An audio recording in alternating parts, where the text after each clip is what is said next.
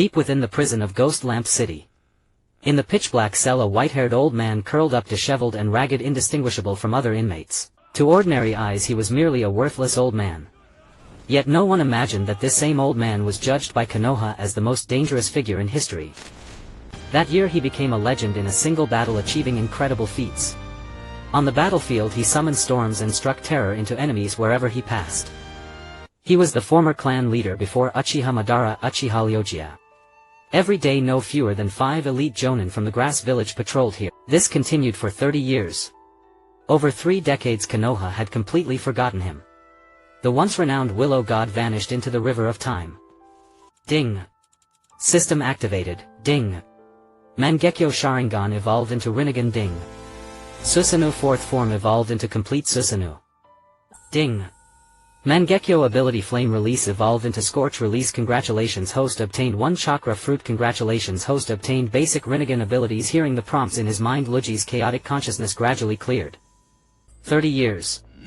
Memories flooded back. Luigi's expression turned grim. As a transmigrant after arriving in the Naruto world, he became the clan head of the Uchiha clan.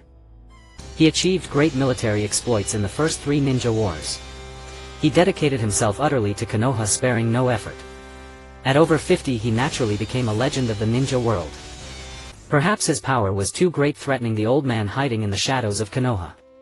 So they conspired to frame him, colluding with Cloud and Rock ninjas to brand him a rogue ninja. The god-slaying battle erupted outside Konoha village. In that battle over 100 elite ninjas and the Two-Tails Jinchuriki joined the fight. The entire ninja world was shaken. Ryūsuke single-handedly crushed all the forces sent from the 3 great villages. Even the Two-Tails Jinchuriki fled in panic. After a chaotic battle, a huge valley was flattened. Just as the battle was about to end, Ryūsuke went blind due to overusing his Mangekyo Sharingan. Thus he was captured by Konoha and sent to the blood prison of the grass village. 30 years passed in a flash. Thinking of this, Luigi's gaze turned icily cold. Now he possessed the Rinnegan reborn. Danzo, I will make you pay in blood. I just don't understand, why does Lord Wu-wei order us to take turns watching this old geezer? Exactly, this old man's eyes are blind, how could he make trouble? Hey, don't you know he's already 100 years old? Even if he wanted to cause trouble, his old bones couldn't take it. Outside the cell, 3 on-duty grass village ninjas chatted idly, completely disregarding the imprisoned Uchiha Ryūsuke. In their eyes, Ryūsuke was just a powerless old man. Now reduced to a prisoner, his chakra sealed by the prison warden Wu-wei's heavenly prison technique. Even if he wanted to escape, his strength would not match his will. Then the warden approached, hearing their chatter, and scolded, "Stop talking nonsense, Lord Wu-wei has his own reasons. You 3 must watch this old man closely." We know. The 3 secretly laughed at the warden's cowardice. Just a blind old man, they could take on 10 of him. However, at that very moment, boom! An explosion suddenly erupted. The sturdy iron bars were blown open with immense force. The surrounding walls shattered. Dust rose. Stones flew. In the swirling dust, a sharp silhouette could be vaguely seen. He carried an aura that could destroy heaven and earth. No mistake, the person before them was the despised old man Uchiha Ryūsuke. In that instant, the warden and the 3 others felt a chill down their spines. The man once deemed the most dangerous in Konoha history had escaped. After a brief moment of stunned silence, they stared in shock at the figure emerging from the collapsed wall. Instantly a sense of dread overwhelmed them. Is this Uchiha Ryūsuke? Impossible. Absolutely impossible. His chakra was sealed, his eyes were blind, how could he escape? The warden's voice was filled with utter disbelief. All prisoners in the blood prison of Ghost Lamp City had their chakra sealed by Lord Wu-wei's fire release heavenly prison technique. Ordinary ninjas could barely gather chakra, let alone perform jutsu. Yet now Uchiha Ryūsuke had single-handedly undone the heavenly prison technique that tens of thousands of prisoners could not break. Notify Lord Wu-wei immediately. Uchiha Ryūsuke has escaped. The warden shouted, then fled towards the prison exit. The 3 ninjas who had mocked Ryūsuke earlier were now pale with fear, fleeing as fast as they could. Now they finally understood why this seemingly insignificant old man was deemed the most dangerous figure in Konoha history. What did you say? Uchiha Ryūsuke escaped? Yes, Lord Wu-wei. He smashed through the wall and walked out of the prison. The warden, who had just escaped from the prison, reported in terror. Smashed through the wall. Wu-wei frowned. Has my heavenly prison technique been undone? Not sure. The warden was also uncertain. After all, the heavenly prison technique was a secret art passed down through generations of the grass village.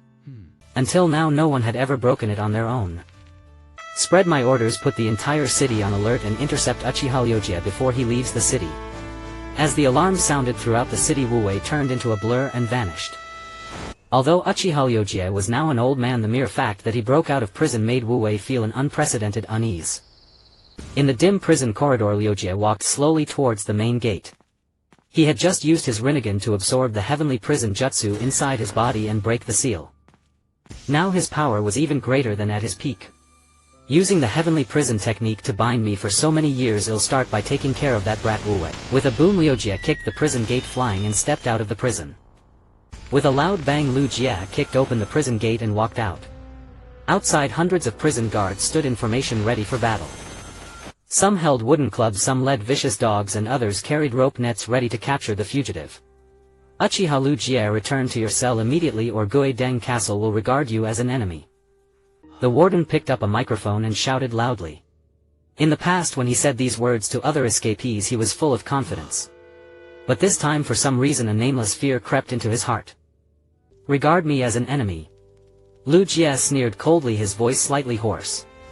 Then I will destroy the entire Guideng Castle. As soon as he finished speaking, Ryūsuke stomped hard. Cracks burst across the ground and rapidly spread in all directions. Crack, crack, crack. The ground shattered layer by layer, circles of debris heaving under the immense force. With a thunderous boom, the prison building behind him collapsed. Hundreds of guards fell to the ground. Thai's power is terrifying. The warden lay on the broken ground, his eyes filled with utter shock. Uchiha Ryūsuke with a single stomp had shattered all the defensive forces of Guideng Castle. Undoubtedly Lord Wu Wei's celestial prison technique had been broken by him. Ding! Host killed a Guideng Castle guard. Reward 2 sin points. Ding! Host killed a Guideng Castle guard. Reward 1 sin point. Ding! Host killed a Guideng Castle guard. Reward 2 sin points. The system's voice rang in Ryūsuke's ears once again. Killing these guards gives rewards. On the system panel before Ryūsuke, a progress bar appeared. Behind it was a number 71,100. That meant the guards he had just killed gave him a total of 71 sin points. He needed only 29 more to fill the progress bar. I didn't expect the system to have rewards beyond the basic ones. How exciting. Even with Ryūsuke's temperament, he couldn't help being curious about what would happen when the bar hit 100. Driven by curiosity, he swiftly formed hand seals and took a deep breath. Fire release, great fire destruction. In an instant, a surging blaze erupted from Ryūsuke's mouth with overwhelming force. The brilliant flames illuminated the entire Guideng Castle, turning it into a sea of fire. The guards who had barely survived were instantly incinerated. Ding! Host killed a Guideng Castle guard. Reward 1 sin point. Ding! Host killed a Guideng Castle guard. Reward 3 sin points. Ding! Host killed a Guideng Castle guard. Reward 3 sin points. After killing the remaining guards, the progress bar number in Ryūsuke's vision began to increase.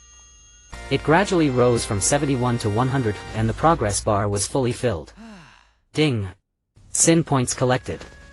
Congratulations, host has obtained the ninjutsu Heavenly Obstruction Meteor. When Wu Wei arrived outside the prison gate, he saw a sea of fire before him. Hundreds of guards had been burned to ashes in the flames. The ground in the distance was also shattered layer by layer, centered on Ryūsuke. Such terrifying power. Can a ninja really do this? Wu Wei showed an incredulous expression. Not to mention the immense power needed to shatter the ground to this extent. Even the sea of fire alone would consume an enormous amount of chakra. Even a cage-level powerhouse would be no stronger. Could it be? Wu Wei's pupils contracted, his expression turning serious. Has Uchiha Ryūsuke's power surpassed his peak? As the words left his mouth, Ryūsuke appeared in front of him with a swoosh. Wu Wei, you've confined me with your celestial prison for so many years. Tell me, how do you want to die? Stop this, Ryūsuke. Wu Wei swallowed and tried to persuade him, by doing this you're not only making an enemy of Guidang Castle but also declaring war on the 5 great ninja villages. Humfai emerged from the blood prison precisely to declare war on the 5 great ninja villages. Lu Jie snorted coldly and a vast aura burst from his body. Even at a distance Wu Wei was suffocated by the pressure. Such overbearing power. Wu Wei's heart trembled in fear. If he weren't the lord of this castle he would have been crushed to the ground. Senior Lu Jie, although I cannot match you as the warden, I must do my utmost to stop you. You... Lu Jie glanced at Wu Wei dismissively, showing no interest in fighting. The latter's strength was at most that of an elite jonin. In the past Lu Jie had killed countless such ninja, he wasn't worth the effort. Wu Wei, instead of fighting I have a gift for you. Lu Jie's eyes widened and his ocular power surged. Behind him a golden dual-faced Susanoo materialized. The 2 faces of the Susanoo simultaneously formed hand seals as if performing a ninjutsu. What kind of technique? The seal sequence is so massive. Wu Wei, seeing a Susanoo perform hand seals for the first time, quickly retreated. If it were a large-scale technique he needed to leave himself an escape route. It's useless. You can't escape. Lu Jie grinned eerily, pushing his ocular power further. A mountain-like complete body Susanoo appeared within Guidang Castle. Its presence was majestic, towering between heaven and earth. But Lu Jie did not command the Susanoo to destroy the castle, he stood calmly in place. Has he changed his mind and decided not to attack Guidang Castle? Just as Wu Wei was puzzled, the sunlight in the sky suddenly dimmed. At the same time everyone in Guidang Castle looked up at the sky in unison. How? How is this possible? What is that? Is this the power of a god? Damn, he's this strong. Not only the guards inside but also the escaped prisoners stared with wide hopeless eyes. Thud. The club fell from the warden's hand. He looked up at the sky and saw absolute destruction. Now I understand the source of your arrogance. Wu Wei smiled bitterly, his hands drooping as he surrendered. Because a colossal meteor that blotted out the sun was hurtling toward Guidang Castle. No one could survive this technique, not even a cage-level ninja. Now Wu Wei realized that Lu Jie had summoned the Susanoo to protect himself, not to fight. A thunderous roar shook heaven and earth. The so-called inescapable blood prison, the Guidang Castle that held dangerous criminals from every village, the elite jonin Wu Wei. In the face of that enormous meteor they had no resistance and were annihilated in an instant. The violent impact from its fall shook the entire ninja world. In the Leaf Village inside a tavern, Tsunade accompanied by her assistant Shizun chatted and laughed heartily while drinking sake. Tsunadesima, I heard Naruto has been developing a new technique lately. Oh. Is that so? That kid Naruto truly is Jiraiya's disciple. He must have been spurred on by the last search for Sasuke. Tsunade let out a satisfied belch, just about to raise her cup for another drink. But at that very moment the entire establishment began to shake violently. Not only the food and drink on the table but even the chandelier overhead swung incessantly. Tsunade's expression stiffened as she stared blankly in the direction of the northwestern grass village. At the same time inside the rock village office Inoki also gazed toward the grass village, his fists clenched. Is it an earthquake? No, that's not it. This is the aura of Chakra. The daimyo of the wind country, the daimyo of the lightning country, the daimyo of the water country, the iron country, the Akatsuki organization. At this moment nearly all the powerful figures across the ninja world were staring toward the grass village. There a colossal surge of chakra shattered the earth. The aura reached a dark underground chamber. An old man with a flamboyant white hairstyle abruptly stood up, his gaze sharper than ever before fixed on the direction of the grass village. Yet he did not burst out of the surface. For now he was far too weak. Drip drip, a fine rain veiled the sky, pattering against the lake surface, stirring layers of ripples. Standing atop a high tower, Pain of the Six Paths gazed toward the grass village with his unique Rinnegan. Leader, that meteor in the grass village was not a natural disaster, it was man-made. Zetsu slowly emerged from the ground, appearing behind Pain. Man-made? Pain's expression shifted drastically. Hard to imagine that such a powerful being exists within the blood prison. Indeed, a formidable one. I'm sure you've heard of him. Oh. Tell me. Pain quickly recalled the past strong figures of the ninja world. Neither the legendary Sannin of the Leaf nor the demigod Hanzo nor the Yellow Flash possessed such heaven-defying power. He truly could not think of anyone capable of obliterating an entire city in an instant. It's the former Uchiha clan leader Uchiha Ryūsuke.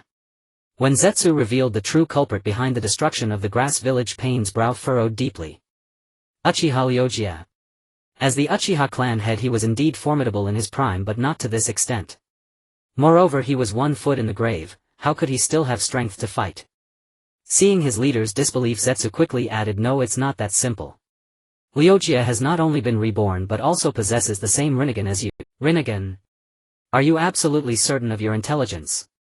Pain had barely finished asking when he realized how foolish his question was. Across the entire ninja world, aside from the Rinnegan, who else could achieve the feat of summoning a meteor from the sky? "Leader, shall we recruit him into the organization?" Hearing Zetsu's suggestion, Pain pondered for a few seconds before slowly speaking, "It's possible. If Ryūsuke joins the Akatsuki, nothing could be better. Notify Kakuzu and Haiden immediately. This mission is theirs." After leaving the grass village, Ryūsuke headed straight for the rain village. Pain would never have guessed that Ryūsuke was not aiming for an alliance but to seize the rain village. To stand against the 3 great ninja villages, I must first find a foothold in the ninja world. While traveling, Ryūsuke gazed toward the rain village. With his current strength, taking over the rain village was not a difficult task. The reason he chose to conquer the rain village over the grass village, the soup village, the waterfall village or others was that the rain village stood independent among the wind, earth and fire countries, free from political interference. Under Pain's management, it was even sealed off from the outside world. This kind of isolated village suited Ryūsuke perfectly. As night fell, Ryūsuke sat beneath a tree. Before him a campfire blazed with searing heat. Over the fire a large wild rabbit exuded an enticing aroma. When the fragrance of the roasted rabbit reached its peak, Ryūsuke flared his nostrils, took a deep breath and wore a contented expression. After 30 years of prison food in the blood prison, he could finally enjoy a decent meal. With a sizzle, Ryūsuke tore off a juicy dripping rabbit leg. Just as he was about to bite into it, he suddenly stopped. Then he placed the leg back on the spit. "Come out, Orochimaru. I know you're nearby." The moment the words fell, a rustling came from the distant grass. Then Orochimaru emerged from the underbrush, a malicious grin plastered across his face. "So you found me out, Luji-senpai." Orochimaru slowly walked to the fire and sat opposite Ryūsuke. "Before these eyes of mine, your tricks are nothing but child's play." Seeing Orochimaru step out openly, Ryūsuke shoved the rabbit leg into his mouth, chewing loudly. "Luji-senpai, you're as vigorous as ever, with an appetite undiminished by age. Orochimaru boy, if you have something to say, just say it. Don't spoil an old man's enjoyment of his meal." Ryūsuke spoke indistinctly while gnawing on the leg. Seeing the matter brought up, Orochimaru didn't waste words. He licked his lips and said, "Luji-senpai, I came here because I'm very interested in cooperating with you." "Oh? Cooperate with me? You and I are not on the same path.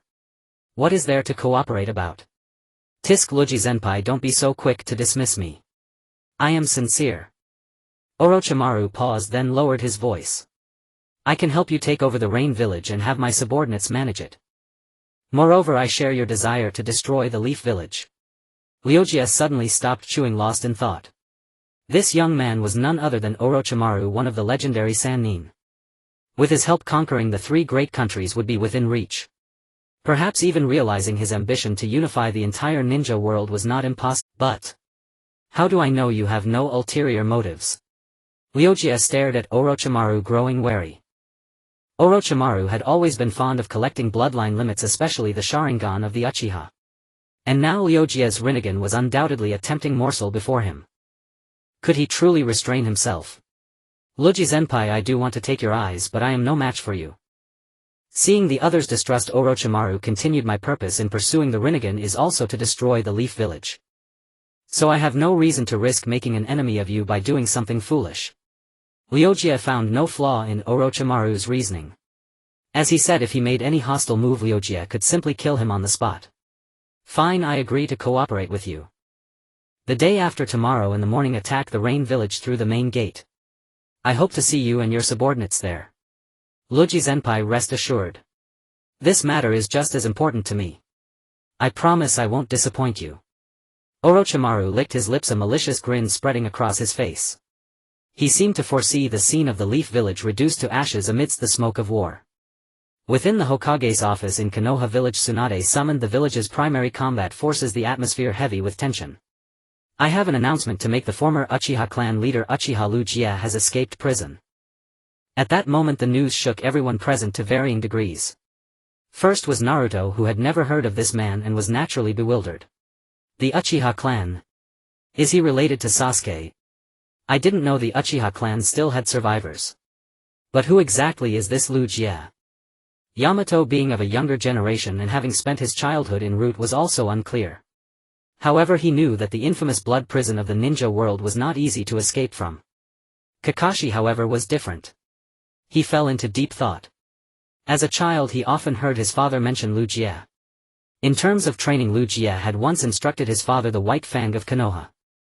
Uchiha Ryūsuke is the former head of the Uchiha clan. It is said that his strength is exceptional and few in the entire ninja world can match him. They say he is now 100 years old. 100?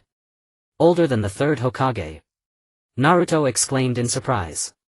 Indeed, but later for some reason he defected from the village. After being captured by Konoha, he was imprisoned in Kido Castle. He harbors deep resentment toward the village. Kakashi did not reveal the full details. In fact, his father had never believed that Ryūsuke would defect from the village. And he himself harbored doubts about the matter. At this moment Jiraiya spoke up. Ryūsuke is a top-tier powerhouse with the Mangekyo Sharingan. His re-emergence is undoubtedly directed at the village. Humph, he's 100 years old. He must have no strength left to fight. Naruto said, nonchalantly resting his hands behind his head. In his impression the elderly were feeble and posed no threat to the village. However, Jiraiya's next words completely overturned his thinking. Naruto, don't think the old are easy to bully. Do you remember yesterday's earthquake? That was caused by the meteorite Ryūsuke summoned. What? Summoning a meteorite? Yamato thought he had misheard. How could a mere ninja possess the power to summon a meteorite? That's right, Jiraiya, and I have received the same information. A meteorite that blotted out the sun now stands within the territory of Kusa village. The entire Kido Castle has been reduced to nothing. Imagine if that meteorite were to fall on Konoha. At these words the room fell silent. At the underground black market, two figures in black cloaks embroidered with red clouds passed through the noisy crowd. Are there any new bounty missions today? Kakuzu asked in a low voice. Beside him Haiden licked his crimson scythe, his gaze carrying a hint of coldness. The man who issued the mission bounties trembled, a chill running down his spine. He did not know Haiden, but he recognized Kakuzu as a regular customer. It was best not to offend him if possible, or else one might not even know how they died. Ahem. You too. Asuma Sarutobi, one of the 12 guardian ninja of the Land of Fire, has a bounty of 40 million. And also, Chiriku, the abbot of the Fire Temple, also has a bounty of 40 million. Haiden picked his ear, looking displeased. Keep going. 40 million is not enough for the organization's expenses. Utakata, the Six-Tails Jinchuriki, has a bounty of 55 million. Are you too satisfied? 55 million. That's barely acceptable. Barely acceptable. Then there's probably only one person who meets your conditions. Oh. An even higher bounty. Kakuzu and Haiden suddenly became interested and asked in unison. Yes, Uchiha Ryūsuke with a bounty of 130 million. 130 million. At that moment not only Haiden and Kakuzu but also the ferocious-looking ninjas nearby all turned to look. Their eyes were greedy but also filled with shock. 130 million. A bounty of this magnitude had never been seen before. After all, even Utakata, a Jinchuriki, and Shrank Missingnin barely exceeded 50 million. And Uchiha Ryūsuke's bounty had surpassed 100 million. Who is Uchiha Ryūsuke? He sounds formidable. Tisk, a bounty over 100 million. If we pull this off we can live carefree for a lifetime. No matter how skilled he is, if we brothers join forces we can surely surround and kill him. At once these desperados began chattering among themselves. Their eyes reddened with greed over the 130 million. Gentleman, Uchiha Ryūsuke ranks first on the bounty list. I advise you not to court trouble. He single-handedly destroyed the entire Kido Castle and has been judged by Konoha as the most dangerous figure in history. Those who had been clamoring to tear Ryūsuke apart now fell silent. The reputation of Kido Castle was thundering in the ears of these rogue ninjas. Anyone who dared to cause trouble there was a formidable opponent. The man issuing the bounties had undoubtedly poured cold water on their enthusiasm. However, Haiden and Kakuzu themselves Missingin were not intimidated. "Hey Kakuzu, isn't Uchiha Ryūsuke the one the leader told us to recruit? So what? If he doesn't join the organization, we can use his head to fund our operations." Kakuzu cared little about how dangerous Ryūsuke was. In his eyes, money was above life. After all, he had 5 lives but only one chance to acquire wealth. After parting with Orochimaru, Ryūsuke resumed his journey toward the Rain Village. During this time 2 groups of Kusa village ninjas came to pursue him. Unfortunately, the outcome was the same: they were digging their own graves. Ding! Host eliminated a Kusa village ninja. Reward 3 sin points. Ding! Host eliminated a Kusa village ninja. Reward 1 sin point. Ding! Host eliminated a Kusa village ninja. Reward 2 sin points. Ding! After killing the Kusa ninjas, the system automatically rewarded sin points. And the progress bar before Ryūsuke's eyes reset to 0. From 100 to later 46,100. While in Kido Castle, killing prisoners did not increase sin points. But when he killed guards and the pursuing Kusa ninjas, the sin points automatically increased. Thus Ryūsuke had a bold conjecture: the system only collected sin points when he killed ninjas who posed a threat to him. In that case, I have no choice but to be an enemy of the 5 great nations. Well, so be it. A battle with the 5 great nations is inevitable sooner or later. Ryūsuke gazed into the distance, his eyes resolute. As Ryūsuke approached the hidden rain village, a light drizzle began to fall from the sky. At the end of the narrow path 2 figures appeared. The 2 men braved the rain and slowly walked over. Only when the 2 sides were merely a dozen meters apart did Ryūsuke notice the 2 individuals before him. Tisk, it was the immortal duo of the Akatsuki organization. The arrival of these 2 did not bode well. "You must be Uchiha Ryūsuke, right? So are you interested in joining our Akatsuki?" Fei Duan licked his tongue and looked at Ryūsuke with great interest. To fulfill the leader's mission and obtain the bounty from the black market, he and Xiao Du had traveled a long way and finally found Ryūsuke's trace here. However, no matter how one looked at it, this old man did not appear particularly formidable. He could be said to be no different from an ordinary ninja. "Sorry, I'm not interested," Ryūsuke replied indifferently, sidestepping the 2 men in his path and continuing forward. His mind was solely focused on seizing the hidden rain village with no other thoughts. At that moment, with a whoosh, a crimson scythe sliced through the air toward Ryūsuke. Clash! Ryūsuke drew a kunai and casually blocked the blade with it in front of him. This series of fluid movements indeed caught Fei Duan, who excelled in physical techniques, by surprise. Not bad, you have some skill. No wonder the leader has his eyes on you. Let's go, I don't want to fight with you too." Ryūsuke glanced at the 2 before him and continued to walk forward. However, Xiao Du had no intention of letting him pass and immediately appeared in front of him to block his path. "Uchiha Ryūsuke, you cannot escape. If you insist on refusing to join us, then don't blame us for taking action. That's right, once we start fighting we won't hold back. If by chance we accidentally cut off your head." Fei Duan licked the scythe he had retracted with a malicious glint in his eyes. Unlike other ninjas, they were not afraid of Ryūsuke's reputation. If Ryūsuke truly did not understand the situation, they could just kill him here and take him to the underground black market for a bounty. However, this only served to thoroughly infuriate Ryūsuke, who swiftly circulated his chakra. "Since the conversation has reached this point, then I shall kill you both right here." In an instant, an overwhelming aura radiated from Ryūsuke. This aura pressed down on Fei Duan and the other man like an invisible mountain, forcing them to retreat repeatedly. Is this for real? Why do I feel like this old man's chakra is even more powerful than a Jinchuriki? Fei Duan suddenly realized that this old man had been hiding his strength all along. Not good. We must strike before he does.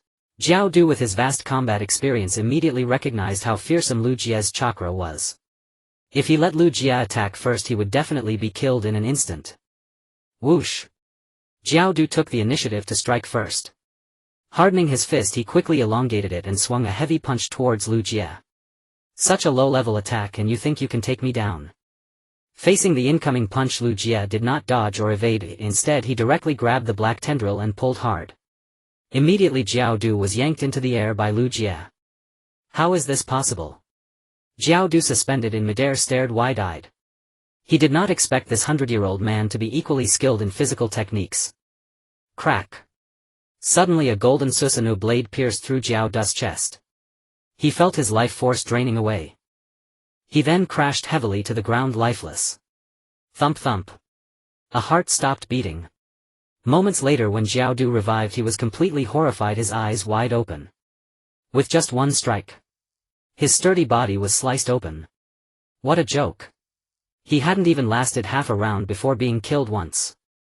One life-saving heart was also gone. In the face of such a formidable opponent, what could 5 lives possibly mean? He could be completely annihilated in an instant. Uchiha Ryūsuke become a sacrifice for Lord Evil God. Meanwhile Fei Duan swung his scythe and rushed over to intervene. Unfortunately the moment he stepped within 3 feet of Ryūsuke, the next instant. Boom! The golden Susanoo fist crashed into him, sending him flying. Is that Susanoo? The ultimate ocular technique of the Uchiha clan. Retreating to the back, Jiao Du felt an overwhelming sense of crisis. He had a premonition that even if Fei Duan was immortal, Ryūsuke had a way to eliminate him. Ha ha ha ha ha. No one can kill me. Fei Duan cackled as he crawled up from the muddy ground. I have the protection of Lord Evil God. Uchiha Ryūsuke, you cannot kill me. Seeing Fei Duan still as arrogant as ever, Jiao Du suddenly felt a bad premonition and hurriedly stepped forward, saying, Enough Fei Duan, we should retreat for now. Retreat. Jiao Du, you need not worry. I will soon make him a sacrifice for Lord Evil God. Jiao Du. This guy's intelligence is not online as usual. Did he not see that he was just killed with a single strike? That level of attack even with 50 lives would be insufficient to withstand. You can play your own games, I won't accompany you. Jiao Du hurriedly retreated to the back, leaving himself a way out. Just in case Fei Duan really messed up, he would still have a chance to escape. You can't kill me.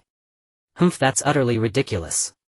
Facing the attacking Fei Duan, Ryūsuke immediately activated his ocular power and circulated his chakra. In an instant a ball of orange flames suddenly ignited on Fei Duan's body, enveloping him entirely. The flames burned Fei Duan, causing him to fall to the ground in agony, rolling about. So hot. So hot. Jiao Du. Quickly help me put out the fire. At this moment a light rain was falling from the sky, but the orange flames showed no signs of extinguishing. Under the scorching flames Fei Duan's clothes were not turned to ash, even his body showed no signs of burns. However, he was clearly becoming dehydrated. His once moist skin gradually developed wrinkles and became dry, resembling a piece of old tree bark that had been left out to dry for several days. Soon in pain and despair Fei Duan was burned to a dry corpse by the flames. What? What kind of flames are these? Jiao Du stared wide-eyed, fixated on Fei Duan, who resembled a mummy. Fei Duan was not burned to ashes by the orange flames, instead he gradually turned into a dry corpse. Undoubtedly the moisture within Fei Duan's body was evaporated by the flames. Jiao. Jiao Du. Fei Duan weakly moved his lips, resembling a person on the brink of death. The usually arrogant and domineering him was now reduced to just a breath. This is my Rinnegan ocular technique, Scorch Release. It can evaporate the moisture in your bodies while retaining the nature of fire release, which never extinguishes. Never extinguishing flames. Jiao Du's pupils contracted as he watched the flames on Fei Duan. If he were to be engulfed by these flames, let alone 5 lives, even if he had 50 lives, he would not escape death. One down, now it's your turn. After turning Fei Duan into a dry corpse, Ryūsuke shifted his gaze to Jiao Du. The latter shivered all over, feeling an ominous chill as if death itself was staring at him. Uchiha Ryūsuke. The most dangerous figure in history. Jiao Du, a ninja from the Warring States era, had naturally seen many strong individuals. Among them the one who stood at the pinnacle of the ninja world was none other than the ninja god, the First Hokage Senju Hashirama. Yet at this moment he felt a similar overwhelming power emanating from Uchiha Ryūsuke. In the era of the Warring States the corners were filled with ninjas who had naturally encountered numerous powerful figures. Standing at the pinnacle of the ninja world was none other than the god of ninjas, the First Hokage Senju Hashirama. At this moment he felt a power akin to that of the First Hokage emanating from Uchiha Ryūsuke. Although uncertain of who was stronger between the two, one thing was clear: Ryuji's strength exceeded his understanding. Haiden, engulfed in flames, was barely hanging on. What about him? With this thought Kakuzu hesitated no longer and turned to flee. When his life was hanging by a thread, who cared about their partner? Oh. You ran away before I even made my move. Ryuji was initially surprised but soon realized that Kakuzu must be too old and unwilling to die. However, the act of abandoning a comrade was indeed repulsive. Not killing him would be against the natural order. Kakuzu exerted all his strength and fled rapidly. At this moment he was left with only one thought: to run as far as possible and try to escape from this demon Ryuji. However, just after a few meters, a shadow moving with incredible speed quickly caught up. So fast. Kakuzu was nearly in despair. At 90 years old his prowess in taijutsu was nearly unparalleled. But Ryuji's body flicker technique was far beyond his capabilities. To be as long-lived as heaven and earth. Sorry, you are not worthy. Before Kakuzu could react, Ryuji's words rang in his ears. Then like hellfire the scorching flames ignited upon him.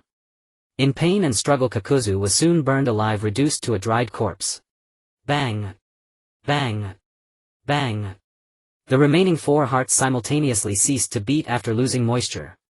Kakuzu, this old monster who had lived for nearly a century, was thus directly killed.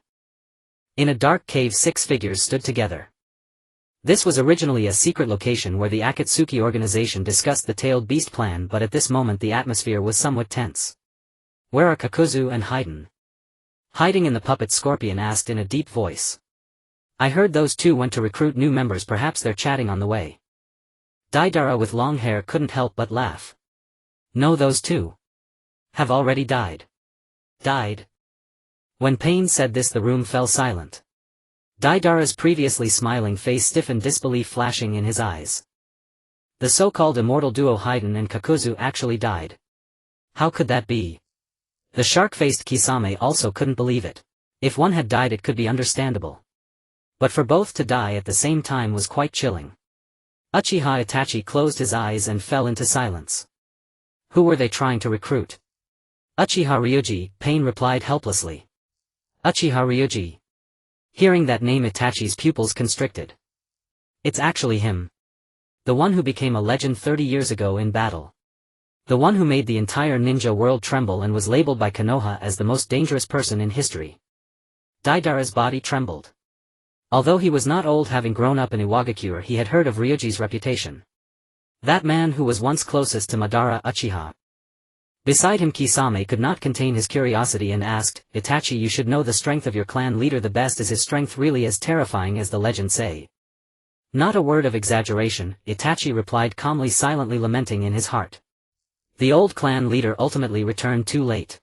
If he had returned earlier, would he have had to bear the sin of exterminating his clan and hide in this darkness?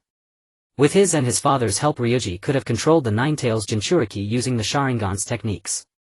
At that time, how could the Uchiha clan not overthrow the higher-ups of Konoha? The next morning, within the confines of the Rain Village, the rain continued to fall. Ryuji stood proudly by the lake, gazing at the Rain Village across the water. Today he would bring the prosperous village on the opposite shore under his command. With a swoosh, Orochimaru leapt down from the treetops and came to Ryuji's side. Senior Ryuji, I have already arranged everything, just waiting for your order. Oh. What about your people? Ryuji did not turn around, still gazing at the lake surface rippling from the rain. Don't worry, they'll be here shortly. Orochimaru licked his lips greedily, looking towards the Rain Village across the way. Before long this prosperous village would fall under his rule. Although compared to the 5 great shinobi villages, the Rain Village was still a small village. But this small village was 100 times better than the Sound Village. Swish. Swish. Swish. Shadows leapt down from the treetops and appeared behind Ryuji and Orochimaru. In about 5 minutes, dozens of Orochimaru's subordinates had gathered. Among them, the most familiar to Ryuji was undoubtedly Orochimaru's capable assistant Kabuto. After 10 minutes, over 100 ninjas were already on high alert. Most of the people have arrived. Senior Ryuji, when shall we take action? We depart now. Where do we attack from? Is there a plan? Kabuto asked, seeking guidance. Although it was an invasion, there had to be a plan, right? He didn't want to charge in Hiden, knowing that Pain could send all his subordinates flying with just one Shinra Tensei. There's no plan. Well, attack through the front gate, Ryuji said calmly, tossing out those words before walking across the water directly towards the Rain Village. His figure stood out prominently on the turbulent lake. Orochimaru and his subordinates were left dumbfounded. The waters around the Rain Village were incredibly turbulent and ordinary ninjas couldn't walk on water, yet Ryuji took it in stride as if walking on flat ground. Lord Orochimaru, what should we do? Kabuto asked, slightly bewildered. After a moment of silence, Orochimaru replied helplessly, let's take a detour. On top of the tall tower, Pain observed the village with his deep piercing Rinnegan. Behind him stood the enchanting Konan. Yesterday Haiden and Kakuzu engaged Uchiha Ryūsuke at the border. It seems Ryūsuke is headed towards the Rain Village. Should we evacuate the villagers? If he summons a meteor of that level, the village won't be able to withstand a single blow. No need to worry. If we truly fight, I will definitely choose a suitable battlefield. Just as Pain was speaking, he suddenly felt the rainwater barrier he had set up react strongly. Such strong chakra. Ryūsuke is coming much faster than expected. I'll notify all departments immediately and put the entire village on alert. With that, Konan transformed into a flurry of paper and floated away. At the entrance of Yuin village, 3 patrolling Yuin ninjas were chatting and laughing while drinking sake. Since the new village leader Pain took over, the entire village has enjoyed favorable weather and peace. The surrounding wars have become fewer and fewer, even to the point of none. As for invaders, it was even more impossible for them to reach the village entrance. This was the reason they drank and played while on patrol duty. Splash! At this time a strong wind had risen over the lake with waves over 3 feet high. If a cargo ship came, it could barely dive. Ordinary small boats, unless steered by an old boatman, would almost be sunk upon entering the water. Such extremely harsh water conditions required no guards. But just as the 3 were drinking to their heart's content, one of them suddenly shouted, "Look, what is that?" The others looked and saw a white trail extending from the turbulent lake toward the shore. Is it a boat from the land of waves? This speed is a bit too fast. The doubt had just arisen in their minds when they were stunned by the sight. As the white trail drew closer, they could vaguely see a blurry figure running on the water surface. Impossible. How can anyone run on such turbulent water? Could we be mistaken? The 3 were utterly terrified, staring blankly as the white trail came closer and closer until it reached the shore. Then the figure suddenly kicked off the lake water, sending up a huge splash, and leaped into the sky like an eagle, circling in the air before landing on the shore. The 3 patrol ninjas were shocked, not daring to make a sound. Before them stood an old man. His entire body was drenched by the lake, but he stood as straight as a spear. Intruder. One of the patrol ninjas stammered. I am no intruder, I am the Suntobe leader of your Yuin village. After speaking these words, Lu Jie didn't even bother to glance at these insignificant soldiers and directly turned into an afterimage, disappearing into the distance. The 3 patrol ninjas were left standing there, dumbfounded, not understanding what had happened. Enemy attack. When the Shiwan side invaded Yuin village, the entire village fell into chaos. Many ninjas were greatly alarmed. Under the protection of village leader Pain, this village that had not been invaded for a long time was suddenly attacked. Assemble. Annihilate the foreign enemies. Suddenly hundreds of Yuin ninjas assembled and rushed toward the village entrance to intercept a Shiwan and his group. But just as they were about to reach their destination, an old man stood proudly in the rain, his hands behind his back, blocking the middle of the road. Hey old man, move aside, don't block the way. The leading Yuin captain shouted sternly, and as he was about to step forward to drive him away, the blocking old man slowly lifted his foot. Something's wrong. This old man is no ordinary. The battle-hardened Yuin captain sensed an ominous feeling an invisible sense of danger from the old man. That was a trait only a strong warrior possessed. Before the Yuin captain could give the order to retreat, Lu Jie, who was treated as an ordinary old man, suddenly stomped his foot. The ground instantly cracked and rapidly spread in all directions. Crack. Crack. Crack. The earth cracked layer by layer, and circles of rubble were lifted up and down by the immense force. The 100-strong Yuin ninja unit was instantly slaughtered, toppling over in all directions, groaning in pain. What astonishing power! How can it be so terrifying? Who is he? Some surviving Yuin ninjas struggled to rise from the ruins and stared in shock at the figure blocking the road. They had never seen anyone who could shatter the earth with a single stomp. Quick look at his eyes. At the Yuin captain's prompt, everyone turned their gaze to Lu Jie's eyes. Those purple wave-patterned eyes, weren't they exactly the same as leader Pain's? Just as the Yuin ninjas were stunned and nearly in despair, a figure slowly descended from the sky. The iconic orange hair and those deep Rinnegan eyes. Yes. This person was none other than the village leader of Yuin, the leader of the Akatsuki organization, who called himself the god, Heavenly Wei Pain. Uchiha Lu Jie, please leave Yuin village immediately or you will face the god's judgment. Humph, just Rinnegan and you call yourself a god. Lu Jie suddenly looked up, fixing his own Rinnegan eyes on Heavenly Wei Pei'en as if telling him, what can you do with Rinnegan? There is always a stronger one, a higher mountain. However, Pei'en ignored it. Since you insist on fighting, how about we change the venue? We can't stretch our fists here. I will accompany you. Lu Jie agreed readily.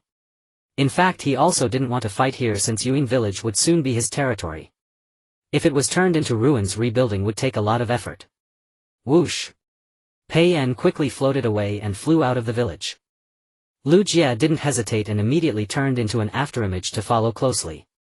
To the northwest of Yuan village was a vast plain area. Due to year-round rain, there was not much green vegetation in this area, only mud everywhere. After flying here, Pei'en slowly descended to the ground. Here. Then let's begin. With a whoosh, Lu Jie dashed to a few meters in front of Pei'en and stopped. Uchiha Lu Jie, you will pay a painful price for your actions. Thinking of Haiden and Kakuzu who died for him, Pei'en could hardly control his emotions. In anger, he extended his palm forward. Shinra Tensei. Suddenly a powerful repulsive force centered on Pei'en swept in all directions. Under the eruption of repulsive force, the surrounding mud was instantly lifted and even the rain in the sky was blocked as if falling onto an invisible wall. Humph, Shinra Tensei. A child's trick, it's useless against me. Facing the incoming repulsive force, Lu Jie concentrated chakra under his feet, his figure as immovable as a mountain, only his white hair fluttering in the strong wind. Next he glared and a golden two-faced Susanoo immediately appeared behind him. The two faces of Susanoo simultaneously performed hand seals. The seals were the same as those used at Kido Castle. Here it comes one of the Rinnegan techniques, Heavenly Obstruction Meteor. Heavenly Wei Pei'en's face suddenly turned serious. Although he had never seen Heavenly Obstruction Meteor with his own eyes, he had heard about it from Zetsu. It was a destructive ninjutsu, no less than a natural disaster. Even Kido Castle was instantly destroyed under this technique. Sure enough, the sunlight gradually faded and the land was soon shrouded in darkness. A giant meteor that blotted out the sky and the sun came crashing down with earth-shattering force toward the position of the two. A massive meteorite blocking the sun and sky hurtled towards the position of the two individuals with apocalyptic force. Is this the ocular technique of your reincarnation eye? Such terrifying power, Pain marveled, gazing up at the sky. The meteorite overshadowed everything, enveloping the world in darkness. Even the so-called god of ninja Senju Hashirama would likely be no match for it. How many in the entire ninja world could withstand such overwhelming power? There's no choice, it seems I can only use this technique. Pain slowly floated into the air, raising his arms. Chakra surged within him and seconds later it erupted forth like a raging flood. Shinra Tensei. An even more terrifying repulsive force erupted from around Pain. Lu Jie could clearly sense that this was a full-powered strike from his opponent capable of obliterating the entire Konoha. On Orochimaru's side, the attack into the Rain Village went smoothly. After Lu Jie defeated the Rain Shinobi forces, the Rain Village had essentially lost its combat effectiveness. The only troublesome enemy was Konan, who possessed the dance of the Shikigami. Unfortunately, she was weak and encountering the formidable Orochimaru quickly fled the village. Do take people to control the upper echelons of the Rain Village, we cannot let them. Boom! Before Orochimaru could finish, a violent tremor came from outside the village. All the ninjas present stumbled. Tisk, has it begun? The battle between gods. Facing the shaking earth, Orochimaru was not frightened but rather looked with interest towards the northwestern horizon. He saw a meteorite blocking the sun descending from the sky, just like the one during the incident at the Ghost Lantern City. As the meteorite approached the ground, it was held aloft by some invisible force, ceasing its descent. Tisk, what a monster. It can actually stop a meteorite of this level. While secretly praising, Orochimaru felt a bit uncertain. The Tenshi Shinra should be Uchiha Lu Jie's strongest killing move. If even this move cannot deal with Pain, then Lu Jie would surely suffer defeat. Just as Orochimaru considered whether to join the battle to assist Lu Jie, the next scene left him utterly horrified. He saw another giant meteorite burst forth from the thick clouds, slowly colliding with the previous meteorite. Two meteorites. Orochimaru's pupils constricted as he stared fixedly at the distant horizon. Just a single meteorite requires an amount of chakra that ordinary people cannot bear. Now there were actually two meteorites falling. How immense must Uchiha Lu Jie's chakra be? It seems that Uchiha Lu Jie is the real old monster here. Orochimaru was sweating profusely, feeling for the first time how insignificant his own power was. Meanwhile, floating in midair, pain at the cost of his lifespan barely used the Shinra Tensei to stop the meteorite. Just as he let out a long breath thinking the matter was over, Lu Jie coldly smiled and said, "You have some skill to actually withstand my Tenchi Shinra. I want to see, kid, what you will do about the second one." In an instant the second meteorite pierced through the clouds, crashing down with unstoppable momentum onto the first meteorite. Boom! The collision of the two meteorites produced nearly destructive force. It even rebounded the Shinra Tensei's repulsive force back at the caster. Whoosh! The body of Tendo Pain was sent crashing to the ground like a cannonball, creating a deep pit. If there were range shinobi watching, they would surely stare wide-eyed in disbelief. In their eyes the unbeatable god Pain was completely overwhelmed by Lu Jie. "Uchiha Lu Jie, just how strong are you?" Pain lay in the pit staring intently at the meteorite that was falling. He truly did not expect that Lu Jie could summon two meteorites of this level in battle. And he did so with ease. Moments later the two meteorites slammed into the earth. Boom! This time the tremor was even more intense. Within a radius of hundreds of miles everything felt like mountains were collapsing and the earth was splitting. The buildings of the Rain Village shook incessantly. Even the surrounding lakes churned violently, raising waves like 1,000 piles of snow. Orochimaru stood on the swaying tower looking with keen interest towards the northwestern direction. With the combined power of two meteorites, Pain absolutely has no chance of surviving. Indeed, the Tenchi Shinra is a forbidden technique of the reincarnation capable of annihilating an entire village in an instant. Kabuto stood behind Orochimaru continuing to ask, "But I don't quite understand, this technique is a forbidden one that destroys the caster as well. Why is Uchiha Lu Jie able to survive unscathed?"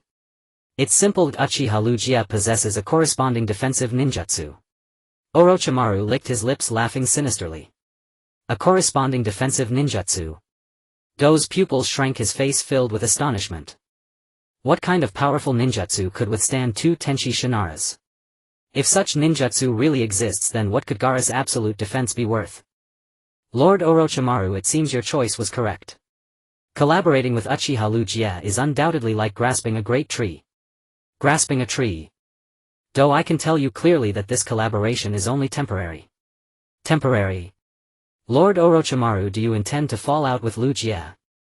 Do's expression changed, looking at Orochimaru in shock. Opposing Lu Jie is like seeking one's own death. No matter where they escape, a single meteorite from Lu Jie could obliterate them. Do, you should actually look further. Lu Jie is re-establishing the ninja world merely for revenge against the three great ninja villages. But if I obtain the reincarnation, I could dominate the entire continent. Orochimaru said maliciously, his sharp gaze revealing his ambitious intentions. In Konoha village, within the Hokage's office, the familiar main characters were present again. However, the atmosphere was different from before, slightly grave. Not only Tsunade and Jiraiya but even Naruto frowned, realizing the impending danger facing the village. The Rain Village has been occupied by Uchiha Lu Jie, and now the village is managed by Orochimaru and his subordinates. Tsunade said solemnly. That guy Orochimaru again, he truly is a persistent ghost. Jiraiya sighed, exasperated by his wayward companion. Naruto, Yamato and Kakashi were also lost in thought. The tremor from yesterday morning was even more intense than the previous one at the Ghost Lantern City. It goes without saying that it must have been Lu Jie causing trouble again. However, they did not expect that Lu Jie's target this time would be the Rain Village, which had long been closed off from news. What does Lu Jie want to occupy the Rain Village for? Isn't his target Konoha? Naruto asked in confusion. In response, the already accustomed Kakashi explained patiently, I think he is establishing a base in the Rain Village, and once he grows stronger he will turn back to annihilate Konoha. As soon as he said this, the entire room fell silent. Inside the Hokage office the atmosphere fell into silence. As Kakashi said, if Lu Jie aimed to destroy Konoha by occupying the Rain Ninja Village, the situation would be far more serious. What I am most worried about now is that Lu Jie will definitely use the Heavenly Obstruction Meteor to destroy Konoha. How should we respond then? Daihi's words expressed the thoughts of everyone present. The power of the Heavenly Obstruction Meteor cannot be resisted by ordinary ninjutsu. They certainly did not want to see that gigantic meteor obscuring the sky appearing above Konoha. It's just a meteor, right? The perverted sage has the Rasengan, and Captain Daihi's would release ninjutsu is also impressive, plus there's Teacher Chubrow. Naruto said, slightly agitated. He truly did not want to see Konoha being destroyed, so he could only console himself this way. However, Tsunade coldly doused his optimism with water. Naruto, your idea is indeed good, but I can tell you clearly that Uchiha can use a ninjutsu of the level of the heavenly obstruction meteor twice. Twice. Naruto was nearly driven to madness. If 2 meteors appeared above Konoha, wouldn't it truly be the end for them? At this moment Jiraiya finally spoke up, Tsunade, it's time to tell them your plan. Alright. Tsunade supported her delicate chin and said solemnly, I have secretly contacted Tsunagakure. Before Uchiha makes a move, we will take the initiative to invade the Rain Ninja Village. Invading the Rain Ninja Village first. That's indeed a good idea. Kakashi's tense nerves finally relaxed. If Uchiha fought on his own turf, he would definitely not dare to use the heavenly obstruction meteor and risk harming his own village. Northwest of the Rain Ninja Village. Buried within the meteor, Uchiha was planning to use Susanoo to make an escape from this hellish place. At that moment a cold system voice sounded in his ears. Ding! Host has eliminated pain, reward of 30 evil points. The progress bar of the system appeared before his eyes once more. The original value of 76,100 quickly loaded to 106,100. Ding! Evil points collection complete. Congratulations to the host for acquiring the ninjutsu Almighty Push enhanced version. In an instant Uchiha felt a force of repulsion circulating rapidly within him. As if it could push everything in front of him away. Tisk, this system is truly a timely rain, knowing what I need the most right now. Boom! The shattered meteor chunks were violently blown away. Uchiha's figure slowly floated out from within the meteor and flew towards the distance. Since defeating Pain, Uchiha had become the village chief ruling the Rain Ninja Village. Orochimaru and his subordinates were responsible for managing the village. Within just 3 days Pain's remnants were completely wiped out. The villagers showed no signs of resistance. After all, this newly appointed village chief could defeat even God Pain, so they had no need to act foolishly and seek their own destruction. By the lakeshore, Uchiha stood proudly gazing towards the direction of Konoha. At that moment Orochimaru approached with a familiar figure. Senior Uchiha, I would like to introduce you to a talented ninja named Sasuke who belongs to the Uchiha clan like you. Uchiha glanced at Sasuke behind him, about to speak, but was unexpectedly interrupted. Orochimaru, didn't you say you would find a strong opponent for me to train with? I traveled a long distance from the north and you found an old man to brush me off. Oops. Orochimaru immediately panicked and hurriedly apologized. Senior Uchiha, Sasuke is still immature. I hope you can forgive him. No worries. Since he is from the Uchiha clan, I will let him witness the true power of the Uchiha clan. Uchiha turned around looking at the ignorant Uchiha boy with great interest. When that distinctive Rinnegan was fully displayed before Sasuke, the usually cold and indifferent Sasuke actually showed a look of shock. Those eyes. They are the bloodline of the legendary sage of 6 paths. Sasuke, you need to maintain a heart of reverence. This old senior is the former clan leader of the Uchiha clan, Uchiha Uchiha. Uchiha Uchiha. Sasuke's heart trembled and he involuntarily took a step back. This name is indeed a thunderous presence within the clan. As a member of the Uchiha clan, how could he not know this man who once sealed his legendary status in battle and even shocked the entire ninja world? Old senior, are you really Uchiha Uchiha? Sasuke's tone underwent a 360-degree transformation. Even Orochimaru was slightly astonished that this arrogant boy who had never regarded anyone highly could actually show respect for others. Absolutely true, Uchiha said, clasping his hands behind his back, exuding an air of a great master. If that is the case, old senior, I apologize for my rudeness. As soon as he finished speaking, Sasuke drew his Kusanagi sword and charged towards Uchiha with lightning speed. He wanted to witness firsthand the true power of the Uchiha clan. In almost an instant Sasuke arrived in front of Uchiha. He had already raised the Kusanagi sword high. However, just as this electric flash occurred. Boom! A massive repulsive force erupted around Uchiha like a flood. The previously calm lake surface suddenly surged, splashing countless waves. Sasuke was directly blasted away by this force, flying dozens of meters. Luckily, he timely plunged the Kusanagi sword into the ground, stabilizing his flying body. Even so, the ground was carved with a long knife mark several dozen meters long. What kind of power is this? Sasuke stared blankly at Uchiha. At that moment he seemed to have felt the power of a deity. That force was enough to shatter the earth and dim the sun and moon. Lu Jie walked up and patted Sasuke on the shoulder. This is almighty push, one of my Rinnegan techniques. Oh, by the way, the meteor outside the village was also summoned by my ocular technique. After saying that, Lu Jie left on his own. Only Orochimaru, who was astonished, and the pale-faced Sasuke were left behind. From that day on, Sasuke constantly begged Lu Jie to help him train. In order to seek revenge and surpass Uchiha Itachi, he even went so far as to put aside his own dignity. Lu Jie did not deliberately make it hard for him and readily accepted him as a disciple. After all, the Rain Ninja Village was just a small country.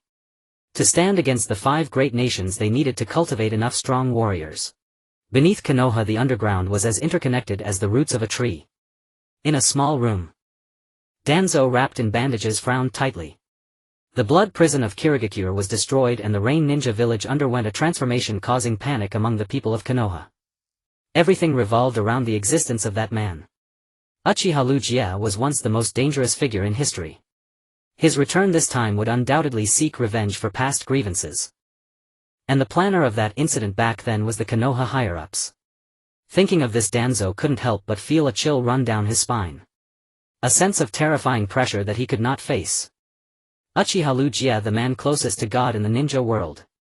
Some even suspected that his strength was not inferior to Uchiha Madara. If Lu Jie had not suddenly gone blind, losing his combat ability, the combined efforts of the 3 great ninja villages might not have succeeded. Even the Two-Tails, known for having a perfect Jinchuriki, was utterly defeated by Uchiha Lu Jie. That man was simply too strong. Even after being imprisoned for 30 years and having become an old and frail man, Danzo still dared not underestimate him. The human weapon of Konoha must bring out the last trump card. Danzo's eyes sharpened. He must take advantage of the 2 major ninja villages attacking the Rain Ninja Village to eliminate Uchiha Lu Jie. After Pain's fall, the weather in the Rain Ninja Village returned to normal. The overcast sky welcomed a long-awaited clear blue sky. In the afternoon, 2 fleeting shadows engaged in high-speed combat by the lakeside. Bang! Bang! Bang! The sounds of fists and feet colliding echoed repeatedly. Each explosion of energy was accompanied by intense vibrations, causing the small stones on the ground to ripple and the lake water to ripple. Not bad, young man. Your body technique possesses the flair of my younger days, Lu Jie said, raising his arm and effortlessly blocking a kick from Sasuke. During these days of physical combat, Lu Jie had already grasped the level of Air Zuzi's martial arts. Compared to the elite Jonin of Konoha, this kid's skills were merely a notch below. If he were to sincerely help him train, he would undoubtedly become a top figure in the ninja world in the future. The battle ended as usual with Sasuke unable to defeat Lu Jie. Kid, your combat awareness is quite sharp, keep it up, Lu Jie said, patting Sasuke on the shoulder before intending to leave. At that moment Sasuke looked up, his gaze firm as he declared, Senior Lu Jie, if this continues I will never surpass that man. The man he referred to was naturally his brother Uchiha Itachi. At this stage Sasuke still prioritized revenge above everything else. Then what do you want? Lu Jie asked with interest. I want to gain stronger power, just like you, senior, standing at the pinnacle of the ninja world. Standing at the pinnacle of the ninja world. Unfortunately, with your current abilities that's impossible. Hearing Lu Jie declare the impossibility, Sasuke's gaze dimmed instantly, feeling quite dejected. However, Lu Jie shifted his tone, continuing, if you can awaken the power of the Mangekyo Sharingan, that wouldn't be impossible. The power of the Mangekyo Sharingan. Senior Lu Jie, please tell me, how can I achieve it? Sasuke clenched his fists tightly, still unwilling to give up. The Mangekyo Sharingan is the ultimate power of the Uchiha clan, and as a member of the Uchiha family he was well aware of the terrifying nature of this power. However, awakening the Mangekyo Sharingan is not an easy task. At least after training with Orochimaru for so many years, he had not mastered this power sufficient to roam freely in the ninja world. To awaken the Mangekyo Sharingan you must kill your closest kin, which is your brother Uchiha Itachi. Sasuke replied, I've wanted to kill that man for a long time, but the timing is not right yet. In fact, as the person who took the most beatings in the Naruto world, Sasuke still had enough confidence in his own strength. The reason he said the timing was not right was that Lu Jie's appearance made him faintly feel that Uchiha Itachi might not be so easy to deal with. Since you want to kill Uchiha Itachi, then let's set off, Lu Jie said. Set off? When? Sasuke was taken aback, not expecting someone as powerful as Lu Jie to participate in his revenge plan. Now. After saying this, Lu Jia turned and left the lakeside. The Rain Ninja village he led might soon face the encirclement of the 5 great nations. At that time Sasuke as a key combat force would be an indispensable presence. Rather than waiting for him to grow slowly, it was better to hasten this brotherly battle. To help Sasuke awaken the Mangekyo Sharingan, Lu Jia entrusted all matters of the village entirely to Orochimaru. Orochimaru did not hesitate at all and readily agreed. Helping Sasuke awaken the Mangekyo Sharingan was essentially helping himself. How could he not support it? That evening Lu Jia took Sasuke and left the Rain Ninja village searching for the hiding place of the Akatsuki organization. In the depths of Konoha, looking at the group of root ninjas in front of him, Danzo said expressionlessly, "According to intelligence, Uchiha Lu Jia has taken Uchiha Sasuke away from the Rain Ninja village in search of Uchiha Itachi's hiding place. These 3 are all rogue ninjas from Konoha, and your task is to kill Uchiha Lu Jia and Uchiha Sasuke on the way, preventing the 3 of them from gathering together. Rest assured, Lord Danzo, we will ensure the mission is accomplished." As soon as the words fell, the dozen or so kneeling root ninjas transformed into fleeting shadows, disappearing from the spot. After all his subordinates left, Danzo raised his head and murmured, "Uchiha Lu Jia, you are already old enough.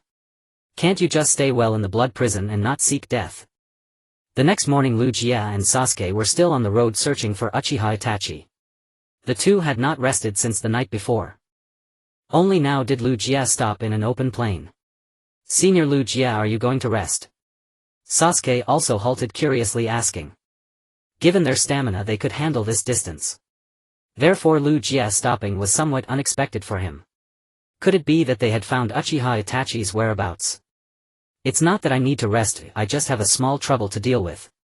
As soon as Lu Jia finished speaking, a giant bird suddenly descended from the sky. This giant bird was extraordinary, made entirely of clay and infused with intense chakra. Boom!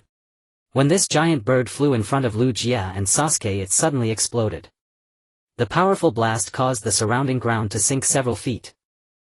Dare to treat me as a minor inconvenience today, you will experience the charm of art." The speaker was Deidara from the Akatsuki organization. Since his defeat by Uchiha Itachi, he had been eager to prove that his explosive art was no less than the Sharingan. This time with only an old man accompanying Sasuke as he left Orochimaru's protection, it was simply a once-in-a-lifetime opportunity for him. He planned to kill Uchiha Sasuke here first, then prove to Uchiha Itachi that his explosive art was the strongest. The charm of art. Sorry, in my eyes it's nothing but flashy nonsense. As the black mist from the explosion dissipated, Lu Jia and Sasuke stood there unscathed. Only in front of Lu Jia was there an additional golden chakra rib, seemingly providing an absolute defense. "Tch, this was just an appetizer, next let you witness my true art."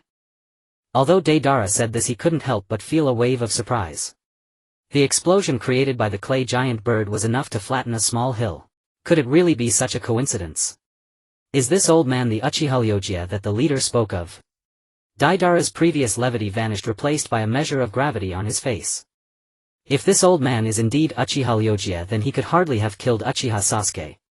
After all, this old man had single-handedly eliminated both Kakuzu and Haiden.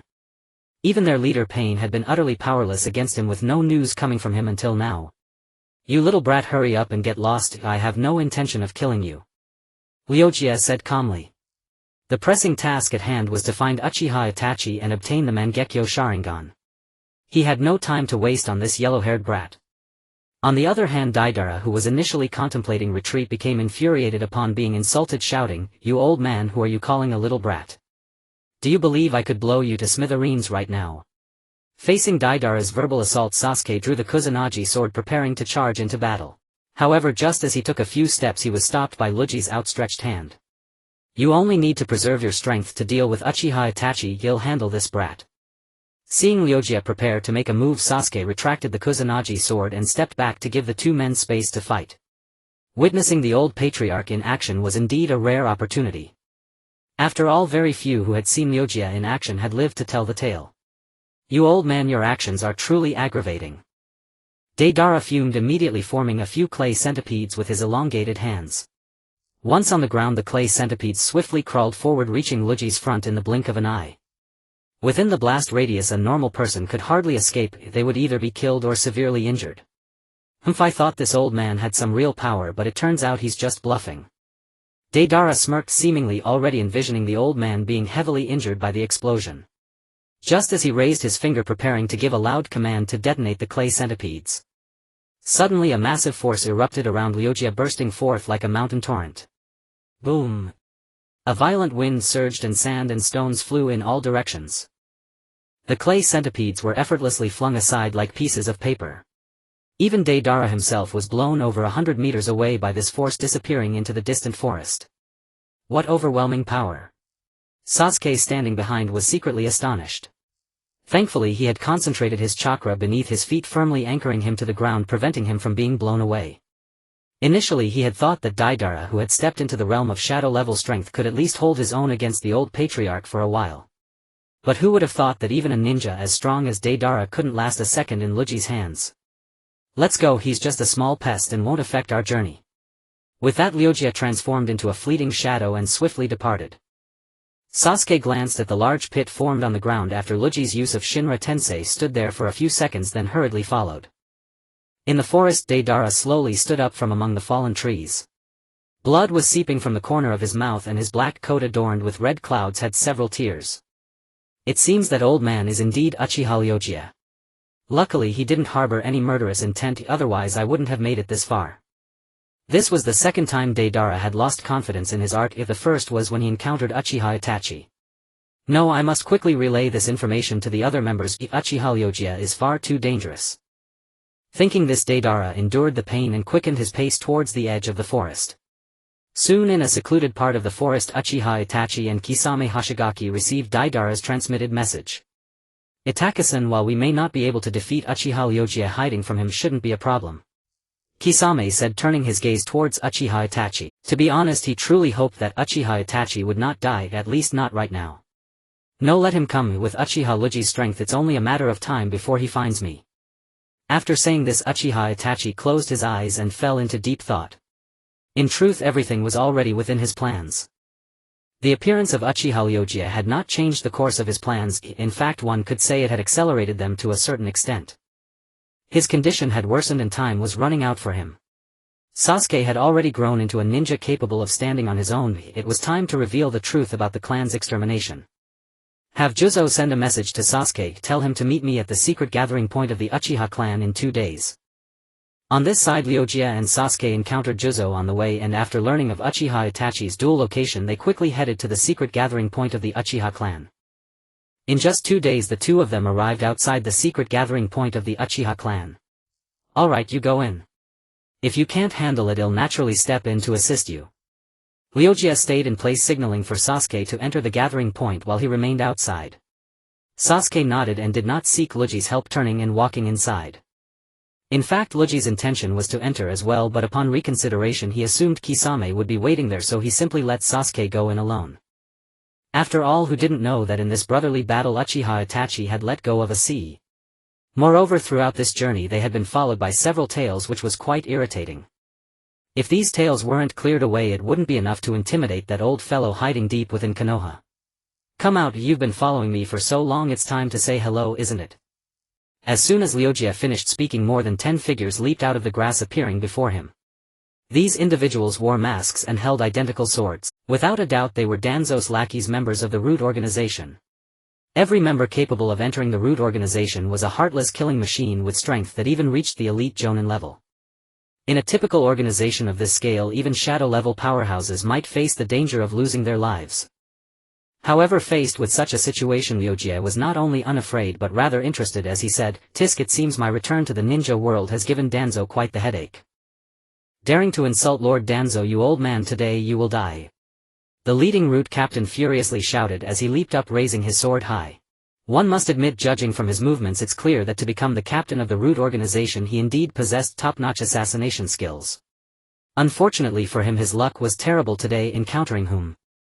Unfortunately, he encountered Ryūsuke. Ryūsuke stood expressionless in place, then solemnly said, "Shinra Tensei."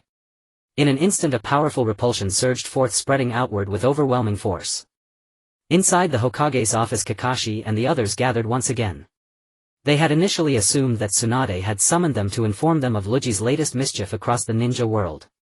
However, this time was different from before.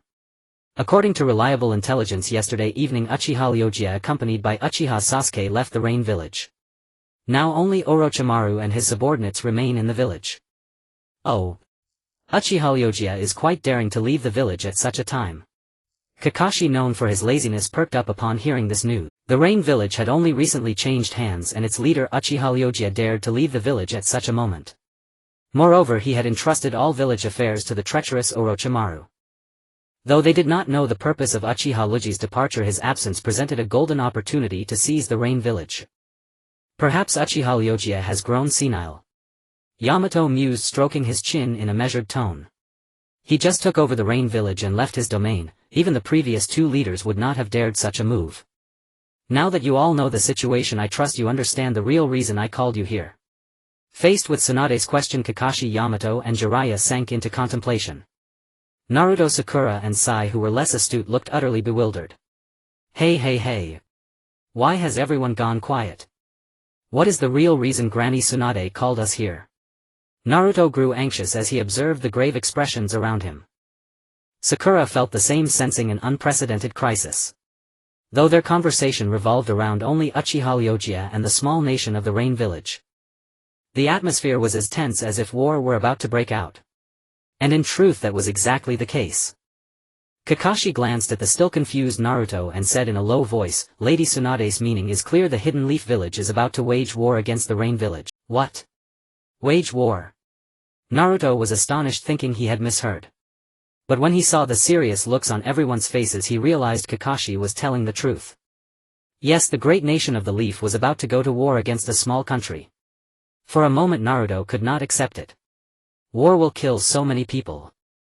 We have no reason to invade another's home. Can't we find another way?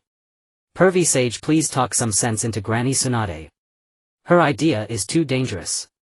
Naruto looked pleadingly at Jiraiya, who sat by the window, hoping he would understand. Unfortunately, Jiraiya remained silent, not granting his wish. At that moment Tsunade slammed the table and stood up, shouting sternly, Naruto, how long will you remain naive? If we don't start a war now, should we wait until the village is destroyed by Uchiha Ryūsuke? These words struck Naruto like a blow, leaving him rooted to the spot. Tsunade continued without regard for his feelings, either start a war and kill enemies you don't know, or wait for Uchiha Ryūsuke to attack the Leaf Village and kill your comrades. Choose one, Naruto. What would you do? Naruto was stunned for a few seconds, then clenched his fists, his face showing unwillingness. War might claim countless lives, both enemies and allies. But if they did not start a war, even more of their comrades would be in danger. Sometimes life's choices are cruel. The path one does not wish to take is the very one they must tread. Seeing Naruto still resistant inside, Jiraiya jumped down from the window, walked over and patted his shoulder. Don't worry, Naruto. We have our limits. If the enemy lays down their arms, the attacking forces will not harm them. Really? Of course. Our ultimate goal is to eliminate Uchiha Ryūsuke, not to target the entire Rain Village. Hearing Jiraiya's words, Naruto's resistance gradually faded. At least the war's focus would be on Uchiha Ryūsuke, not the innocent civilians of the Rain Village. Alright, enough talk. Let's outline the battle plan. Tsunade scanned the room, her tone grave. Kakashi will serve as the overall commander of the attacking forces, with Yamato as the deputy commander. Furthermore, the Sand Village of the Wind Country has reached a cooperation agreement with us. We will launch a full-scale war against the Rain Village at noon the day after tomorrow. Uchiha's secret meeting point. Above the building it had turned into a sea of fire. The flames had a peculiar color, pure black. In the nearby forest, Ryūsuke yawned as he sat alone on a large stone. In front of him lay a large number of root ninja, no fewer than a dozen. Such a force would have been more than enough to kill a cage-level opponent. Is it the flame release Amaterasu? Ryūsuke looked back at the black flames above and said calmly, it seems the battle is almost over. I need to go up and handle the aftermath. With that, Ryūsuke vanished in a blur and reappeared on the roof. The moment he arrived, he saw Uchiha Itachi lying in front of Sasuke, smiling as he passed away. Sasuke, his energy spent, collapsed to the ground. At this point things should have ended. Ryūsuke could easily take Sasuke and Itachi's body back. But just then a distortion in space appeared not far ahead. A masked man in Akatsuki robes stepped out from within the void. I'm sorry, but I cannot let you have these two just yet. The masked man looked at Uchiha Ryūsuke, his tone cold. If they were from any other clan he might not have risked opposing Ryūsuke to interfere. But these two were no ordinary people, they were the last remaining members of the Uchiha clan. And one of them had even awakened the legendary Mangekyo Sharingan. Oh. Do you intend to oppose me? Ryūsuke snorted disdainfully. Uchiha Obito, your Mangekyo's ocular ability is indeed formidable, but do not forget that I possess the Rinnegan. Hearing the name Uchiha Obito, the masked man's eyes narrowed and he looked at the old man in disbelief. His earlier indifference vanished entirely. He had impersonated Uchiha Madara for many years without his identity ever being exposed. Yet this old man whom he had never met before recognized him at a single glance. You actually know my background. The masked man narrowed his eyes in astonishment. He had always maintained a mysterious presence and no one knew his true identity. However, Lu Jie saw right through him with just a single glance. For the Rinnegan, this is nothing significant. Lu Jie scoffed, striding towards the fallen Sasuke and his companion, completely disregarding the masked man before him. Since you know my identity, let's settle this here today. The masked man's killing intent surged. To protect the secret of his identity, he could not allow Lu Jie to leave alive today. But just as he was about to make his move, Lu Jie's words left him utterly shocked. A mere Sharingan dares to strike at me. Lu Jie raised his gaze and coldly declared, Kamui is indeed a formidable ability, but it's merely a matter of time before I kill you. The masked man trembled all over, instinctively retreating. What kind of monster was this old man? He even knew the secret of Kamui. No wonder the elders fear you so much, the masked man admitted, thoroughly intimidated. He immediately activated his ocular power and retreated into a distorted space. Alone, only Lu Jie remained on the spot. Seeing the masked man leave, Lu Jie did not hesitate for a moment, hoisting Sasuke and his companion and heading back towards the village. In truth, the conversation he had just had with the masked man was somewhat of a bluff. It was important to note that the masked man's ocular power Kamui was a rather difficult ninjutsu. If the opponent was determined to fight to the end, it would indeed be quite a troublesome situation.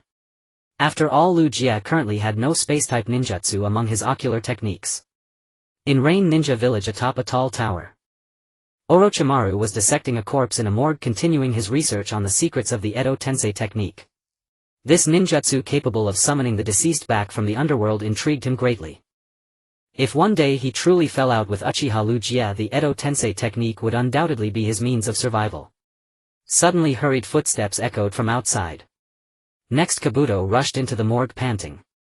Lord Orochimaru, it's bad. The village is under attack. Attack?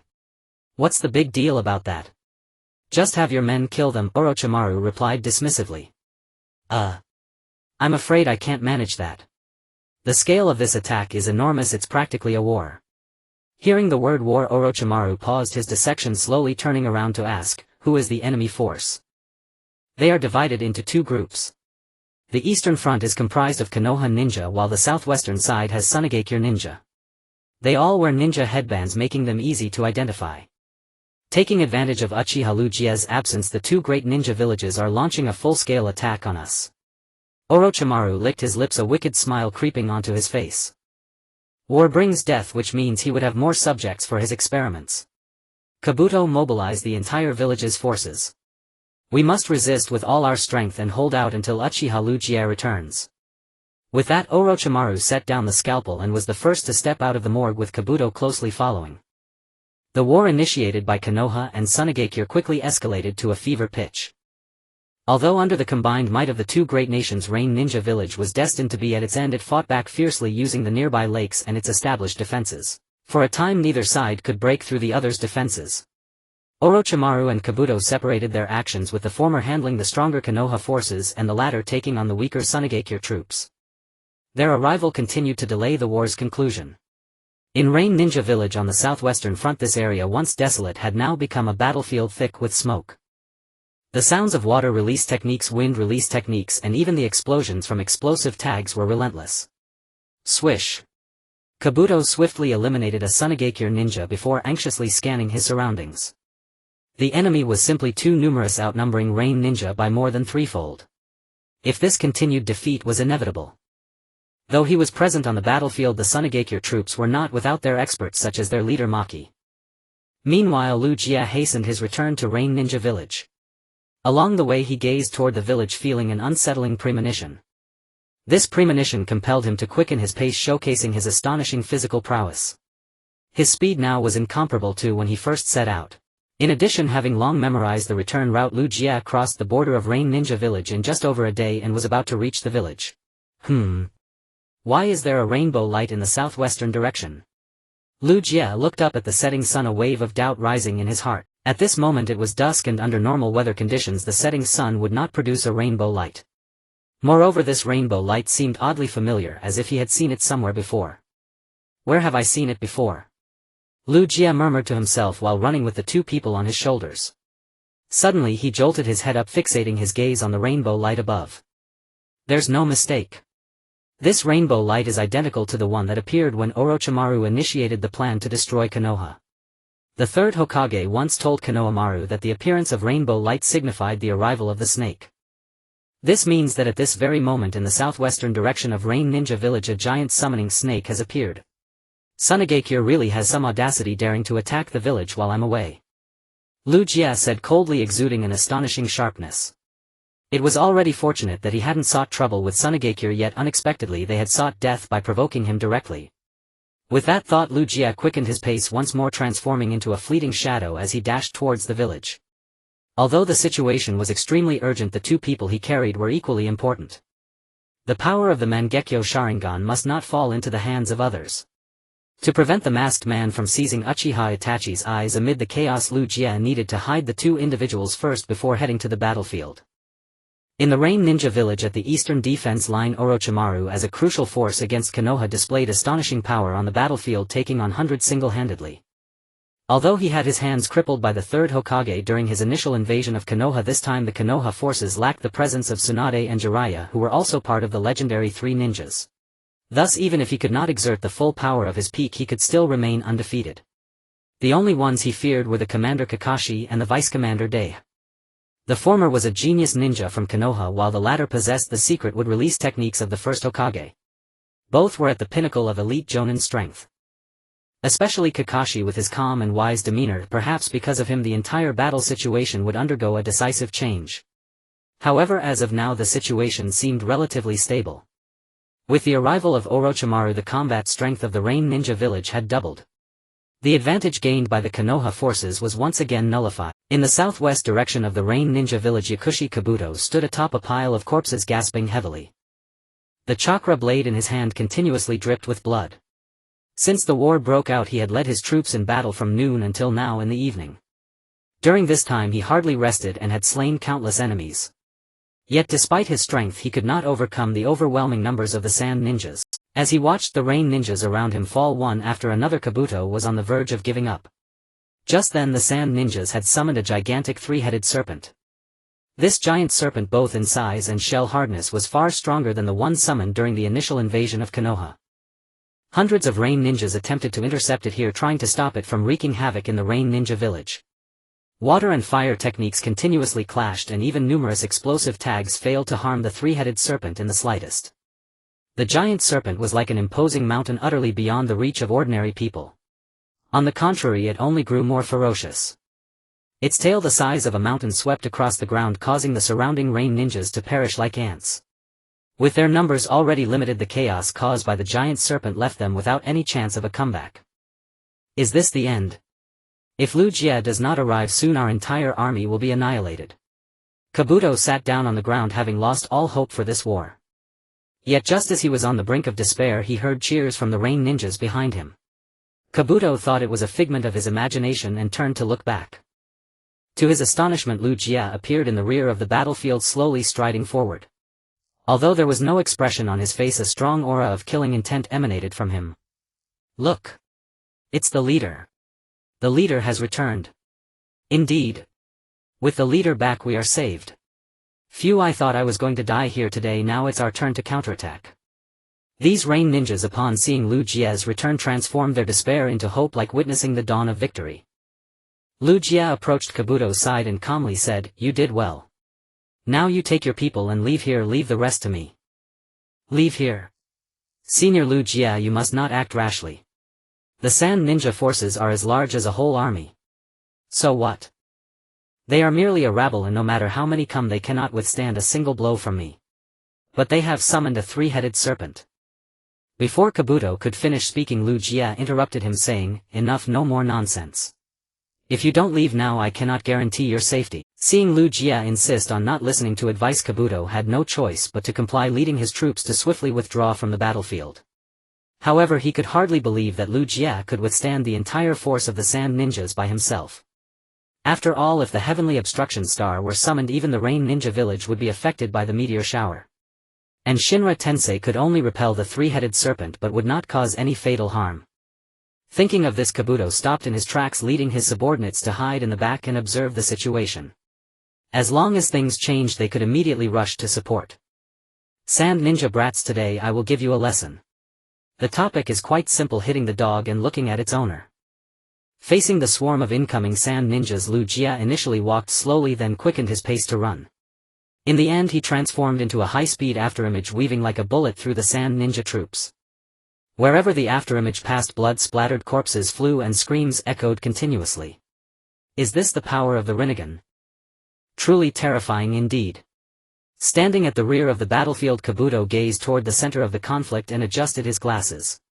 He had never seen anyone bold enough to act as a harbinger of death among the enemy ranks. There were even signs that he could single-handedly repel the entire army. At the center of the battlefield, Lu Jie soared through the ranks of the Sand Ninja army, killing every enemy in front of him at incredible speed. In an instant, not a single person from the 100-strong army could stop him. Ding! The host has eliminated a Sand Village ninja, rewarding 1 point of evil value. Ding! The host has eliminated a Sand Village ninja, rewarding 1 point of evil value. Ding! The host has eliminated a Sand Village ninja, rewarding 2 points of evil value. As he killed Sand Ninjas, the system's notification sound echoed in Lu Jie's ears. Originally, the system's progress value was at 32,100. However, after taking down dozens of Sand Ninjas, the progress value gradually accumulated to 100 and the progress bar was filled. Ding! Evil value points collected. Congratulations to the host for acquiring the ninjutsu 80 God Airstrike. Oh! 80 God Airstrike? Isn't that Kagaya's technique? Can I use it even without Byakugan? After standing firm, Lu Jie fixated on the system screen before him, completely oblivious to his surroundings among the enemy ranks. Meanwhile, the Sand Ninja army was thoroughly cowed by Lu Jie. Seeing him stop and not continue attacking, everyone scrambled backward, not daring to hesitate for a moment. At this time, the gigantic three-headed serpent nearby fixed its 3 pairs of eyes on Lu Jie, flicking its tongue. It seemed to regard Lu Jie as its prey, intent on devouring him. Roar! Soon the three-headed serpent moved its enormous body, baring its fangs and claws as it lunged at Lu Jie. The Sand Ninjas, witnessing this, believed Lu Jie was surely doomed. But suddenly a massive repulsive force exploded like a bomb. In an instant, a fierce wind arose and dust and stones erupted into the sky. This three-headed serpent, whose size rivaled that of mountains, was unexpectedly lifted high into the sky. In the center of the battlefield, a force of astonishing magnitude erupted like a bomb. In an instant, a fierce wind surged and sand and stones soared into the sky. A three-headed giant serpent as large as a mountain was forcibly lifted into the air by this power. How? How is this possible? Both the Sand Ninjas and the Rain Ninjas, led by Yakushi Kabuto, simultaneously looked up at the sky, their faces displaying disbelief. What kind of power could possibly launch this massive creature into the sky? Boom! The three-headed serpent crashed down, causing the earth to tremble and collapse. The surrounding plains within a half-kilometer radius were completely shattered. The intense tremors even reached over 100 miles away to the eastern part of the Rain Ninja village. Both sides engaged in combat were shaken, swaying unsteadily, barely managing to keep from falling to the ground. Such a strong tremor. What is happening on the Sand Ninja side? On the battlefield, Kakashi paused his fighting and gazed toward the southwest. A grave expression appeared in his eyes. Not only him, but his deputy Dato and the other combatants also turned their gazes southwest. Undoubtedly, the source of this massive tremor must be their target, Uchiha Ryūsuke. Aside from Ryūsuke, there would be no one else in this war capable of such a feat. Now it's time for the opposing side to experience despair. Orochimaru licked his lips, looking at the source of the tremor with a wicked grin. What a shame Konoha and Tsunagakure were so close to capturing the Rain Ninja village. However, if they fail to capture the Rain Ninja village, it will be their turn to experience the pains of war.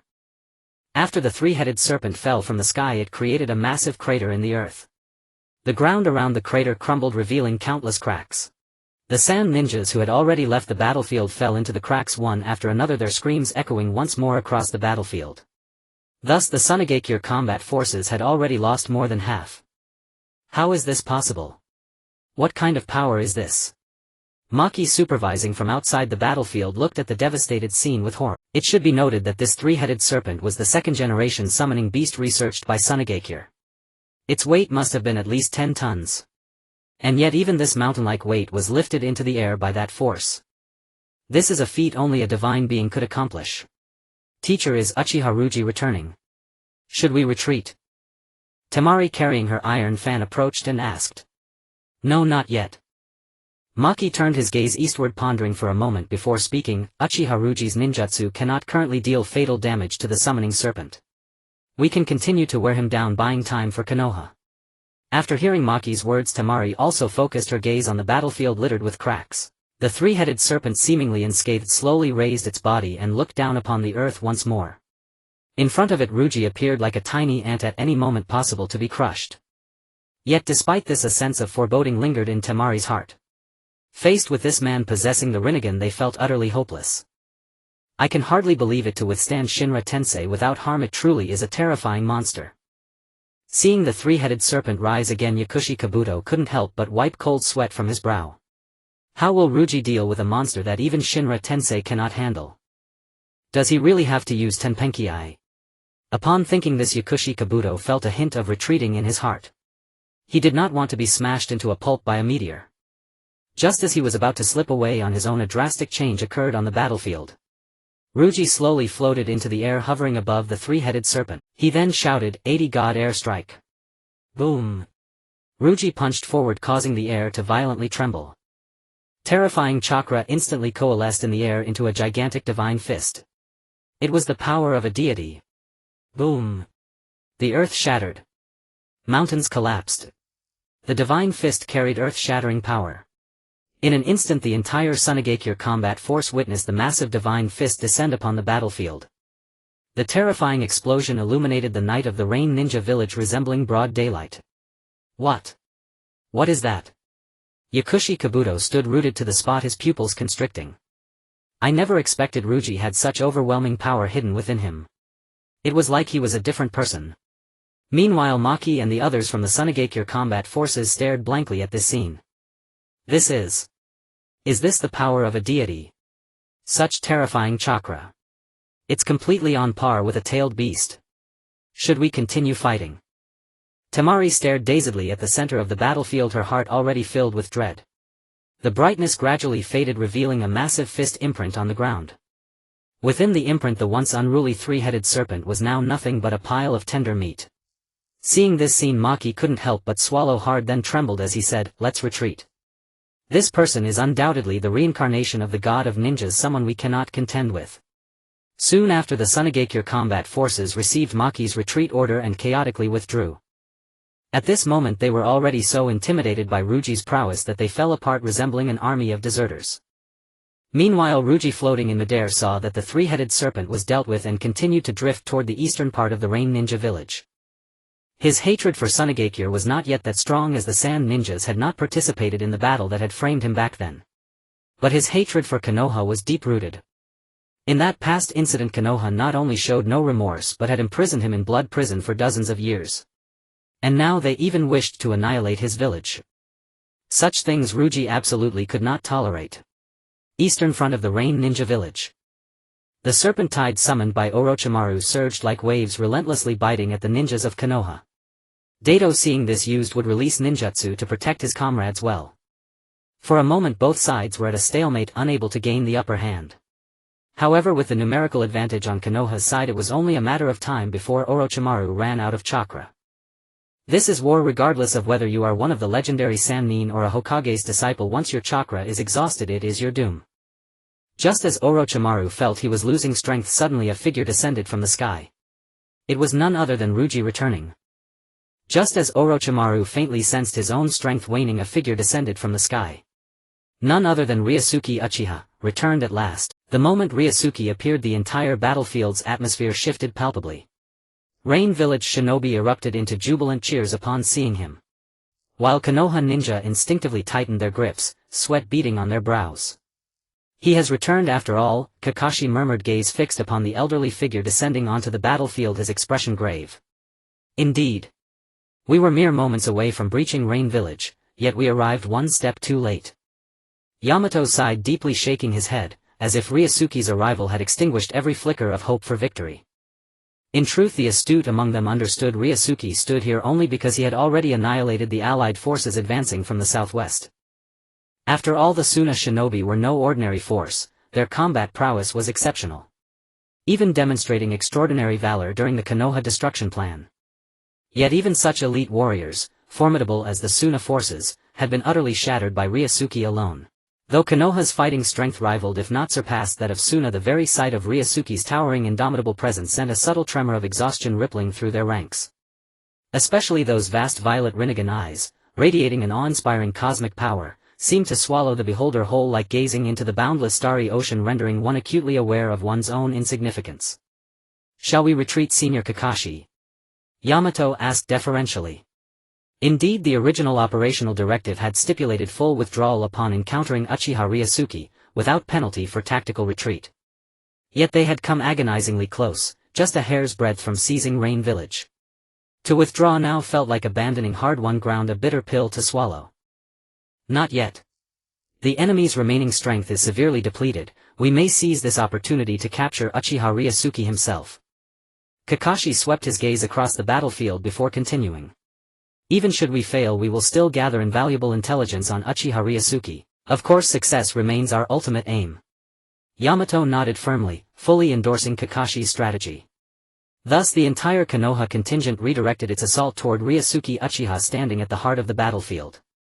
Meanwhile, upon returning to the field, Ryūsuke gestured for Orochimaru to lead his wounded subordinates swiftly off the battlefield. "Senior Ryūsuke, shall I remain and assist?" Orochimaru asked, voice edged with quiet concern. After all, this was no ragtag militia from Suna, but a disciplined, battle-hardened Konoha army. If Suna's combat effectiveness warranted a solid 70 out of 100. Konoha stood at 95, an elite standard unquestionably superior.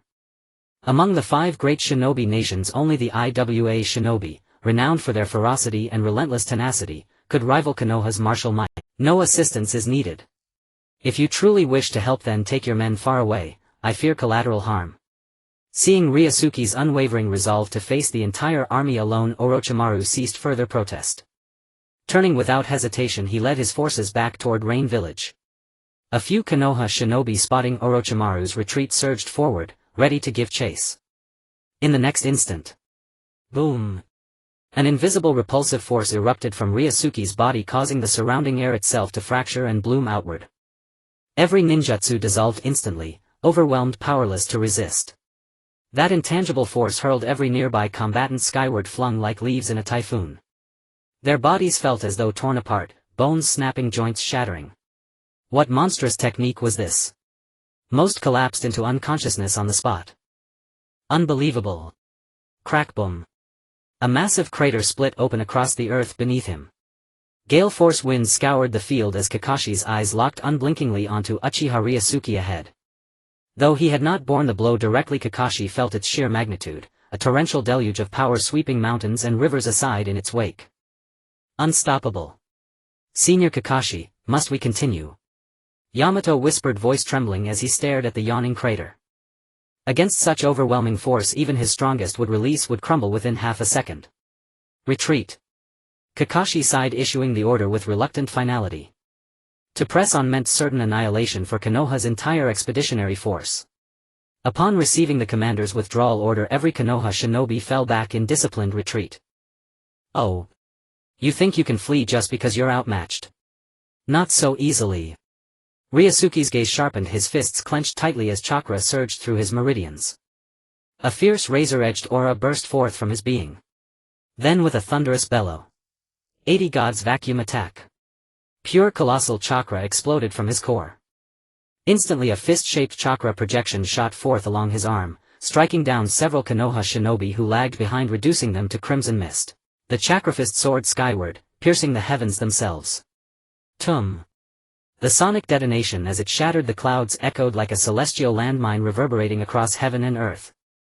At that moment every Konoha shinobi froze mid-motion, turning as one toward the churning heavens, staring dumbfounded at the rent sky. Is this man truly only a shinobi?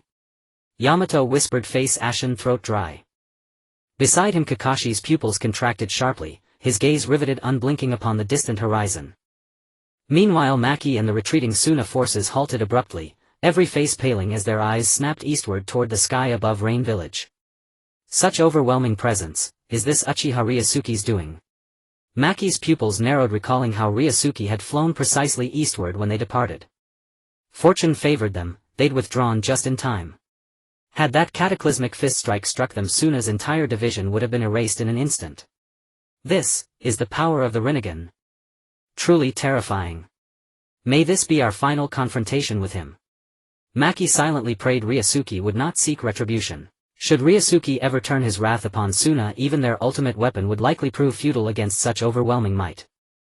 In Konoha village atop the Hokage tower, Tsunade leaned against the rooftop railing beneath the stardust night, moonlight silvering her hair, as she gazed eastward toward Rain Village. This invasion carried dire consequences. Failure would unleash Ryūsuke Uchiha's vengeance, and he would undoubtedly march upon Konoha itself. If this invasion failed, then Uchiha Ryūsuke would surely seek vengeance and counterattack Konoha. For this reason Tsunade could only gaze distantly toward the west, worrying about the deployed troops. Suddenly a fist momentum spanning the heavens appeared at the distant horizon like a rainbow piercing the sun. By the faint moonlight Tsunade sensed its overwhelming force, as if it were about to shatter the sky. Such terrifying power. What on earth is happening in Amigakure? Tsunade gripped the railing tightly, an unprecedented solemnity on her face. She knew Orochimaru quite well. Although he was one of the legendary Sannin and fond of researching various forbidden techniques, he could never achieve such a heaven-spanning feat. Undoubtedly Uchiha Ryūsuke had returned. Konoha had likely failed to capture Amigakure, and this war would end in defeat. Tsunade frowned deeply, growing especially anxious, though her concern was not for the war's outcome but for the lives of Kakashi and the others. To the east of Amigakure the ground was already shattered and strewn with corpses. Ryūsuke, using all his chakra, unleashed this soaring momentum. It came swiftly and faded just as fast. After 2 breaths the fist momentum vanished completely into the sky. Ryūsuke let out a long sigh, slowly calming the chakra within him. If not for the clouds in the night sky being blasted into nothingness, these Konoha ninja might have thought they were hallucinating or trapped in a genjutsu. At this moment all the retreating Konoha ninja were frozen in place. Even Kakashi, their captain, could not help but halt his steps. Was this really just an old man? How could he be more terrifying than a demon? How had the 3 great nations ever captured him during that god-slaying battle back then? It felt utterly impossible. The Konoha ninja were on the verge of tears. Facing such an apex powerhouse, they now felt like giving up on life. Their army of several hundred had been repelled by Uchiha Ryūsuke alone. If they returned to the village they would become a colossal laughingstock. Especially Kakashi, who wanted to slap himself twice. What had he been thinking? Why hadn't he realized he shouldn't oppose Uchiha Ryūsuke? Yes, they had figured out the enemy's abilities. But the cost had been far too great. First he single-handedly defeated the entire Sand Ninja army. Then he unleashed that earth-shattering repulsive force, turning the entire battlefield into a massive crater. More terrifyingly, when that soaring fist momentum erupted into the sky, many Konoha ninja were so frightened they couldn't even hold their kunai steady. Mom. I want to go back to the village. I never want to come to Amigakure again. At this moment Ryūsuke clenched his fist, feeling his blood boil with fervor. The 80 Gods vacuum attack was truly an extraordinary taijutsu that only Kagaya Akatsuki could unleash. Although Ryūsuke lacked the Byakugan and couldn't achieve an impenetrable defense and offense, his single punch alone was enough to crush a mountain. However, this technique consumed an immense amount of chakra. With his current reserves he could only manage a few punches, nowhere near the level of Kagaya, the progenitor of chakra. If I could devour another chakra fruit, perhaps I could unleash the true power of the 80 Gods vacuum attack, Ryūsuke murmured to himself, yearning for another chakra fruit. With another chakra fruit he would not fear even the Akatsuki clan. But dealing with these rabble required no such thought. A single ordinary punch would suffice to settle the matter.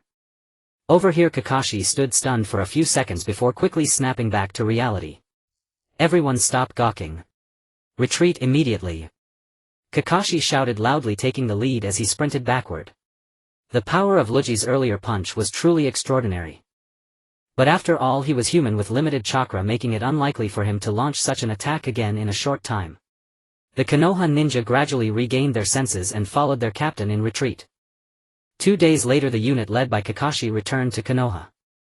Tsunade convened everyone once more to discuss countermeasures against Uchiha Ryūsuke. Inside the Hokage's office, Kakashi and Yamato took turns reporting on the battle situation, the atmosphere somewhat heavy. Uchiha Ryūsuke's taijutsu is incredibly formidable, his body flicker technique even reaches supersonic speed. To some extent it may be on par with the 5th gate of the 8 gates, the Gate of Wonder. Yamato slowly analyzed the enemy's abilities for everyone. In truth, what he just described was not their own analysis but a report from Tsunade. From a ninjutsu perspective, we witnessed 2 entirely new abilities this time. As he said this, Kakashi swallowed hard, unable to help recalling that terrifying fist momentum. No matter how dreadful it was, he had to report the enemy's abilities.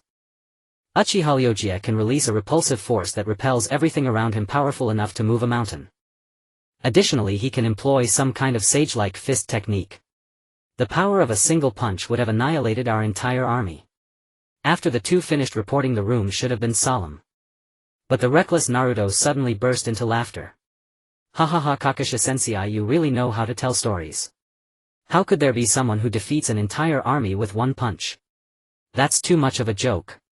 Clearly Naruto, who hadn't participated in this battle, refused to believe Kakashi's words. Even Tsunade herself would have found it hard to believe if Kakashi hadn't been so serious. In truth, after saying this, even Kakashi himself was somewhat skeptical. However strong Uchiha Ryūsuke was, he was still just a human ninja, and a Konoha ninja at that. If he were truly that powerful, he could have destroyed Konoha long ago. If it were a genjutsu, then that awe-inspiring aura was undeniably real. Thus, no matter how much doubt lingered, Ryūsuke's strength was beyond question. Naruto, this is not funny at all. Uchiha Ryūsuke indeed possesses such power. You should respect the ninja who lost their lives. Jiraiya, leaning by the window with arms crossed, admonished him. Naruto's smile gradually faded, replaced by sheer shock. Then, is Konoha really doomed? Would Konoha really be beyond saving? As soon as Naruto said this, silence fell over the entire room.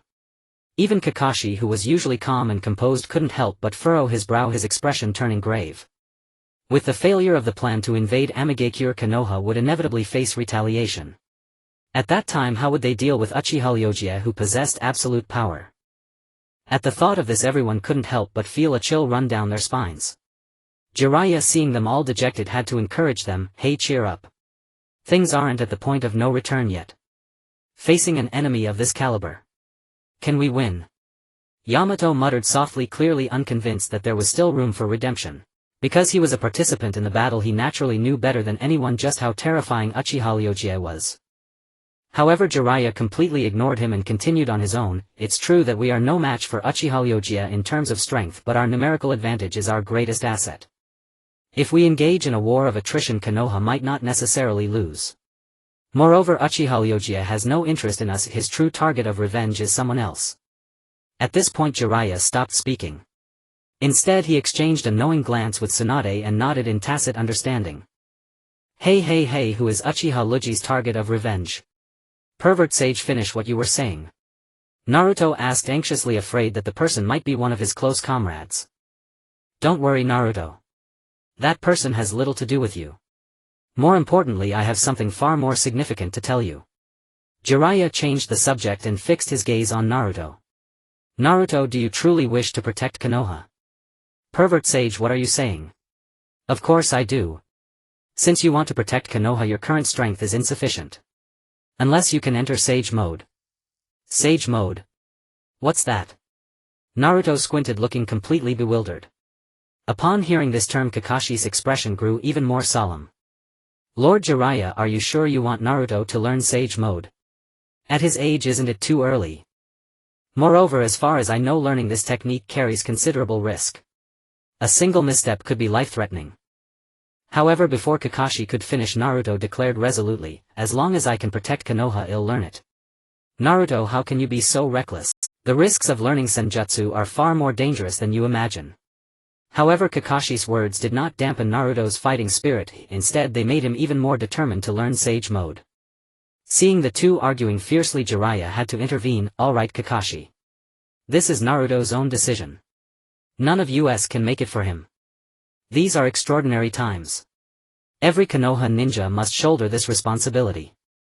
Rest assured with me here, Naruto might fail in his training at worst, but his life won't be in danger. Very well, I suppose there's no other choice. Kakashi sighed, somewhat helpless. As long as there was no threat to life, he was relatively agreeable to Naruto learning senjutsu. After all, senjutsu chakra was an incredibly powerful force, even strong enough to contend with Uchiha. After the meeting, Kakashi and the others left the room. In the Hokage's office, only Tsunade and Jiraiya remained. Do you think Uchiha Uchiha is really only seeking revenge on that person? Tsunade asked, still somewhat uneasy. Don't worry. Although I'm not familiar with old Uchiha, I do know him quite well. He is indeed the type to avenge every grievance, but he would never harm other innocent people. If that's really the case, then it's for the best. Thinking about it now, I'm actually a bit worried for that guy. Haha, why are you worried for Danzo? He's reaping what he sowed and no one can help him. The joint siege by two great nations failed to take down the small territory of Amigakure. This incident thoroughly startled the 5 great nations and even the entire shinobi world. In the Raikage's office at Kumogakure, the 4th Hokage paced back and forth in front of his desk. The entire room was filled with his intense frustration. Damn it. He's 100 years old and still this guy won't calm down. Glared with wide eyes and cursed angrily. Ever since Uchiha Uchiha broke out of the blood prison, their Kumogakure intelligence division had been continuously gathering information on him. Just 2 days ago they learned that Konoha and Sunagakure had joined forces to besiege Amigakure. This should have been good news, but who would have thought that just as the 2 great villages were about to achieve victory, Uchiha Uchiha appeared out of nowhere. With his own power he held back an army of hundreds or even thousands. Moreover, he punched and destroyed Sunagakure's 3-headed giant serpent. Faced with such terrifying prowess, who wouldn't feel a shiver down their spine? At this moment Killer Bee started rapping beside him, Yo yo yo, Uchiha Uchiha is truly terrifying, yo, making him our enemy is our mistake, yo, protecting the village is everyone's duty, yo yo yo, if Uchiha Uchiha really intends to invade the village, I think he's definitely coming for me. Yujito ni the Two-Tails Jinchuriki, her beautiful eyes flickering, said, that battle to slay a god back then was the plan of our predecessors, it has nothing to do with you all. Now that the third is gone, I will inevitably become Uchiha Uchiha's target of revenge. Hearing this, I pondered for a moment and then said, no matter who it is, they are all people of our Kumogakure. Uchiha Uchiha has no right to harm anyone, especially since you are a Jinchuriki. Then what should we do next? A trace of melancholy appeared on Yujito ni's delicate face. Since Konoha and Sunagakure are no match for him, we have no choice but to join forces with Iwagakure.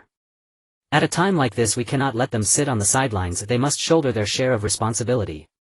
Meanwhile, inside the conference hall of Iwagakure, more than a dozen prominent figures were already seated. They were clan leaders and high-ranking elders of Iwagakure. The short old man sitting at the front was none other than Inoki, known as the Two Scales, the Third Hokage. Today they had gathered here for one purpose: to discuss how to deal with Uchiha Uchiha. We are a proud great nation, we cannot compromise with Amigakure. Not compromise. Are we just going to wait to be eliminated by Uchiha Uchiha? The strength of Iwanin does not bow to anyone. Don't compare us with the likes of Konoha and Sunagakure. In an instant the conference hall split into 2 factions, arguing fiercely. At that moment the high-level meeting of Iwagakure was split into 2 factions, debating fiercely. Daimyo had no choice but to slam the table and shout loudly, silence. I am indeed proud of the unity of Iwagakure, but our 3 major ninja villages once took a desperate gamble and launched an attack on Uchiha Uchiha. Although that attack was successful, our losses were severe. Moreover, our victory was entirely due to an unexpected turn of events. Daimyo's rational analysis left everyone present in complete silence, no longer daring to speak. Indeed, Iwagakure, Konohagakure and Kumogakure had gathered hundreds of elite forces during that battle of divine assassination. They even deployed powerful Jinchuriki. Such a scale could be said to be unmatched in history, even shadow-level powerhouses could only look on in. Yet Uchiha Uchiha not only showed no fear but instead wreaked havoc, nearly annihilating their entire army. Even now the thought of it sent shivers down their spines. Now that Uchiha Uchiha has returned to the ninja world, not only is his combat power greater than before, but he also possesses the Rinnegan that surpasses the Sharingan. In terms of strength it reminds me of the former Uchiha Madara. Upon mentioning Uchiha Madara, the clan leaders and elders present broke into a cold sweat, not daring to make a sound. This powerhouse of the Warring States era had used ruthless methods to make them question their own existence. Even their current Tsuchikage Daimyo had been psychologically scarred by him. If Uchiha Ryūsuke's power has truly reached the level of Uchiha Madara, then Iwagakure should indeed consider whether to set aside its pride as a great nation and ally with weaker countries to confront Uchiha Ryūsuke. Rain Village, which was once a closed-off small village. However, after surviving the siege of Konohagakure and Sunagakure, it has achieved unprecedented prosperity. Whether they were merchants, immigrants or ninjas from other countries, they flocked to the village seeking to make connections with the leader Ryūsuke. They understood that forming ties with a powerhouse like Ryūsuke was undoubtedly seeking a strong shield for themselves. Over time, the land of rivers to the south also gradually cultivated good relations with Rain Village, engaging in mutual trade. Even the land of grass to the north, disregarding past grievances over the destruction of Kirigakure, forged an alliance with Rain Village. It can be said that under Ryūsuke's leadership, Rain Village has entered an unprecedented era of prosperity. In the afternoon by the lakeside, Sasuke, with his eyes wrapped in bandages, was alone, immersed in the baptism of the gentle breeze. Since Ryūsuke revealed to him that the true murderer of his clan was within the upper echelons of Konohagakure, his Sharingan, filled with pain and hatred, had completely evolved into the Mangekyo Sharingan. With this newfound power, he frantically activated the Mangekyo, using the ninjas at the borders of Konohagakure as practice. He also developed a series of abilities such as Flame Release, Kagutsuchi and Susanoo. However, over time the side effects of the Mangekyo Sharingan began to manifest. Sasuke's vision drastically declined, nearing blindness. Fortunately, Ryūsuke had a backup plan and transplanted Uchiha Itachi's eyes for him. "Brother, I will use your eyes to personally destroy Konohagakure." Sasuke slowly unwrapped the bandages and opened his eyes. Thus the eternal Mangekyo Sharingan was fully awakened. Meanwhile, Ryūsuke stood atop a high tower surveying the entire Rain Village. Observing the thriving scene before him, he felt a sense of pride as its leader. At this moment, Orochimaru slowly approached from behind and spoke, "Ryūsuke-senpai, I've heard that you helped Sasuke awaken the eternal Mangekyo Sharingan. Indeed, Sasuke, as one of the main forces in the future assault on Konohagakure, needs the eternal Mangekyo Sharingan as an essential asset. Have you considered that Sasuke is still young? Perhaps by then he will have developed feelings for Konohagakure and hesitate to strike." "What are you trying to say, Orochimaru?" Ryūsuke glanced at Orochimaru behind him, vaguely guessing his intentions. "Actually, I want to tell you, senpai, that I am the best candidate to attack Konohagakure. However, before that I would like to ask you for something." "Oh? What do you want?" "It's not a big deal for you. It's just Uchiha Sasuke's body." Orochimaru licked his lips, speaking with a hint of malice. Originally, when Sasuke only had the Threedemo Sharingan, he had little interest treating him as a future vessel to cultivate. But now Sasuke is different. He possesses the eternal Mangekyo Sharingan that many dream of. Even a powerhouse like Orochimaru covets these eyes. "Orochimaru, do you think I'm unaware of your little schemes?" Ryūsuke said coldly, his eyes stern. "Let me tell you, Sasuke's eyes are something I obtained at the risk of my village's annihilation. If you wish to target him, don't blame me for being impolite." Ryūsuke's words seemed to plunge Orochimaru into an icy abyss, leaving him utterly disappointed. Originally, he thought that helping Ryūsuke diligently manage the village, resist external enemies and coveting Sasuke's body would be a small request that Ryūsuke would surely permit. After all, for a powerhouse like him, the eternal Mangekyo Sharingan was hardly significant. However, Ryūsuke's attitude on this matter not only denied his request but outright rejected it. Orochimaru felt particularly disheartened, immediately losing all hope in Ryūsuke. "Understood. Ryūsuke-senpai." Orochimaru retreated with reluctance, a hint of resentment flashing in his eyes. This resentment did not escape Ryūsuke's notice. In response, Ryūsuke coldly smiled and did not inquire further. For ambitious individuals like Orochimaru, once they have outlived their usefulness, it is essential to distance oneself from them as soon as possible. Otherwise, one might find themselves bitten back at any moment. In a dimly lit room, Orochimaru stood coldly in place, plotting how to seize Uchiha Sasuke's eyes. Since his hands were sealed by the Third Hokage, he could no longer perform ninjutsu, seals greatly diminishing his combat ability. If this continued, he would have no means to realize his ambitions.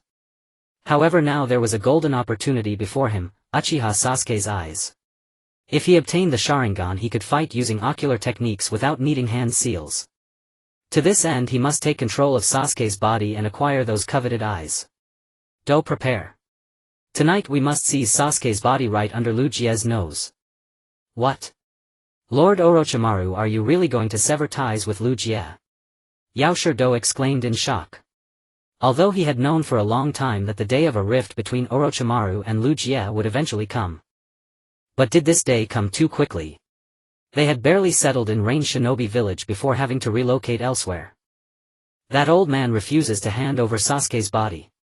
If this continues, Sasuke will only grow stronger, and by then we will have no chance to act against him, Orochimaru said coldly, his eyes filled with envy. He had introduced Sasuke to Liu Jie to help cultivate a vessel, not to let Liu Jie take over his vessel. Understood, Lord Orochimaru, I will prepare right away. Yao Shirdo turned around just as he was about to push the door open. Orochimaru called out to him saying, by the way, don't forget to prepare our experimental subjects. We cannot face the current Sasuke without them. With that, a strange smile appeared on Orochimaru's face. Under the night sky, the figures of Orochimaru and Yao Shirdo appeared atop the tall buildings of Rain Shinobi Village. The direction they were heading was unmistakably towards Sasuke's room. A few minutes later they arrived at Sasuke's door. With a creak the door was pushed open. Orochimaru and Yao Shirdo entered the room ominously. The room was small, containing only a rickety wooden bed. The person sleeping on the bed was none other than Uchiha Sasuke. Orochimaru licked his lips, revealing an exceedingly greedy gaze as he slowly approached the bedside. The long-desired Sharingan was now within reach and he felt an overwhelming excitement. Orochimaru, what are you doing in my room so late? Suddenly Sasuke opened his eyes and asked in a deep voice. He hadn't been asleep. Orochimaru and Yao Shirdo were both taken aback. They had chosen to strike at 2 in the morning. This time was typically when humans were deep in sleep, even the loudest noise might not wake someone up. However, Sasuke's vigilance was so high that they didn't even have a chance to act. Seeing that their plan had been exposed, Orochimaru couldn't care less. He lunged at Sasuke, trying to invade his body as quickly as possible. But just as Orochimaru was within 3 feet of Sasuke, a powerful repulsive force erupted around Sasuke like a tempest. Boom! Orochimaru was sent flying several meters away, crashing deeply into the wall of the corridor. The wall's floor and even the ceiling of the room were utterly destroyed. This isn't Shinra Tensei, is it? Yao Shirdo, gathering chakra underfoot, looked at Sasuke in astonishment. Shinra Tensei was a technique of the Rinnegan. How could Sasuke with only the Mangekyo Sharingan achieve this? Just as Yao Shirdo was filled with doubts, a puffing sound occurred and white smoke enveloped Sasuke. Then Liu Jie's figure appeared before them. It's you. Yao Shirdo stammered, trembling, feeling as though he could die at any moment. Had he known Liu Jie was waiting here, he would have never joined Orochimaru in infiltrating Sasuke's room, even if it meant breaking his legs. Orochimaru, I didn't expect you to actually make a move. Thanks to my vigilance, Sasuke would have fallen into your hands tonight otherwise. Liu Jie slowly stepped out of the room, moving closer to Orochimaru. Since earlier Yao Shirdo had been so frightened that his legs felt weak, unable to move. Now he stood there dumbfounded, shaking all over. He understood one thing very clearly: opposing Liu Jie meant only one path: death. Why are you still dawdling? Quickly bring out the prepared items. Under Orochimaru's stern reminder, Yao Shirdo's heart jolted and he finally snapped back to reality, hastily performing the seals. Ninjutsu summoning technique. Yao Shirdo quickly formed the seals, and then a wooden coffin burst forth from the ground, blocking his path. Oh. A coffin. Is it the Impure World Reincarnation technique? Liu Jie instinctively halted, feeling alert. The Impure World Reincarnation technique could summon and resurrect the dead from the underworld. Yao Shirdo had previously summoned countless powerful figures with this technique, which had triggered the Fourth Shinobi World War. Among them, the most powerful was none other than Uchiha Madara. If Uchiha Madara were summoned, things would become very troublesome. It wasn't that Liu Jie feared Madara, rather if they engaged Madara in battle, Rain Shinobi Village would be leveled. Clang! When the coffin lid was opened and dropped to the ground, the true form of the person within was revealed. A robust figure clad in warrior attire, wearing a gas mask, looked extremely eerie. Yet from him not a hint of life could be felt. Oh! The former leader Hanzo the Salamander. Liu Jie was somewhat surprised. He hadn't expected these two to actually dig up Hanzo's grave, showing great effort. Meanwhile, hearing the commotion, the Rain Shinobi guards quickly rushed to the corridor surrounding Orochimaru and Yao Shirdo. Although the village was typically managed by Orochimaru and Yao Shirdo, the people still revered Liu Jie, who possessed absolute power. As the rain shinobi surrounded them, Hanzo, revived through Impure World Reincarnation, slowly emerged from the coffin. Isn't this Lord Hanzo? How is this possible? Lord Hanzo has been revived. This is terrifying, the level of confrontation. I think we shouldn't be here. Suddenly all the rain shinobi guards' pupils dilated and their bodies trembled violently. An overwhelming fear. A being once known as a demigod. Revived suddenly from a coffin and emerging from it. What kind of horror was this? The group of rain shinobi guards dared not stay any longer and turned to flee without a moment's hesitation. At this moment Orochimaru emerged from the dented wall. Hanzo had originally been his trump card against Sasuke, but he never expected to use it here. Senior Uchiha, you can take your time catching up with the former leader. Since you won't hand over Sasuke's body, I will look for another opportunity later. With that, he and Yaoshiro turned into two afterimages, vanishing away. In the narrow corridor only Uchiha and Hanzo remained. These two little brats have quite a sense of self-awareness. Uchiha smiled indifferently, watching Orochimaru and Yaoshiro retreat without pursuit. With Hanzo the demigod here, he had no time to concern himself with those two. Yaoshiro had summoned Hanzo merely to buy time. If he truly hoped to defeat Uchiha this way, then earlier they wouldn't have fled so decisively. After Ban Zong stepped out of the coffin, his consciousness slowly returned. When he opened his eyes and first saw Uchiha, his pupils constricted involuntarily and a look of profound astonishment crossed his face. Old man Uchiha, you actually escaped the blood prison. Uchiha snorted. Ban Zong, watch your tongue. I carved my way out honorably, I did not flee. Uchiha spoke with casual indifference. For most, the blood prison is a place from which none return. Ban Zong could never have imagined that Uchiha had by his own strength fought his way out from its deepest depths. Not only that, he had razed the entire Ghost Lantern City to ruin. Slew his way out. Old man Uchiha, you are formidable indeed. Ban Zong drew a scroll and summoned his weapon, a scythiax, then declared, your road ends here. I will settle you on behalf of Tuan Zong and consign you back to the blood prison beneath the Yellow Springs. You expect that from you? Uchiha sneered, instantly circulating his chakra, then shouted the technique name, Shinla Tiansai. Beneath the tower the rain shinobi guards had gathered. They looked up with faces struck by disbelief. Wait, did I really see that just now? Lord Ban Zong has actually revived. You are not the only one who we saw Lord Ban Zong step out of the coffin. What do we do now? Should we side with Lord Ban Zong or Chief Uchiha? Of course with Lord Ban Zong. He is called a demigod, the pinnacle of the ninja world. The pinnacle. Then how was he slain by Paien? Let me tell you, Chief Uchiha could even defeat the god Paien. Siding with him is surely the right choice. In an instant the rain shinobi split into conservative and newcomer factions. Some spoke to Ban Zong, others to Chief Uchiha. At that moment a violent explosion thundered from atop the tower. With the roar the entire structure sheared in two iron sheets and chunks of stone tumbled down. This is bad. The rain shinobi on the ground scattered in panic. As they fled, a silhouette shot out of the explosion like a missile, flipped through the air and slammed into the earth, seconds later raising a great plume of dust. Those conservatives who had defended Ban Zong now stood mute and abashed. The flying figure was none other than Ban Zong, clad in martial armor. How is this possible? Even Lord Ban Zong was. The rain shinobi gaped, frozen in place. Ban Zong had been famed as a demigod, once standing at the summit of the ninja world. Yet under Uchiha's hand he had not withstood a single blow. How terrifying that power was. Ban Zong lay in the great crater, his eyes full of fear. He recognized that force all too well. It was the very technique Mi Yen had used when he killed him. Damn it! When did Uchiha become this strong? As Ban Zong staggered with doubt, the sky suddenly trembled with a blinding light. Though night had been sparse with moon and stars, it flared like midday, terrible and unbearable. A cold voice echoed across heaven and earth, Ba Shi Shen Kong Ji. Then a colossal blast erupted and engulfed Ban Zong on the ground. It was Yuji Bo Uchiha. Ban Zong barely had time to try to flee. Beneath that unleashed terror his body was pulverized outright. The newcomer faction among the rain shinobi wore fanatical expressions. Demigod? What nonsense! Before our Lord Uchiha, even that supposed demigod is instant prey. Those conservatives who moments before had considered aiding Ban Zong now all drew their necks in fear. This is utterly terrifying. A demigod. Truly a demigod. Though his sudden resurrection was strange, he remained a towering figure of the age. Yet seeing the scene as if a bomb had detonated, the conservatives could only sigh and resolve to keep a lower profile in the village from now on. After the battle, a great pit gaped in the village. Ban Zhang's body had been utterly dispersed, there was no need even for a sealing ritual. Lu Jie floated to the highest iron tower of the Rain Village and gazed toward the direction De Shiwan and his companion had fled.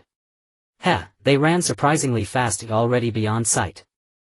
Lu Jie shook his head and sighed, this is for the worse, the ninja world will know no peace.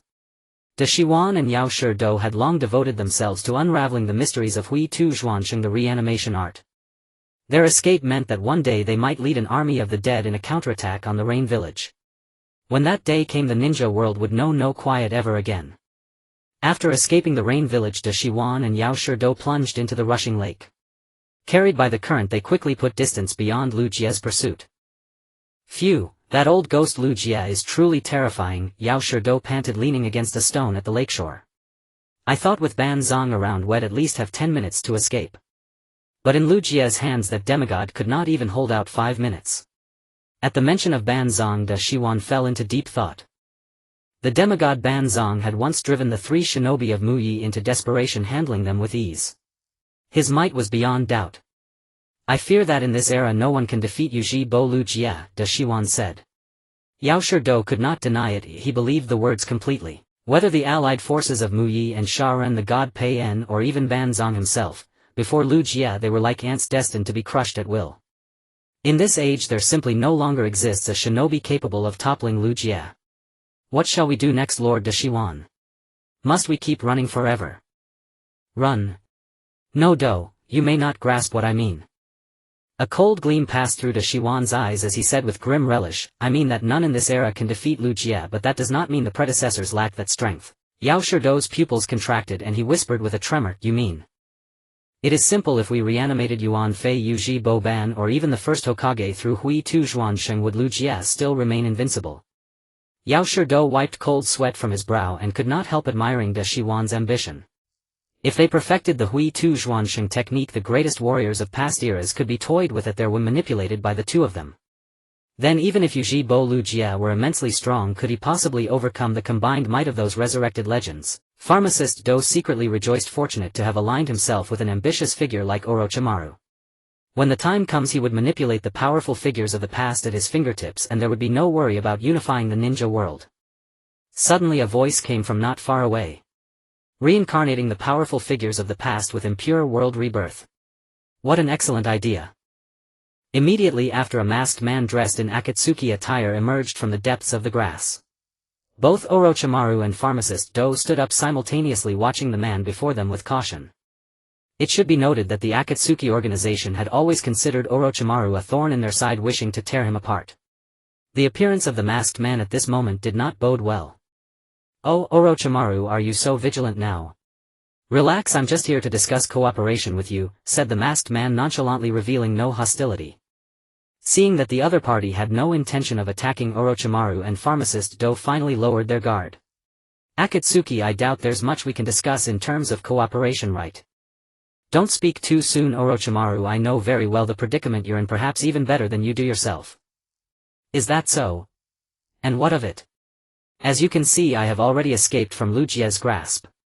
Well, you've escaped, but what do you plan to do next? Hide and seek. Live forever in Lu Jie's shadow. Upon hearing this, Orochimaru fell silent. The masked man's words undoubtedly pierced his heart. He had originally planned to follow the scheme, seize Uchiha Sasuke's body, attack Konohagakure and unite the 5 great nations under Lu Jie's banner. On this continent he could be considered a being second only to one. But unexpectedly Lu Jie had severed ties with him simply because of a pair of eyes belonging to Uchiha Sasuke. While feeling cold-hearted, Orochimaru also harbored resentment towards Lu Jie. He truly wished for an opportunity to tear Lu Jie to shreds. However, he lacked that kind of strength. Seeing Orochimaru lost in thought, the masked man continued, as long as you're willing, perhaps we can join forces to combat Uchiha Lu Jie. Oh. Is that so? Orochimaru raised his gaze, re-evaluating the masked man before him. I'm on your Akatsuki's blacklist. What reason do you have to assist me? Well, since we're bound to cooperate sooner or later, I might as well tell you. Akatsuki's Daidara Haiden Uchiha Itachi and even the leader Pain have all fallen to the hands of Uchiha Ryūsuke. If he continues to act recklessly, perhaps even more of Akatsuki's members will sacrifice themselves. That is something I absolutely cannot allow. So you're also afraid of that old Ryūsuke? Orochimaru licked his lips, speaking with malicious enjoyment. If that's the reason, then it wouldn't be surprising for the masked man to seek his cooperation. Cooperating with you isn't out of the question. But what about Scorpion and Deidara? How will you explain that? Don't forget, those two hate me to the bone. Rest assured, I will issue them a warning. If they dare to take action against you, it will be treated as a betrayal of the organization. From what I know, their tempers aren't too good. Why would they listen to you? Just because I am Uchiha Madara. After saying that, the masked man glared with his right eye. A finely crafted Mangekyo Sharingan appeared before Orochimaru and Pharmacist Do. Both of them felt a chill run down their spines, their hearts filled with shock. In the Rain Ninja village atop a high tower, Ryūsuke stood proudly gazing toward the northwest direction of Sunagakure. Now that he had resolved the internal turmoil with Orochimaru, he could focus on external threats. Currently the external threats are the two major ninja villages Konohagakure and Sunagakure. After their last failed expedition, these two villages will surely not be content and will seek an opportunity to come back. If that's the case, then they must be eliminated, leaving them no chance of resurgence.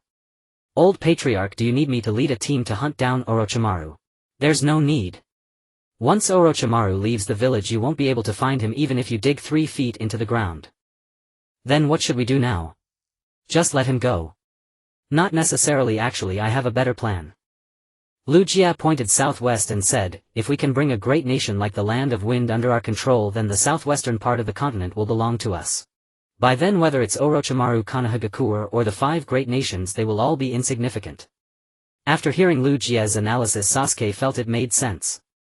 Currently the situation for them in the Rain Ninja village is that they are sandwiched between Konohagakure, Sunagakure, and the powerful Iwagakure. The 3 great nations form a 3-way stalemate, suffocating the Rain Ninja village without a chance to breathe. If one day the 3 great nations truly wake up and unite to attack the Rain Ninja village, then the countries allied with them, such as the Land of Grass, the Land of Rivers, and even the Land of Waterfalls, are also very likely to betray. Therefore, rather than sitting and waiting for death, it's better to take the initiative and carve out a territory. Then I'll set off now to attack Sunagakure. Sasuke said confidently, as if considering Sunagakure a wild boar village that he could kill at any time. Kid, that's a great nation. With your current strength you can't defeat it. Ryūsuke shook his head and scoffed. Think about these things when you can activate the complete Susanoo. Then what should I do while you attack Sunagakure? Your task is simple yet difficult. You are responsible for guarding the Rain Ninja village. Once there's an invasion from outside forces, report to me immediately. The external forces Ryūsuke refers to are naturally Konohagakure, Sunagakure, and Orochimaru. The news of his departure from the village cannot possibly go unnoticed by them. At that time, these guys are very likely to mobilize their forces to attack the Rain Ninja village. It is essential to have a powerful warrior like Sasuke present to deter them and cut off their thoughts. In Sunagakure, within the conference hall, Temari, Kankuro Maki and other powerful figures gathered here. Even the daimyo of the Land of Wind has come to attend. In the center of the hall stood the 5th Kazekage Gaara. Today he summoned everyone for this meeting, not for any other reason but to discuss Ryūsuke's upcoming military expedition against their Land of Wind. There's something everyone must understand. Uchiha Ryūsuke will soon march south, attacking our Land of Wind. There is something that everyone must be clear about. Uchiha Riku will soon lead his army south to attack our Wind country. After Gaara announced this matter, the atmosphere in the hall was filled with shock. They never imagined that Uchiha Riku would have the audacity to attack their Wind country. Wind Shadow, is your intelligence reliable? A small village like Rain Ninja village dares to attack our great nation. The feudal lord of the Wind country said while covering his mouth with a small fan. The feudal lord was evidently unaware of the shock that Uchiha Riku had brought to the ninja world since he had emerged from the bloodbath.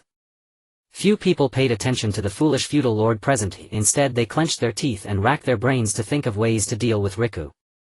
Can we find a way to ease the tense relationship between us and Rain Ninja village? Kanjiro suddenly spoke up. Ease relations? Are we as a great nation supposed to bow to a nameless small country? Shori said assertively.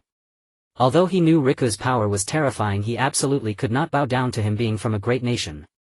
Here Maki stroked his chin and pondered. Uchiha Riku has always been one to repay grudges, and he is zero tolerant towards those who threaten his position. This battle is unavoidable, we can only fight it out. Isn't Konoha our ally? We can request their support. The feudal lord's words were once again ignored by everyone. Perhaps he did not know that Konoha was barely able to protect itself, let alone worry about Suna. At most they would just send a few teams to provide assistance. At this moment Igara as the Wind Shadow spoke, the reason we did not win in the previous battle was that we were on Rain Ninja Village's territory. But now it's different, we will fight on our own territory, which gives us a significant advantage. Looking out, the Wind Country was filled with sand. Although the geographical environment was extremely harsh for someone like Gaara who could control sand, it was an excellent battlefield. Given such geographical conditions, one could say Gaara would be invincible. It can only be this way. We will set the battlefield outside the village where there is more yellow sand and then request Konoha's assistance. Even if we cannot defeat Uchiha Riku, we will not lose this battle. After hearing Maki's report, everyone looked at each other and nodded in agreement with this plan. Then it's settled. We will set the battlefield 2 kilometers outside the village and lay numerous traps to prepare for the invasion of Rain Ninja Village. As the Wind Shadow, Igara issued the orders. Thus the meeting concluded and the attendees dispersed. Only Maki headed to an inconspicuous building in Suna, seeking to summon those two out of retirement. 3 days later, at the entrance of Rain Ninja Village, Riku gathered a troop of about 100 and prepared to set off. At this moment Sasuke hurried over from a distance, asking in surprise, "Old clan leader, are you sure you only want to bring this few people?" Looking around, this 100 indeed belonged to the elite of Rain Ninja Village. But facing such a strong nation like Suna, isn't this number a bit insufficient? Riku glanced at his troops and said nonchalantly, "Absolutely sure these people are enough for me to attack Suna." "Old clan leader, you need to reconsider if that is Suna. I think it is necessary for you to bring 10 times this number of troops." Sasuke's words were not meant to boost others' spirits while diminishing his own. During the Chunin exam he had once battled Gaara from Suna. In his mind the latter was an absolute monster. If it weren't for Naruto summoning the Great Toad in time, perhaps no one could have stopped Gaara's slaughter. "Don't worry, I have my own measures, you just need to guard Rain Ninja Village well." Riku's lips curled slightly as he led his troops southwest. Watching Riku's departing figure, Sasuke couldn't help but break into a sweat. With the strength of only 100 people he wishes to conquer a nation. How terrifying must the old clan leader's power be? On the Konoha side, after receiving Suna's request for assistance, Tsunade immediately dispatched people to support Suna. "Kakashi and Guy, you two lead your teams and head to Suna for support." "Huh? Support Suna?" Guy asked in confusion, clearly unaware that Suna was already in a precarious situation. Of course Uchiha Riku has already taken people to Suna. His goal here is to conquer the Wind Country. What? Conquer the Wind Country? Upon hearing this news, even Kakashi beside him couldn't sit still, his eyes wide open. The Wind Country is one of the 5 great nations. Although its combat power cannot be compared to Konoha, it is still quite formidable. Even more deadly is that they have a tailed beast like Shikaku. Because of this, no one has dared to lay a hand on Suna until now. Surprised, Kakashi continued to ask, "As far as I know, Rain Ninja Village doesn't have many ninjas, right? If he dares to personally attack Suna, what will happen to Rain Ninja Village?" Alas, Rain Ninja Village indeed does not have many troops. But Uchiha Riku only took 100 people when he left the village. Unless we deploy all our forces, even if Uchiha Riku is not present, we cannot easily take Rain Ninja Village. Lady Tsunade, are you joking? Uchiha Riku dares to attack Suna with only 100 people. Kakashi expressed his disbelief. No matter how strong Riku was, he couldn't be so arrogant. Seeing that he did not believe her, Tsunade had no choice but to say frankly, "Our intelligence department has been tailing Uchiha Riku, so do not doubt any of the above content." Hearing this, Kakashi couldn't help but feel disappointed. If Riku took away so few troops, then the typical tactics of surrounding Wei to save Zhao would have no effect. Unless Konoha could mobilize the entire nation to invade Rain Ninja Village. But this was clearly impossible, as Konoha itself could barely protect itself. How could it have the energy to attack other villages in the short term? Alright, but before that I have another question. Kakashi pondered for a few seconds and said, "Now that the 7th squad is not enough to form a 4-person team, Naruto is still training sage arts at Mayaboku Mountain. Should I recall him?" "Of course, that is the reason I sought you out. This operation must rely on Naruto's sage arts to help Suna get through this challenge." "Mingren is still at Miamu Mountain, isn't he?" Have they summoned him back? Kakashi asked with some confusion. It is said that sage art chakra is the power of nature. Ordinary people cannot fully master it without prolonged cultivation. Even a genius ninja like his teacher Bofeng Shuimen could not skillfully use sage art chakra. In fact, he could hardly employ it in battle. I don't have a choice. First takes Wajing and Xiaoying to Shayin village. As for Mingren's matter. Speaking of this, Gangzhou seemed to recall something. She took out a large scroll from under the table and said, "This is a scroll entrusted to me by Zilai. If the battle breaks out, you open the scroll and perform the reverse summoning technique, and Mingren, who is far away at Miamu Mountain, will instantly appear before you." As expected of Lord Zilai. He had already prepared for this. Kakashi took the scroll and carried it on his back. After taking leave of Gangsho, he left the Fire Shadow's office together with Maite Kai. 20 minutes later, at the My Village entrance, Maite Kai's Team 3 and Kakashi's Team 7 gathered. Team 3 was fully present, but Team 7 was missing one person. Shaoli saw that Mingren had not arrived and asked with his thick eyebrows wide open, "Huh? Why hasn't Mingren come? That guy Mingren isn't late again, is he? Now everyone will have to wait for him again." Tian sighed and shook her head as if she had grown accustomed to Mingren's lateness. "Ahem, we don't need to wait for Mingren this time. We can set off directly." After speaking, Maite Kai turned around and said excitedly to Kakashi, "What do you say, Kakashi? Shall we have a competition? See who reaches Shayin village first." "I don't mind." Kakashi remained as lazy as ever, completely unfazed by Maite Kai's challenge. "Alright. See you at Shayin village." As soon as the words left his mouth, Maite Kai dashed forward with a whoosh, disappearing in seconds. Seeing this, Shaoli also shouted excitedly, "Burn my youth." Then he followed Maite Kai's footsteps and rushed out together. Only Kakashi's team along with Ning Ci and Tian were left behind, all wearing expressions of disdain. In the dark, cramped room, only Chang Men was present, his back covered with black rods.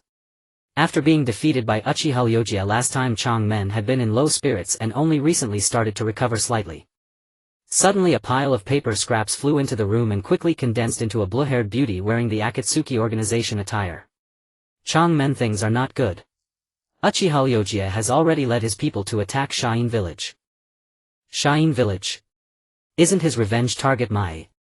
Why go to Shayin village?" "I'm not sure about the specific reason, but the Wind Shadow is our capture target. If he falls into Uchiha Ryūsuke's hands..." Xiao Nan then stopped speaking. Because Chang Men surely understood the severity of the matter better than she did. The existence of the Akatsuki organization is precisely to collect the 9-tailed beasts from each country, and none can be missing. If the one-tail Wai Luo falls into Luji's hands, then they can forget about gathering all 9-tailed beasts. Chang Men frowned, a few traces of gravity appearing on his brow. "This matter is no small thing. We must capture the one-tail before Uchiha Ryūsuke does." "Do you need me to handle it personally?" Xiao Nan asked inquiringly. No need. Let Didala and Xie go. The opponent is Uchiha Ryūsuke. If they can get the one-tail, these two can flee as quickly as possible. Xiao Nan nodded, and her beautiful body instantly turned into countless paper scraps floating out of the room. Meanwhile, after Ryūsuke led his small squad and left Yurin village, he swept through all obstacles and charged straight toward Shayin village. The guards on the border of the Wind Country were like chickens and pottery dogs in his hands, crushed within minutes without any chance of resistance. After entering the border, Ryūsuke advanced deep, undefeated. The Sand Ninja's defenses and traps set along the way were also useless. In just one day, Ryūsuke reached less than 5 kilometers outside Shayin village. This greatly frightened the daimyo of the Wind Country, who hurriedly assembled everyone for a pre-war meeting. "Hey! Haven't the reinforcements from my village arrived yet? Uchiha Ryūsuke is about to break into the village." At the mention of Uchiha Ryūsuke approaching the village, the daimyo of the Wind Country was so scared he couldn't even hold the palm leaf fan in his hand. "The reinforcements from my village. Only 2 squads. Kenjio Lang said in a low voice, his tone especially dejected. Unexpectedly, at the critical moment of the village's survival, my village only sent 8 people to rescue them. As allies, they felt rather disheartened. Humph, this is what they call allies. I warned you long ago not to put your hopes on you must develop and strengthen yourselves. The more critical the moment, the more unreliable the allies become." An old woman's voice sounded from the entrance of the hall. Everyone looked toward the voice and saw an old woman covered in age spots slowly walking in. Upon seeing her arrival, all present stood up to show their respect. Even Wei Luo as the wind shadow did the same. For this old woman was none other than the elder-level figure of Shayin village Grandma Qian Dai. Grandma Qian Dai found a seat and continued. This battle concerns the life or death of the village. As a ninja of Shayin village, it is time for me to contribute my efforts. Upon hearing that Grandma Qian Dai would take action, the previously terrified daimyo became excited and voluntarily admitted his mistakes to her. As long as she agreed to come out, he guaranteed that in the future all funds and provisions would be used to develop Shayin village's military, and they would never again rely on my village's aid. At this point, Wei Luo as the wind shadow spoke up. Since Uchiha Ryūsuke is less than 5 kilometers away, we shall head to the battlefield immediately and intercept him 2 kilometers outside the village. Understood. After the meeting adjourned, the Sand Ninjas led their teams and rushed to the battlefield. This battle was about the village's survival. They must give their all, even at the cost of death. On Luji's side, he had distanced himself from his squad and charged ahead toward Shayin village. Along the way, any sand ninja who attacked him either became a dried corpse burned by the burning release or was sent flying by Shinra Tensei. Soon, amid the swirling sand, the vast army of sand ninja guards appeared before him. Outside Sunagakure, yellow sand flew wildly in the sky. The sand shinobi army arrayed their forces across this land, a vast pitch-black expanse stretching as far as the eye could see, an awe-inspiring scale. Although the Wind Country was a weak nation this time, they faced the enemy Uchiha Ryūsuke, forcing them to mobilize the entire nation's military, locking horns to the bitter end. At this moment, the entire Sand Shinobi army was on high alert. All gripped their weapons tightly, awaiting the approaching foe. Even the genin, who had never seen battle before, now stood amidst the army, poised for combat. Hey, who are we going to war with? Why does it feel like the fourth great ninja war is about to break out? No idea. I hear it's the leader of the Range Shinobi village, and apparently quite formidable. Range Shinobi village? Isn't that a small country? Where does he get the courage to oppose a great nation like us? You greenhorn, stop your idle chatter.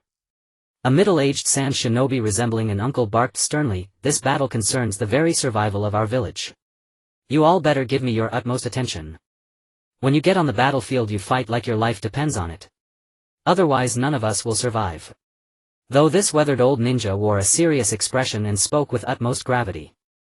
Yet it still left many inexperienced sand shinobi bewildered. Wasn't Range Shinobi village just a small nation? Its land area probably wasn't even a fifth of the Wind Country, so what was there to fear? According to the latest intelligence, Uchiha Ryūsuke separated from his 100-man squad and is approaching alone. What? Alone? Shocked by Maki's report, Gaara exclaimed, isn't Uchiha Ryūsuke far too confident? Daring to face our 1,000-strong army all by himself. Well. Though I can hardly believe it either, the facts are indeed so. Maki said with a wry smile, a hint of fear evident in his gaze. During the last invasion of the Range Shinobi village, he had witnessed Uchiha Ryūsuke's prowess firsthand. That level of power was beyond what ordinary humans could ever reach. As for the impending battle Sunagakure was about to face, dread swelled ever more in his heart. This was the terror of despair. Facing an opponent like a god, they might have no chance of victory. Helpless, Gaara stood at the forefront of the army, addressing those behind him. As the 5th Kazekage, I now issue this order: if the battle turns against us once combat begins, I permit all of you to retreat unconditionally. Gasps rippled through the ranks. At those words, the entire army stirred in agitation. Faced with a mere 100-man unit, the Kazekage was issuing an unconditional retreat order. What a joke. Did I hear wrong? The Kazekage is telling us to retreat unconditionally. Is a mere 100-man unit that terrifying? Retreat? Where to? The village is almost gone. What difference does retreat make? Exactly, I refuse to believe that our thousands can't beat his 100. Many battle-fresh sand shinobi, thinking the Kazekage was belittling them, grew eager to prove themselves, calling out to challenge Uchiha Ryūsuke personally. But then something that would utterly shake them occurred. In the distance on a sand dune, a figure appeared, walking slowly toward the army. At first they thought it was a scout returning, but as the figure drew nearer they saw it was an old man's face. That couldn't be right. How could someone from intelligence be that old? Could this be the enemy leader Uchiha Ryūsuke? Was this old man too arrogant? Standing alone against their entire army. As Uchiha Ryūsuke arrived, Kazekage Gaara shouted, all troops hear me. Commence battle. Roar.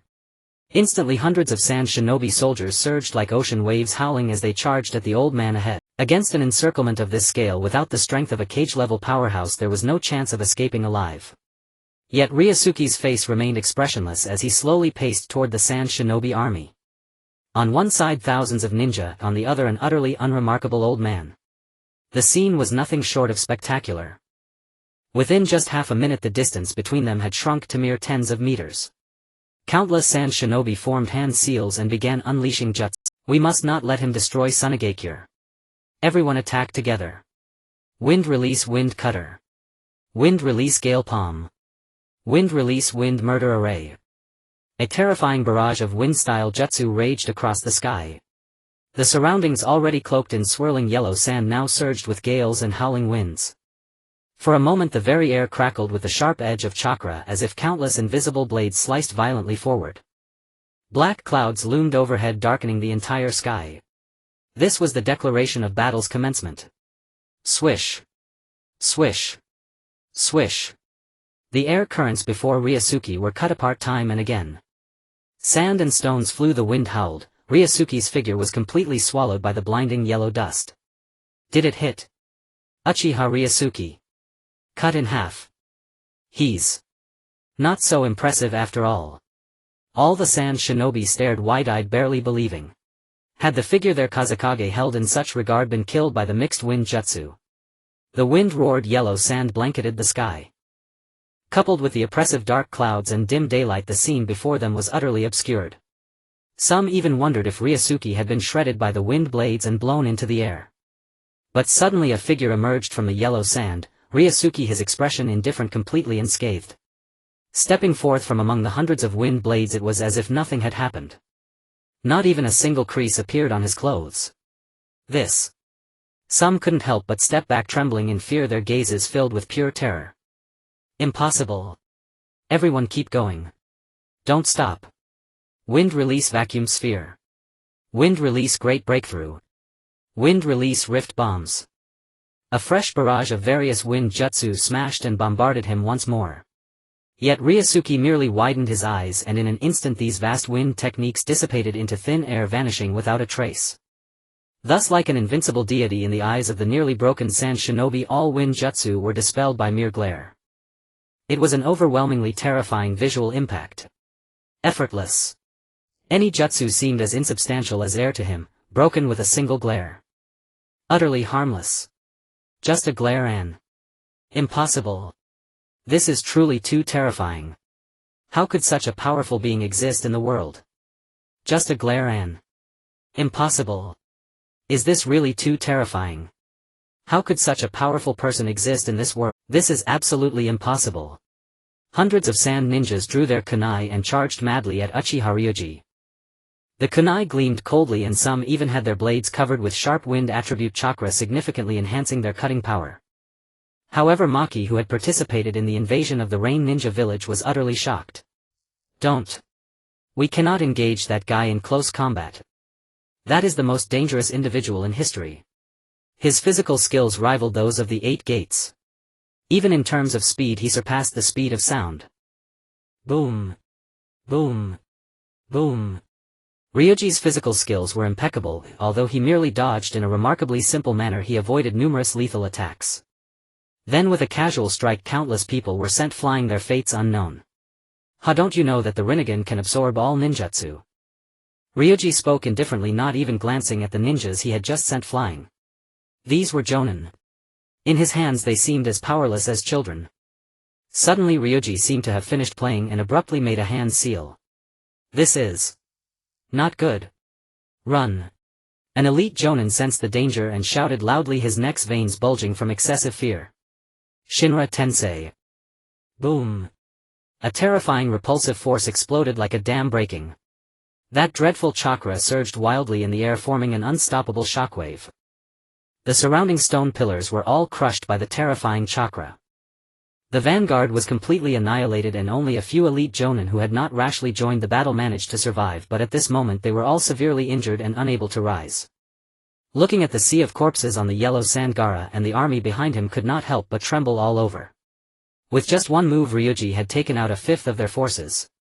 In an instant an unprecedented sense of fear spread, that terrifying feeling.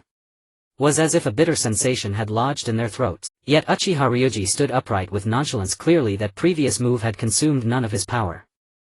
Why? Why? What did we do wrong? Why must we suffer such a blow? The Sand Ninja army was nearly in despair, trembling uncontrollably. If heaven were to give them another chance, they would never invade the Rain Ninja village and provoke Uchiha Ryūsuke. However, at this moment, Uchiha Ryūsuke. A cold voice suddenly rang out. In the army a figure rushed in quickly. It was an elderly woman. She was dressed in plain hemp clothing, appearing extremely ordinary. But when the Sand Ninja army saw her appear, their previously hopeless expressions slightly brightened, no longer looking as pitiful and helpless as before. Lady Chiyo. How wonderful. Lady Chiyo is going to make a move. Now we have hope. She is the foremost puppeteer of our time. Those who knew Chiyo well shouted excitedly, their eyes filled with anticipation. However, Makigara and the others still frowned, harboring no optimism about the battle's outcome. Even if Chiyo is the foremost puppeteer of our time, she is facing none other than Uchiha Ryūsuke, known as the most dangerous individual in history. The gap in strength between the two sides was evident. Without Super Shadow level power, there was simply no way to confront Uchiha Ryūsuke. Lady Chiyo, are you really going to fight him? Kankuro shouted from behind, his tone revealing a hint of fear. He was genuinely worried for the puppeteer elder. After all, her opponent was Uchiha Ryūsuke. Meanwhile, Tamari gripped her 3-star fan and rushed forward. Kankuro, don't hesitate, let's go together. Oh. Seeing Tamari and Lady Chiyo both charging forward, Kankuro could no longer hesitate, pulling out his puppet scroll to follow suit. Chiyo, who was about to rush to Ryūsuke, pulled out a bundle of scrolls from her waist pouch. I originally thought I would never need this again, but it seems impossible now. Let the show begin. With a swish, the scroll was opened and Chiyo immediately began to perform the hand seals. Following that, the patterns on the scroll transformed into swirling purple chakra emerging forth. In the end, 10 white puppets were formed. The 10 machine puppets. The Hunin 10. These were crafted by the puppeteer's ancestor Bunzaman, each puppet possessing its own weapon, extremely aggressive. Years ago this collection of puppets destroyed a city. But puppet techniques. Just a form of trickery hardly worth mentioning. Ryūsuke said with an air of indifference, what of the works of the puppeteer's ancestor? Whether it's his creations or even the ancestor himself, he would not hold back. 80 God airstrike. Ryūsuke shouted quietly, striking a punch. Boom.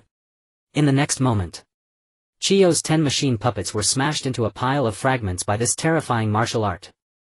The residual force did not dissipate, instead it surged toward the Sand Ninja army behind that terrifying power, sending hundreds of them flying before gradually dissipating. Kankuro, who initially intended to open the scroll and fight alongside Chiyo, was completely frozen in place upon witnessing this scene, the scroll slipping from his grasp.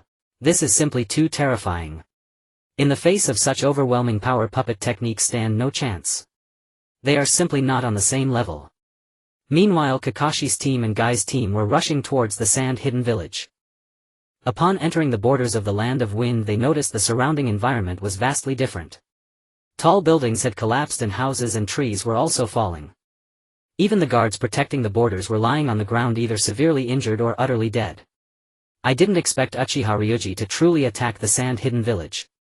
Facing this situation, Gai's expression was grave, completely devoid of the youthful energy he had upon arrival. Actually, this is a good thing. It indicates that he doesn't yet have enough confidence to attack Konoha, otherwise he wouldn't have targeted the weaker Sand Hidden Village. Kakashi appeared very calm, yet his heart was heavier than anyone else's. He remembered how his father had a harmonious relationship with Ryūsuke and repeatedly stated that Ryūsuke was not an irredeemable villain. Could it be that Konoha truly owes him an apology? Perhaps in that god-slaying battle years ago, Ryūsuke did not betray the village but was unjustly labeled as a villain by certain hawkish factions. After all, this indeed aligns well with Danzo's modus operandi. In fact, ever since Lu Jie was regarded as a rogue ninja by Konoha, Kakashi had his doubts about the authenticity of this matter. Firstly, he was unable to steal intelligence from the higher-ups, and secondly, Lu Jie had already been imprisoned in the Blood Prison. Even if the truth were uncovered, what difference would it make? Moreover, being a member of the Uchiha clan staying in the Blood Prison was not necessarily worse than being ostracized in Konoha.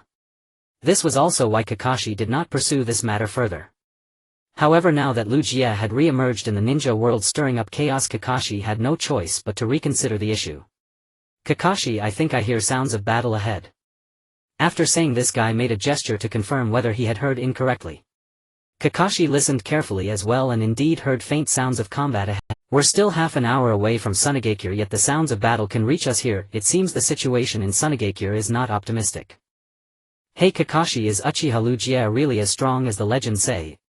Guy swallowed and asked. There was a reason for his question, as the last time he discovered the army Kakashi had brought back, the casualties were so severe that it could only be described as tragic. Moreover, the surviving ninjas were all pale-faced as if they had experienced some significant trauma. In response to Guy's question, Kakashi's expression changed and he revealed an unprecedented seriousness in his eyes. He is stronger than any opponent I have ever faced, even surpassing my father Konoha's White Fang. On the battlefield of Sunagakure, Kyo's 10 puppets were directly shattered into pieces by Ryūsuke with a single punch. The eager Temari and Kankuro along with others instinctively took a step back, their faces filled with horror. The terrifying aspect of the 10 puppets lies in their ability to conquer a city. Yet even such a formidable puppet could not withstand a single blow from Ryūsuke. Who dares to fight from Sunagakure now? Gaara, our Sunagakure no longer has anyone who can contend with Uchiha Ryūsuke. From now on it relies solely on you. Maki looked at Gaara, who stood atop the sand cloud, and said. Gaara nodded, slowly floating towards the center of the battlefield supported by the sand cloud. Look! It's Lord Kazekage. Is Lord Kazekage going to take action? Great! With Lord Kazekage's intervention we might have a chance to defeat Uchiha Ryūsuke. That's for sure. Lord Kazekage is the hope of our village. As Gaara in his capacity as Kazekage prepared to personally intervene, the Sunan ninja army erupted in cheers, rallying behind him. Gaara held a dual identity. He was not only the widely recognized Kazekage but also the ultimate weapon representing Sunagakure. He was the spiritual pillar of Sunagakure, the dawn of victory for all Sunan ninjas. Uchiha Ryūsuke, you must retreat to Amigakure. This is the territory of the Land of Wind and you cannot act recklessly. Gaara stood atop the sand cloud, sternly admonishing. However, Ryūsuke merely glanced at him and continued forward, seemingly indifferent. Seeing that his warning was ineffective, Gaara had no choice but to make a hand gesture and then shouted, "Quicksand waterfall." As soon as he finished speaking, the entire earth began to surge. Subsequently, the sand on the ground formed towering waves reaching dozens of meters high. It obscured the sky and blotted out the sun. Boom! The sand waves lunged at Ryūsuke like a beast, completely engulfing him. Half a minute later, the center of the battlefield finally regained its tranquility. The Sunan ninjas cheered and rejoiced upon seeing the once invincible elder buried beneath the quicksand, celebrating and cheering for Kazekage. However, only Maki, Temari and others remained pessimistic about the battle's prospects. After all, their opponent was Uchiha Ryūsuke. How could he be easily defeated? They even felt a sense of insurmountable dread. Is Elder Ryūsuke really defeated like this? Kankuro cautiously asked, seemingly still unable to believe what was happening before him. I don't know, Temari also said tremulously, but so far no other situation has been discovered. Meanwhile, Gaara slumped onto the sand cloud, letting out a long sigh. Quicksand waterfall was one of his strongest killing moves. The enemies who had fallen victim to it were now essentially buried underground, becoming a handful of yellow earth. Originally he had not intended to use this move to defeat Uchiha Ryūsuke. But unexpectedly this guy was too overconfident to face the quicksand waterfall directly, so losing was no injustice. Next, if I can take care of the remaining 100 rain ninjas, this battle will end. Gaara gazed into the distance, preparing to deal with the follow-up forces brought by Ryūsuke. But just at that moment the earth began to tremble and rumble. Immediately afterward, the area where Ryūsuke had been buried exploded, creating a large pit. In an instant, sand and stones flew through the air and a fierce wind howled. Ryūsuke emerged from the pit, stepping out as if entering a realm devoid of other. How is this possible? Gaara's eyes narrowed, his face filled with astonishment. His quicksand waterfall could wipe out an entire army, yet it couldn't handle just one Uchiha Ryūsuke. At this moment Maki shouted from behind, "Gaara, quickly lift the seal within you, or Sunagakure will have no one to match him." Hearing about lifting the seal, both Temari and Kankuro exhibited looks of shock, turning to Maki. "What are you doing? Are you crazy? You actually want to use that thing inside Gaara?" "Absolutely not. If Gaara goes berserk, no one will be able to stop him." Temari and Kankuro shared the same thought. Gaara must not be allowed to lift the seal within him. For the entity inside him was not just any ordinary danger. You two are the ones who are insane. What's more important, Gaara or Sunagakure, or even the entire Land of Wind? Maki's words were undoubtedly from a broader perspective. It didn't matter if Gaara went berserk, if the destruction of the land of wind and Sunagakure would be the most fatal. In response, Temari and Kankuro could only grit their teeth, unsure of what to say. But it was evident from the expressions on their faces that they were anxious and particularly unwilling. Alright, I understand. Gaara jumped down from the sand cloud, closed his eyes and stopped trying to suppress the turmoil within him. As Kazekage, his responsibility was to protect the village and the people behind him. Even if it meant sacrificing his life, he would do so without hesitation. Gaara's body gradually transformed into a monstrous form covered in sand adorned with black patterns. Following that, a series of explosive sounds erupted, and within the massive white mist a colossal figure emerged. The enormous figure's body was even 3 to 4 times the size of an elephant. Undoubtedly the monster within Gaara had been awakened. After the white mist dispersed, a gigantic tanuki appeared before everyone's eyes. The tanuki's body was made of sand covered in black curse marks. Without a doubt this was the monster sealed within Gaara's body, a tailed beast known as Shikaku. Roar! As soon as Shikaku was revived, it let out a furious roar. The shockwave generated by its roar sent sand and stones flying into the sky. Ahahaha, I'm finally out! Shikaku exclaimed excitedly, its piercing cries echoing through the heavens and the earth. Having been suppressed within Gaara for so long, it naturally harbored a great deal of resentment. Now that it was released, a massacre was inevitable. Is this old man the one I'm supposed to kill? He doesn't seem like much to me. Shikaku's face revealed a wicked smile as it looked at the figure on the ground. What's a mere human ninja compared to it? In comparison to its massive form, the man was nothing more than an insignificant ant. In the past on the battlefield, countless human ninjas had been crushed by its paw. Why would it care about this one before it now? However, Gaara suddenly lifted his head, revealing his deep wave-like eyes without reservation before Shikaku. It was as if those eyes could encompass everything, like the myriad forms of nature. When Shikaku saw the profound gaze of Gaara, its pupils contracted and its gigantic body involuntarily recoiled. This is the eye of the Sage of Six Paths. No one knew better than it that those were the eyes that only the Sage of Six Paths could possess. The Rinnegan. Even the powerful Uchiha Madara from the Warring States period only possessed the Mangekyo Sharingan, which was nowhere near the level of the Rinnegan. But even the Mangekyo Sharingan could control tailed beasts with ease, let alone the Rinnegan that surpassed it. On the side of the Sand Ninja army, although the others did not know what was happening, beads of cold sweat had already formed on their foreheads. It should be known that Shikaku's appearance was undoubtedly accompanied by fear, brutality, bloodshed and slaughter. However, this time was different, for Shikaku was actually trembling. It was afraid of something. How is this possible? Seeing this scene, Maki's face turned pale. The monstrous Shikaku had always been the one to intimidate others, how could anyone intimidate it? But today the appearance of Uchiha Gaara completely shattered his worldview. A creature as massive as a mountain was actually frightened by a tiny human ninja. How terrifying could this be? Did I see that wrong? Is Shikaku actually trembling? This is the desert, there's no such thing as cold temperatures to freeze. Damn. That monster can't really be afraid, can it? Not only Maki but even the Sand Ninja army began to murmur among themselves. The usually violent and terrifying Shikaku at this moment resembled a well-behaved cat, remaining completely still in place. It even had to retreat with each step Gaara took forward. The notion of cold air returning and trembling due to low temperatures was completely shattered at this moment. There was no need to think further, Shikaku was indeed afraid. And it was fear tinged with terror. At this point, Kakashi's and Gai's squads arrived just in time after Shikaku appeared. Although they were puzzled by Shikaku's abnormal behavior, their immediate priority was to join forces with the Sand Ninja army. During this process, the group saw the devastated battlefield and the piles of dead Sand Ninjas, feeling a deep sense of shock within. Especially Niji, Tenten, Lee, Sakura and Sai. They believed that in a battle of this scale there was no room for them to intervene. Even Kakashi and Might Guy wore particularly serious expressions. Kakashi, if we're not a match for Uchiha Gaara, perhaps I can open the 8th gate. Fool. What are you saying? You'll die if you do that. Kakashi sternly reprimanded, the will of fire we inherit is meant to protect Konoha. The military strength of the Sand Ninja is so weak, what if you open the 8th gate and fail to defeat Uchiha Gaara? Konoha needs your help the most. After hearing Kakashi's words, Guy finally abandoned the thought of opening the 8th gate. Indeed, he was not a Sand Ninja and had no need to fight to the death for another village.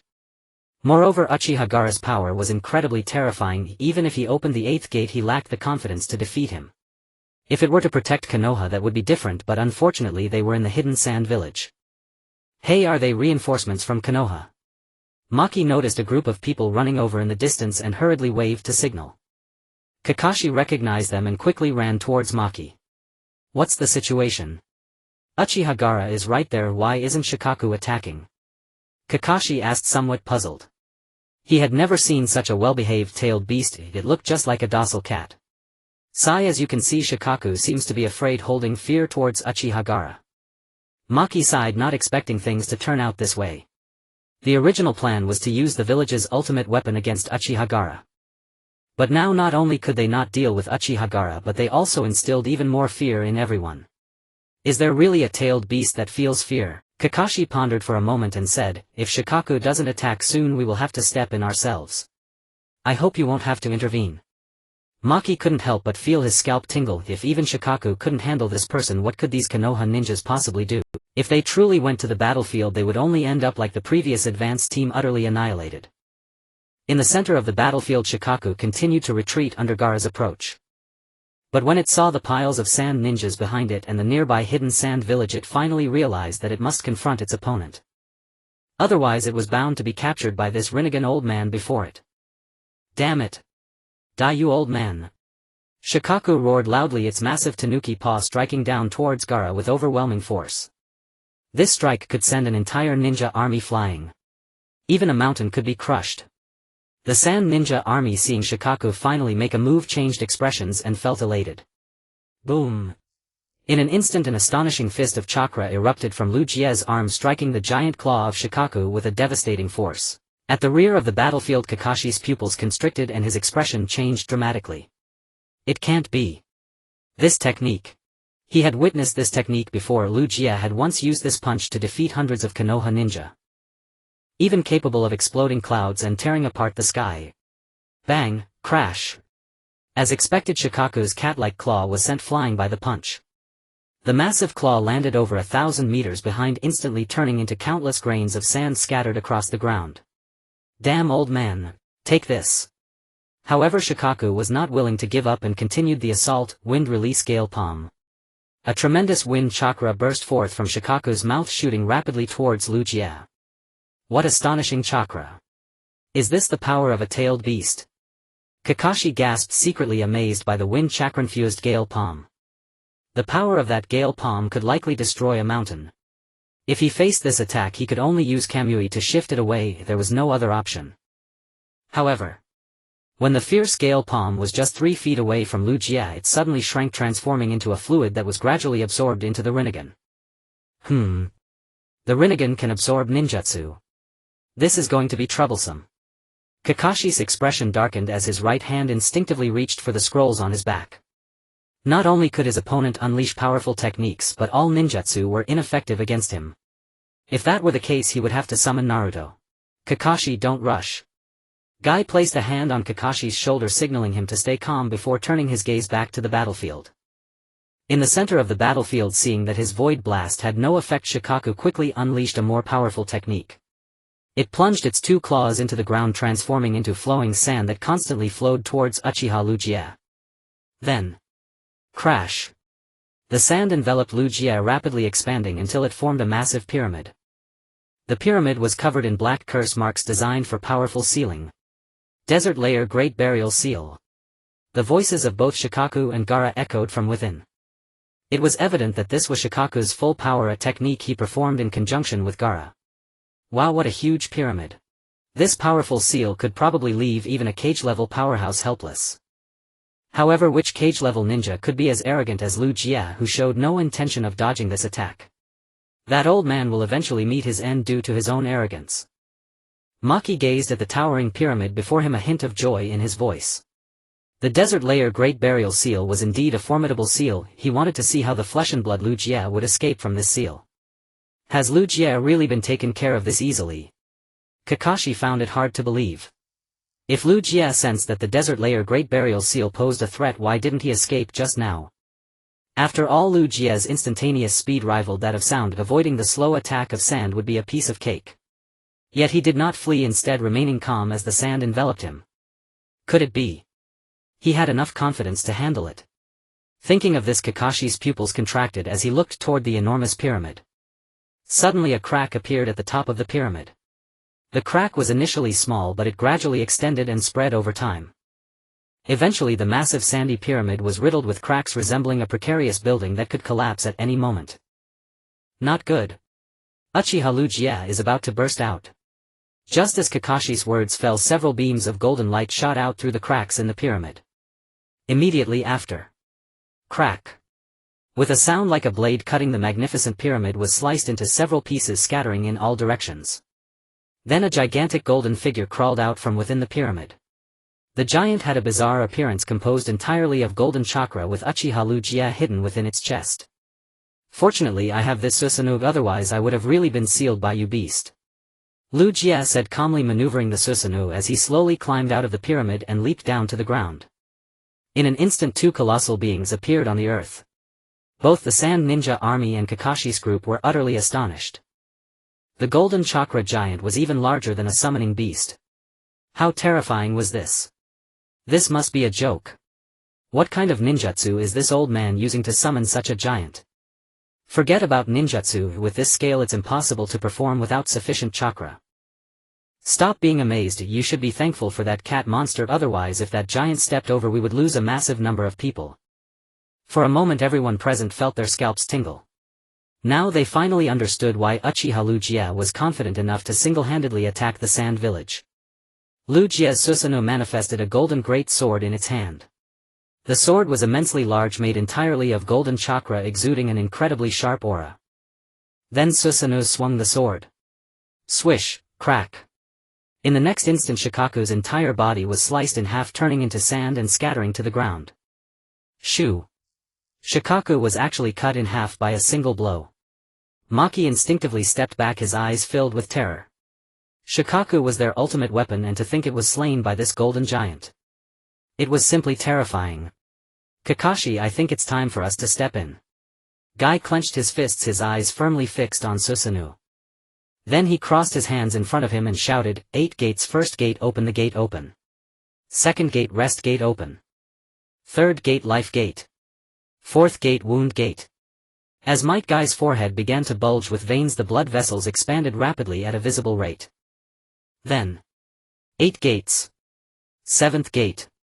Shock gate. Open. In an instant Might Guy's body entered a state of blood rush, radiating a dazzling blue light. As the light blossomed, an astonishing aura emanated from him, filling the surroundings. Even the Sand Ninja Army over 100 meters away couldn't help but turn their gazes this way. This might be a bit lengthy, but it's a setup for what's to come. Everyone can be patient. The aura emanating from the 8 gates formation drew the gazes of the Sand Village's shinobi forces stationed over 100 meters away. Ha! Might Guy let out a thunderous roar as his chakra surged forth in full force, intensifying the azure aura blazing around his body. What kind of jutsu is this? Such staggering chakra. Whoa, his entire body is flushing crimson. Can he even withstand such a state? It seems the 2 squads dispatched by Konoha are far more formidable than anticipated. At this rate, that bowl-cut shinobi might actually defeat Uchiha Ryūsuke. Amidst the clamor, the Sand Shinobi stood awestruck, overwhelmed by Might Guy's sheer presence. Though none among them had ever witnessed the 8 gates formation firsthand, one truth was undeniable: Might Guy's current power rivaled that of Hokage. Guy, remember what I told you. Do not push yourself to the absolute limit. Kakashi's voice cut sharp and urgent, fearing his dearest friend would recklessly unlock the final fatal gate, the gate of death. Don't worry Kakashi, I know my limits. With a thumbs up, Might Guy continued, Kakashi, defeating Uchiha Ryūsuke alone may well be beyond our 2 strengths. Don't forget the scroll you carry. You're right, we must bring him forth. With that, Kakashi unslung the scroll from his back and unfurled it upon the ground. Intricate arcane seals shimmered across its surface, cryptic glyphs swirling in dizzying complexity, evoking awe without comprehension. Hey, Tenten, do you know what this scroll does? Lee whispered, eyes wide with curiosity. A scroll commanding such reverence from both Kakashi and Might Guy surely concealed something extraordinary. I have no idea. Tenten blinked, utterly bewildered. She sold scrolls, not inscribed them. How could she possibly decipher such esoteric markings? Even Niji, a jonin of exceptional skill, stood perplexed. Could it be an immensely powerful sealing technique? Just as confusion thickened, Sai, master of scroll-based techniques, stepped forward to clarify, these are reverse summoning seals. Once the user performs the requisite hand signs, whoever or whatever resides at the scroll's other end will be summoned forth. Reverse summoning technique. Sakura's eyes gleamed with sudden understanding, and a flicker of exhilaration. Could this scroll possibly summon? Ninpo reverse summoning technique. As Kakashi completed the final seal, the glyphs on the scroll flared brilliantly, as if awakened from slumber.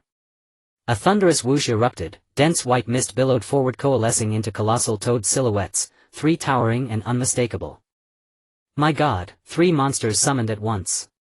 Baki's spine chilled, its sweat beaded cold upon his brow. As commander-in-chief, he'd never before felt so utterly powerless. Shikaku the One-Tail, the golden giant, and now 3 gargantuan toads, how could any force withstand such convergence of titanic power? When the mist finally parted, the 3 great toads stood revealed. One clutched a pipe between its teeth, another bore twin blades strapped across its back, the third wielded a monk's staff in its right hand and a wok-shaped shield in its left. The entire Myobokuzen underworld syndicate had arrived en masse. Look, there's Naruto. Lee's sharp eyes caught sight of the whiskered youth standing atop the largest toad's head. Naruto's appearance had transformed dramatically. He wore crimson sage robes and bore a massive bundle of scrolls across his back. Oh. Interesting. So Konoha truly values me this highly. Ryūsuke Uchiha narrowed his eyes, faintly surprised. Might Guy, 7 gates unlocked. Kakashi, master of Kamui, Naruto, fully immersed in sage mode. Together these 3 titans could likely overwhelm even a hypercage-level adversary. And Shikaku, the One-Tail severed moments earlier, had already regenerated claws bared, lunging fiercely toward the Susanoo. Wonderful, we're saved. The Sand Shinobi army erupted in cheers, rallying behind their Konoha saviors. Even Chiyo, the elder who long held deep-seated prejudice against Konoha, and Baki too felt genuine relief bloom within their hearts. They'd assumed Konoha's reinforcements were mere token gestures. Never did they imagine these 2 squads possessed strength rivaling that of cage-level shinobi. Sensei Kakashi. Sensei Might Guy. Let's move together. Upon hearing Naruto's command, Kakashi and Might Guy charged forward in unison, toward the looming Susanoo. Mid-sprint, Kakashi abruptly halted, his gaze locking onto the golden katana gripped within the Susanoo's hand. Kamui. With the surge of ocular power, space itself warped violently around the blade, distorting reality in a radiant spiraling vortex. Instantly the golden katana snapped cleanly in 2.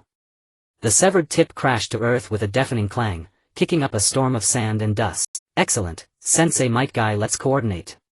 Understood, Naruto. Might Guy and Naruto each delivered a devastating punch, aimed squarely at the Susanoo's calves. Crack. One blow fueled by the 8 gates, the other empowered by Sage Chakra, both strikes carried cataclysmic force. Even the Susanoo crumbled, its lower legs shattered outright. Boom. Unbalanced, the Susanoo collapsed, crashing heavily onto the desert floor, rendered immobile. And then, Myobokuzen's underworld syndicate stepped in. A slash, then a sweeping strike of the monk's staff, followed instantly by a water-release iron ball cannon. Roar! A chakra-charged sphere of water detonated, blasting the Susanoo deep into the dunes, burying it beneath tons of shifting sand. Outstanding! Naruto cheered, elated, his team's seamless synergy having reduced the Susanoo to utter helplessness. Naruto, don't celebrate yet. Keep pressing the assault until Ryūsuke Uchiha falls. Kakashi swiftly tempered his student's exuberance. Yet as a teacher he couldn't suppress a quiet swell of pride, witnessing how profoundly his student had evolved in battle. Sage power truly transcended ordinary limits. Among the sand forces, despair lifted markedly as Ryūsuke Uchiha retreated for the first time. Hey, this summoned kid's got real grit. He actually forced old Ryūsuke back. Absolutely. That golden giant stood at least 10 meters tall, yet this boy broke its leg with a single punch. Hold on, don't oversell him. In my view that bowl-cut shinobi is even more fearsome. Enough squabbling, you're both missing the point. Whichever one defeats Ryūsuke Uchiha becomes our hero. Just as hope bloomed among the sand forces, golden light erupted anew from the dunes. Radiant blinding, like something vast and ancient swelling rapidly beneath the sands. Then, crack! The dunes split apart violently. Within the shimmering brilliance a colossal golden silhouette surged upward, growing with terrifying speed, until it towered like a mountain vast and immutable. The golden shadow rapidly grew taller, eventually reaching a size comparable to a majestic mountain. Once the wind and sand settled, the true form of the being was revealed. It was a colossal golden-armored warrior with red eyes and wings sprouting from its back, and even the great sword it wielded measured several dozen meters in length. Whether it was a guardian crane or the 3 giant frogs summoned earlier in front of this golden-armored warrior, they all appeared utterly insignificant. Indeed, it was the ultimate form of Susanoo. The complete Susanoo. No. It can't be real. Ma-ji looked up, his face instantly turning pale. The golden giant that was only dozens of meters tall moments ago now stood as a towering golden-armored warrior over 100 meters high. What was even more terrifying was the great sword in its hand, which seemed capable of cleaving a mountain in two with a single strike. The Sand Ninja army lowered their arms, having already given up on resistance. This is on a completely different level. Is this the power of a deity? Damn it. To think it could be this powerful. In their shock they even forgot that Gaara had previously commanded an unconditional retreat. Meanwhile Naruto, Kakashi and Might Guy were staring intently at Susanoo, cold sweat pouring down their foreheads. What divine power, what 8 gates, what sage techniques! At this moment they all seemed so weak and powerless. Even the 3 members from Myaboku Mountain had lost their earlier imposing presence. Lu Jia was concealed upon the forehead of Susanoo, a mischievous smile on his face before addressing those below. You all coordinated quite well just now, so what will you do now? With that, Susanoo slowly drew its sword, raising it high above its head, poised to strike. Below, whether it was Naruto in his sage attire, Might Guy radiating blue light, or Kakashi with his Sharingan wide open, they all felt an overwhelming sense of despair. Thanks to Lu Jia's assistance they fully realized what absolute power meant. Whoosh, crack. In an instant a brilliant golden light flashed as a destructive force struck down upon a desolate stretch of land. In an instant the earth was carved into a chasm over 100 meters deep. Everyone was left stunned in place. A single strike split the earth in two. How could they possibly fight back? Was this old man really just a ninja? If that strike hit them, wouldn't they all perish? Damn it, is he trying to intimidate us? Naruto gritted his teeth, speaking with great reluctance. However, facing this golden-armored warrior as large as a mountain, no matter how unwilling he was, he found himself powerless even with sage power. Indeed, as Naruto had surmised, Lu Jia had merely been intimidating them. Next, Susanoo truly aimed its blade at them. Hey. He's going to attack us. Shit. Run. What are you standing around for? Don't hesitate. If we don't run now, it will be too late. In an instant the Sand Ninja army completely collapsed, scattering chaotically in all directions. Unfortunately, it was too late. Lu Jia glared with his eyes, shouting, slash. In an instant a golden light swept across the vast land as Susanoo struck down, instantly cleaving the earth in two, transforming it into a great canyon. Immediately countless screams erupted as the Sand Ninjas truly felt what terror meant. However, Lu Jia showed no signs of stopping and called out again, another slash. Swish, crack. Another endless fissure appeared on the surface of the earth, resulting in great casualties among the Sand Ninja army. In the blink of an eye the sandy ground was a scene of devastation, littered with corpses and flowing blood. The sand poured into the fissures like flowing water, sending chills down people's spines. Even though the situation had developed to this extent, Lu Jia seemed intent on continuing controlling Susanoo to launch further attacks on the army. Slash. Slash. Slash. The golden streak spread across the sky, and the earth like a cake was cut into countless pieces by Lu Jia, ultimately collapsing into a large canyon. The 3 giant frogs could no longer withstand such attacks and dispelled their summoning technique, disappearing from the battlefield, while the Sand Ninja army sank down unaware of their fate. Thus the battle between Lu Jia and Sunagakure came to a close. This is the consequence of underestimating an old man, Lu Jia remarked with a hint of mockery before dispelling Susanoo and leaping down from the air. At this time 100 elite troops arrived behind him. The captain of the Rain Ninja quickly stepped forward to ask, "Leader, what should we do next? Should we go clean up the battlefield?" "No need, let them live for now. Your immediate priority is to take control of the administrative affairs of Sunagakure and subdue their daimyo." "Understood." After receiving Lu Jie's orders, the Rain Ninja captain swiftly led his 100 elite troops towards Sunagakure. With the Sand Ninja army mostly destroyed, their invasion would undoubtedly be much easier. In just half a day's time, Lu Jie had completely taken control of Sunagakure. Although the villagers of Sunagakure greatly despised Lu Jie, they dared not voice their anger. After all, this was a man capable of cleaving the earth in two. The cowardly and foolish daimyo of the Land of Wind also became Lu Jie's puppet, doing his bidding.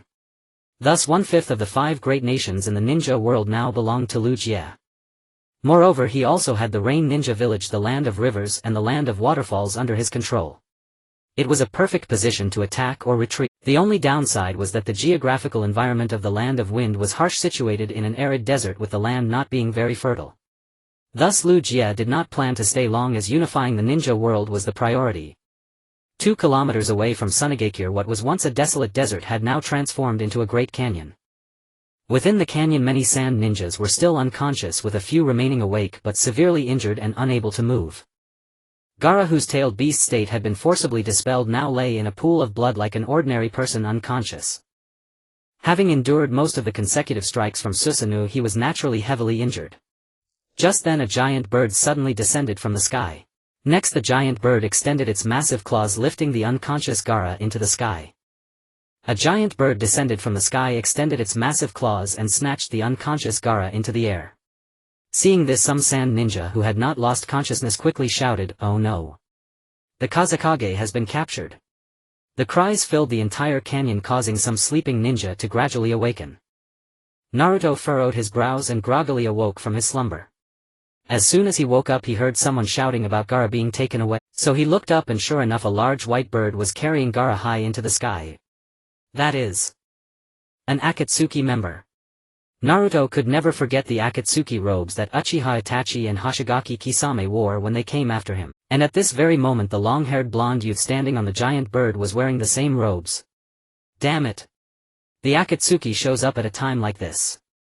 Naruto gritted his teeth, wishing he could immediately get up and chase after them. But as soon as he tried to rise, a sharp pain shot through his body, forcing him to lie back down. At that moment, Kakashi, who was leaning against a large rock nearby, spoke weakly, "Naruto, don't rush. Let the medical ninja treat us first before going after Gaara." Damn it!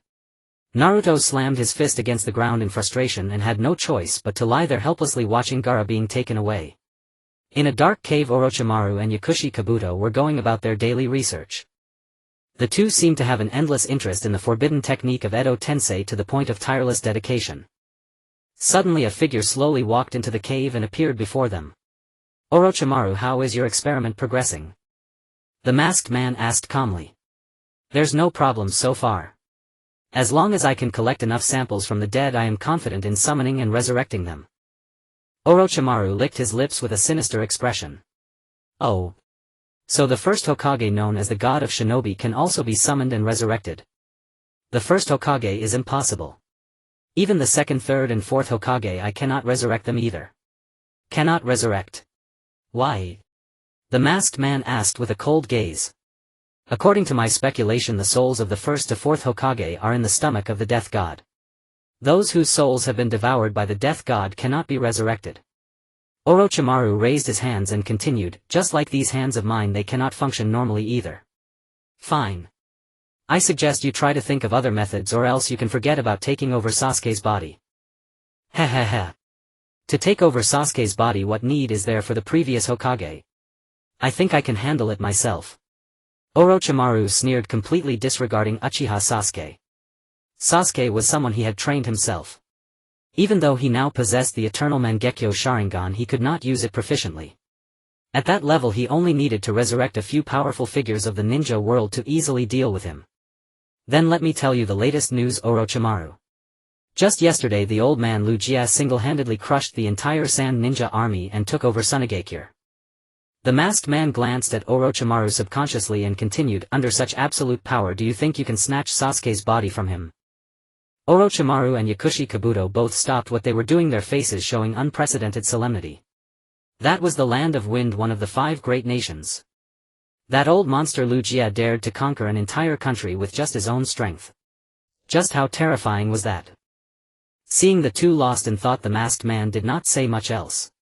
He simply dropped a sentence, to eliminate that old monster Lu Jia we can only rely on the power of cage-level fighters.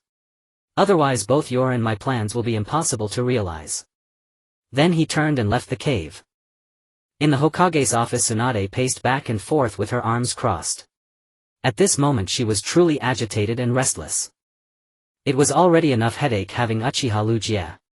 Now the Akatsuki members had inexplicably shown up to cause trouble and even abducted Gaara, who bore the title of Kage. Damn it! How has the ninja world come to this? Tsunade slammed her fist on the desk in anger. However, she was rough but cautious, not using much force, otherwise the desk would have been reduced to dust. Well, Tsunade, don't be too hard on yourself. Perhaps the appearance of old man Lu Jia is a good thing. Jiraiya, sitting by the window, comforted her earnestly. What did you say? The appearance of that old geezer Lu Jia is a good thing. Tsunade was slightly taken aback, almost thinking she had misheard. Since Uchiha Lu Jia broke out of the blood prison, he had thrown the ninja world into chaos with no peace. She had worn herself out over this, exhausting all means to predict his next move. Unexpectedly, Jiraiya, who knew nothing of her suffering, actually called it a good thing. Good your ass. Tsunade almost burst out cursing, but she was older and more mature in temperament, so she managed to suppress the urge. Jiraiya laughed heartily, knowing that she did not agree with his view, and then he explained the reasoning. Tsunade, think carefully. Which factions were involved in the god-slaying war back then? Isn't it obvious? Danzo's root and the high-ranking officials of Iwagakure and Kumogakure. That's right. The participants back then were us three great nations. The three great nations united to eliminate the unwelcome force that was Lu Jia. But now that he has returned to the ninja world, do you think they will remain indifferent? Tsunade's eyes lit up as realization dawned. You mean the three great nations are bound to join forces again to deal with old man Lu Jia? Of course. Once the three great nations unite, the other countries will certainly not stand idly by, especially a major nation like the Land of Water. By then the ninja world will achieve unprecedented unity to crusade against Uchiha Lu Jia. Tsunade rubbed her chin and could not help but nod in agreement. Considering the current situation of the ninja world, the great nations were each minding their own business, deeply divided and even engaged in wars with one another. And Uchiha Lu Jia as the sole variable forced them to cease their internal conflicts and join hands to crusade against the foreign power. Beneath the leaves the roots spread out like a network. In a small room, Danzo furrowed his brows tightly, revealing an expression of grave concern upon learning of the annihilation of the Sand Shinobi army. Damn it! That old man Lu Jia has become this powerful. If it comes to it, I will have to unlock the seal of the Nine Tails. Danzo seemed to recall the god-slaying war from years ago. 30 years ago Lu Jia was vigorous and had stood against the high-ranking officials of the three great nations without falling behind. Today, 30 years later, Lu Jia's eyes had evolved into the Rinnegan and his strength had further advanced. It's likely that no one in the entire Konoha could match him. It seems I must seek assistance from those two. If I cannot persuade Tsunade, Konoha will be doomed. With that, Danzo left the room and headed towards Konoha's administrative department. As long as he could eliminate the threat to Konoha, he would spare no means. The Sand Village had now been completely taken over by Lu Jia. All departments had to obey his command. The daimyo of the Wind Country had the intention of appointing him as the 6th Kazekage, but Lu Jia flatly refused. Now Lu Jia aimed for revenge against the 5 great nations determined to dominate the entire shinobi world. The Wind Country was merely 1/5 of his target, hence he looked down upon the title of Kazekage. A few days later, seeing that the village's situation was relatively stable without any internal riots, Lu Jia summoned Sasuke from the distant Rain Village. At that moment, on a sand dune outside the village, Lu Jia was conversing with Sasuke. Chief, you summoned me all the way to Sand Village. Are you not afraid of Konoha and Iwagakure teaming up to take down Rain Village? Konoha and Iwagakure. They are barely managing to protect themselves and still dare to attack my Rain Village. Lu Jia scoffed, showing disdain even for the powerful nations on this continent. It seemed that the 5 great nations posed no threat to him at all. In fact, it truly was the case. So Chief, what do you plan to do next? Are you planning to invade Konoha? Sasuke asked curiously. It must be a significant matter for the old chief to summon him from so far away. Indeed, it is an invasion, but not of Konoha village, rather of that place. Lu Jia raised his hand, pointing directly north. Sasuke glanced in that direction, taken aback at first, then exclaimed in surprise, isn't that? That's right, it's the village of Iwagakure in the Land of Earth. This is my next target, Uchiha stated plainly, seemingly unfazed by the military strength of the Land of Earth. Chief, are you serious? That is the Iwagakure, the strongest nation among the 5 great countries. Precisely because of that I summoned you here. Sasuke, I need your strength for this invasion. You should know that the military power of the Land of Earth is formidable and more united than any other nation. If they engage in a battle of attrition, I cannot afford to expend my chakra. Although Uchiha had consumed the chakra fruit, his chakra was abundant. But he was still an older man and could not withstand prolonged depletion. If Iwagakure brought in external reinforcements, going deep into enemy lines alone would likely be disadvantageous. Furthermore, despite Uchiha appearing invincible in battle, employing ninjutsu that could withstand thousands of troops, he had to be mindful of the chakra consumed. Techniques like the 80 Gods airstrike consumed an enormous amount of chakra, and Uchiha could only perform it 5 or 6 times before his chakra reserves dwindled significantly. More sadly, at present he could not gain any evil points from killing ordinary ninjas. He needed to kill notable figures for his evil points to increase. But, Chief, there's something I don't understand. Sasuke pondered for a moment and said, why not invade Konoha instead of opposing Iwagakure? Well, the reason is quite simple. 30 years ago it was the high-ranking officials of Iwagakure who trapped me in a blood prison, so I am bound to take revenge. Uchiha's eyes burned with intensity. No matter how strong a nation was, if they dared to engage in such despicable acts, they would have to pay the price for their actions. Sasuke, blinded by the same hatred, deeply understood this. Chief, tell me, what should I do? It's simple. From now on you must train diligently. In a month we will invade the Land of Earth and you will serve as the vanguard to help me eliminate the foot soldiers. No problem. Sasuke snorted coldly, gazing towards the northern direction.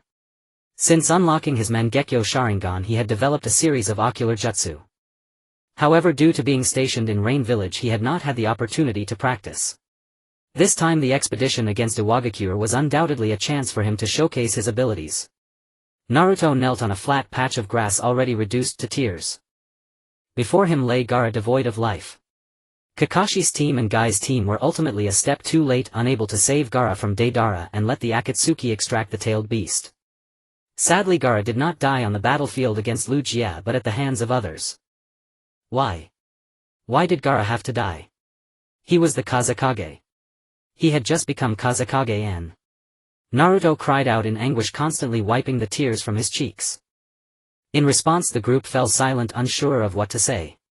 Having just suffered a crushing defeat from Uchiha, now with the Kazekage dead, surely nothing could be more tragic than this.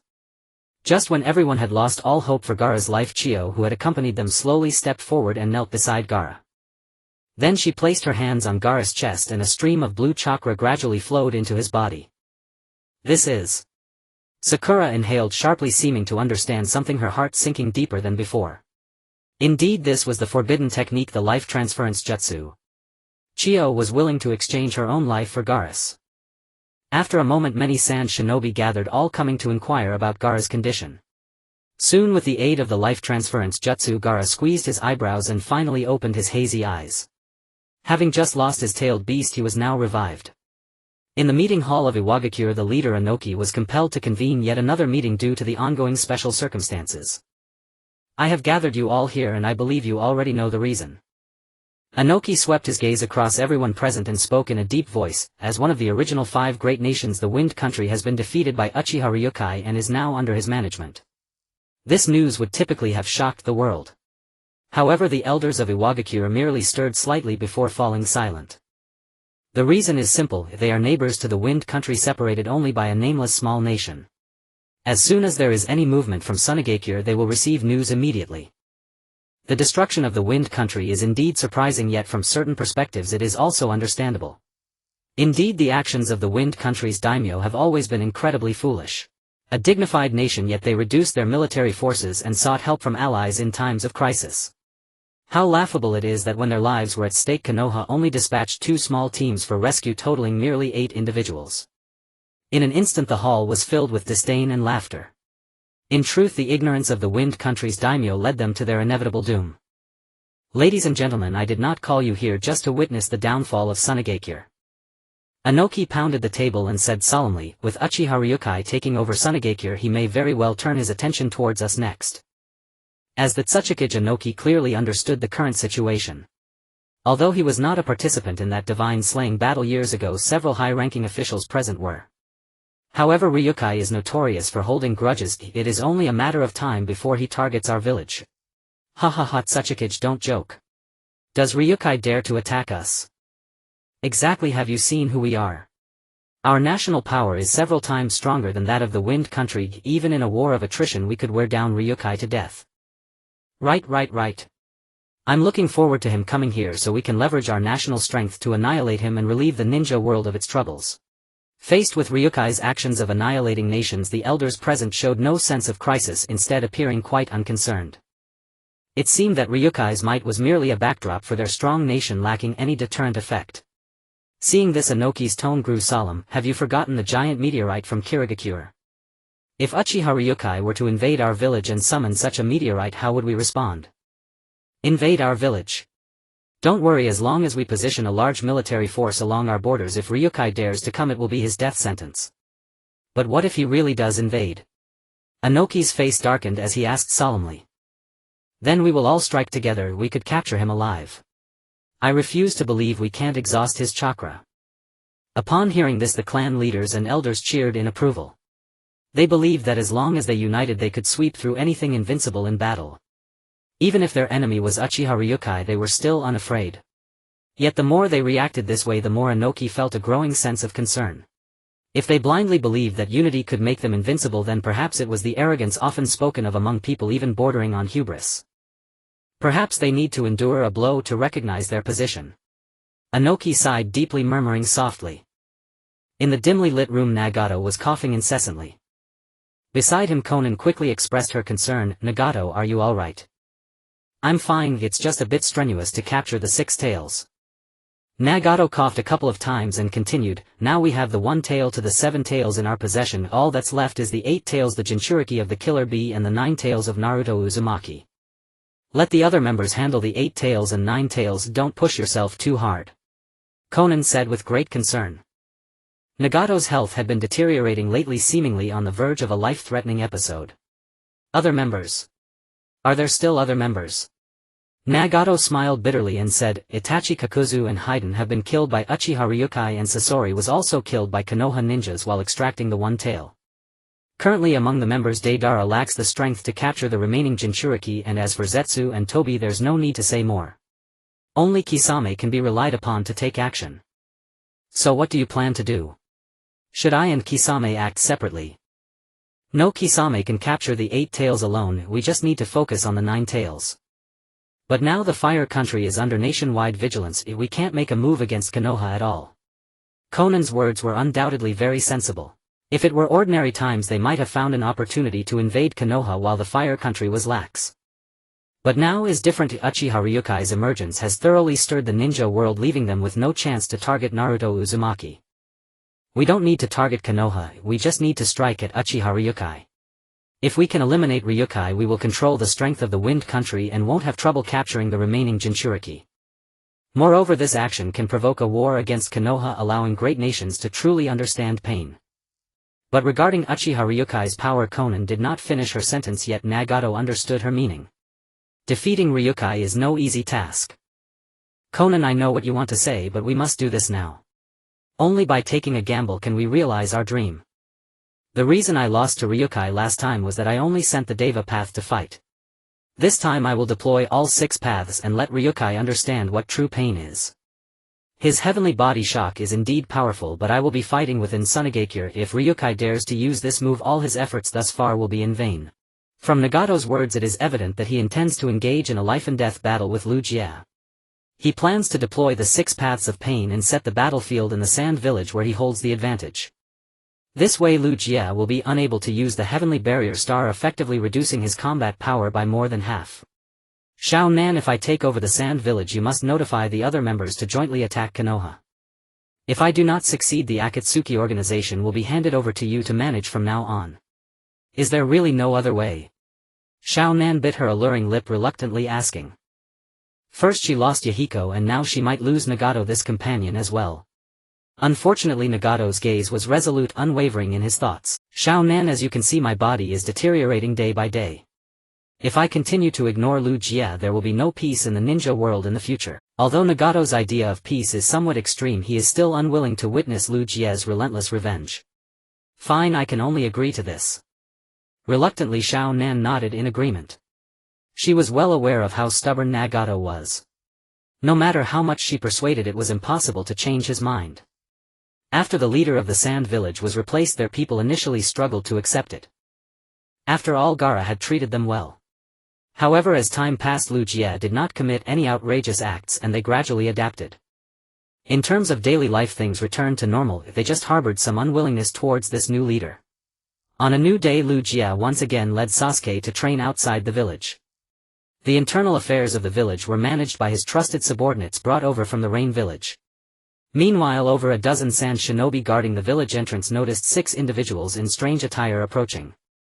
From their movements, it seemed they intended to enter the sand village through this valley at the village entrance. Hey, did you see that? Those 6 people seem to be trying to enter the village. Are they out of their minds? Lord Gaara isn't here, why are they coming to the village? Not quite sure, but we can't let them in if that's the new leader's order. Due to the command, the sand shinobi were determined not to let the 6 in. Thus they guarded the narrow valley to deter the intruders. However, the 6 individuals clad in black cloaks showed no concern for them and approached without hesitation. Hey, sorry, but during this time the sand village is off limits to outsiders. Just as this person was about to intercept, the orange-haired leader thrust a black rod through his throat. This is an enemy attack. The other sand shinobi immediately shouted, drawing their kunai to engage in battle.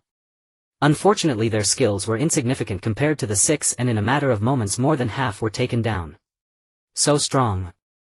Quick, return to the village and report to the military department. 2 sand shinobi sensed the danger and turned to run back. Unfortunately, just a few steps and they were yanked back by an inexplicable force.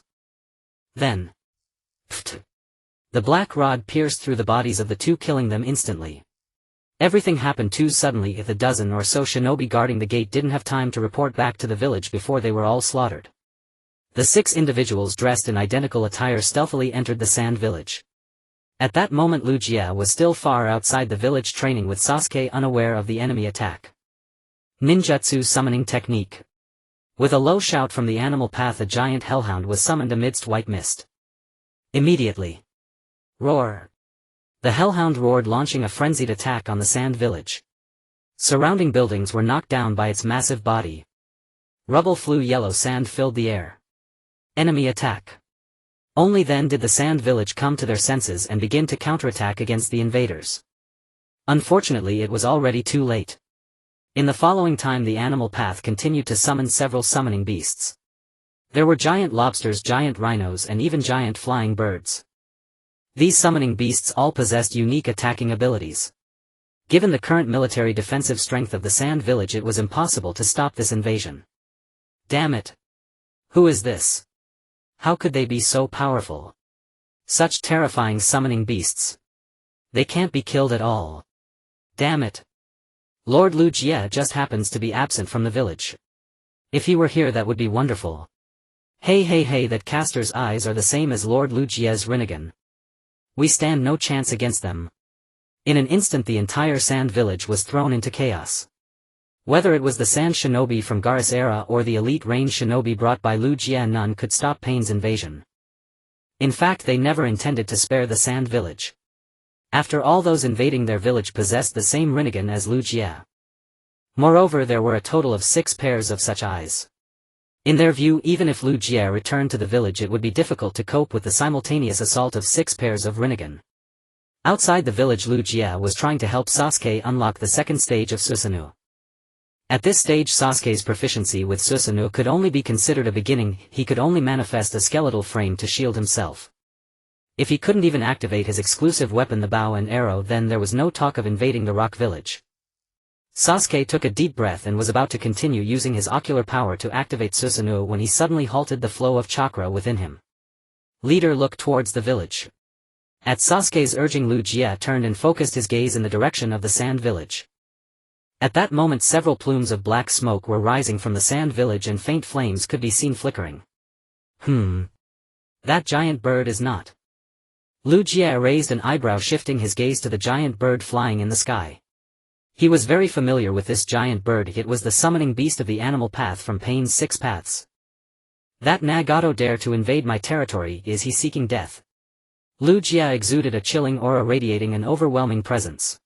This chilling aura caused Sasuke standing beside him to shudder involuntarily. Leader, do you know who is attacking us?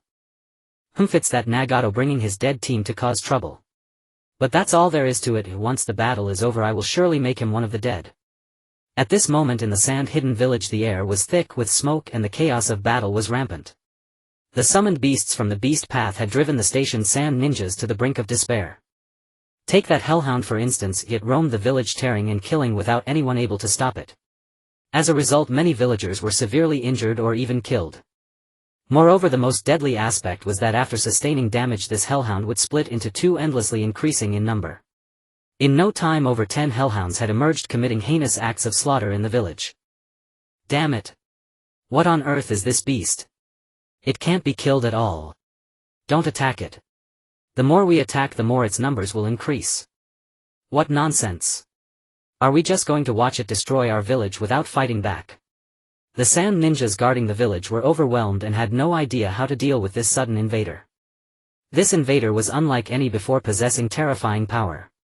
Neither the sand ninjas nor the elite rain ninjas were a match for it. They could only watch as their village was slaughtered. At this moment atop a pile of ruins Pain from the Deva path had a sand ninja by the throat asking, "Tell me, where is your leader Uchiha Ryūsuke?" "He is outside the village training with Uchiha Sasuke." Crack. As soon as this sand ninja revealed the information Pain brutally snapped his neck and tossed him aside like a dead dog. "It seems I must continue wreaking havoc to draw out Uchiha Ryūsuke," Pain said in a low voice, then made a hand seal. Without a doubt he intended to use Shinra Tensei to create an even greater commotion. This was to ensure that Ryūsuke, who was far outside the village, would know of the turmoil occurring within. But just then. "Hey orange-haired one, if you want to find the clan leader you'll have to get past me first." The speaker was none other than Uchiha Sasuke. Sasuke stood proudly on the hillside, his Kusanagi sword at his waist. Earlier Ryūsuke had sensed the unrest in the village and ordered him to return first to eliminate the intruders. For Sasuke this served as a form of training. After all, fighting against strong opponents was the best way to enhance his own power. "So you're Uchiha Sasuke? Too bad the person I'm looking for isn't you," Pain from the Deva path said indifferently as if dismissive. Seeing this Sasuke drew his Kusanagi sword and charged forward. "Don't underestimate me." Sasuke's body flickered frighteningly as he closed in on Pain in a mere breath. He didn't even give Pain a chance to use Shinra Tensei. Whoosh! Whoosh! Whoosh! After this period of training Sasuke's swordsmanship had improved significantly, and in the blink of an eye he unleashed several slashes. In response Pain, who was unarmed, could only continuously retreat and evade. Not bad for someone your age possessing such impressive taijutsu.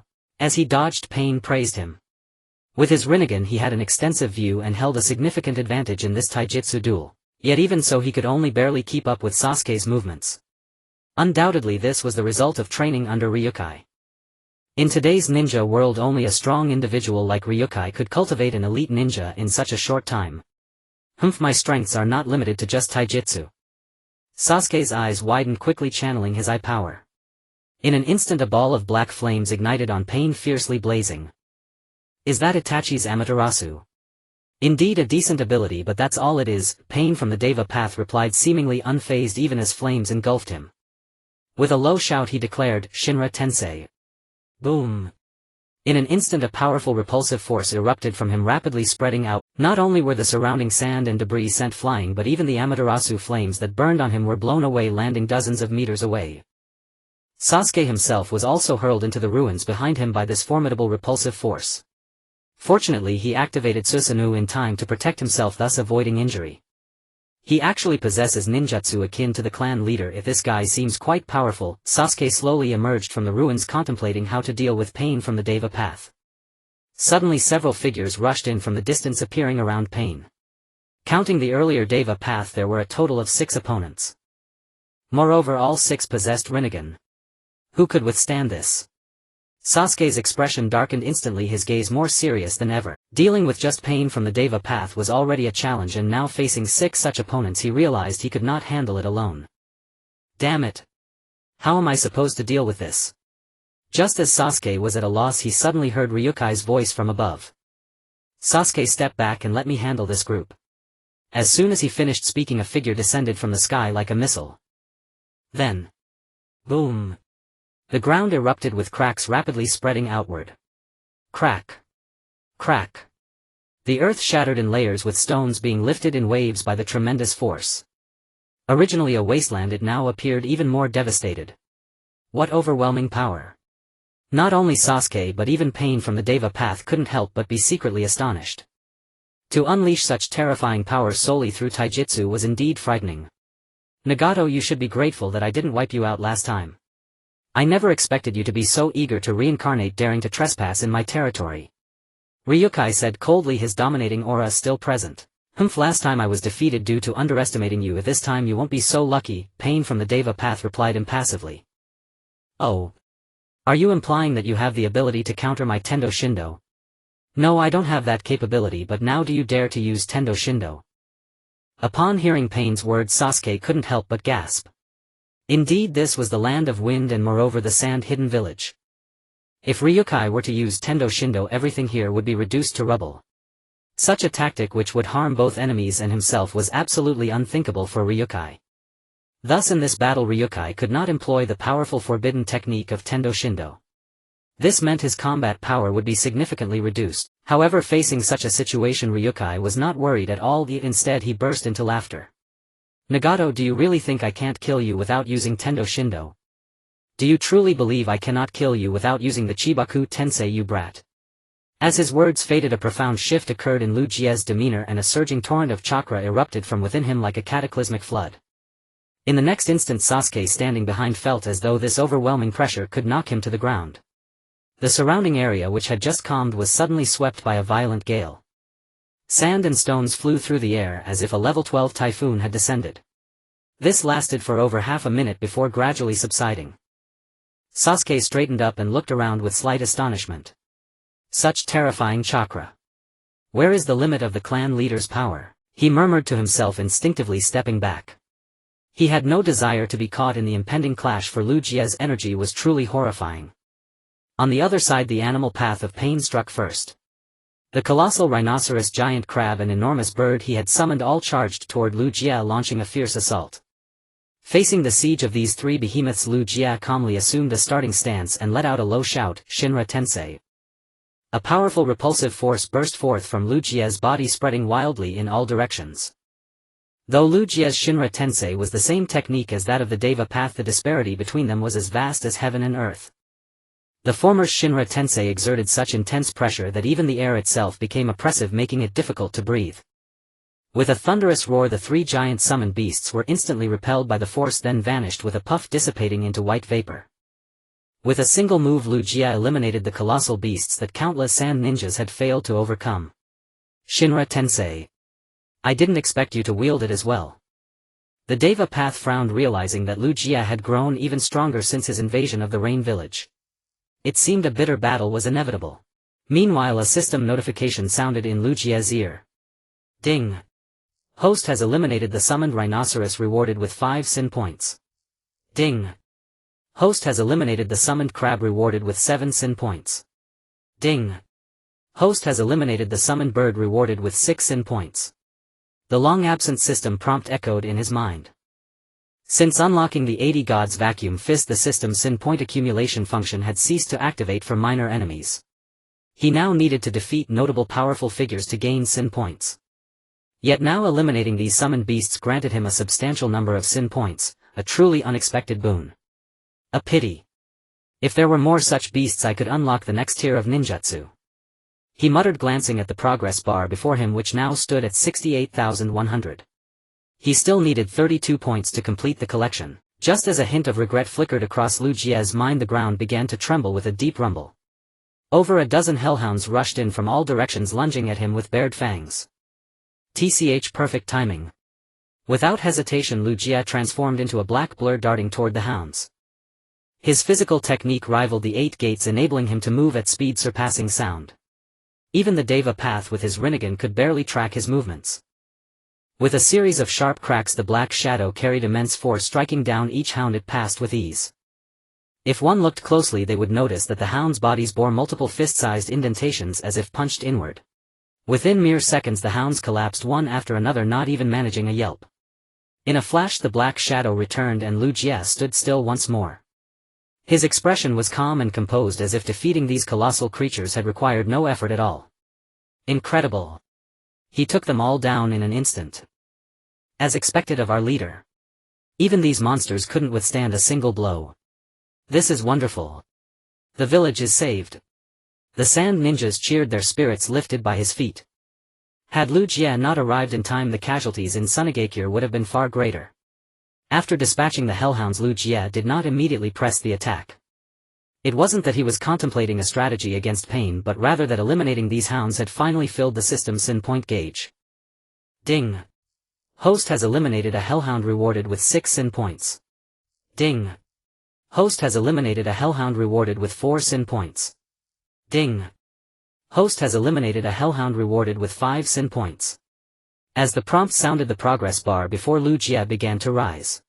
From 68 it gradually climbed to 100 and the bar was fully filled. Ding. Sin points collected successfully. Congratulations host on obtaining the ninjutsu Golden Will Reincarnation Explosion. Hearing the system's notification, Lu Jie couldn't help but draw a sharp breath. Golden Will Reincarnation Explosion. Wasn't that a power exclusive to the Tenseigan? Could his Rinnegan also wield it? As he pondered, several black orbs materialized behind him.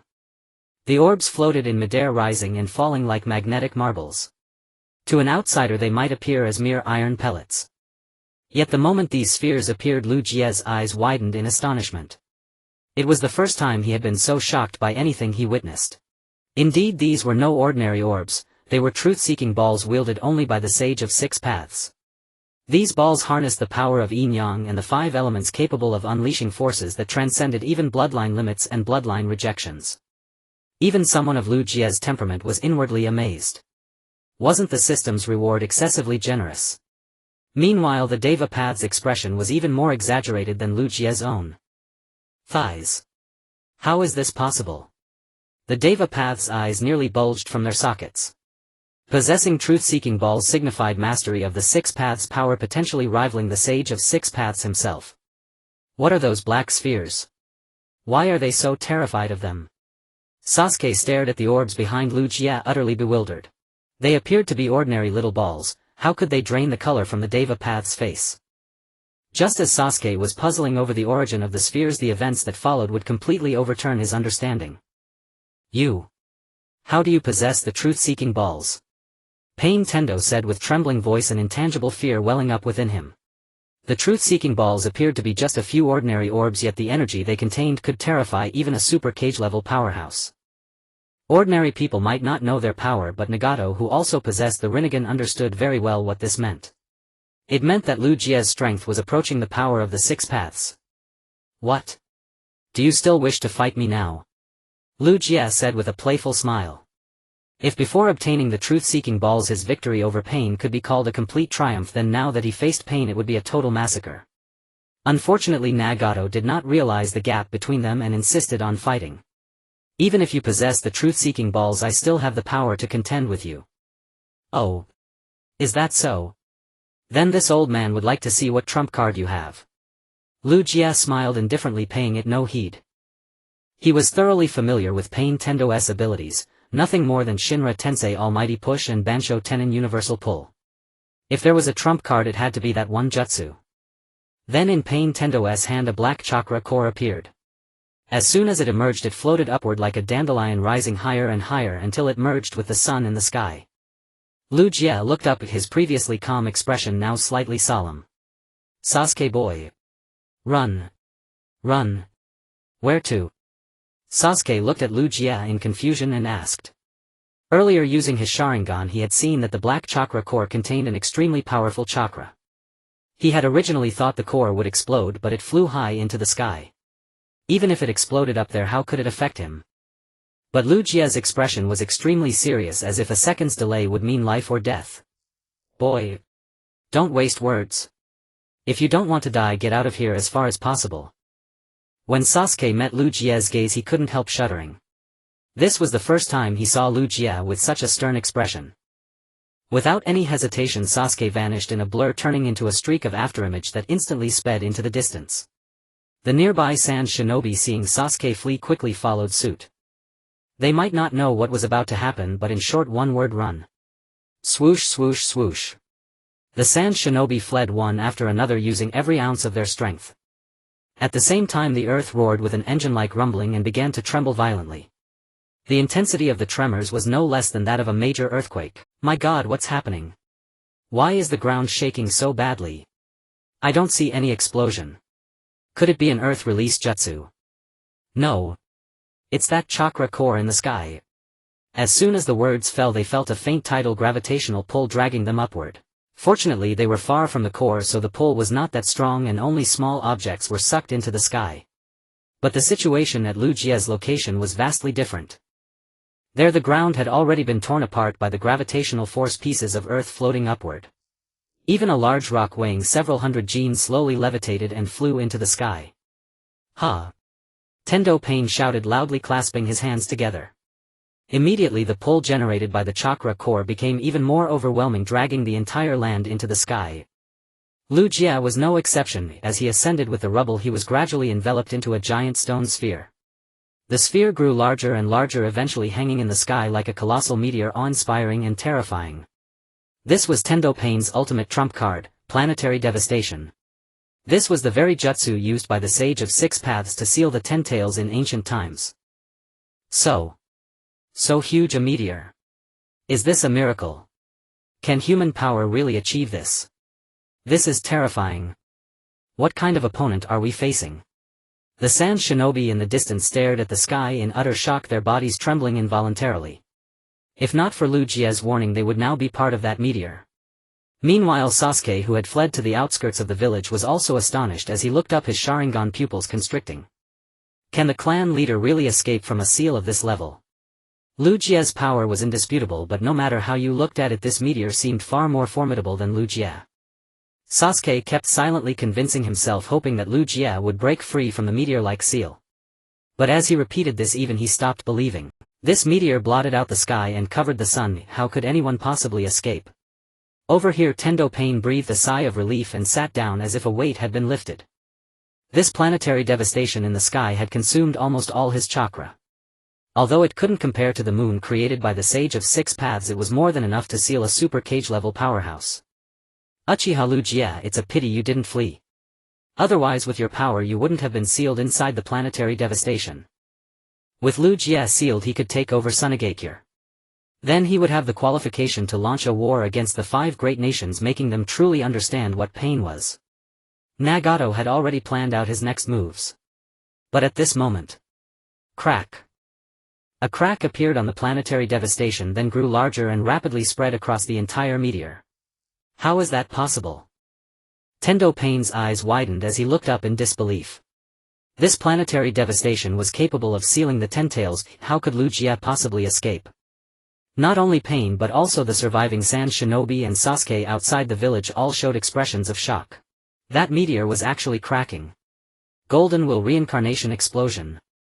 A low shout came from the horizon, echoing through the heavens and earth. Then, shing, crack.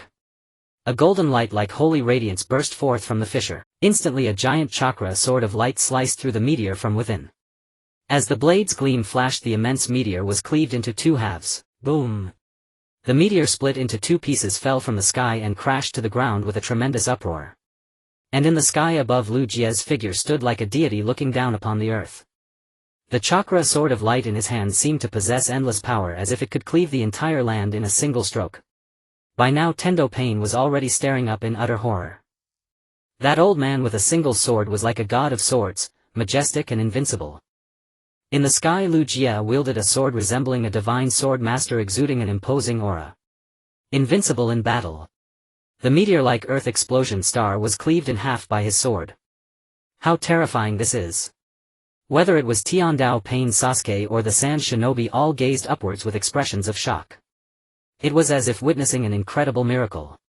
Is this really human power? Such terrifying chakra. If I hadn't seen it with my own eyes, I wouldn't dare believe it. This level of meteor was actually cleaved in half by a single sword. Even the god of ninjas wouldn't be able to do this. In an instant countless sand shinobi were awestruck by the scene in the sky. For those who had never faced Lu Jia on the battlefield, his strength had only been heard of and they had never truly witnessed it. Thus seeing this scene in the sky now their faces were filled with disbelief, reaching the point of questioning life itself. Even the typically aloof Sasuke had his eyes contracted, staring blankly at the horizon. This was the first time he had seen Lu Jia unleash such powerful ninjutsu. At this moment beneath the meteor, Tiandao Pain was first shocked briefly, then looked up at the figure in the sky that resembled a god with a face full of unwillingness. A sword cleaved the meteor. Who is this divine being? If this can't contain him, it seems I can only create a larger earth explosion star. Tiandao Pain, still unwilling to give up, threw out a black sphere again. This sphere was significantly larger than the previous one. Undoubtedly this earth explosion star would be even more colossal. As the sphere slowly ascended into the sky, the distant sand shinobi couldn't help but swallow hard, their expressions tinged with despair. The previous earth explosion star had already absorbed half of the sand hidden village. Wouldn't this one absorb the entire village into the sky? Damn it! Is the village really going to be destroyed like this? Just as the sand shinobi were in despair, a golden light suddenly flashed in the sky. Swish, boom. Lu Jia merely waved his hand and with a casual motion the floating sphere stopped moving. Then the sphere was split in two by the golden sword exploding apart. What kind of ninjutsu is this? It can actually break my earth explosion star twice. Seeing this scene, Tiandao Pain couldn't help but feel a tingling sensation on his scalp. The earth explosion star was his trump card with destructive power that was astonishing. Even the tentails of the god tree couldn't escape the confines of this technique. Yet Lu Jia effortlessly sliced the earth explosion star with his chakra sword. It seemed as easy as cutting through tofu. Could it be? This old man truly possesses the legendary power of the six paths. Upon thinking of this, a deeper seriousness appeared in Tiandao Pain's brow. At this moment he had no ninjutsu left to deal with Lu Jia, he had to think of a way to escape. Meanwhile in the sky, Lu Jia seemed to see through Tiandao Pain's intentions and raised his hand once more, lifting the golden sword high. Golden Will Reincarnation Explosion. As the low shout echoed, the golden sword in Lu Jia's hand once again radiated golden light. The golden glow transformed into a column of light soaring into the heavens.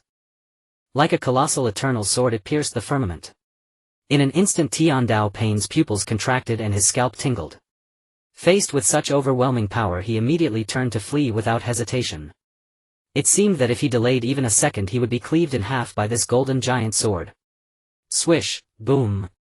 With Lu Jia's sword strike, a massive explosion echoed. That fearsome resplendent golden sword penetrated all. Wherever it passed, everything was sliced in half. Anything caught in its path seemed to be obliterated. It was horrifyingly fierce.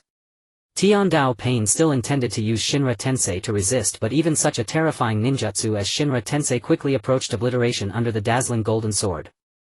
It was utterly chilling. Fear. The light illuminated everything. The golden radiance was incredibly dazzling, instantly filling the entire world. Boom boom boom. Under the nearly dazed gaze of numerous sand shinobi, this move actually cleaved the sand-hidden village in two, even extending 1,000 meters outward. The sun and moon lost their color, the earth cracked, and the massive deep chasm seemed to cleave the entire continent in two. They could even feel that this move was directed solely at Tiandao Pain. If it were aimed at them, they would undoubtedly perish. Not even a trace would remain. What is this? Conan, hiding in the shadows, was almost stunned, staring blankly at this scene, all the shock in her eyes turning into fear. What kind of technique is this? It shattered the earth explosion star twice and even forcibly split the earth. This was simply unbeatable. Pfft. Conan was overwhelmed with anger and blood gushed from her mouth, coughing incessantly. With a powerhouse like Lu Jia around, it seemed impossible for her to gather all 9-tailed beasts in her lifetime.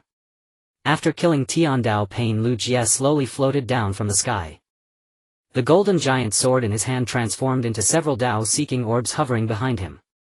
After the fierce battle, the sand-hidden village had already turned into ruins, with a deep chasm spanning the entire village. Well, this invasion plan on the rock-hidden village will have to be postponed for a while. Lu Jia looked around and sighed. To pacify the internal issues first, if he wanted to invade rock-hidden village, he would at least have to wait until the village stabilized. However, it seemed that the sand-hidden village wouldn't be able to return to its former state anytime soon. This was indeed a rather annoying matter. Whoosh! A shadow swept by and Sasuke landed beside Liu Jie. Chief, those 6 individuals might be manipulated puppets. Do you need me to find their true bodies? No need. With the 6 paths of pain dealt with, the manipulator is effectively a useless person and poses no threat to us. Useless. Chief, how do you know this? Sasuke looked at Liu Jie with a questioning gaze. This kind of puppet manipulator generally hides very deeply. If a large-scale search isn't conducted, the true body of the user wouldn't be discovered at all. Yet from Liu Jie's conversation it was clear that he not only knew who the user was but was also well aware of them. Could it be? He has clairvoyance. Facing Sasuke's doubts, Liu Jie merely smiled calmly and replied, "You need not doubt me, though I have been imprisoned for 30 years. From a certain perspective, the intelligence I possess is even greater than that of the intelligence agencies of the 5 great nations."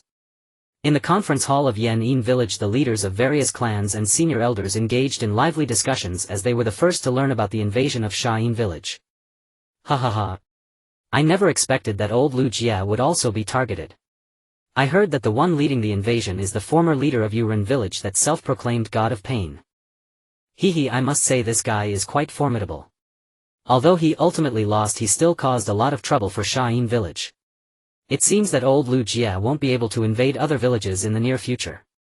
Hearing that Sha-In village was nearly annihilated, everyone present showed joy on their faces except for Tsuchikage Inoki, who furrowed his brows deep in thought. Unlike the others, Inoki thought differently. The senior elders believed that after this setback Liu Jie's strength would be greatly diminished, making it impossible for him to attack other villages in the short term, allowing them to enjoy a period of peace. However, as Tsuchikage Inoki was more pragmatic, contemplating how to deal with this formidable foe Liu Jie. After all, that so-called god of pain was capable of killing even the half-god Hanzo. In terms of strength, his power was undeniable. Yet even a ninja as strong as Pain was easily defeated by Liu Jie, who even split the earth in 2. It was utterly terrifying. For this reason Inoki deemed it necessary to convene this meeting. Ladies and gentlemen, as you know, Liu Jie's strength may have exceeded our imagination. As Tsuchikage, I propose that we should ally with the 5 great nations to jointly confront Uchiha Liu Jie. As soon as he finished speaking, the conference hall erupted in an uproar. The leaders of various clans and senior elders gradually shifted from expressions of joy to dissatisfaction. After all, Inoki's words struck a blow to their pride as powerful nations. What? Are we to ally with Konoha and Mist Village? I absolutely disagree. Yes. I won't agree either. When has the Land of Earth ever sought help from others? Isn't he just an old man? What's there to be worried about? No matter how strong he is still just one person and cannot stand against our IWA shinobi army. Indeed, besides, Sha-In village is nearly destroyed. How could he have the mood to attack other villages? It's just a pipe dream. As expected, the opinions of the clan leaders and elders were unanimous. For the sake of a mere Liu Jie, compromising with other ninja villages was absolutely out of the question. As a powerful nation, they possessed an unparalleled sense of pride and a steel-like IWA shinobi army. If it weren't for the shining brilliance of the past, their IWA shinobi village would never have suffered any defeats. And since the brilliance of the past was no longer in this world, it meant that no one could halt the march of the IWA shinobi army. Silence. Inoki slammed the table and said solemnly, I cannot deny the strength of IWA shinobi. But we cannot let our own power blind us, otherwise we will only sink deeper. Inoki's heartfelt words were quite sincere. They pointed out the arrogance of IWA shinobi village. Yet even so, the attitude of the elders only slightly improved, failing to bring about any fundamental change. It was still the same old story, they would do anything except befriend weaker nations. Foolish. You will eventually pay for your ignorance. Inoki slammed the table in exasperation and under the gaze of everyone left the conference hall. The higher-ups refused to ally with Konoha. Even as Tsuchikage, he could not reverse this situation. Now all he could do was let the village suffer a setback to awaken the ignorant higher-ups. In fact, he only needed to wait quietly, for Uchiha Liu Jie would soon come knocking at their door. Outside Konoha village, a large number of Sha-In village ninjas were gathered. They were the unfortunate souls left homeless after their village was occupied, as Hokage Tsunade originally planned to accommodate them within Konoha village. However, fellow Konoha elders, including Torian Kamachi Mido Gate and Shimura Danzo, firmly opposed allowing the Sand Ninja army into the village. Moreover, the daimyo of the Land of Fire also disapproved of the Sand Ninja army, which had attacked Konoha entering the village. With no other choice, Tsunade could only arrange the army on the outskirts of the village. Meanwhile, in the Hokage building in the conference hall, Tsunade gathered important figures from both villages to discuss the matter regarding Uchiha. The representatives from Konoha included Tsunade, Jiraiya, Kakashi and Guy's team, while the representatives from Shien village included Garamaki, Kankuro and Temari. Now they stood on the same front, determined to find a way to defeat Uchiha Uchiha. Uchiha Uchiha has taken over Shien village. His next target is very likely Konoha. I have invited you all here today to discuss this matter, hoping you can come up with a good plan to deal with Uchiha. Tsunade sat at the front of the hall addressing everyone. Everyone present had some knowledge of Uchiha to varying degrees. That was why they needed to rely on their intelligence to analyze how to deal with Uchiha, a method to deal with that old man. Sorry, but I don't think there is one. Maki shook his head and sighed, a bitter expression on his face. Among those present, no one understood Uchiha's terror better than him. It was precisely because he understood Uchiha that he feared him even more. Don't be ridiculous. How could there possibly be an unbeatable opponent in this world? Naruto said, a bit excitedly, rising to argue with him. Seeing this, Kakashi quickly placed a hand on his shoulder, signaling with his eyes that the other party was a senior figure from Shien village and he shouldn't act recklessly. TCH. Naruto slammed the table and sat back down, unwilling to accept the fact that he had been defeated by Uchiha. He even developed a certain psychological shadow. The power of Uchiha was indeed terrifying, having not only wiped out the entire Sand Ninja army but also successfully occupied Shien village. Since then, Naruto had been blaming himself, believing that his incompetence led to so many people being displaced and homeless. Yet in reality he had performed admirably in that battle. The fault did not lie with him. Sigh, let me speak then. After a sigh, Kakashi said, Uchiha's strength may have reached a flawless level. However, after these two battles I have discovered that Uchiha Uchiha is not invincible, he also has weaknesses. Upon hearing this, everyone in the room was taken aback, then turned their eyes to Kakashi in unison. Did they hear that correctly? The crowd was initially taken aback, but then they all turned their gazes toward Kakashi. Did he really just say that Uchiha had weaknesses? The complete Susanoo is overwhelmingly powerful, possessing both offensive and defensive capabilities. How could there be any weakness? Oh. Kakashi, do tell, what weakness does Uchiha truly have? Tsunade also grew curious and couldn't help but ask. What weaknesses could a seemingly invincible warrior like Uchiha possibly have? I admit Uchiha Uchiha is indeed somewhat excessively powerful. Not only does he possess terrifying taijutsu, but his Kekkei Genkai is also quite formidable. But he also has a fatal flaw, which is that he is a ninja just like us. A ninja just like us. Kakashi-sensei, what does that mean? Naruto asked in confusion, not understanding. Being a ninja is a mistake. I see now, Kakashi, I understand what you mean. Jiraiya, who was nearby, stroked his chin and pondered, as a ninja Uchiha like us requires chakra to perform ninja. In a war of attrition we might not be unable to achieve victory. Exactly, just as Lord Jiraiya said, our advantage is in numbers. A war of attrition might allow us to win. As soon as Kakashi finished speaking, Naruto became restless, directly questioning, Kakashi-sensei, why didn't you say this earlier? Then we wouldn't have suffered such a devastating defeat. Gaara and the others wouldn't have lost their homeland. Hey, calm down, Naruto, Kakashi replied with a sidelong glance at Naruto, speaking in a low tone. This was a method I only thought of afterward. Besides, you all know very well the situation at the time. Everyone was overwhelmed by Uchiha's power and couldn't calm down to think. Damn it. Naruto clutched his head, nearly in despair. If he had seen through that weakness at the time and dispersed the Sand Shinobi army to fight, how could they have been defeated so thoroughly by Uchiha? At that moment, Gaara the Kazekage spoke up, even so Uchiha remains terrifyingly strong. We need more allies to truly defeat him rather than merely defending. Allies, huh? With such a significant event happening in the ninja world, Iwa Shinobi hasn't made any moves. However, Kumo Shinobi has been sending people frequently. We might consider allying with Kumogakure to jointly confront Uchiha Uchiha. Tsunade's suggestion received the approval of most people present. By allying with Kumogakure they would possess the combined strength of 3 major shinobi villages. At that time it wouldn't be impossible to stand against Uchiha. In a dark cave, Orochimaru and Kabuto seemed to have made new progress in their research. The deceased Itachi, Sasori and Deidara had all been resurrected through the technique of Edo Tensei. However, since they were not yet needed, Orochimaru sealed them in coffins for future use. At that moment the masked man walked into the cave coming before these coffins and examining them closely. Impressive, it seems the DNA of the dead I sent was not wasted. The resurrection of these strong individuals will undoubtedly restore Akatsuki's combat strength to its peak. Especially Uchiha Itachi, after being resurrected he will surely unleash even more incredible power. This is merely a small part, my true masterpiece is yet to come. Orochimaru licked his lips and laughed ominously. During this time he and Kabuto had not been idle, continuously collecting the corpses of past strong figures. When the time is ripe he would summon an army of the dead to attack Uchiha Ryūsuke. Oh. It seems you also know Ryūsuke's weakness, the masked man said, somewhat surprised, not expecting that Orochimaru was secretly analyzing Ryūsuke while conducting his research.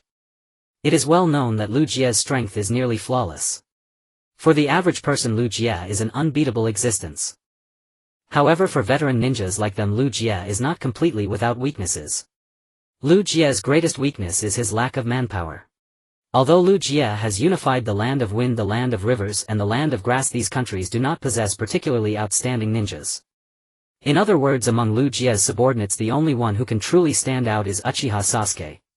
But even Sasuke is merely a fledgling bird still in need of growth. Thus the army of the dead that Orochimaru is studying undoubtedly targets the opponent's soft spot. It's not really a weakness, I just want to quickly acquire Sasuke's body, that's all. Orochimaru coldly laughed, picking up a scalpel and continuing his research. Perhaps the masked man misunderstood his intentions. The masterpiece he referred to was not merely the army of the dead. It was the DNA of Uchiha Madara. Meanwhile in Sunagakure the entire village was engaged in the reconstruction of their home. The ground had been torn open by Ryūsuke's Eye of the Moon plan, creating a massive chasm. Sasuke specifically broke into the land of Earth, capturing a dozen IWA shinobi skilled in Earth release to fill in this chasm with their techniques. Due to its vastness, these IWA shinobi spent more than half a month just to barely manage to fill it. Additionally, the buildings of the village had also been rebuilt to a large extent. Thus the losses from Pain's invasion were gradually being compensated. However, one thing could never be restored. That is the economy. Rebuilding the village and treating the injured require a vast amount of funds. In a short period Sunagakure will not be able to recover. At this moment Ryūsuke stood atop a circular mountain in Sunagakure gazing toward the north. Sasuke silently followed beside him. Suddenly Ryūsuke asked, Sasuke, how much money is still needed for the village's reconstruction? It might take a lot, after all building houses and treating the wounded are minor issues. The real expense lies in the losses suffered by the villagers' homes. I see, it's time to get some money. Ryūsuke said indifferently, his tone carrying no ripples. It seemed that acquiring money was an exceedingly easy task for him. Get money? Where? Sasuke asked in confusion. Currently the treasury of the Land of Wind is empty and there is no surplus funds available for them to rebuild the village. Even if he were to kill the daimyo of the Land of Wind he couldn't gather so much money. Faced with Sasuke's confusion, Ryūsuke maintained his faint smile, then pointed directly to the north. Look over there, the ground is covered with money. Why don't we go over there to gather some? Ryūsuke extended his hand, pointing due north. Look over there, money lies scattered across the ground. Why not go and seize some? A sharp intake of breath escaped Sasuke as he followed Ryūsuke's gaze. Indeed, directly north of Sunagakure lay only one unnamed minor nation, and the Great Earth Country. It was common knowledge that minor nations held no spoils worth plundering. If wealth were to be acquired, the Earth Country, the preeminent power, was the sole viable target. Clan head, do you intend to provoke the Earth Country? Sasuke asked, mildly surprised, not out of doubt in Ryūsuke's strength but because launching an incursion into the Earth Country at this moment seemed ill-timed. After all, the village was still under reconstruction. Waging war now would be like pouring oil onto flames. I will provoke them, but only to seize resources. No deep incursion will be required. Ryūsuke smiled faintly, as though regarding the Earth Country not as a sovereign nation but as a vault, one he could raid at will. Understood. When shall we depart? I act decisively, now. Just the two of us. Just the two of us. Without any troops. Even Sasuke, who prided himself on unruffled composure, felt a flicker of resistance at the notion of invading the Earth Country alone. This was after all the strongest among the 5 great nations. Earth Country shinobi were famed for their unyielding, ferocious combat style, far surpassing even Sunagakure's own. Had the Yellow Flash not single-handedly repelled an entire Earth Country army decades ago, shattering their momentum, the Iwagakure village would likely wield even greater dominance today. Facing such a formidable adversary, even their exceptional prowess and chakra reserves would soon falter. Liu Jie glanced at Sasuke lost in thought, then spoke calmly, "Well. Are you afraid?" "And no, not at all." Sasuke blinked, then steadied himself. "Humph, I merely consider the village's welfare. Whether it's Iwagakure or Konohagakure, I fear neither." "Then what are we waiting for? Let's go." The moment the words left his lips, Liu Jie dissolved into a blur, vanishing toward the horizon. His speed defied belief, bordering on supersonic, as a long serpentine plume of dust rose behind him across the barren desert. An astonishing Shunshin, clan head's mastery has deepened once more. But I won't fall behind. With that, Sasuke too became a streak of black shadow surging forward in pursuit. With their departure, governance of the village fell to the Rain Shinobi.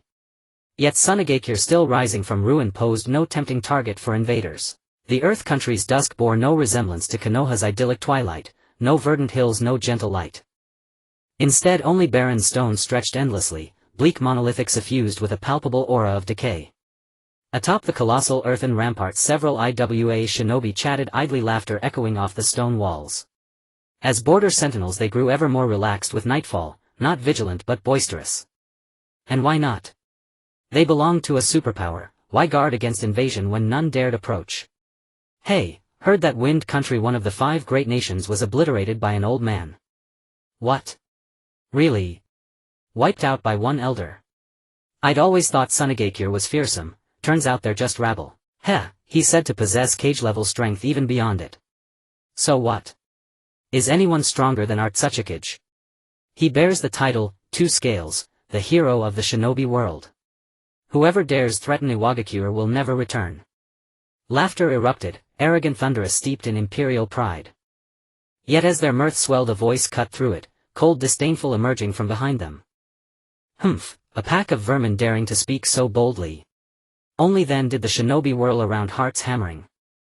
Before them stood a youth gripping a gleaming blade, face impassive, eyes glacial, radiating lethal intent.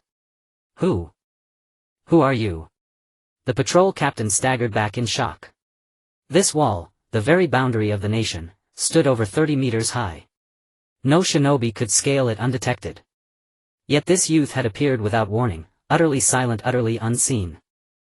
How terrifying must his taijutsu mastery be? "Your identity is irrelevant. What matters is that you are already dead." Sasuke's voice rang icy and final, then he blurred forward. "Shink. Shink. Shink." In the flash of steel, 6 or 7 shinobi crumpled, eyes wide with terror, stripped of all bravado. The captain screamed, "Enemy attack!" But before the cry left his throat, a crimson arc sliced his neck. His head tumbled to the stones beside his fallen comrades. So this is the Earth Country's elite. Indistinguishable from ordinary shinobi, dispatched with a single stroke.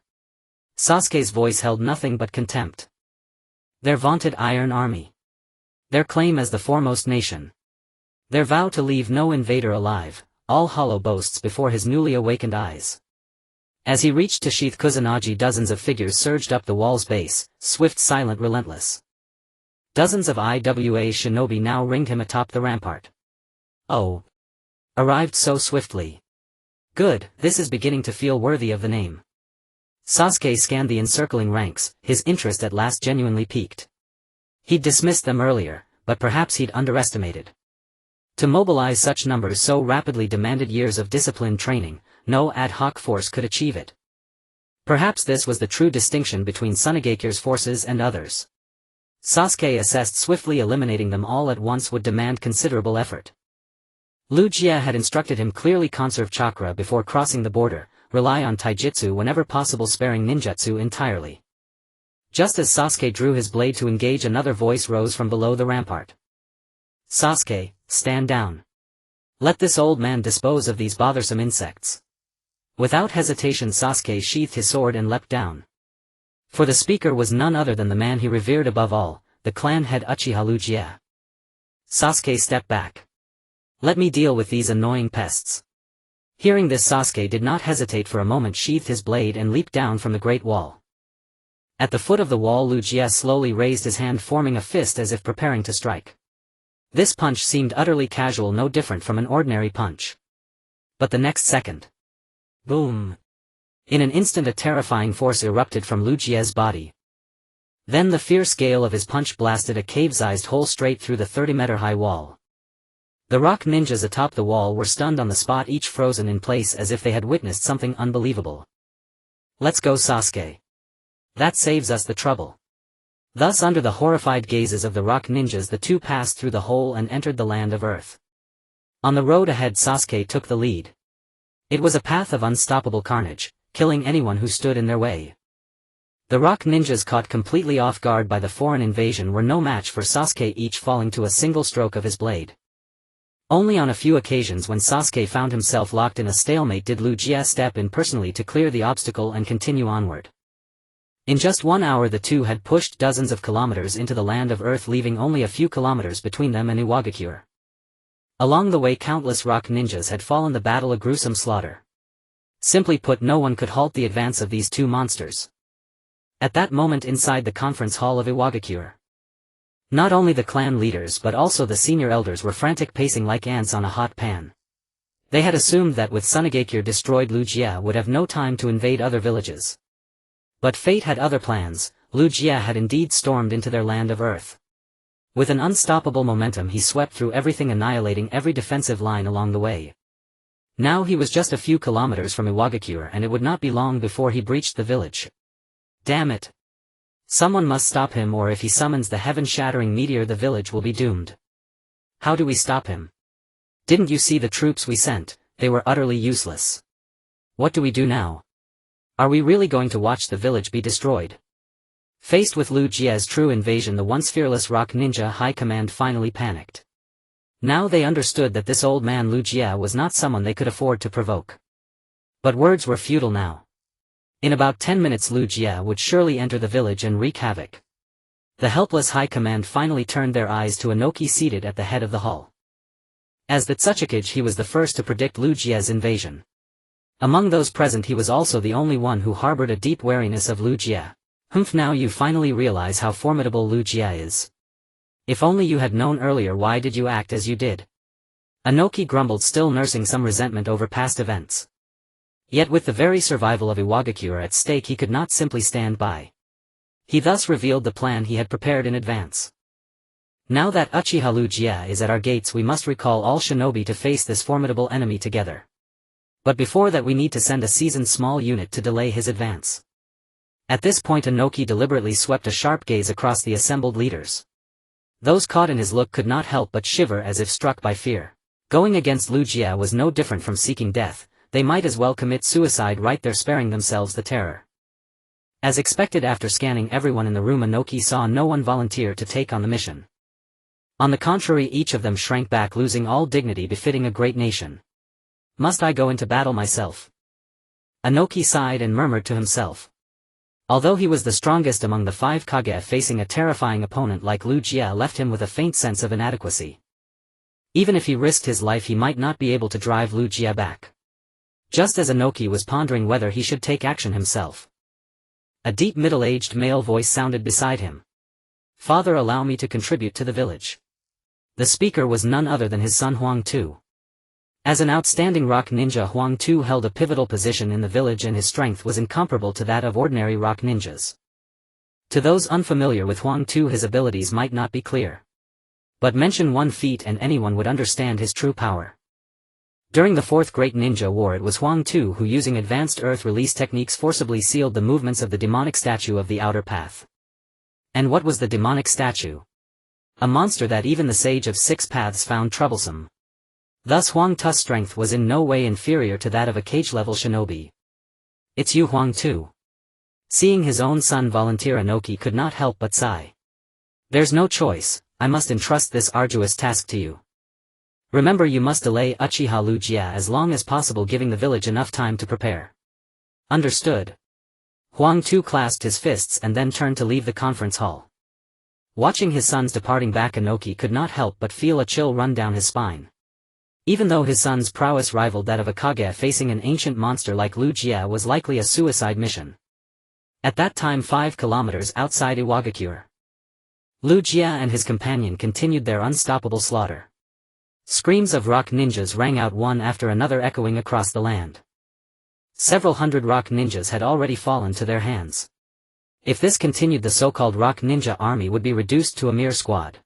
Just as they thought nothing else would stand in their way until they reached the village, the calm ground suddenly began to tremble. Then a violent convulsion shook the earth as if the entire land were about to sink. The earth suddenly began to tremble violently as if the entire land was about to sink into oblivion. Susanoo, who was previously in high spirits during the battle, immediately darkened his expression, a hint of gravity appearing between his brows. What a terrifying chakra! Who is this person?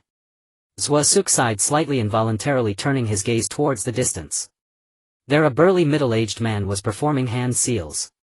His powerful chakra nearly lifted the entire ground of this area. Then, boom! Two hemispherical mountains suddenly erupted from both sides. Immediately they squeezed Susanoo and his companion in between them like a meat sandwich. Although these two mountains were formed by chakra, their size and grandeur were completely comparable to naturally formed mountains. The two flesh and blood humans trapped between these mountains would be crushed or suffocated alive. The group of rock ninjas hiding at a distance upon witnessing this scene couldn't help but rejoice. Surrounded by these two mountains, no matter how powerful you are, can you escape unscathed? Ha ha ha. We've finally sealed that old geezer. Captain Huangtu is truly impressive. Heh, you old fool, daring to invade our land of earth, this is your fate. Tisk, let's see how this old man can remain arrogant now. He has killed so many of our brothers, he must be punished post-mortem. Exactly, first let's desecrate the corpse. Then hang it at the village gate for the wild dogs to devour his remains. The rock ninjas cursed aloud, seemingly harboring endless resentment. But regrettably, with their strength they could only hide and curse from a distance. The two majestic hemispherical mountains were simply beyond their ability to shake. As for their talk of desecrating the corpse and letting wild dogs eat that old man's body, it was all nonsense.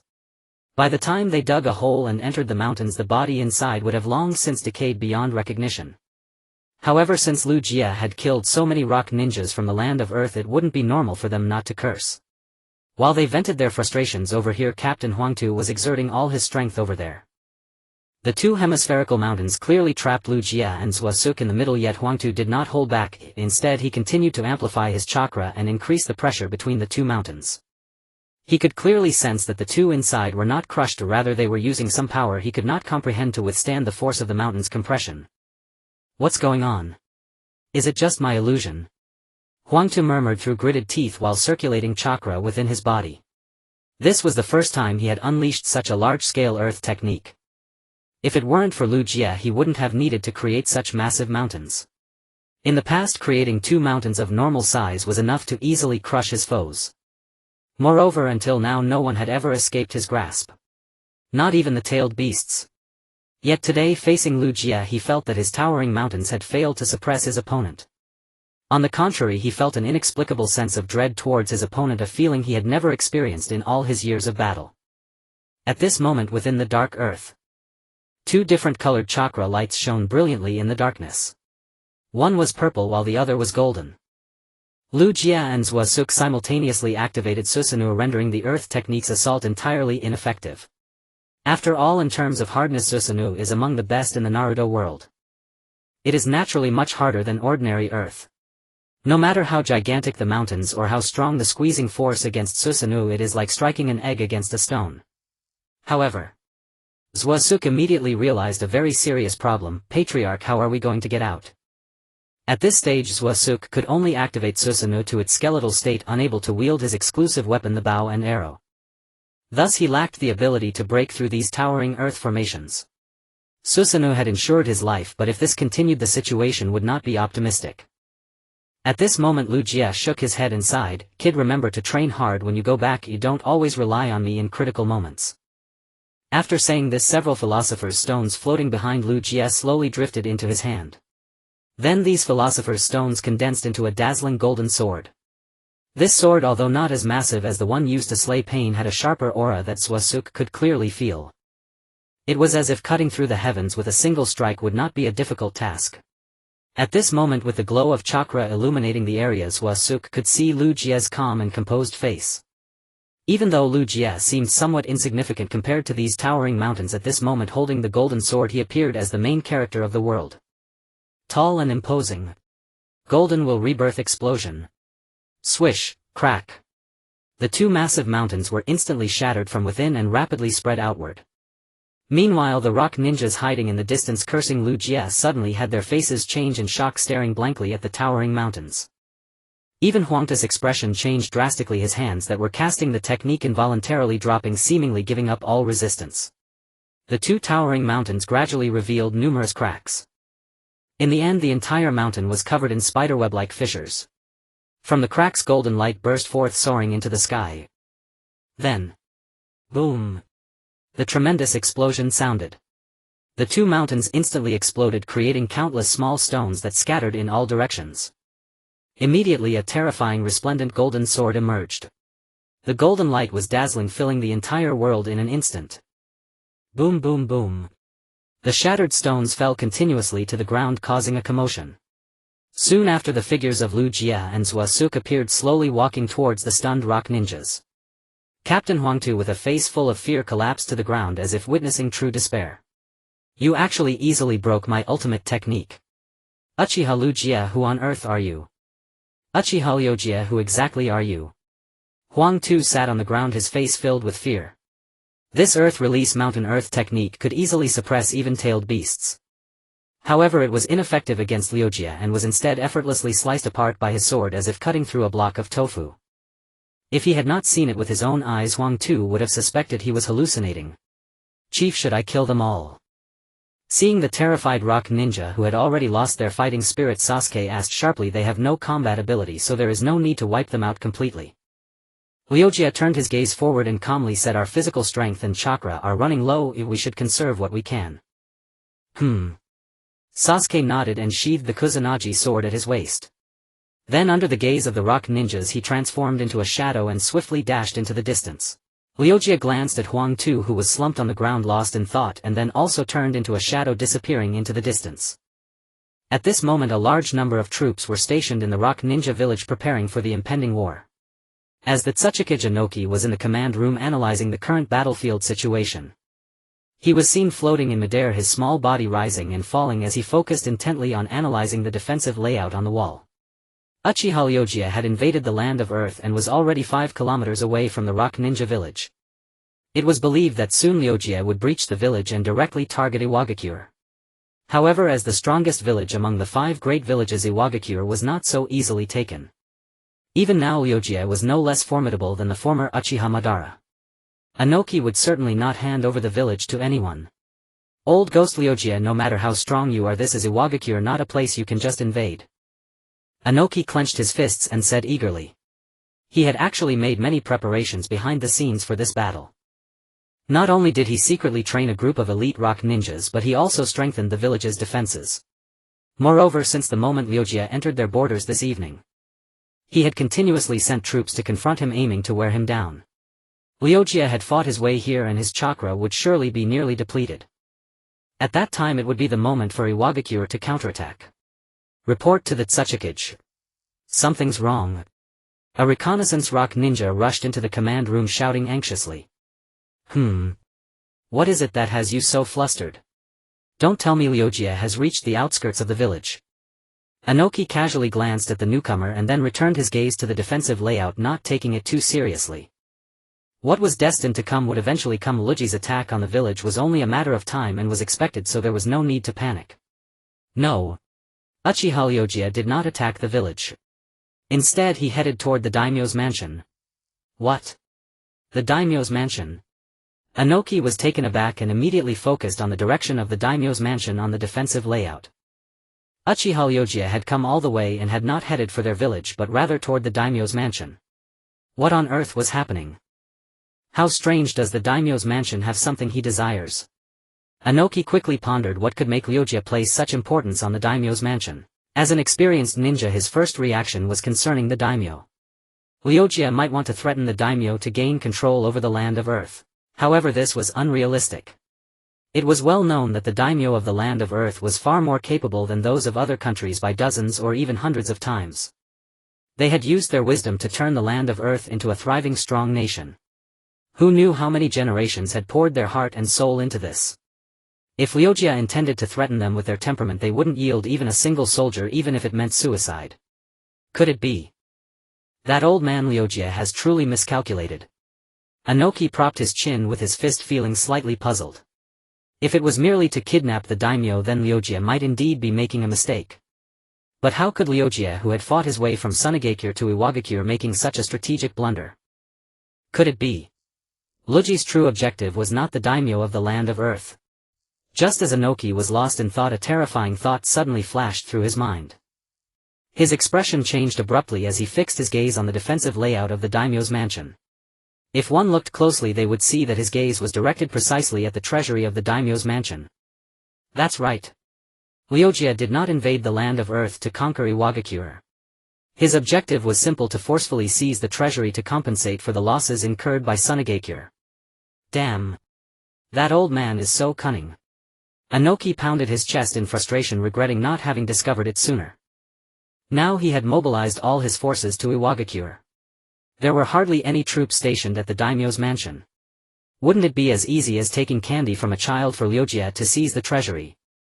The reconnaissance rock ninja, seeing that Tsuchikage's expression shifting from gloomy to bright and back again, was somewhat confused, not knowing what had happened. But at that moment Inoki's expression finally darkened and he shouted loudly at him, "Quickly notify Akatsuki. Have all his troops return to defend the daimyo's mansion with all their might. It cannot go wrong." Yes. The reconnaissance rock ninja did not even think twice and immediately exited the command room, rushing toward the front door. Although he did not know what had happened, it was clear from the Tsuchikage's expression that this matter was very serious. A moment later, Akatsuki, stationed on the outskirts of the village, received Inoki's order. What? The old man actually wants us to return to defend the daimyo's mansion. His handsome face was filled with surprise. Wasn't Uchiha Ryūsuke already 5 kilometers outside the village? It seemed they would soon engage in battle, so what was the meaning of retreating to defend the daimyo's mansion? Alright Akatsuki, let's not doubt the old man's strategy. We need to hurry back to defend. Akatsuki replied honestly, promptly mobilizing the troops to return to the daimyo's mansion. Beside him Akatsuki pouted, turning his head away slightly, feeling a bit sulky. At the entrance of the treasury of the daimyo's mansion, dozens of ninjas had already fallen in a pool of blood. Their eyes were filled with horror and despair, as if they had experienced an indelible fear just before death. At the entrance of the daimyo's treasury, dozens of ninjas had already fallen in pools of blood. When Liujia led Susanoo here, these men had fought fiercely, desperately trying to prove themselves before the daimyo. Unfortunately, things turned out contrary to their wishes. Not only did they fail to achieve their goal, but they experienced the most desperate moments of their lives. At this moment Liujia and Susanoo stopped before a thick stone door. Is this the treasury of the land of earth behind this door? It looks quite difficult to breach, Susanoo said after a preliminary glance at the stone wall. He had reached this conclusion based on multiple analyses.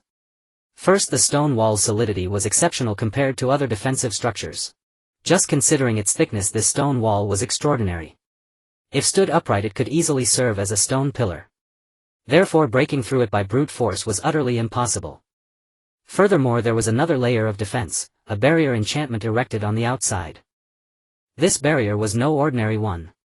Susanoo roughly examined it with his Rinnegan, finding the surroundings filled with intense chakra with almost no weak points. Forcing a way in was simply impossible.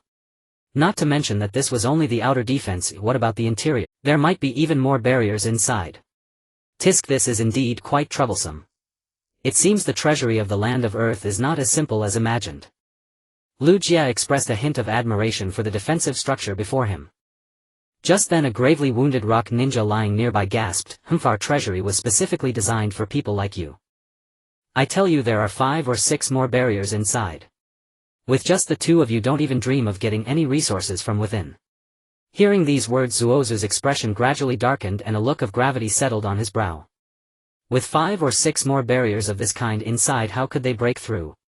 After all, his Amaterasu probably couldn't even burn through the first barrier. Oh. Specially designed for people like us. Liujia feigned surprise. You seem to know exactly what kind of people we are. Or perhaps you know everything about us. Aren't you just an old man who broke out of blood prison? What's there not to know? I tell you, even if you summon a whole meteor, it won't smash through our treasury's barrier defense. Although this rock ninja was severely wounded with blood seeping from the corner of his mouth, he showed no fear of the two before him. Instead, he was immensely proud of the treasury's defenses. Because no one had ever been able to break through their treasury's defenses. Not even cage-level powerhouses. Clan leader, perhaps we should retreat for now. We can come back later when we have enough certainty. As he spoke, Susanoo glanced behind him. By now the rock ninja army had likely learned of their movements and was mobilizing troops at full speed to converge here.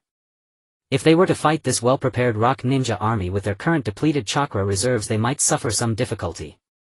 Therefore, if they couldn't breach the defenses in a short time, it would be best to retreat first. Retreat? Why should I retreat? Lu Jie snorted coldly. Kid, watch closely. This is the barrier you said was so hard to break. As his words fell, the several truth-seeking balls behind Lu Jie swiftly flew forward, crashing into the stone wall before them.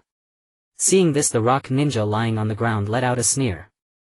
This treasury's defenses couldn't even be shattered by a massive tailed beast ball. What could those little black balls possibly do? Like throwing an egg against a rock. Susanoo, standing by, was also skeptical. Though he had witnessed the power of the Golden Will Reincarnation explosion formed from the truth-seeking balls, that chakra light sword. But that was a sword infused with powerful chakra throughout, naturally formidable.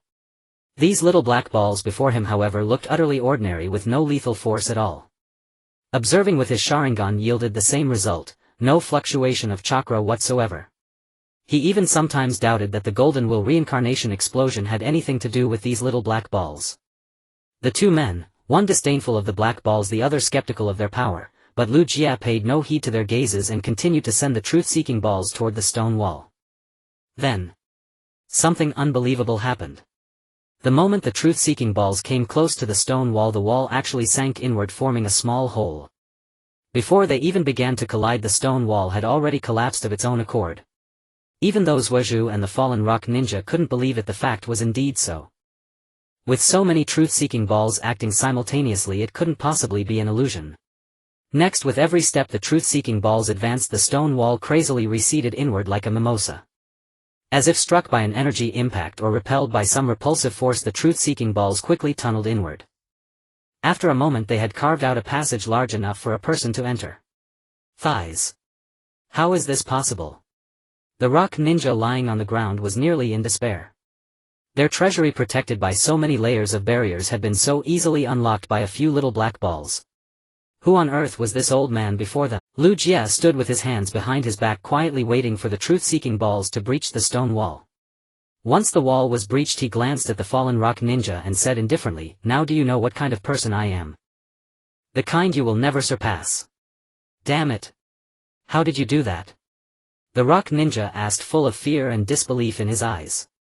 The actions of those black balls had completely overturned his common sense, even his worldview. You want to know why these unremarkable little balls can unleash such terrifying power? Lu Jie chuckled softly. Since you're about to die anyway, I might as well tell you so you can die knowing. These little balls are not ordinary, they are the truth-seeking balls created by the Sage of Six Paths. The truth-seeking balls possess the power of yin-yang and the 5 elements, and even contain yin-yang release chakra. Their power surpasses even Kekkei Genkai and Kekkei Tota. Everything in this world upon touching these truth-seeking balls that contain the power of all phenomena will instantly vanish and turn into nothingness. Even if you set up countless defensive barriers before the truth-seeking balls, they are nothing but paper, easily pierced. After leaving these words, Lu Jie turned into a blur and streaked into the treasury. Susanoo was stunned for a moment, then followed closely. Only the fallen rock ninja remained on the spot, his face a mask of terror. When Chitu led the army of Yenren to the daimyo's mansion, he was completely stunned by the scene before him. Countless Yenren lay in pools of blood, not a single one alive. Only the daimyo squatted in a corner, seemingly having experienced unimaginable despair. My heavens, the old man's prediction was indeed correct. Lu Jie did not head to our village but came to the daimyo's mansion instead. Black Earth opened her small mouth, her delicate face filled with astonishment. It seems we came too late. Kaita's face fell, feeling quite upset. If only he had arrived sooner, perhaps many of his brothers wouldn't have died. Not good. Lu Jie spared the daimyo's life, so he must be heading for the national treasury. Black Earth's expression changed as she rushed towards the direction of the national treasury. Seeing Black Earth go far, Chitu couldn't help but mutter softly behind her, "Could it be? Lu Jia can break into our national treasury. That's something even the tailed beast Jade can't break through. Although Lu Jia was quite powerful, their national treasury was not so easily breached. Perhaps if they hurry now they might just intercept him. However, while Kaida's thoughts were good, reality was cruel. A few minutes later, when he led his army to the national treasury, he found it had already turned into a sea of flames. The raging fire burned above the treasury, visible for miles around. The first to arrive, Black Earth, weakened and fell to the ground, appearing especially frail and pitiful, like a delicate girl in need of care. The national treasury is gone. The losses for the land of Earth will probably take years to recover from. Black Earth lowered her head in sadness, looking as if she might start sobbing at any moment. Seeing this, Chidu approached and comforted her, saying, "Don't worry, Black Earth, your money can be reclaimed as long as our village is still intact. It's not a problem. I believe the old man will definitely have a way to revive our land of Earth." Upon hearing Kaida's comfort, some in the army began to respond. "That's right, it's just a matter of the treasury being gone, right? I believe Lord Tsuchikage will definitely have a solution. Yes, as long as we have the mountains we need not worry about firewood. After some time Yen-in will still be Yen-in, nothing will change. At that time we will revive our glory and ensure that Lu Jia the old fool returns without success. That old fool wouldn't even dare to confront our army. The next time he comes it will be his death knell." The Yenran army did not lose confidence due to a single defeat. On the contrary, they were reborn from the flames, their military might even stronger. On the way just now, the Yenran blocking the checkpoint had nearly all perished. Thus Lu Jia and his companion had a rather smooth journey back. They hardly had to fight at all. 2 days later at midnight the two successfully returned to their national borders. With that, the task of seizing the resources of the land of Earth was successfully completed. The next morning, when the finance department opened the treasury of the land of Wind, they were shockingly stunned by the sight before them. The originally empty treasury was now filled with money. By conservative estimates, this money had at least increased by several billion ryo. Even expanding half of Sunagakure would be more than enough. Regarding this money of unknown origin, the finance department first reported it to the daimyo of the land of Wind. Initially the daimyo was skeptical, but after seeing the money spread across the ground in the treasury he was overjoyed. It turns out that the falling pies from the sky can indeed happen. But this tens of billions, even hundreds of billions of ryo is not a small amount. With money of unknown origin, who would dare to spend it recklessly? Just as the daimyo of the land of Wind was worried about how to handle this money. That afternoon news arrived that the treasury of the land of Earth had been attacked by Lu Jia, the leader of Sunagakure. Now the treasury of the land of Earth was empty and the country was in unprecedented despair. In the short term it would be impossible to wage war against the land of Wind again. Upon hearing that this money was seized by Lu Jia, the daimyo of the land of Wind immediately became much bolder. Lu Jia's intentions were clear, he wanted them to use this money to rebuild Sunagakure. If that's the case, then why not? Without any hesitation or worries, the daimyo of the land of Wind immediately allocated this large sum of money for the reconstruction of Sunagakure. Just 2 months later Sunagakure had returned to its former glory. It even appeared to be more prosperous than before. The land of thunder in the conference hall of Yunin village. Kakashi, the representative of Konoha, and Gaara, the representative of Sunagakure, gathered here. At the front of the hall sat the Fourth Hokage. As everyone knows, every generation of Hokage has had a temperamental characteristic, and the current Hokage is no exception. However, A may seem irritable and easily angered, but when it comes to major matters he is still very cautious and does not act impulsively. Now, after a long-term liaison with Konoha, he was negotiating a treaty of alliance with the representatives of Konoha and Sunagakure. Since the representatives of Konoha and Sunagakure are here, I won't beat around the bush.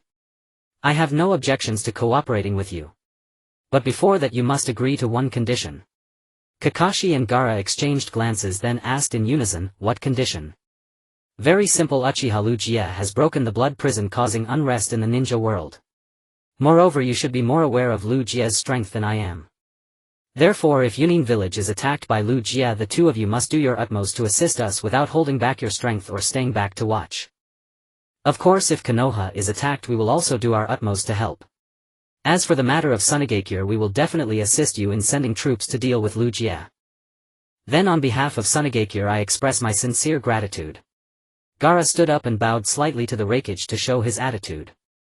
The Hokage did not refuse. After Gaara bowed, he continued, "Since you have no objections, the alliance contract will take effect from now on.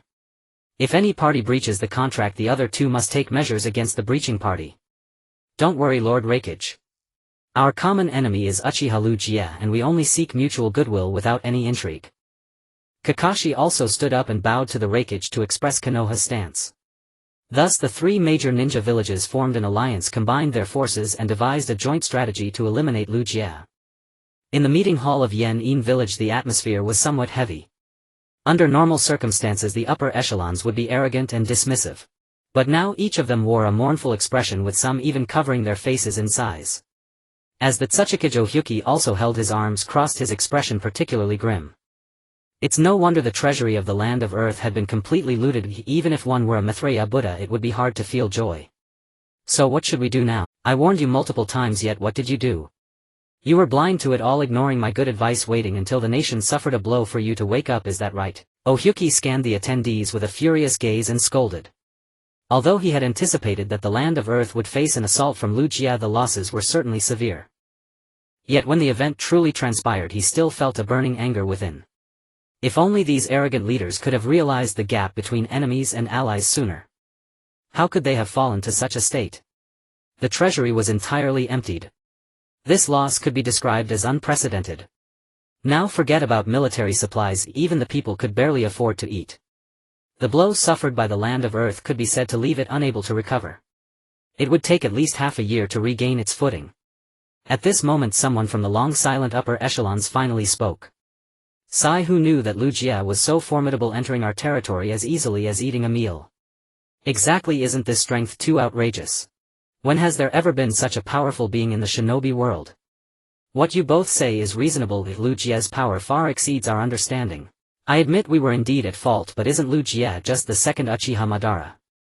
Upon mentioning Uchiha Madara's name the faces of those present changed dramatically, their eyes filled with horror. Even Ohyuki as the Tsuchikage furrowed his brows and wore a solemn expression. Uchiha Madara, the legendary ninja. Once he defeated the second Tsuchikage and the third Tsuchikage Ohyuki with his own strength. He could even rival the god of shinobi Senju Hashirama. It could be said that Madara represented the pinnacle of ninjas, symbolizing the highest level of strength in the shinobi world. And this high-ranking member comparing Ryūsuke to Uchiha Madara meant that Ryūsuke's power had already reached the pinnacle of the shinobi realm. Or rather, he had already transcended that peak. Uchiha Ryūsuke is the second clan leader after Uchiha Madara. Indeed, there are many similarities between the two. Therefore we can completely regard Ryūsuke as the Uchiha Madara of our time. Once Ohyuki said this, the entire room fell silent. Even the Tsuchikage admitted that Ryūsuke's power was no less than that of Uchiha Madara back in the day. Thus the land of Earth's defeat this time was not without reason. Seeing that no one was willing to speak, Ohyuki continued, if everyone has no objections, I will send people to the land of fire immediately to establish an alliance with Konoha. Upon hearing about the alliance with Konoha, the faces of this group of upper echelons changed once again. The previously quiet hall erupted into chaos. What? We are to ally with Konoha? How can that be? As a proud nation, how can we join forces with Konoha? It's simply unacceptable. Indeed, to ally with a disgraceful nation like Konoha and Tsunagakure is to demean our dignity. Clearly this recent blow had not placed much pressure on these upper echelons who were used to living in luxury. Although they knew they were at fault, they absolutely could not compromise their dignity as a powerful nation by allying with other villages. Silence. Ohyuki slammed the table and shouted, are you all waiting to be annihilated by Ryūsuke instead of allying with Konoha? The loss of the treasury this time is the most severe in the history of the land of Earth. Without help from other nations, when can we hope to revive? Before that, who can guarantee that Ryūsuke won't invade our country again? Faced with this string of questions, the upper echelons fell silent once more. Just as Ohyuki said, when can the land of Earth hope to revive? And what should they do if Ryūsuke invades the land of Earth again before that? This series of problems made people's heads ache just thinking about it, let alone putting them into action. Not forming an alliance is acceptable, but you must find a way to deal with Ryūsuke, or else I will not consider your opinions and will personally go to the Hokage to discuss the agreement. Ohyuki coldly snorted, folding his arms, and floated out of the meeting hall. Before leaving, he did not forget to drop one last remark. That is, the deadline is 3 days. If they have not found a way to deal with Ryūsuke by then, he will personally go to the land of fire to negotiate. Although this condition seemed to give the upper echelons a way out, in truth, let alone 3 days, even if given 300 days, they would not find a way to deal with Ryūsuke. After all, Ryūsuke's strength had long surpassed their understanding. In the land of wind on the outskirts of Sunagakure, Uchiha was conducting special training with Sasuke as usual. However, today's training content was somewhat different. Because Uchiha did not want Sasuke to remain at his current level, he needed to elevate Sasuke's strength even further. This was also to prepare for protecting Sunagakure and declaring war on the 5 great nations in the future. Come on kid, try to unleash your ocular power to the fullest and then activate Susanoo. Uchiha said to Sasuke, who was standing a distance away. The latter, upon hearing the command, opened his Manjikyu Sharingan without hesitation and activated Susanoo. During this process, Sasuke let out a series of low growls, trying to push his ocular power to its limit. Before long, a skeletal frame of Susanoo gradually manifested behind him. Following that, the frame transformed into a skeletal figure. The skeletal figure opened its hollow eyes, evoking a slight fear. The previous skeletal frame was the initial form of Susanoo, while the current skeletal figure represented the first form of Susanoo. This was all the power Sasuke could currently unleash. That's still far from enough. You need to continue amplifying your ocular power just like I do. Upon finishing his words, Uchiha widened his eyes. His form instantly rose and lifted, enveloped in a layer of golden chakra soaring into the sky. When this enormous golden chakra stabilized, Uchiha was surrounded by a golden Susanoo resembling a warrior. Normally it would be very normal for Sasuke to see Susanoo. But this time was different, because the Susanoo Uchiha activated was truly colossal, towering like a mountain. It seemed that one slash could cleave the entire earth. This is the complete form of Susanoo, the ultimate form of Susanoo. Sasuke looked up and saw the Susanoo clad in golden armor, towering like a warrior, standing between heaven and earth. It seemed that with a single swing of its sword it could cleave the earth asunder. This is the complete Susanoo. Sasuke could no longer maintain his cold facade, leaving only a face full of astonishment. Compared to this mountain-sized Susanoo, the Susanoo he had activated was nothing more than a tiny ant, utterly insignificant. This feeling was like a speck of light contending with the brilliance of the full moon, a futile attempt to shake a tree, utterly overestimating one's own strength. Try to find that feeling. If you do, you will be able to unlock the second form of Susanoo. With those words, the golden-armored Susanoo melted away like snow and ice, vanishing until it was no more. Meanwhile, Uchiha leaped back down from the heights to the ground. This feeling. I'll give it a try. While maintaining the first form of Susanoo, Sasuke activated his ocular power once more. His expression was even more pained than before, and he let out continuous roars. Then, strands of sinew and flesh rapidly enveloped the outer layer of the skeletal Susanoo. Soon a coat-like layer of chakra emerged. Excellent, just like that. Keep it up. Uchiha smiled with satisfaction. Just as he had expected, ever since they plundered the treasury of the land of Earth, Sasuke's ocular power had shown significant improvement. However, mere progress alone was not enough, he still needed guidance. After witnessing his brother Uchiha Itachi and the complete Susanoo he had just activated, Sasuke quickly found the power hidden within his eyes. It was believed that before long the third and fourth forms of Susanoo would also be unlocked. It was merely a matter of time. Damn it! With a roar from Sasuke, the layer of chakra that was swiftly enveloping the skeletal Susanoo suddenly dissipated. Then the sinews and flesh gradually faded away, leaving only the faintly discernible skeletal bones still surrounding him. It seemed that Sasuke's current limit was just one step away from unlocking the second form of Susanoo. He believed that soon he would be able to unlock the second form. Although this hurdle was not easy to overcome, once successfully crossed, Sasuke's power would undergo a leap forward. It should be known that the second form of Susanoo not only possesses solid flesh and a chakra coat, but also comes with its own exclusive weapon. For example, his own bow and arrow. With this power, Sasuke could at least challenge the 5 Kage summit, provided that Inoki did not use the dust release, that ridiculously overpowered jutsu. It seems this is your limit for now. Let's call it a day and continue training tomorrow. After saying these words, Uchiha turned and left. Sasuke was left behind, clenching his fists tightly with great reluctance. In Konoha village, ever since Konoha formed alliances with Sunagakure and Kumogakure, they had been vigorously enhancing the combat skills of their ninja. The purpose was to guard against a sudden attack from Uchiha Uchiha. Both Konoha and Kumogakure had participated in that god-slaying battle back then, and they deeply feared Uchiha coming for revenge. Meanwhile, the IWA ninja army stationed in Konoha constantly yearned to reclaim their homeland. In the evening, Naruto as usual came to Ichiraku Ramen to enjoy his favorite ramen. Let's eat. Just as Naruto was about to perform the pre-meal prayer gesture, suddenly with a poof the bowl of ramen in front of him vanished into white smoke. Then the ramen shop he was in gradually transformed into a wooden hut. Slurp. Naruto eagerly picked up his chopsticks, scooped up the ramen from the bowl and took a hearty slurp. But just as he was reveling in the deliciousness of the ramen with a blissful expression, suddenly his face changed drastically as if he had taken a mouthful of feces. Then. Ugh. Naruto spat out a mouthful, almost vomiting his stomach acid. It seems little Naruto really enjoys my insect cuisine. He couldn't wait to dig in as soon as he arrived at Mount Myaboku.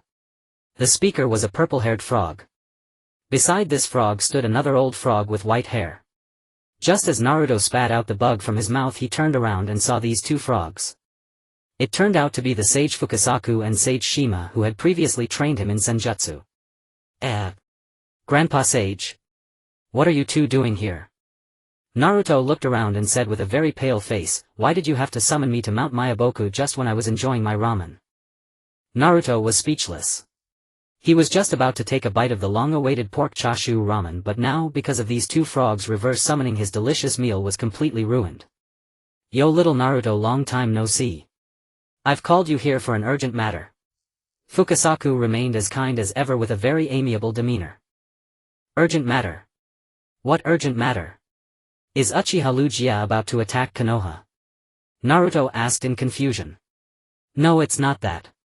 The Toad Sage has a prophecy about you, so I specifically came to bring you to hear the Great Toad Sage's prophecy." The Great Toad Sage has another prophecy? Then let's go right now." With that, Naruto eagerly rushed out of the wooden hut and dashed toward the temple deep within Mount Myaboku. He really wanted to know what kind of prophecy this Great Toad Sage who could foresee the future had dreamed up this time. Inside the wooden hut, Fukasaku and Shima exchanged a glance before following Naruto out of the room. In the temple deep within the sacred land of Mount Myaboku, a large toad wearing a court cap sat cross-legged on a huge stone chair, its eyes half closed. It was covered in wrinkles and spots. Its skin appeared extremely aged, as if it had lived for countless millennia.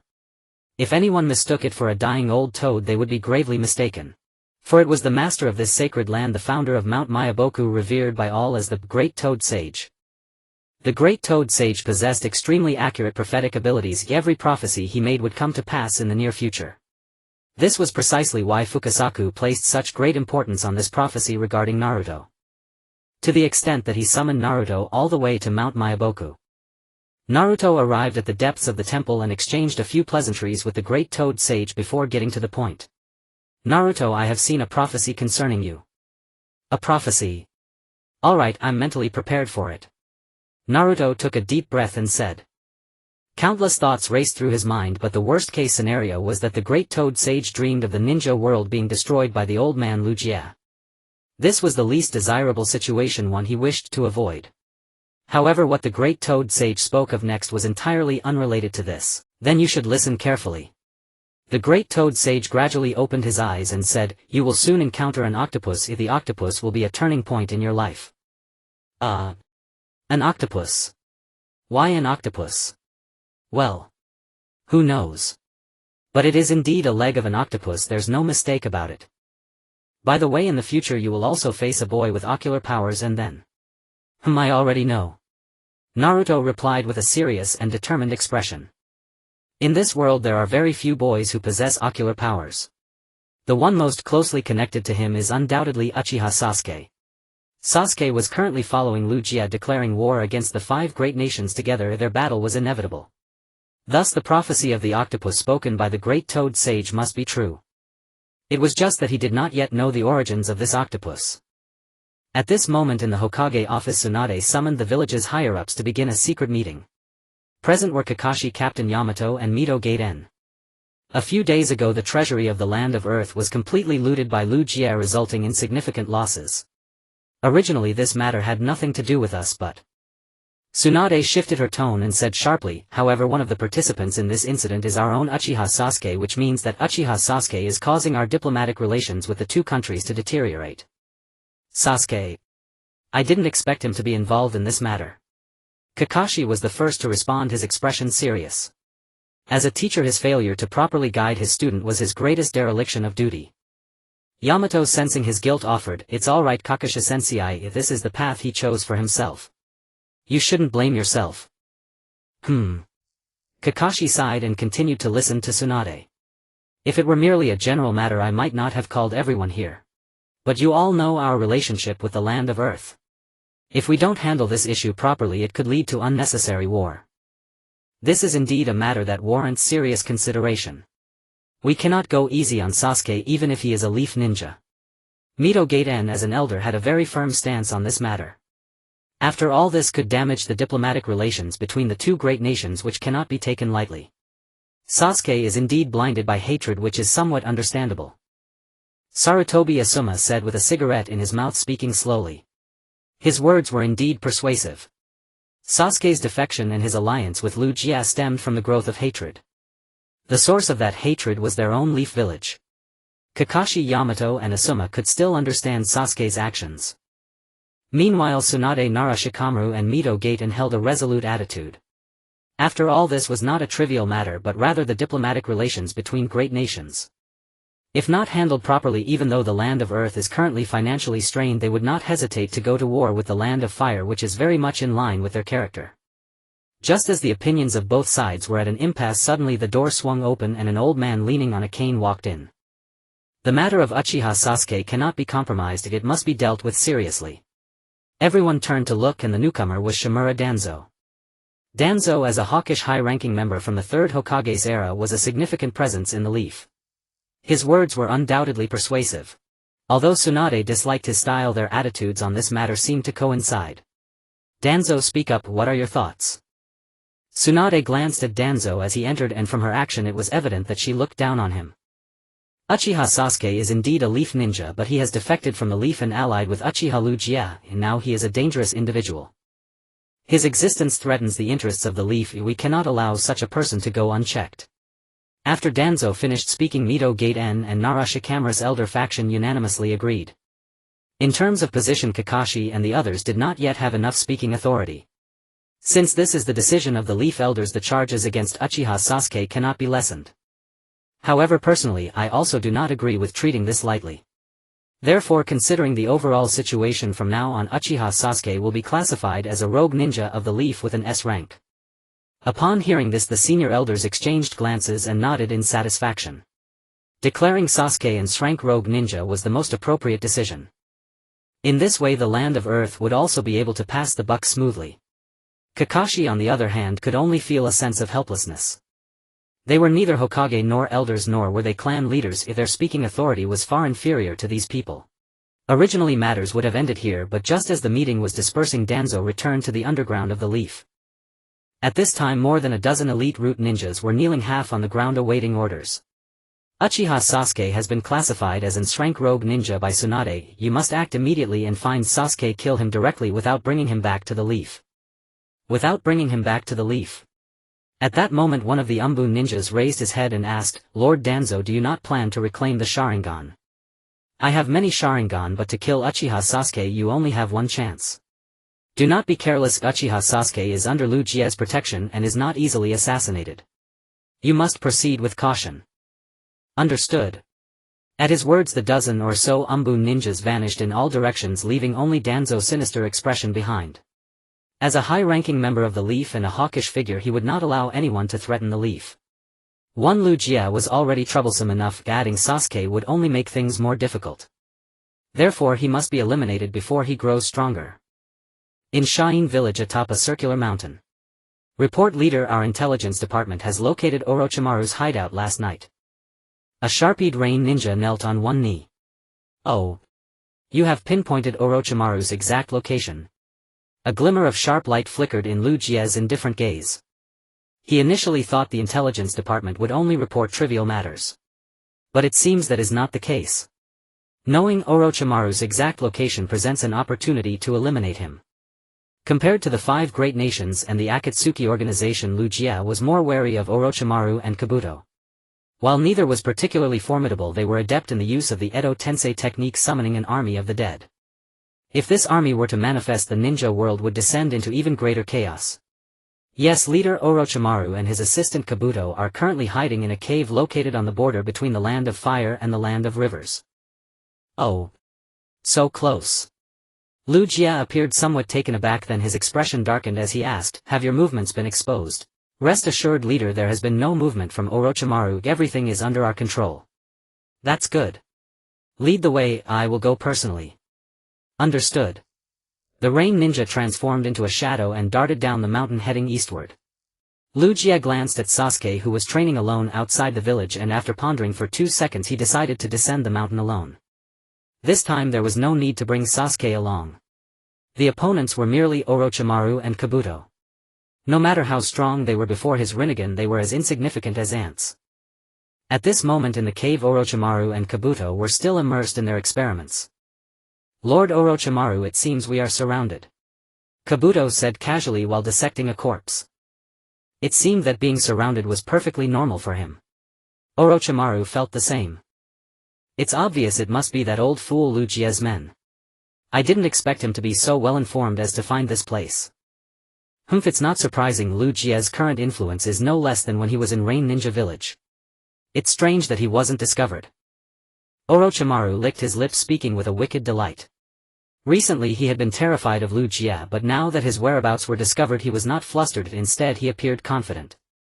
The reason for this confidence lay in the fact that he had obtained the corpses of the previous 4 Hokage and summoned them through Edo Tensei. With the 4 Hokage under his command, even against super shadow level opponents, Orochimaru felt no fear. Meanwhile, Uchiha arrived at the entrance of the cave where Orochimaru was hiding in just over a day. Behind him dozens of elite rain ninjas were half-kneeling waiting for orders. Leader, that guy Orochimaru is hiding inside this cave. The leading rain ninja captain raised his gaze and reported. Oh, this cave is indeed very concealed and not easy to discover. After observing the terrain around the cave, Uchiha coldly remarked, however, it seems this is where it ends. Today I will personally oversee this. Even if Orochimaru had wings he would find it difficult to escape. Uchiha immediately issued orders for the dozens of elite rain ninjas behind him to enter the cave and surround them. Whoosh! Shadows darted into the cave encircling Orochimaru and Kabuto. These rain ninjas were all carefully selected elite shinobi by Uchiha. Even if Orochimaru possessed shadow-level strength, he could not simultaneously contend with so many elite ninjas. However, if he wanted to escape, these rain ninjas would not be able to stop him. After all, when it came to escaping, Orochimaru was second to none in the world of Naruto. This was also the reason Uchiha personally guarded the cave entrance. Inside the cave, despite being surrounded by dozens of rain ninjas, Orochimaru and Kabuto remained unperturbed, continuing to dissect the corpses. Orochimaru, I come bearing orders from Lord Uchiha to eliminate you, and I hope you can cooperate. So eager to kill me. It seems the old man Uchiha is a bit afraid of me, Orochimaru said, his tone laced with mockery. His gaze remained fixed on the corpse on the operating table, too lazy to spare a glance at these intruders. You dare insult Lord Uchiha? You seek death. The rain ninja captain, enraged, raised his sword ready to charge forward and slay these 2 arrogant individuals. But just as he was about to take action, the ground suddenly trembled violently, followed by a coffin slowly rising. Due to the strange appearance of the coffin, the rain ninja captain quickly halted and began to examine it closely. A coffin? The rain ninja captain initially felt puzzled, but upon seeing that the coffin had no peculiarities he burst into laughter. Orochimaru, did you prepare this coffin for yourself because you know your end is near? As soon as he finished speaking, the cave was filled with the mocking laughter of the rain ninjas. They did not expect that the renowned Orochimaru, one of the legendary 3, was so pathetic. They hadn't even started fighting and he was already preparing a coffin for himself. Just as this group was laughing heartily, a sudden wave of overwhelming killing intent emanated from the coffin. It was vast and heavy, carrying an air of coldness. This sensation felt as if one had plunged into an ice cellar, sending chills down their spines. All the rain ninjas present couldn't help but shudder, their eyes filled with horror as they gazed at the grand coffin marked with a large 3. Captain. Captain, a trembling rain ninja said, this coffin seems a bit eerie. Don't be ridiculous, what's there to fear about a coffin? Don't scare yourself, the rain ninja captain said, though he was already backing down in his heart. With his years of assassination experience, he could tell that this killing intent was unmistakably from a powerful being. Just from this aura alone he felt a sense of dread. He had long heard that Orochimaru was cunning and skilled in concocting bizarre, forbidden techniques. Now it seemed to be true. Just as the rain ninjas were speculating about what lay within the coffin, the coffin suddenly emitted a series of cracking sounds. Following that, boom! The coffin lid was forcefully blown away, thick smoke billowing as a heavy and overwhelming aura spread out. Boom! The coffin lid was sent flying by an immense force. Smoke billowed as a vast oppressive aura spread out. A figure slowly emerged from within. How is it possible? It's him. This is the Third Hokage.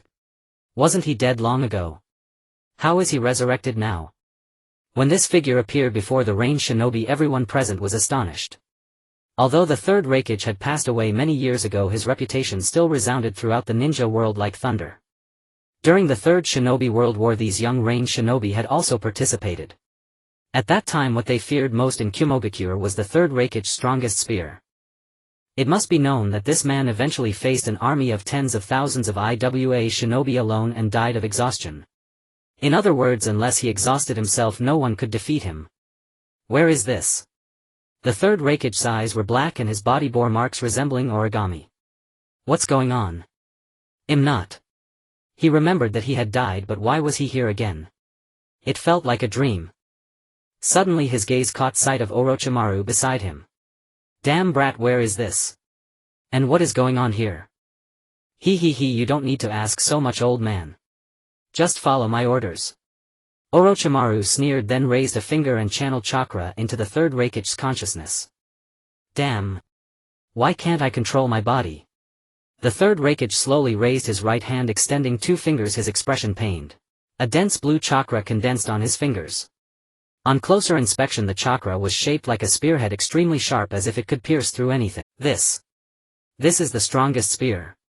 The range shinobi captain almost roared. As an experienced veteran, he had naturally seen the Third Hokage use this technique. This technique possessed immense penetrating power, even capable of piercing through an entire city wall. At that time, over 100 ninjas were skewered like kebabs and more than half were killed in an instant. The method was extremely brutal, with no hope of rescue. The range shinobi captain firmly believed that if the Third Hokage wished, their so-called elite forces could be annihilated in minutes. Kid, run. Don't say I didn't warn you. I'm about to lose control of my body. As soon as the Third Hokage finished speaking, a layer of azure chakra armor appeared over his body. The range shinobi captain's pupils contracted and he stood frozen in place. Even the strongest shield, which was as famous as the strongest spear, had been activated. It seemed that the Third Hokage had truly entered a combat state. This time the range shinobi captain was completely terrified, forgetting that Uchiha was supervising at the cave entrance, and turned to run. Run. If we don't run now, it'll be too late. With a whoosh, the range shinobi captain turned and fled without hesitation. But he had barely taken a few steps when he felt a chilling sensation down his spine. Then, splat. Hot blood replaced the chilling cold. The range shinobi captain looked down in disbelief at his chest. A large hand shaped like a spearhead had pierced straight through his body, and the hand was even covered in blood. How? How is this possible? In utter despair, the range shinobi captain, still wearing that incredulous expression, collapsed to the ground, never to rise again. In an instant, their most powerful range shinobi captain was instantly killed by the Third Hokage. If they hadn't seen it with their own eyes, these range shinobi would never have believed it. What just happened? I didn't see anything. I only saw a flash of blue light, and then the captain was. This is not an opponent we can handle. Retreat. In panic, the dozens of range shinobi fled toward the cave entrance. It was as if the cave hid a man-eating tiger or beast. However, splat. Splat. Splat. The sound of bodies being pierced rang out continuously in the cave, followed by heart-wrenching screams of utmost misery. It seems the situation inside is not good. Standing proudly outside the cave, Uchiha frowned, sensing the trouble within. Not to mention the agonizing screams just from the smell of blood wafting out of the cave. Uchiha could imagine how brutal the situation inside was. Without dozens of deaths, the smell of blood wouldn't be this strong. Without a doubt, a massacre was taking place inside, and the ones being killed were the very range shinobi he had sent in. Interesting. My trained troops have never been slaughtered like this before. Uchiha narrowed his eyes and looked toward the cave.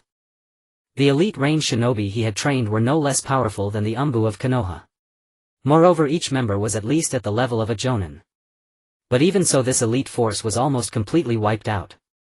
Only 2 or 3 managed to escape in a sorry state, their bodies already covered in the blood of their comrades. Leader.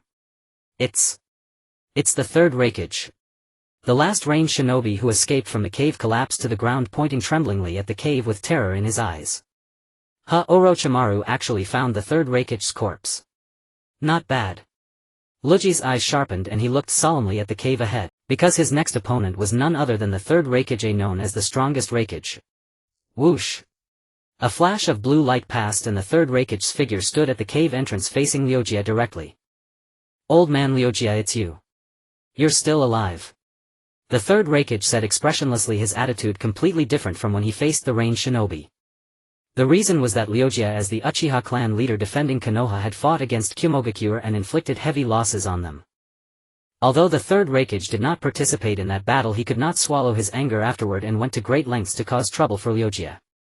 This was also an important reason why the Kumogakuren High Command participated in the God-slaying war 30 years ago. "Black Lightning Kid, how could I possibly die before you? But you died a pathetic death, defeated by such a waste like the Iwa shinobi." Uchiha smirked, completely unconcerned about the other's identity, and taunted freely. The third Hokage, seeing himself mocked, was instantly furious. "You old immortal. Since you're still alive, I'll finish you off today." With that, the third Hokage transformed into a blue light and with lightning-like speed swiftly charged at Uchiha. With a swoosh, the third generation of Thunder Shadow darted towards Uchiha with lightning speed. Activating the lightning release chakra mode, he not only enhanced the hardness of his body but also activated his physical form, achieving a speed that was beyond the grasp of ordinary people. The blue light moved at an astonishing speed, almost reaching Uchiha in the blink of an eye. Just as the third generation of Thunder Shadow raised his hand, preparing to pierce through the heart, Uchiha had already prepared his stance, and then he shouted, "Spicy heavenly block." Boom! In an instant the dust and stones flew and the wind surged. The immense repulsive force seemed to contain the power of all things, directly sending everything around flying. Even the third generation of Thunder Shadow was sent flying like a piece of paper, crashing into the stone wall behind him, his entire body sinking into it. What kind of power is this? The third generation of Thunder Shadow lay in the stone wall, gazing at Uchiha with disbelief. His physical activation level was indeed the peak of humanity. Yet the terrifying repulsive force just now had completely ignored his thunder charge. It had sent him flying as if flicking away an ant. Was that just a coincidence? The third generation of Thunder Shadow looked at Uchiha with a mix of reluctance and astonishment. His strongest shield and spear had never met an opponent. He was always the one to defeat others, never the one to be defeated. But Uchiha had indeed repelled him just now. How had he done it? To uncover the truth, the third generation of Thunder Shadow decided to launch another attack on Uchiha. With a swoosh, in almost an instant, the third generation of Thunder Shadow broke free from the stone wall at a speed that couldn't be perceived by the naked eye, transforming into a blue light and dashing towards Uchiha. Several rain ninjas watching from the side were utterly dumbfounded. Was this old fellow a human-shaped monster? After crashing into the stone wall, he seemed completely unfazed. Moreover, he broke free from the stone wall's constraints and charged forward with near thunderous speed. What a terrifying existence this was! Did the concept of obstacles not exist in his eyes? The surviving rain ninjas shuddered at the thought, as if they had witnessed something extraordinarily terrifying. At this moment, the third generation of Thunder Shadow was merely a step away from Uchiha, his strongest spear approaching Uchiha's eyes. However, boom! In an instant, that terrifying and indescribable divine power surged once more, sending the third generation of Thunder Shadow flying again, embedding him into the stone wall. "Black Lightning Kid, if you want to play with this old man, you're still too young," Uchiha said calmly, a hint of disdain flickering in his eyes. Once again humiliated, the third generation of Thunder Shadow refused to yield. Just as he was about to break free from the stone wall and continue his attack, a voice like ethereal music echoed in the valley, 80 Divine Sky Strike. Boom! Uchiha slammed his fist forward and the air suddenly shook violently. Terrifying chakra instantly coalesced into a massive divine fist. It was a power reminiscent of the divine. The sight left the third generation of Thunder Shadow utterly stunned, his old face displaying sheer incredulity. Boom! The earth cracked. The mountains collapsed. The divine fist carried the power to annihilate worlds. In an instant it smashed through the entire mountain. The terrifying explosion created a massive pit in the area. What? What terrifying power! Is this the strength of the leader? It could easily crush a tailed beast. I heard that the treasury of the land of Earth was raided by Lord Uchiha alone. Now it seems that being robbed was a stroke of luck. The surviving rain ninjas stared blankly at the collapsed mountain before them, their hearts filled with horror. Forget about the strongest shield, the mountain had been obliterated by Lu Jie's punch. The third generation of Thunder Shadow was undoubtedly turned to dust. Orochimaru, come out. Do I need to invite you? Lu Jie withdrew his fist and cast his gaze towards a pile of rubble. As soon as he finished speaking, Orochimaru and Kabuto emerged from the pile of stones, their heads poking out, followed by their bodies. Humph, as expected of Senior Lu Jie, your Rinnegan truly makes things troublesome, Orochimaru said ominously, his eyes warily fixed ahead. This old man, though already over 100 years old, possessed martial arts that were no less powerful than the 8 gates released formation. In fact, his instantaneous speed exceeded the speed of sound. Orochimaru, I believe you understand the disparity between us. Are you sure you want to continue battling? Senior Lu Jie, you're quite the joker. If I don't keep fighting, should I wait for you to kill me? Orochimaru licked his tongue and coldly laughed. Furthermore, Senior, my creation hasn't been defeated by you yet. As soon as he finished speaking, countless pieces of paper began to coalesce, and soon the once damaged third generation of Thunder Shadow appeared once more, restored to his former self. The rain ninjas in the back were utterly astonished. My heavens! His body can actually regenerate automatically. What kind of monster is this? He was already this strong and had self-healing abilities. How are we supposed to fight him? If he can't be killed, and with such strong attack power, does our leader really have a chance of victory? The more I think about it, the more hopeless it seems. The ability to resurrect infinitely is incredibly broken. No matter how strong Lu Jie was, if he couldn't stop the other party's infinite resurrection, what use was that? At most they would end up in a stalemate. I see now, I almost forgot that the reincarnated ninjas can only be sealed. Lu Jie tapped his head, nearly forgetting this crucial matter. He had originally planned to take action against Orochimaru, but now this tenacious third generation of Thunder Shadow had returned. He, Senior Lu Jie, if I recall correctly, you don't possess any powerful sealing techniques, do you? Orochimaru said sinisterly, a look of triumph on his face. That's right, I only know some simple sealing techniques. I can't perform powerful seals, meaning I can't defeat ninjas after they have been reincarnated. At this point, however, Lu Jie changed his tone, but as long as I defeat you, the user of the reincarnation technique, the reincarnation ninjutsu will automatically be undone and the result will be the same. Boom. The earth trembled and 3 coffins emerged from the ground. Humph, Senior Lu Jie, you won't easily get rid of me now, Orochimaru said with a sinister tone, appearing as if he had just succeeded in a scheming plot. Beside him, Kabuto also adjusted his glasses, showing no fear. In fact, the Third Hokage was not their proudest creation. Next, the real show was just beginning. Oh. 3 more have come.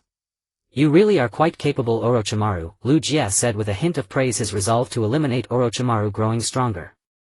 If they did not eliminate these 2 troublesome individuals today, their future opponents would consist not only of that army of the dead but also the previous Hokage and Kimu. Senior Lu Jie, you jest. I merely wish to survive, that's all, Orochimaru said with a sinister smile, then turned and fled without hesitation. His subordinate Kabuto followed closely behind. Although the 4 generations of Kage were a formidable alliance, Uchiha Lu Jie was even stronger. The 2 were absolutely not going to act recklessly and confront someone like Lu Jie without having found the corpse of an extraordinarily powerful being. Huh?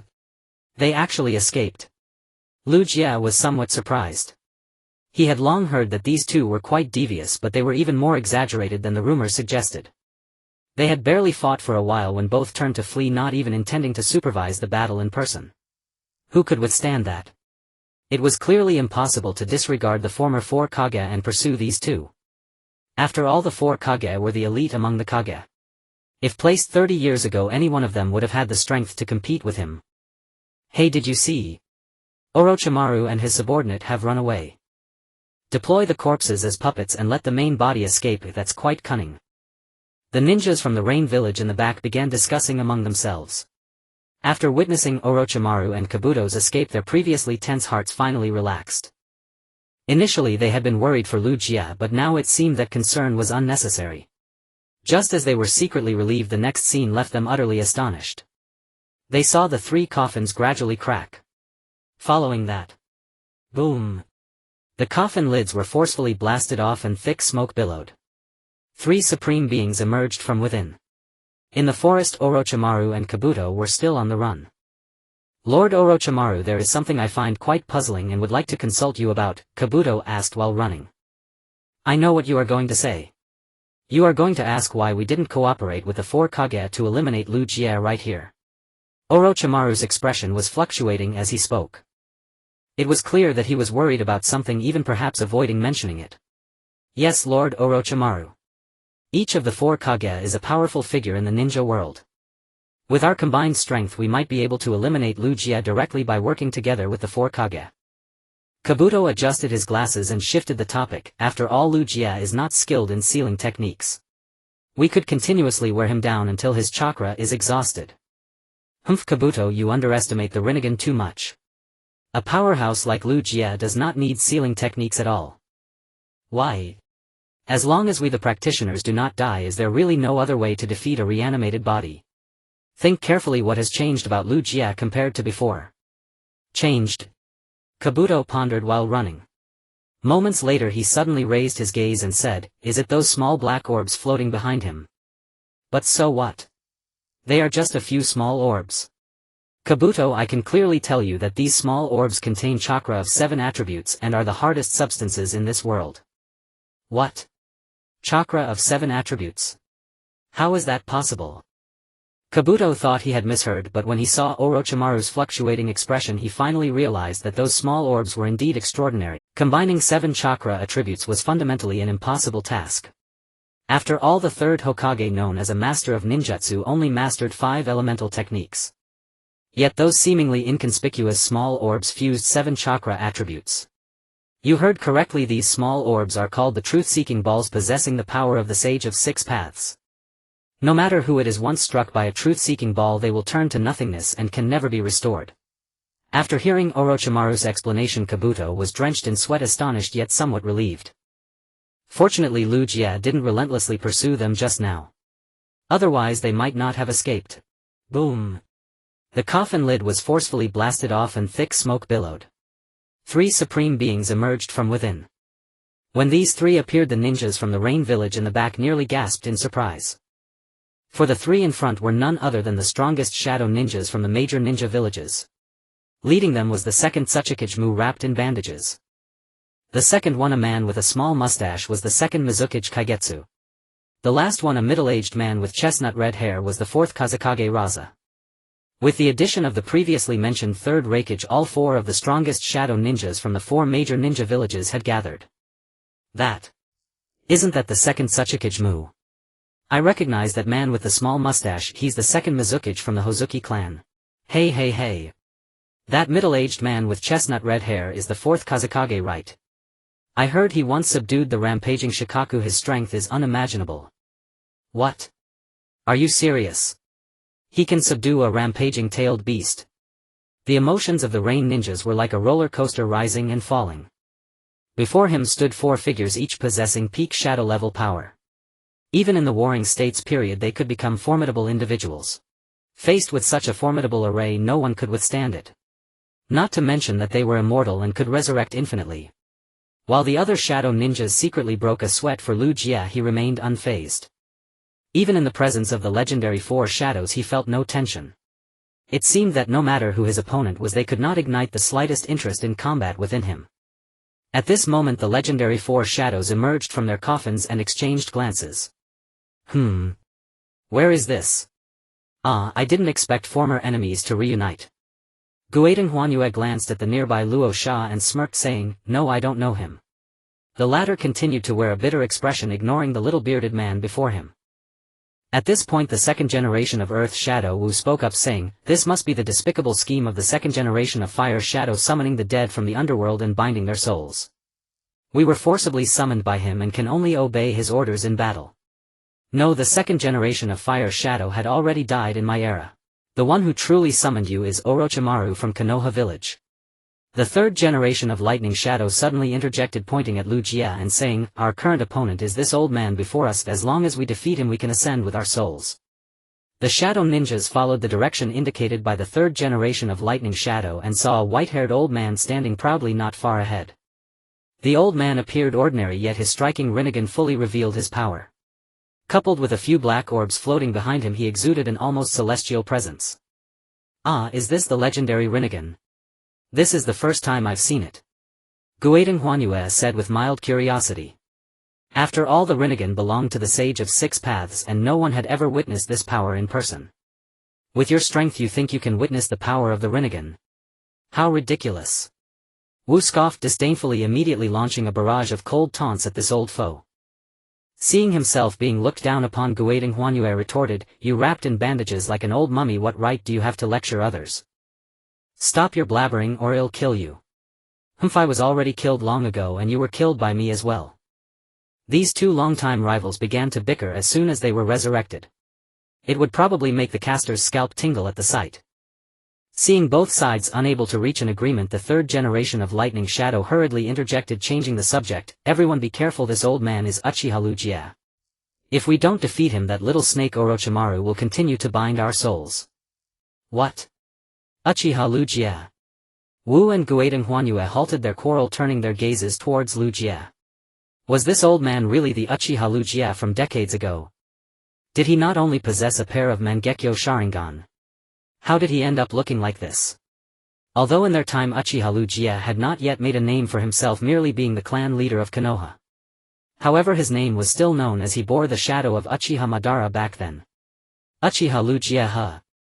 So powerful, after several decades he must be even more formidable now. Thanks to the reminder from the third generation of Lightning Shadow, Luo Sha recalled that this old man was indeed the protagonist of the God-slaying war. Though he was far away in Suna, he had heard of how Ryūsuke single-handedly defeated the combined forces of the three great nations. His skills were indeed remarkable. At this moment Ryūsuke, seeing the four shadows resurrected and chattering for so long, impatiently said, "Hey, why don't you all just come at me together? After all, I couldn't catch up to Orochimaru, so I might as well play with you." The four shadows, who initially held no significant enmity towards Ryūsuke, were now thoroughly enraged by this statement. "Damn! We are shadow ninjas, how dare you underestimate us?" Wu shouted angrily, immediately raising his hands to perform a technique. Dust Release Original World Separation Technique. In an instant a white energy barrier appeared in his hands. Following that, the barrier shot out in a cylindrical shape, swiftly heading towards Ryūsuke. Seeing the dust release, Guiding Huanyue felt an old shadow rising in his heart. This Original World Separation Technique was a bloodline limit elimination technique that could separate an opponent into atomic form. If an opponent were to be hit, they would undoubtedly be reduced to ashes, leaving not even a trace. Back when he fought Wu, he had suffered greatly from this technique. Whoosh! The dust release rushed towards Ryūsuke, leaving a long cylindrical barrier in midair. Everything it touched was instantly decomposed. A butterfly accidentally flew into the barrier, and in the next moment it was split into atoms and vanished. It was truly terrifying.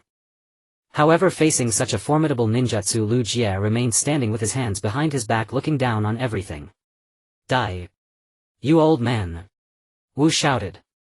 Just as the dust release was about to decompose the old man before them, something unbelievable happened in the next moment. Ryūsuke widened his eyes, and the originally menacing dust release barrier suddenly transformed into a fluid being absorbed by the Rinnegan. Ryūsuke still stood proudly unscathed. It was actually absorbed.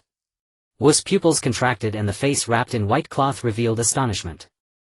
His Original World Separation Technique could decompose opponents to the point of leaving no remains, and apart from his disciple Oyuki, no one had been able to break it until now. Yet this old man before him not only broke the dust release but did so with ease, appearing quite relaxed. "Are you an idiot? The Rinnegan can absorb all ninjutsu. Your ninjutsu is completely ineffective against me," Ryūsuke said with a playful smile, continuing to stand with his hands behind his back, waiting for the attacks from the legendary four shadows. To absorb all ninjutsu. What a terrifying ability. Both Wu and Guiding Shuizuki exclaimed in astonishment. If one could absorb all ninjutsu, wouldn't they be an invincible existence in unknown combat? Because besides taijutsu ninjas, no one could harm him. However, throughout the history of shadow ninjas, there were simply no ninjas who could stand at the top, relying solely on taijutsu. This meant that in unknown combat there was hardly anyone who could defeat a holder of the Rinnegan. Since he's so powerful, let's all attack together. We will definitely find a flaw. Under Wu's call, the legendary four shadows finally dared not underestimate the old man before them, and each took out their signature techniques. Earth Release Super Heavy Rock Technique. Hell Stab 4 Books Penetration. Steam Danger Explosion. Magnet Release Sand Gold Burial. In an instant the four shadows launched their strongest assault towards Ryūsuke with an earth-shattering force. In an instant the four shadows launched their assault in a cataclysmic display, unleashing their strongest attack upon Ryūsuke. It was Wu who first revealed his signature skill, the Earth Escape Super Heavy Rock Technique. With the enhancement of the Super Heavy Rock Technique, the gravity in the area where Lu Jie stood surged several times. Boom! Lu Jie found his feet sinking deep into the ground, stopping only when they reached his knees. The Earth Escape Super Heavy Rock Technique utilizes gravity to immobilize the enemy. Under such gravitational force, even a master of physical techniques cannot use the body flicker technique to move. As for ordinary individuals, they could do nothing but remain rooted in place, unable to move an inch. Meanwhile, Ghost Lantern Illusion Moon summoned a childlike clone, joyfully running toward Lu Jie's position. Do not be fooled by this child's seemingly foolish demeanor. He is the embodiment of oil and water. Once he explodes, even a shadow-level powerhouse would undoubtedly perish. Seeing the two senior shadow ninjas take action, Luo Sha did not dare to be slow. He hurriedly controlled the sand and gold to flow toward Lu Jie's area. Meanwhile, the Third Hokage did not sit idle, transforming into a blue shadow and dashing past. As long as his strongest spear pierces Lu Jie is certain to die. The four shadows acted in unison, just the sheer momentum they radiated was an unmatched presence. Do not underestimate an old man. Even facing an entire army of ninjas would be a matter easily dealt with. My heavens! These shadow ninjas are simply too excessive, right? Just dealing with one Third Hokage is troublesome enough, and now they are joining forces. There's no way to win. Can the leader withstand this? These shadow ninjas are no trifles. The few rain ninjas in the back involuntarily swallowed their saliva. Though Lu Jie is quite strong, the four shadows are not to be trifled with. One should know that any technique they unleash is enough to annihilate an entire army. If these four are not dealt with here, letting them escape would mean a threat capable of toppling a nation. Just thinking of this made the few rain ninjas' hearts tremble. Orochimaru is indeed a terrifying figure, capable of making these strong warriors serve him. Just thinking about it is frightening. Here, facing the united assault of the four shadows, Lu Jie, who had originally stood with his hands behind his back, finally moved. Spicy Heaven Block. With a low shout, a terrifying repulsive force surged outward. In an instant, sand and stones flew and the wind roared. This indescribable power instantly blocked the shadow ninja's jutsu and rebounded it back. Boom! A massive explosion echoed, and the four shadows were instantaneously reduced to ashes by their own techniques. Only the Third Hokage lay on the ground, most of his lightning armor blown away. Well done. The leader is indeed our leader. My goodness. To dissolve the combined attack of the four shadows in one move is simply unimaginable. The leader is indeed powerful, but you two shouldn't rejoice too early. Have you forgotten the state of the four shadows? That's right, the four shadows are the bodies of Edo Tensei, which cannot be destroyed. Let's observe the situation for a while. If the leader proves difficult to handle, we should quickly return to the village for help. The few rain ninjas agreed that if Lu Jie truly could not find another way to deal with the Edo Tensei shadows, they would return to the village for reinforcements. There is a sealing team in the village specifically for dealing with such situations. As expected, as the white explosion gas dispersed, countless pieces of paper flew back, gradually reconstituting into their original forms. Once again the four shadows stood before Lu Jie, restored to their former state. Old man, I must say you're quite formidable, but that's all there is to it. Indeed, old man, you'd better hurry and leave. We don't want to kill you. Ghost Lantern Illusion Moon, despite appearing carefree, still had a kind heart. He admitted that Lu Jie's previous move was impressive, but it was futile if it couldn't kill them. Luo Sha beside him nodded in agreement with the two. The Edo Tensei bodies possess infinite chakra and can revive an unlimited number of times. Even if the opponent is strong, if they cannot seal them, it would all be for naught. The only chance lies in defeating the caster, but unfortunately Orochimaru and the others had already fled far away and they had no idea where to find him. Don't want to kill me. Sorry, I'm not at the point of being pitted by you yet. Lu Jie slowly walked out of the massive pit formed after casting Shinra Tensei, speaking. It seemed he still wished to continue fighting the four shadows even with little chakra left. What a proud old man! Since you insist on this, then blame us for killing you. The four shadows launched their attack once more, intending to continue depleting Lu Jie. As long as they could exhaust Lu Jie's chakra, victory in this battle would be theirs. Facing the four shadows' renewed assault, Lu Jie yawned, seemingly having lost interest in them. Immediately several tailed beast balls behind him connected in a chain. Then a beam of light erupted, shooting a golden pillar into the sky, transforming into a terrifyingly large sword of light that pierced the heavens. As the four shadows prepared to strike, their pupils suddenly contracted and their scalps tingled. Swish, crack. In the blaze of golden light the gigantic golden sword came crashing down with overwhelming force. That terrifying dazzling golden light pierced through everything. Wherever it passed all things were cleaved in two. Anything covered by this golden light was obliterated like dust. Unimaginably fierce and terrifying.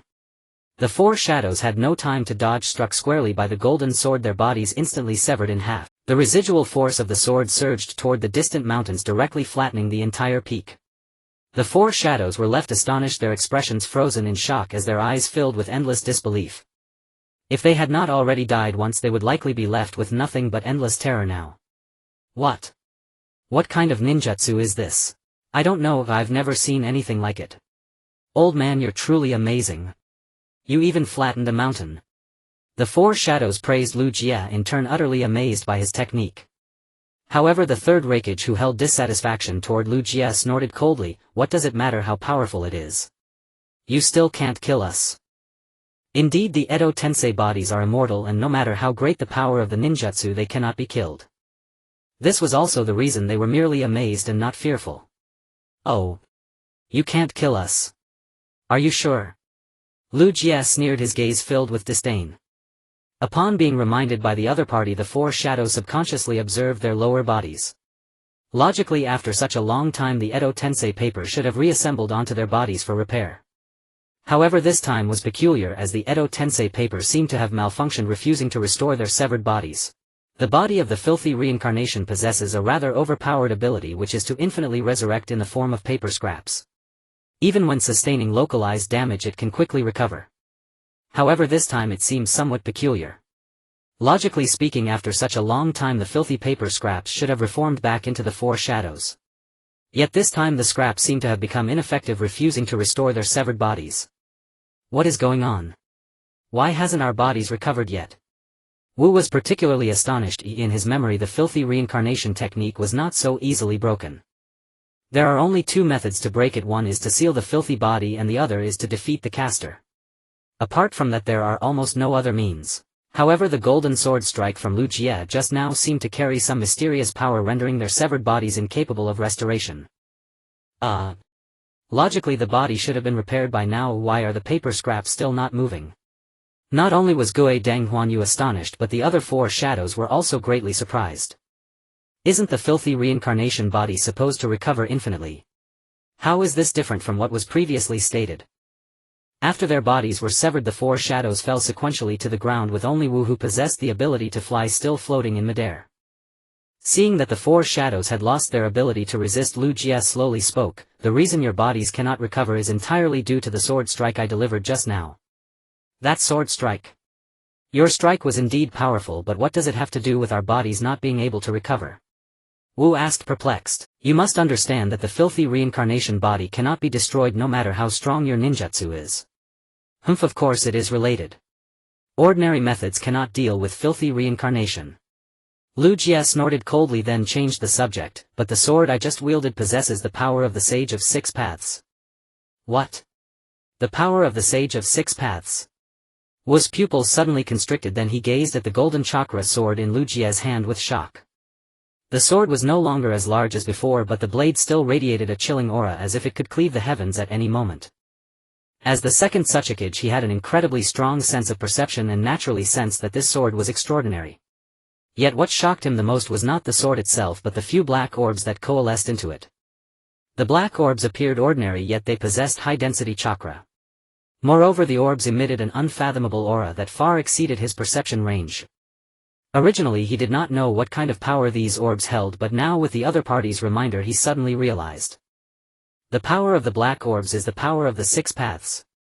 The Sage of Six Paths. Is he the founding ancestor of the ninja sect? I thought that was just a legend, I didn't expect to witness it today.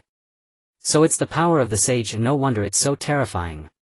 The four shadows were quite shocked, realizing that despite their combined strength they ultimately fell to this old man's hands. It seems this old man is not exaggerating, he truly has the strength to easily defeat shadow-level opponents. Alright, the battle should come to an end here, I shall send you on your way now. With that, Lu Jie's eyes sharpened and the golden sword in his hand radiated dazzling light. Then, whoosh, boom. In an instant the golden sword energy surged forth once more. The four shadows simultaneously felt their pupils contract, experiencing a wave of scalp-tingling fear. Even this indescribable power was something they as filthy bodies could not resist. Boom! The golden light quickly enveloped the four shadows before illuminating the sky. Soon after, a massive explosion erupted. The terrifying golden sword cut through everything in sight. Wherever it passed, everything was sliced in half. Wu was still preparing to use the original realm separation technique to resist and struggle for a little longer, but as soon as his dust escape barrier was launched, it was instantly obliterated by the golden sword before him, leaving no room for defense. What a terrifying power! Before his words could finish, Wu was annihilated by the terrifying golden sword energy, leaving not even a trace. The other four shadows met the same fate. Half a minute later, the brilliant golden light gradually dissipated. The sky darkened again, while the ground before them was already a scene of devastation, a typical post-battle wreckage. My goodness! The four shadows died just like that. Those are the four shadows. They were actually defeated in an instant by the leader. It's simply unbelievable. It seems our worries were completely unnecessary. The leader doesn't even need any powerful sealing techniques. The several rain ninjas behind couldn't help but exclaim. Although Lu Jie's strength was well known, to kill the four shadows in an instant was unprecedented. You must understand, those are the four shadows. No matter how you put it, they were powerful beings guarding a region, yet they were so easily dealt with by Lu Jie. If it weren't for witnessing it with his own eyes, it would be utterly unimaginable. Yet the fact remains, Lu Jie with the power of the sage's sword slaughtered the four shadows. In the forest, Orochimaru and his companion continued to run wildly.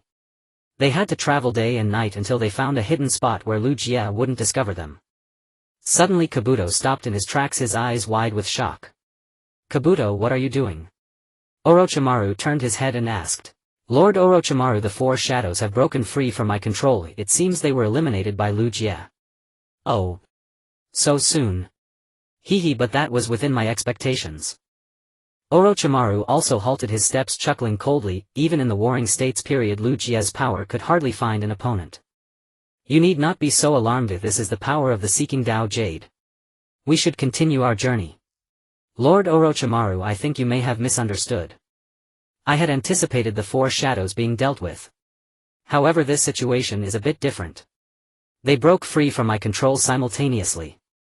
Simultaneously breaking free from control. Orochimaru's expression suddenly darkened, his eyes serious. To break free simultaneously means the four shadows were not defeated one after another, but were killed in a single stroke by Lu Jie. To kill four shadow-level opponents in one attack, how terrifying must that existence be? Perhaps he could even contend with the First Hokage, known as the God of Ninjas, Senju Hashirama. Lord Orochimaru, I think we need to quickly find a way to resurrect the previous Hokages.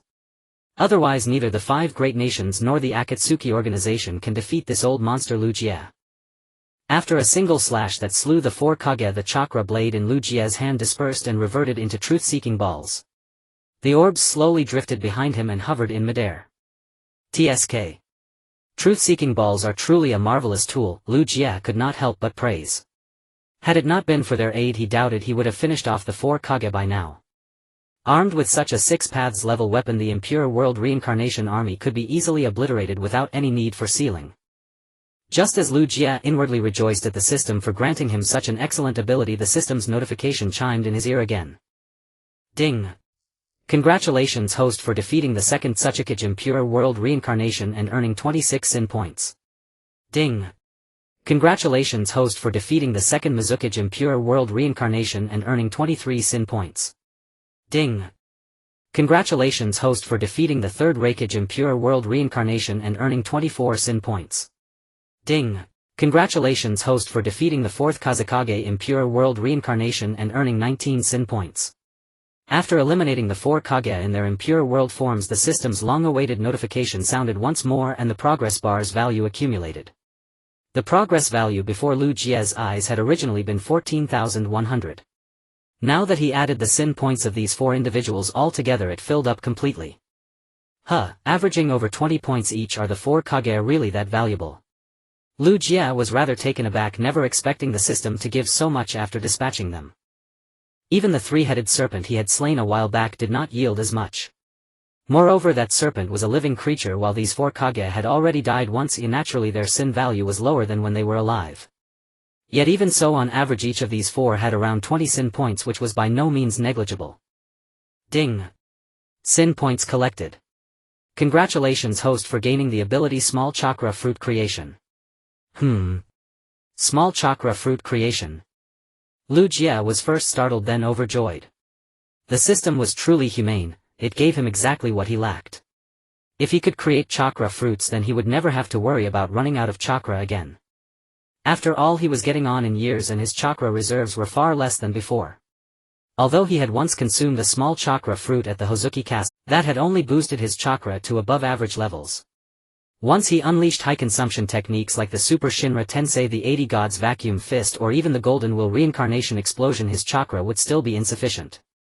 Thus Kakashi's remark about Lu Jie lacking chakra was not groundless. System, how do I create chakra fruits?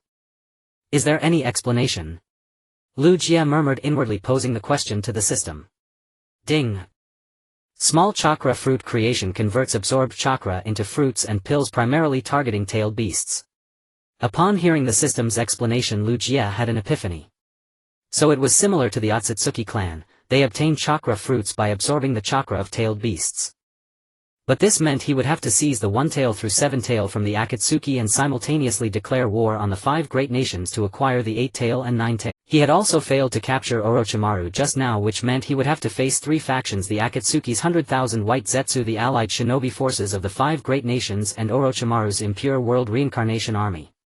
If he could not obtain the chakra fruit quickly, his mere land of wind would not hold out. Then next he'll have to find a way to capture the Jinchuriki. Lu Jie's gaze sharpened as he looked toward the northeast. He had anticipated going to war against 3 major powers, but he had not expected it to come so soon. But since that day had already arrived, what did it matter if he stood against the entire shinobi world? In the meeting hall of Konoha, 3 Kage had gathered at this very moment. At the head was the Hokage Tsunade, while seated on either side of the hall were the Tsuchikage Inoki and the Kazekage Gaara. Today Inoki had come of his own accord for no other reason than to discuss the matter of Uchiha Lu Jie with them. Princess Tsunade, I believe you understand that if our 2 nations form an alliance, Uchiha Lu Jie will at least refrain from attacking other countries in the short term. Inoki said solemnly. Your words make sense, but why should we ally with you? Remember, Lu Jie's next target could very well be your land of earth, not our increasingly powerful land of fire. Tsunade replied with equal gravity, not yielding from the start. Needless to say, the land of earth's treasury was empty and its national strength was currently very low. The land of fire, on the contrary, had nearly doubled its power thanks to the addition of the Suna shinobi forces. When choosing between a strong nation and a weak one, even a fool would choose to invade the weak. However, in response to Tsunade's challenge, Inoki said unhurriedly, the land of wind, the land of earth, and the land of fire have always been the main fighting forces of the western continent.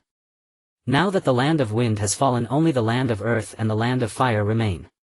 If our 2 countries do not join hands, no matter which side Lu Jie destroys, the other will be left in a precarious position as lips and teeth. But we recently formed an alliance with the land of lightning. Should we be attacked, they are willing to give full support. As for the land of water, negotiations are ongoing. Tsunade still showed no sign of backing down. She wanted to know what attitude Inoki held in their negotiations. If his stance was unsteady, then an alliance would be unnecessary. After all, when Lu Jie attacked, they would only seek self-preservation and would be unlikely to dispatch troops to help. But if the other party's attitude was resolute, Konoha would not mind having another ally. And this ally was the once powerful land of earth. Has Tsunagakure, Kumogakure and Konoha formed an alliance? Inoki folded his arms, squinting in deep thought. After a long pause he spoke again. Uchiha Lu Jie broke through all the defensive lines in our country within a single day. Even if you 3 great nations join forces, you might not be able to defeat him, right? Tsunade fell silent at these words. As he said, Lu Jie had breached every defense of the land of earth in less than a day. And that was the land of earth, the strongest of the 5 great nations. Yet even so, Lu Jie had walked through as if no one was there, never regarding these great nations as a threat. On the contrary, he had plundered the land of earth's treasury, crippling that once mighty nation. Seeing Tsunade fall into silence, Gaara spoke up. Actually, the Hokage just wants to tell you that an alliance is possible, but our demands are somewhat harsh. Oh. Harsh. What do you mean by that? Inoki opened his eyes and directed his gaze towards Gaara. Although the latter was just a young child, being able to become a leader at such a young age indicated that he was not an ordinary person. Tsuchikage, you should be well aware. When you were strong you did not form alliances with us, and now in this time of crisis you come to us for help. Why should we overlook past grievances and befriend you? Even if we as leaders were to relent, the feudal lords would certainly not agree. Gaara's words enlightened Inoki. Indeed, when the land of Earth was powerful they not only failed to befriend other nations but even initiated wars. Now in times of crisis they actively sought help from others, which was simply unreasonable. If it weren't for Liu Jie being too powerful, Tsunade probably wouldn't have arranged this meeting. Alright, let me first hear what your conditions are. Inoki said, helplessly, feeling a twinge of regret inside. If he hadn't paid attention to the feelings of those high-ranking elders back then, would they have fallen to this state today? To think they were being presented unreasonable demands by a weaker nation was laughable. Our demands are simple: the land of Earth must never wage war against other nations from now on, that's all. After a long silence Tsunade suddenly spoke. What? Never wage war? Inoki stood up from his chair, evidently shocked. Asking them to give up seizing resources from other nations was simply impossible. As is well known, the land of Earth is located in the northwest of the continent, where the population is sparse and there is almost no vegetation cover if the environmental conditions are as harsh as those of the land of wind. If they do not seize resources from other nations, the land of Earth would have no way to survive. Princess Tsunade, your conditions are too harsh, don't you think? You know our land of Earth requires many resources, without them it would be hard for our people to survive, Inoki said, glancing at Tsunade, who was sitting there. Resources? If you need resources you can trade or purchase them through formal means, if there is no need to wage war. But there is a significant price difference between us. A long-term trading would only increase our burden. A large price difference? Then just lower the prices to a reasonable level. You should have nothing to say about that, right? Oh. If you do that, then as the Tsuchikage I have no objections. Alright, starting now the land of Earth and the land of Fire will officially form an alliance, and as a condition of exchange the land of Earth will never wage war. Inoki saw that Tsunade had inadvertently revealed a condition and quickly added, the condition is that you cannot raise prices. If you violate this the pact will be nullified and our land of Earth will no longer guarantee the absence of war. No problem, rest assured. If you do not wage war, this is a very profitable deal, we have no reason to refuse. Tsunade's lips curled into a satisfied smile. Thus Iwagakure officially allied with Konoha and stood on the same battlefield. On the border of the rain village light rain drizzled. At this moment Konan, dressed in the Akatsuki outfit, stood in the rain gazing towards the direction of the rain village. Due to Nagato's long-standing illness and the recent blows from Liu Jie, he finally succumbed to the torment of his illness and died spitting blood. Thus she took Nagato and Yahiko's corpses back to the rain village for burial. This was done not only to let her deceased friends rest in peace but also to completely hide the Rinnegan from falling into the hands of others. The others here referred to none other than the masked man who called himself Uchiha Obito. In fact, she had long realized that the masked man appeared to cooperate with the Akatsuki but was actually using Nagato. This was also the reason she was always on guard against the masked man. Just as Konan was contemplating what to do next, a swirling distortion occurred behind her. Immediately the masked man slowly walked out from within. Little girl, tell me, where did you hide the Rinnegan? Upon seeing the arrival of the masked man, Konan snorted coldly, sorry, this is my business and has nothing to do with you. It seems you have no intention of handing over the Rinnegan. Although we were once companions, I will not show mercy. The Akatsuki will not tolerate the presence of traitors, you understand that? The masked man seemed to anticipate that Konan would turn against him and spoke mercilessly. The Akatsuki was founded by us and it has nothing to do with you. Besides, the Rinnegan belongs to Nagato, it does not belong to you. It seems you have misunderstood two things. I was the one who encouraged Nagato to create the Akatsuki, and the Rinnegan was also given to Nagato by me. When the masked man finished speaking, Konan's beautiful face was filled with shock. She never expected that Nagato's eyes were not his own but were given by the masked man in front of her. This meant that the masked man before her was even more powerful than she had imagined. Well, as long as I defeat you I can learn the whereabouts of the Rinnegan. Don't underestimate the ocular power of the Uchiha clan, little girl. As soon as he finished speaking, the masked man transformed into a black shadow and swiftly rushed towards Konan. Thus the battle between the two officially began. Just like the battles in the original storyline, Konan had meticulously prepared for this fight. The two fought fiercely at the border of the rain village with explosions echoing continuously. Some uninformed rain ninja nearby still thought it was an enemy attack. After a while the battle ended. Konan was pierced through the body by a blow, weakly collapsing onto the surface of the sea. Meanwhile the masked man's mask was also severely damaged, his right arm blown off and his body was covered in wounds. Alright, let's end it here. You said I am darkness, so I will personally use darkness to wither this flower of yours. Just as the masked man was about to thrust his black rod through Conan's heart. Whoosh! A black shadow darted in like lightning and timely broke the black rod, saving Conan from the masked man's hands. You are. As soon as this person appeared, both the masked man and Conan widened their eyes, their gazes filled with disbelief. Because the person before them was none other than the invincible Uchiha Ryūsuke. Both the masked man and Shao Nan were taken aback, for the person before them was none other than the imperious Uchiha Ryūsuke. How could you appear here? The masked man wasted no time discarding his black stick and leaping back to maintain a certain distance from Ryūsuke. It should be known that this old man before them was someone capable of eliminating even the 4 Hokages in an instant. If they were not careful, he could very well kill them on the spot. This is the border of the Rain Ninja village under my jurisdiction. Why can't I be here? Ryūsuke said with a calm smile, using his body to shield Shao Nan behind him. Surprise filled Shao Nan's beautiful eyes. The masked man was not foolish, he understood that Ryūsuke's intention was to save Shao Nan from him, and thus he warned in a serious tone, "Old man, this is an internal matter of our Akatsuki organization. I advise you not to interfere." Oh. Warning me. How interesting. I have roamed the ninja world for many years, and this is the first time I've been warned by someone. Ryūsuke's gaze sharpened and he coldly replied, "The more you warn me, the more I want to interfere in this matter." Upon hearing this, the masked man fixed his eyes on Ryūsuke, filled with resentment, yet he did not dare to act rashly. As the puppet master of the Akatsuki organization, he was not blind to the disparity between them. With Ryūsuke present, he could forget about killing Shao Nan. "Old man, let you be arrogant for a while. There will be plenty of opportunities to find you later." After saying this, the masked man was engulfed by a vortex and vanished from the spot. Watching his retreating figure, Ryūsuke smirked. "I am always ready to accompany you."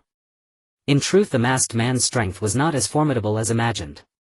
The reason he could rampage through the ninja world was largely due to his Sharingan abilities. As long as one understood his abilities, even 10 masked men would pose no threat to Ryūsuke. Why? Why did you save me? Shao Nan collapsed on the surface of the sea, clutching her pierced abdomen, and asked. She had no ties with Ryūsuke. In fact, given that Nagato had destroyed Sunagakure, they should have been enemies. Yet Ryūsuke not only did not pursue her but had just saved her from the masked man. This action was perplexing to anyone. "Don't move for now. I'll help you stop the bleeding."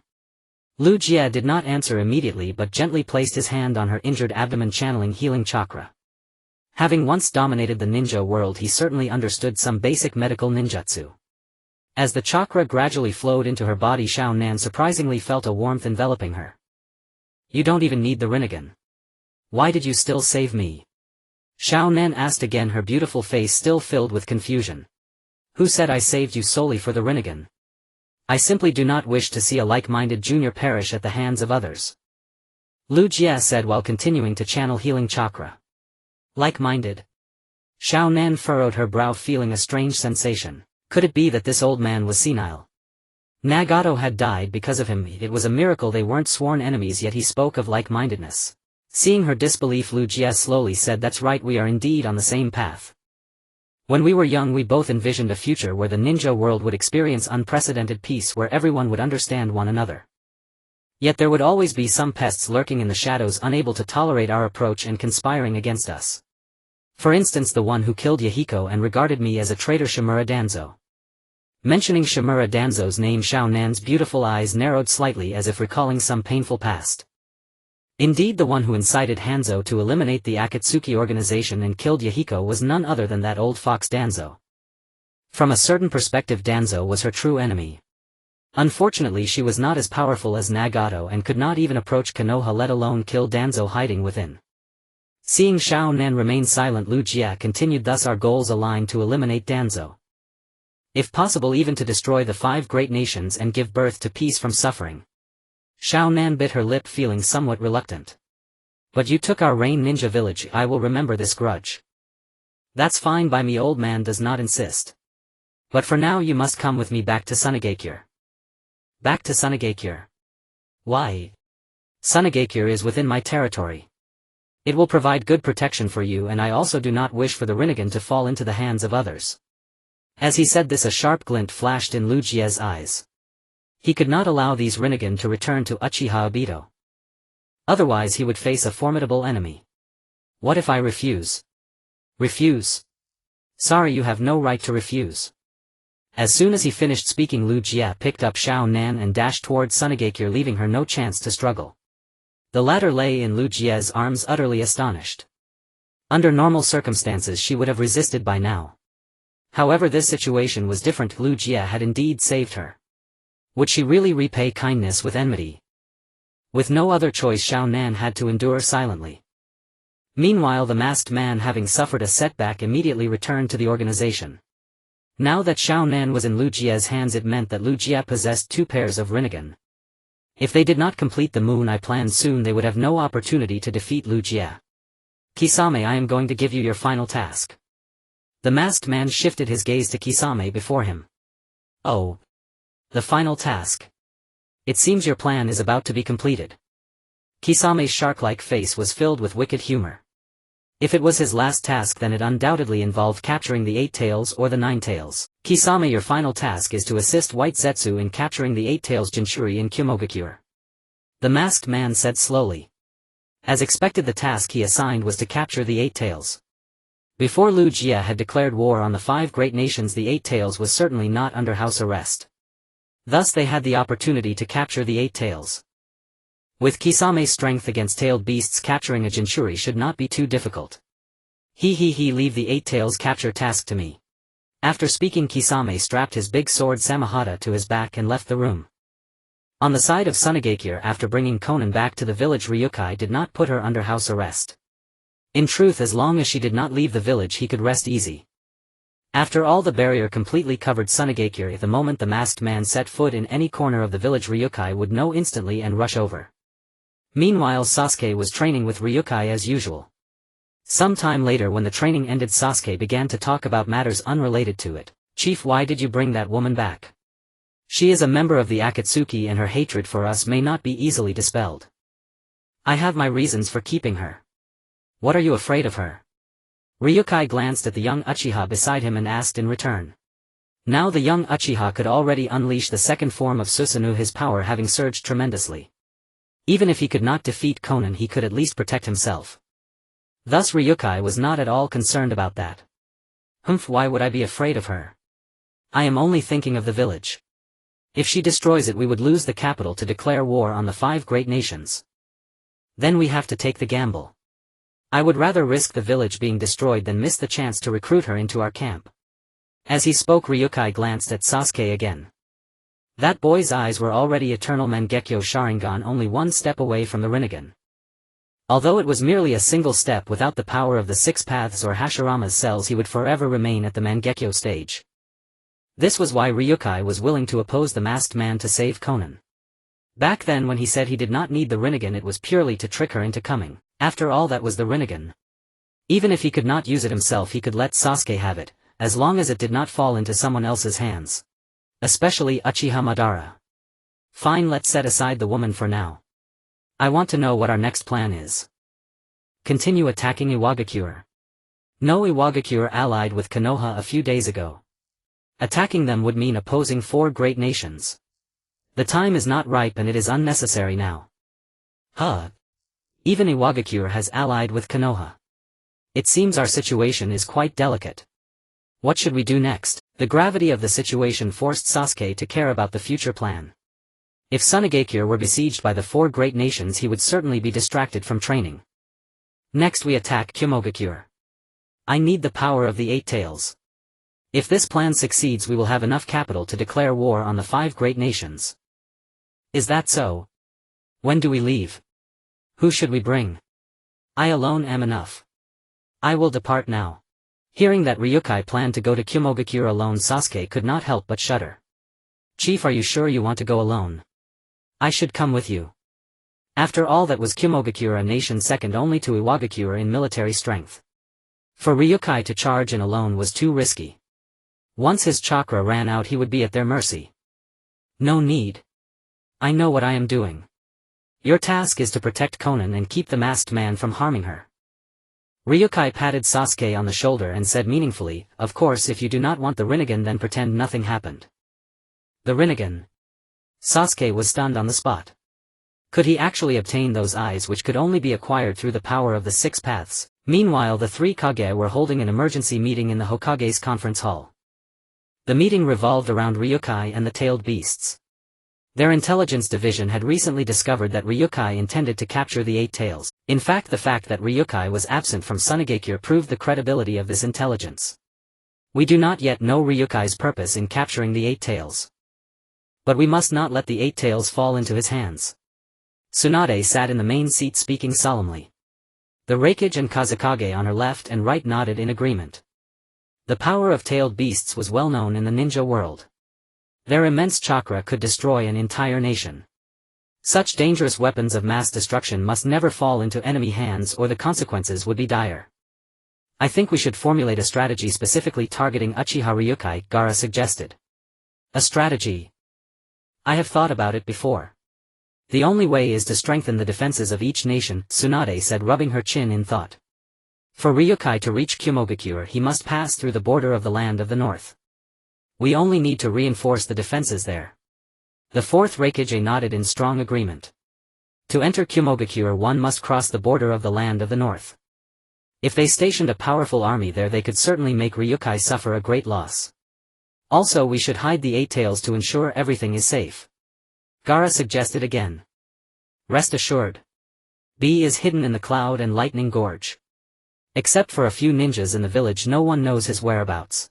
The Raikage spoke confidently, as if no matter how divine Ryukai's abilities were, the combined forces of three great nations could wear him down.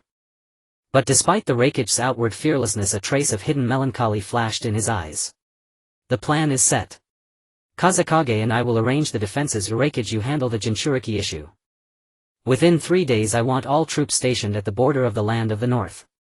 Under Tsunade's call, the operation to stop Ryukai from capturing the tailed beast officially began. The three great nations deployed every available soldier to the border of the land of the north. It seemed they were prepared to fight Ryukai to the death. Of course, they had to retain enough defensive forces to prevent other factions from taking advantage of the situation. 3 days later, the border of the land of the north was packed with a dense army of ninjas. All were ready to resist Ryukai. Looking out, the massive force numbered at least tens of thousands. Not just one Uchiha Ryukai, even 10 would be worn down here. However, the land of Earth did not participate in this battle. First, because its treasury was depleted, suffering heavy losses in both military supplies and economy. Second, the border of the land of the north was relatively far, so joining the fight would be inefficient. Yet even without them, the alliance of wind, fire and lightning alone was already terrifying enough. Yunren Village. At this moment, the entire village is under strict surveillance. Apart from the combat units designated by the Raikage heading towards the border of the northern country, even the ninjas with special missions are not allowed to step outside the village. What exactly is happening? Why does it feel like the sky is about to change? It seems like something big is about to occur. Uchiha Ryūsuke is coming to our Yun hidden village to capture Lord Killer B. Uchiha Ryūsuke. Is he the terrifying figure who broke out of the Ghost Lantern City and then appeared in Rain Ninja Village and Sand Hidden Village? Oh my goodness, he has conquered so many countries and still isn't satisfied. Now he wants to come to our land of lightning. Upon mentioning Uchiha Ryūsuke, the entire village felt a shiver of fear, even causing people to tremble involuntarily. How could such a terrifying enemy come to Yun Hidden? Isn't it truly the beginning of a storm? Recently there has been no news from Ryūsuke, but 3 days ago he indeed appeared in the Waterfall Hidden Village. After that his whereabouts became unknown. Mabu sighed at this moment. As the Raikage secretary, her inability to grasp the enemy's movements filled her with deep remorse. If it were an ordinary enemy it would be one thing, but this time the enemy is Uchiha Ryūsuke, the man closest to a god. Perhaps due to her investigative failures she could potentially bring great harm to the allied forces. Forget it, we don't need to keep searching for Ryūsuke's trail. Since he appeared in the Waterfall Hidden Village, it means he is heading towards our northern country's border. Aside from that, he has no other paths to take. We just need to exert all our strength to defend against him at the border.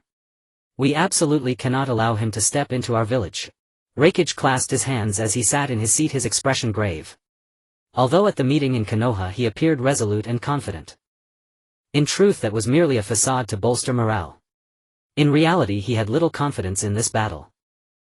You must understand he is the most dangerous individual in history, Uchiha Ryūsuke. Is that so? That would be for the best. Mabu stared blankly at the Hokage. The Fourth Hokage, no matter how many powerful enemies he faced, would decisively take action without hesitation. No matter who it was, as long as they stood in his way he would crush them directly. Tear them apart. With his unmatched strength he would obliterate all enemies before him. But now, Hokage was actually worried. What was he afraid of? This feeling was unmistakable, though the Hokage remained as solid as a mountain. Mabu could sense the significant change within him. Is Uchiha Ryūsuke really that powerful? I don't know. The Hokage gazed into the distance, his eyes filled with complexity, but I know that Uchiha Madara from the Warring States period possessed the power to annihilate all other countries. Is the tailed beast powerful? But for Uchiha Madara to control it he relied on the ocular power of the Sharingan.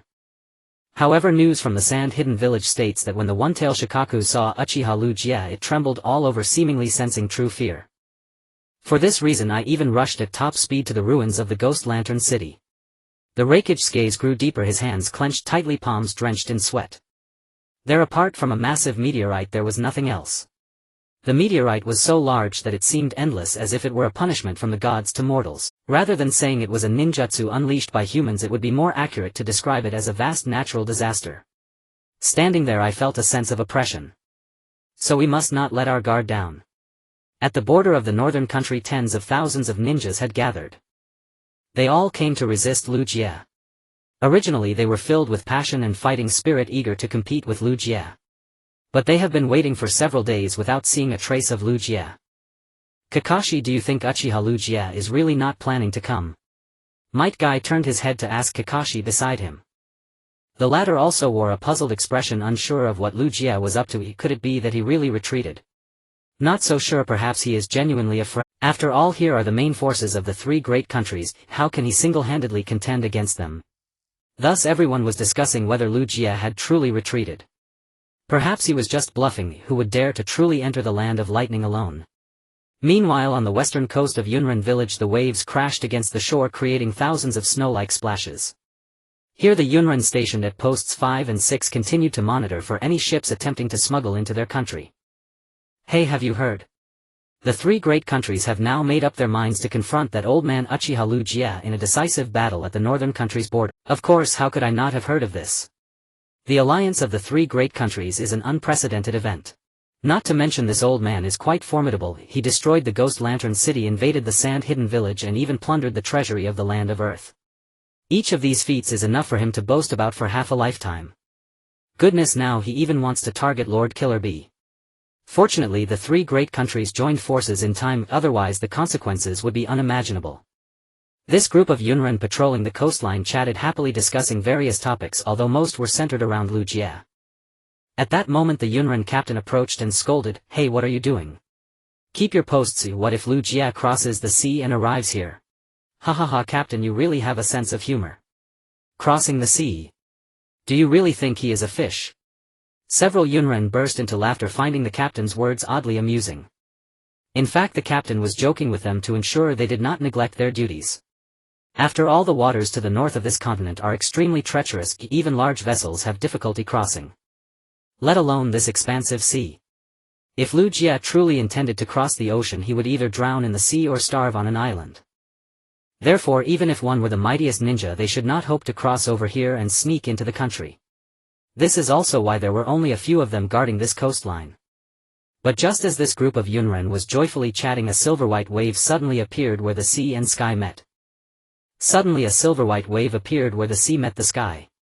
The wave approached with immense speed, like a dragon riding the wind and breaking through the waves. Just as the several Yunnin stationed along the coastline were chatting happily, someone suddenly pointed at the sea surface. "Look! What is that?" Following their companion's reminder, the Yunnin finally came to their senses and turned their gaze towards the sea. They were shocked upon seeing it. As the white streak approached, they could vaguely see a blurred figure racing across the water. How is this possible? Has someone crossed the entire North Sea? Could we be mistaken? All the Yunnin were frightened, staring blankly as the white streak drew closer, extending all the way to the shore. They saw the figure suddenly push off the water, kicking up a massive splash, and then soar into the sky like an eagle finally landing on the rocky shore. The scene fell into silence, with only the howling sea wind remaining as the silhouette of an old man emerged in the glow of the setting sun. His entire body was drenched, yet he stood upright like a spear. "You." Uchiha Ryūsuke, the Yunin captain, stammered. "Oh. Am I so famous that even a small pawn like you recognizes me?" Ryūsuke's gaze was as sharp as a blade as he looked at the few individuals before him. Although these Yunin were decisive figures on the battlefield, seeing Ryūsuke now filled them with dread, causing their speech to stutter. "Yundan headbands. It seems I haven't gone astray. This is indeed the border of the Land of Lightning." Ryūsuke scanned the surroundings, barely glancing at the Yunin before him. It seemed that their existence posed no threat whatsoever. Conversely, the few Yunin tasked with guarding the coastline were already filled with terror, as if calamity were upon them. "Quick! Report to Lord Hokage. We will hold him off here," the Yunin shouted to their captain, quickly forming a line with their bodies to block the way. The Yunin captain understood that his companions were buying him time to escape. Therefore, without any hesitation, he turned and fled. "Want to run? It's not that easy." Ryūsuke made a hand sign and swiftly circulated his chakra. Then a powerful force of attraction radiated from his arm. The Reinin captain, who was fleeing not far away, suddenly began to float upward as if pulled by some unseen force. Then his feet left the ground and he was hurled back at an even faster speed. Pft! A black rod pierced through his mouth and blood dripped down from the tip of the rod. The Reinin captain's eyes widened in shock. He could hardly believe that as an elite Yunin he had been easily killed by Uchiha Ryūsuke in a single move. What kind of power is this? The few Yunin before him looked as if they had witnessed something unbelievable, their pupils contracting and their bodies trembling uncontrollably. The powerful attraction Ryūsuke had just unleashed left them with no opportunity to escape, let alone send word for help. What utter despair! "You'd best not resist, otherwise I can no longer guarantee your lives." With that, Ryūsuke transformed into a shadow and continued to dart away into the distance. Left behind were 5 or 6 Yunin standing in shock, expressionless and at a loss. They knew that the old man who had just departed was someone who had crossed the entire North Sea. With such skills alone, he was not someone they as ordinary ninjas could compare to. If they dared to resist, the outcome would only be as meaningless as their captain's death. Due to the Land of Lightning not anticipating that Ryūsuke would come from the western coastal direction, the defenses along the way were extremely weak and offered no resistance. Moreover, taking advantage of the night, Ryūsuke rushed towards Yunin village with the force of a landslide. By the next morning, AI, who was in the Hokage's office, finally received news of Ryūsuke's invasion of the Land of Lightning. At that moment, Ryūsuke was less than 2 kilometers from Yunin village. What? Uchiha Ryūsuke actually bypassed the Land of Snow and crossed directly over the North Sea. Hokage slammed his sturdy wrist against the table. He had calculated everything, yet he never anticipated that Ryūsuke would take the sea route. That was the notoriously treacherous North Sea. Not only were there dangerously severe storm conditions, but countless deep-sea monsters also roamed. Even ordinary ships dared not navigate these waters casually. Yet Ryūsuke had completely disregarded these dangers and managed to cross the entire sea. "Yes, Lord Hokage. Since Ryūsuke launched a night raid, the news only reached us this morning. Now Uchiha Ryūsuke is probably less than 2 kilometers from the village." Mabui also felt her scalp tingle. The news had just arrived in Yunin village this morning, and the ninja coalition stationed at the border of the Land of Snow had no time to retreat back to the village. In this case, Yunin village could only prepare to face Uchiha Ryūsuke at its lowest point. No. Once Ryūsuke attacks the village, he can use his ocular powers to read our memories and learn of our hiding place. What should we do? Should we abandon the village? Mabui asked, somewhat surprised. Clearly she had no idea how terrifying Uchiha Ryūsuke was, a figure that made the entire ninja world tremble. The village is the dream and hard work of our predecessors, it cannot just be destroyed by Ryūsuke. Hokage crossed his arms and fell into deep thought.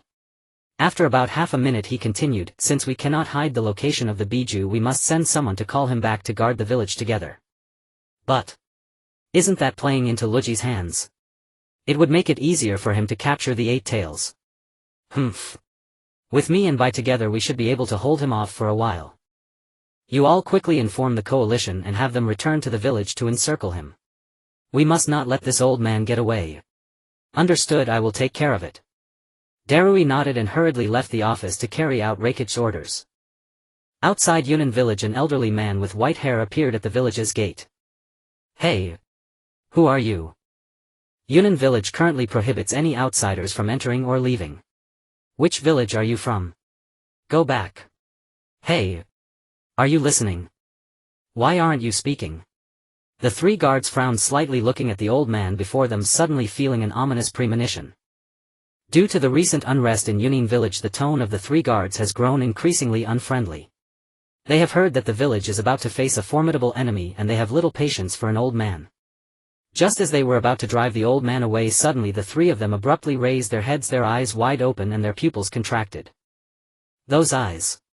Purple and cold, adorned with wave-like patterns. Without a doubt these are the eyes of the legendary sage of the Six Paths, the Rinnegan. The identity of the old man before them was naturally. Enemy attack. One of the Yunnin shouted without hesitation. But before the cry could fade, he collapsed to the ground, his expression frozen in pain, rolling his eyes and convulsing. The other two, seeing this, attempted to turn and flee. However, they had barely taken a step before they too fell to the ground. The moment they saw the Rinnegan, they had already fallen into an illusion. No matter how they struggled, it was all in vain, a futile effort. After 30 years, Yunnan village, I have finally returned. Enemy attack. This instantly stirred up a storm in the tense Yunnan village. At this critical moment, who else could it be? In an instant all the Yunnin mobilized and rushed towards the village gates. The opponents they faced next would be the most terrifying entities in the ninja world. Just one person. Is this old man the one who breached the village's main gate? Could it be? He is Uchiha Ryūsuke. Damn it. When has Yunnan village ever suffered such humiliation? Everyone, let's go together, we absolutely cannot let him escape. That's right. Let's go together. Today we will make him understand the cost. Compared to the unease and fear brought by Ryūsuke, this group of Yunnin was even more filled with anger at seeing their homeland destroyed. In an explosive rush, a great battle erupted. At the entrance of Yunnan village, hundreds of Yunnin engaged in this large-scale conflict. And their opponent this time was merely a slender old man. Although he appeared weak, he was deemed the most dangerous individual in history by Konoha. Demonic thrust. With a low shout from Ryūsuke followed by boom. A loud blast sent the nearby Yunnin flying. His body flew back dozens of meters more violently than before. What? What kind of power is this?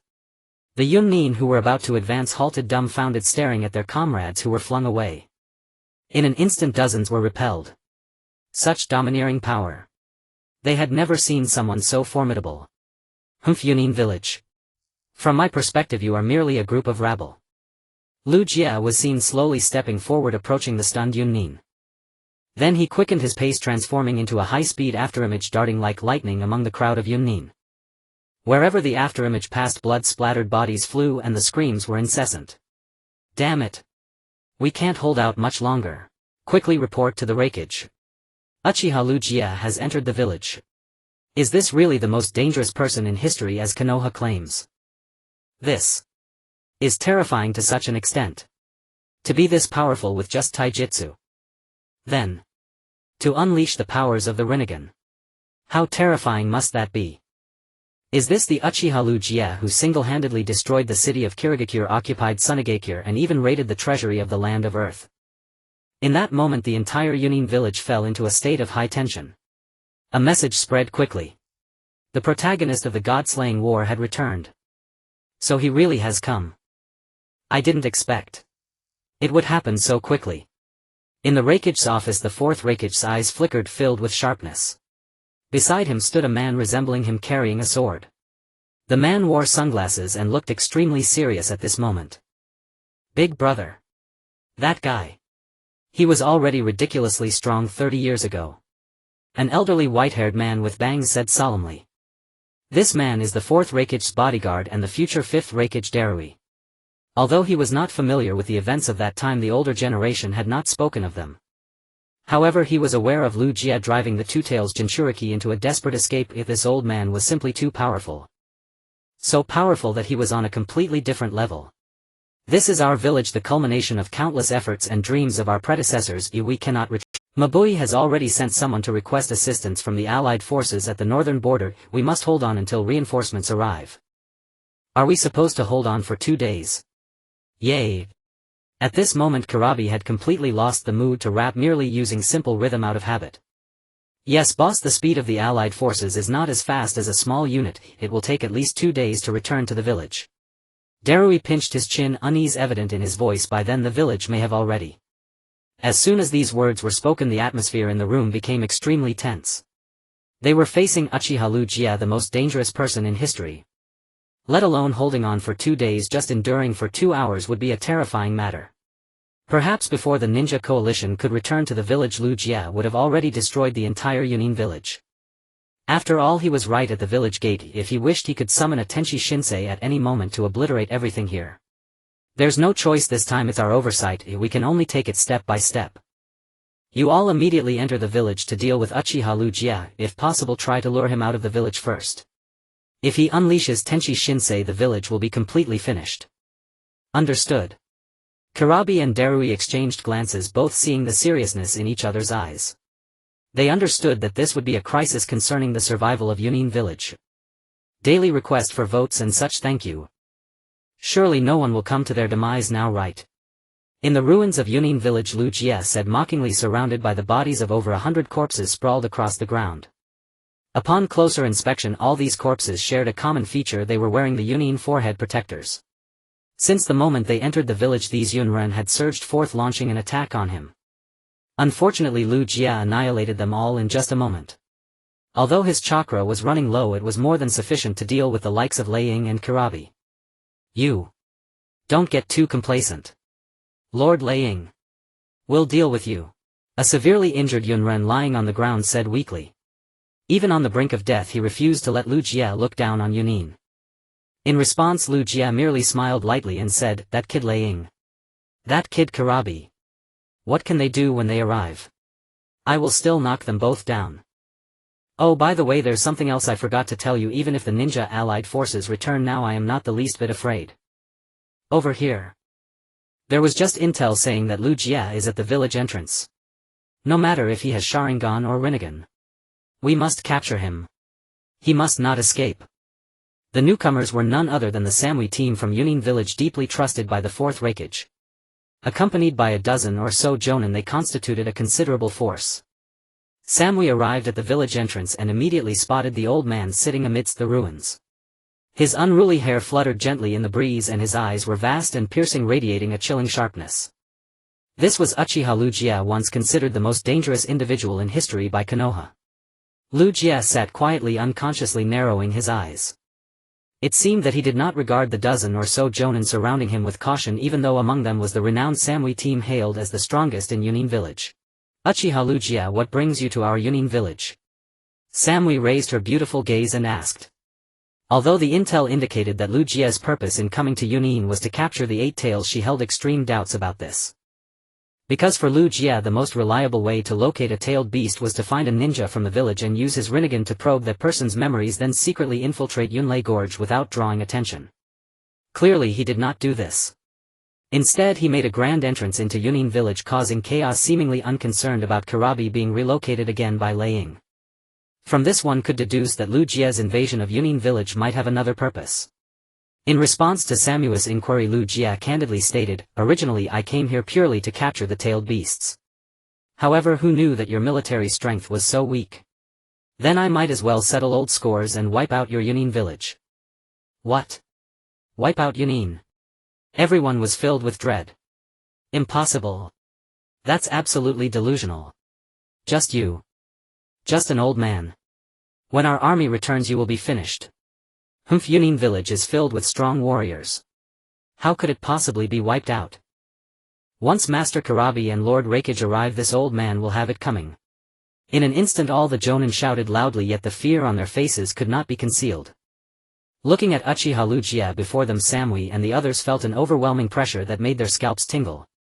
It was as though the very figure sitting there was a multitude of towering mountains pressing down upon them. It was immensely terrifying. Everyone charged together. Lightning release Lightning Fang. Lightning release Furious Thunder Tiger. Lightning release Rending Sky Thunder Snake. Various lightning release ninjutsu surged in a frenzied assault through the air. The air was thick with a charred scent as flashes of lightning crackled like terrifying thunderbolts rapidly spreading in all directions. The sky almost changed color. Under this incredibly terrifying light the heavens turned blue as if the world had become the domain of lightning release ninjas. Boom! The ruins where Uchiha Ryūsuke sat were directly shattered and obliterated amidst the terrifying lightning. Did we hit him? Uchiha Ryūsuke was electrocuted to death. He wasn't anything remarkable. Everyone's eyes widened in disbelief. That figure who had slaughtered his way from the western coastline was so easily dealt with. Just as Samui and the others began to harbor doubts suddenly. Amidst the raging lightning a figure stepped out completely unscathed. The lightning danced wildly like countless silver snakes. Yet Ryūsuke emerged from that terror without a scratch. Not even a wrinkle formed on his clothes. A few individuals felt a tingling sensation on their scalps thinking they were hallucinating. However, the majority could no longer help but retreat trembling in fear, their eyes filled with terror. What on earth did this old man do? How could he render the attacks of so many to nothingness? Damn it! Everyone again. We must unleash our full power.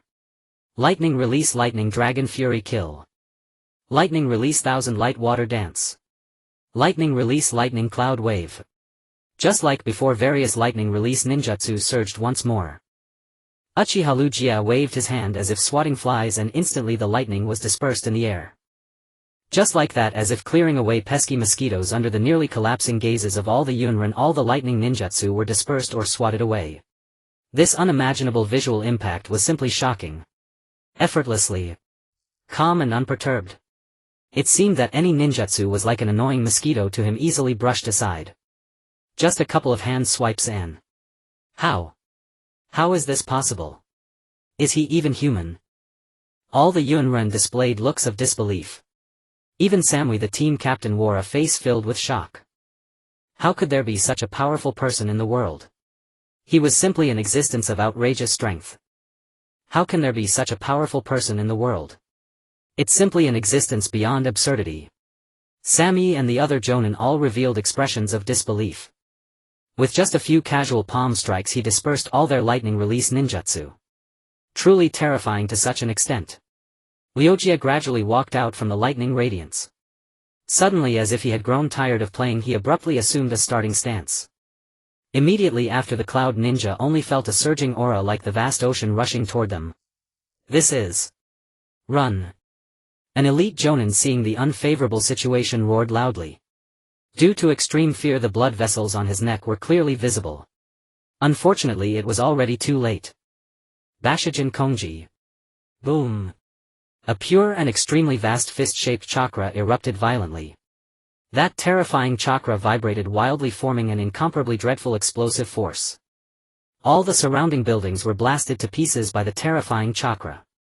The Cloud Ninja were annihilated, only Samui's squad, having retreated quickly in advance, managed to survive by luck.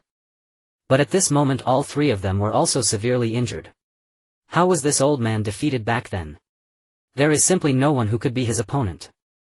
Samui, holding her injured arm, said in utter despair. Her beautiful eyes gazed at the devastated Yunin village, which had been almost a third destroyed under the bombardment of that fist-shaped chakra. For a moment an unprecedented fear spread out that dreadful sensation. Like a bitter taste that stuck in the throats of all the Cloud Ninja. However, Ryūsuke merely took a slight breath, clearly indicating that the previous move had not consumed much of his strength. Good. Good. Terrifying. Help. These dozen elite Cloud Ninja were almost scared out of their wits, trembling with fear, their bodies shaking violently. However, just when they were on the verge of despair, "Stop! You bastard fool!" A shout with a rap rhythm suddenly rang out. From afar a figure rushed quickly. It was a burly man wearing sunglasses, carrying 8 swords on his back. If not for the special circumstances, he would have had a somewhat comical feel. Lord Bai. He is too strong. He's simply not human. Several Jonin, seeing Kalabi, hurriedly shouted, their faces trembling with fear. Kalabi glanced at the terrifying degree of destruction, and for a moment his scalp went numb and sweat kept pouring from his forehead. This guy is indeed, as the predecessors said, an existence of terrifying power. After all, back then, Their village's Two-Tails Yomiuran was precisely driven to flee in panic by this old man. "Aba. Let's go together. Bye. Calm down. We are no match for him." Hearing the words of the Eight Tails, for a moment Kalabi also paused. Is he really that strong? Even you, Aba. 30 years ago he could already suppress tailed beasts. 30 years later his strength is even greater. Even I can feel from him the scent of that old man from back then. Who? Kalabi was sweating profusely, feeling a slight chill. The tailed beast, which was usually fearless, also had moments of fear. Is this Lu Shen? The person judged by my village as the most dangerous figure in history. 6 paths immortal. As soon as the Eight Tails finished speaking, Kalabi shuddered. Meanwhile, the ninja alliance of the 3 great countries had been stationed at the border of Bei country for 3 days and 3 nights. Unfortunately, Liujia did not appear before them as they wished. Not to mention having a spectacular prehistoric large-scale battle. Unexpectedly, even with the 3 great countries united, Uchiha Ryūsuke actually dares not confront us heathen. Kai said with slight embarrassment, no longer having the passionate youthful fighting spirit from when he arrived.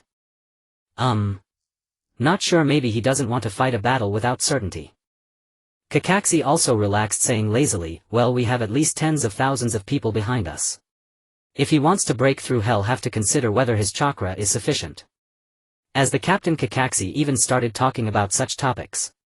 For a moment the 3-country alliance behind began to discuss among themselves, also believing that Liujia didn't have the courage to come. But just at this moment, Captain Kakashi. A hurried shout came from the rear of the army. Immediately after, 2 cloud ninja appeared in front of Kakashi and Maite Kai using the body flicker technique.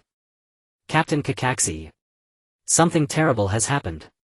Due to the long journey, both cloud ninja said breathlessly, Uchiha Ryūsuke crossed the North Sea and attacked the village from the western coastline. What? Crossing the North Sea? How did he do it? Kakashi's eyes widened, finding it extremely hard to believe. Maite Kai beside him also raised his gaze. The fighting spirit that had been extinguished reignited. Although Uchiha Ryūsuke could use flying ninjutsu that would also consume chakra. Crossing the entire North Sea would require at least a week of flying in the sky. Not to mention, this is excluding the fact that he would not eat or drink. Therefore this is simply impossible. Even if his chakra could withstand the ordeal without food replenishment, his stamina would not hold out. According to the intelligence from the ninja monitoring the coastline, he should have run across the sea surface.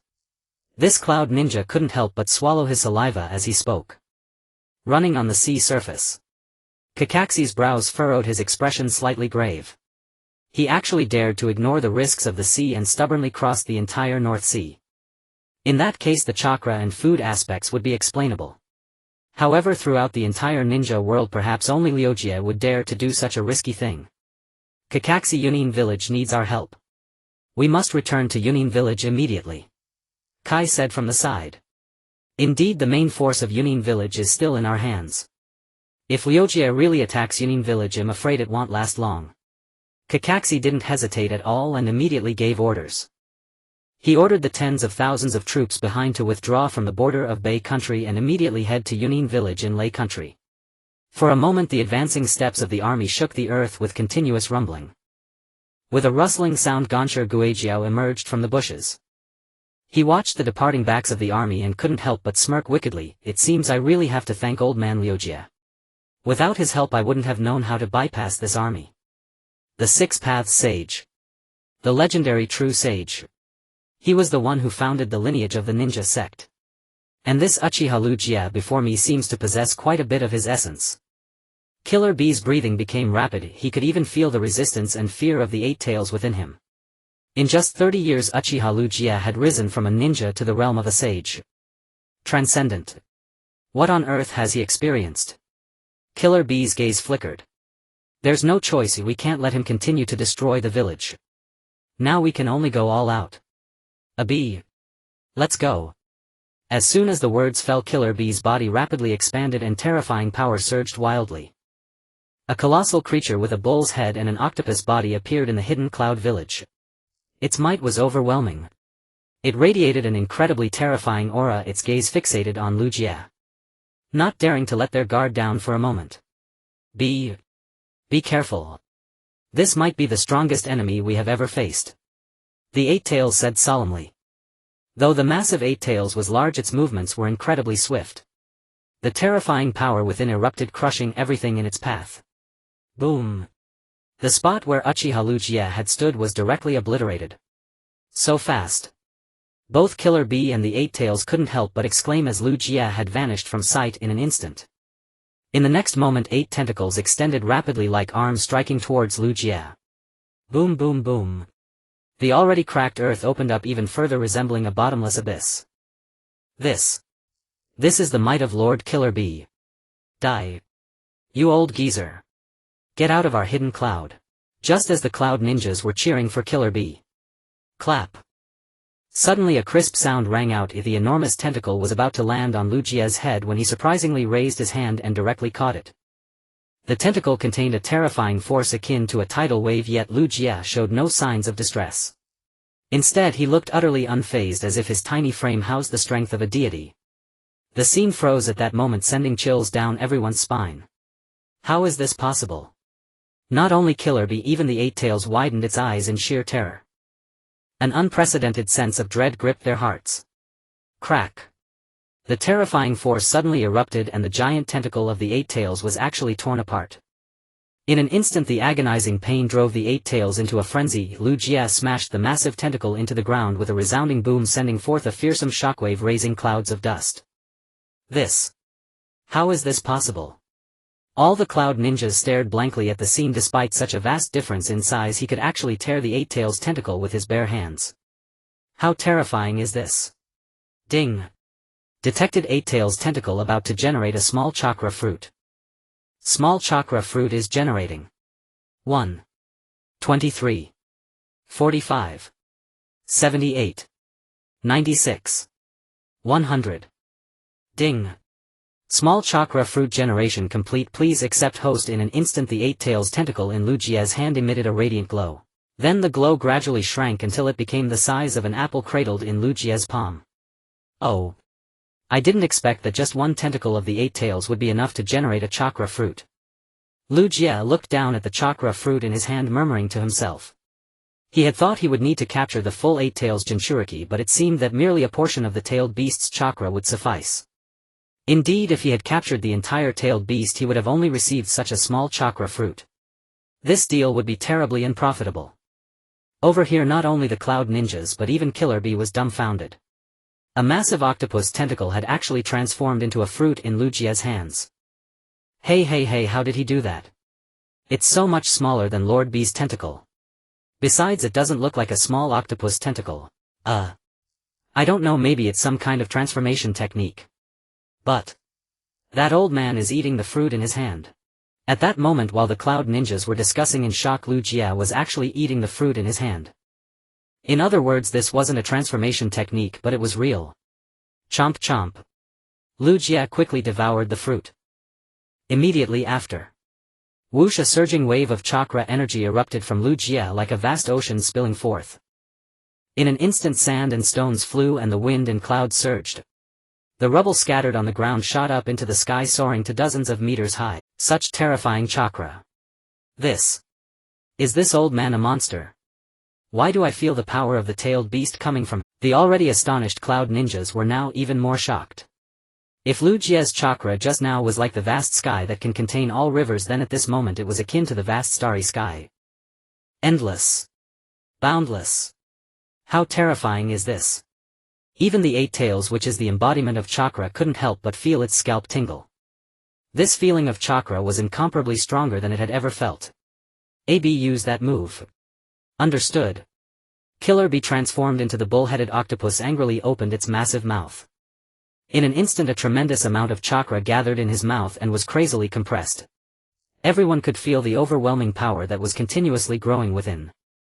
The enormous chakra ball gathered furiously, presenting a purplish-red hue with even a black core embedded within, striking fear into the hearts of all.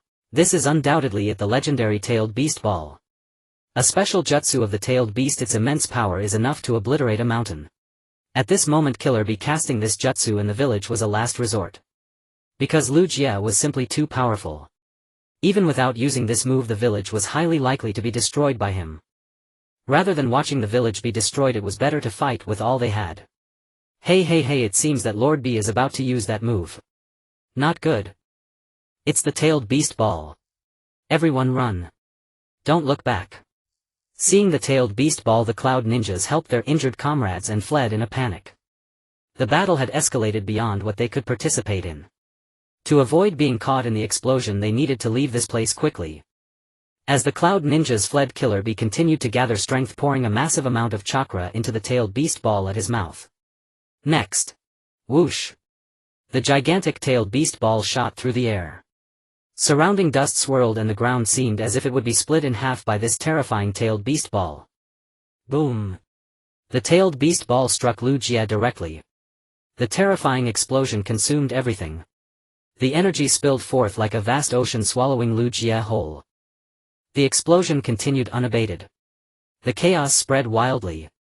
Countless houses in Yunin village collapsed frantically, and the bodies of the Yunren on the ground were directly consumed by this terrifying force. In an instant, the horrifying power seemed to devour everything around it. It crushed everything in its path. Did it succeed? Karabi said blankly. He was aware of the power of the tailed beast ball. Such a terrifying explosive force surely meant that no one could survive within it. The tailed beast ball was coloring the sky red.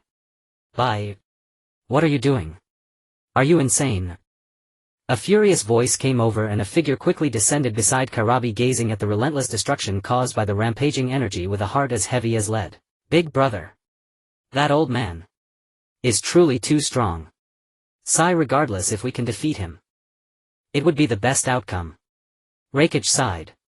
It seemed the plan had not gone as hoped, and Karabi had ultimately unleashed the tailed beast ball within the village. Though this caused significant losses to Yunin village, taking down Uchiha Ryūsuke was certainly not a bad thing. Moreover, if they failed to defeat Uchiha Ryūsuke, the village might suffer even greater losses.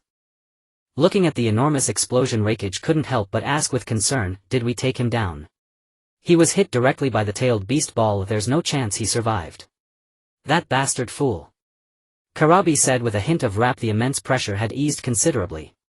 Just now it was clearly seen that the opponent was hit directly by the tailed beast ball. Even if he didn't die, he would be severely injured.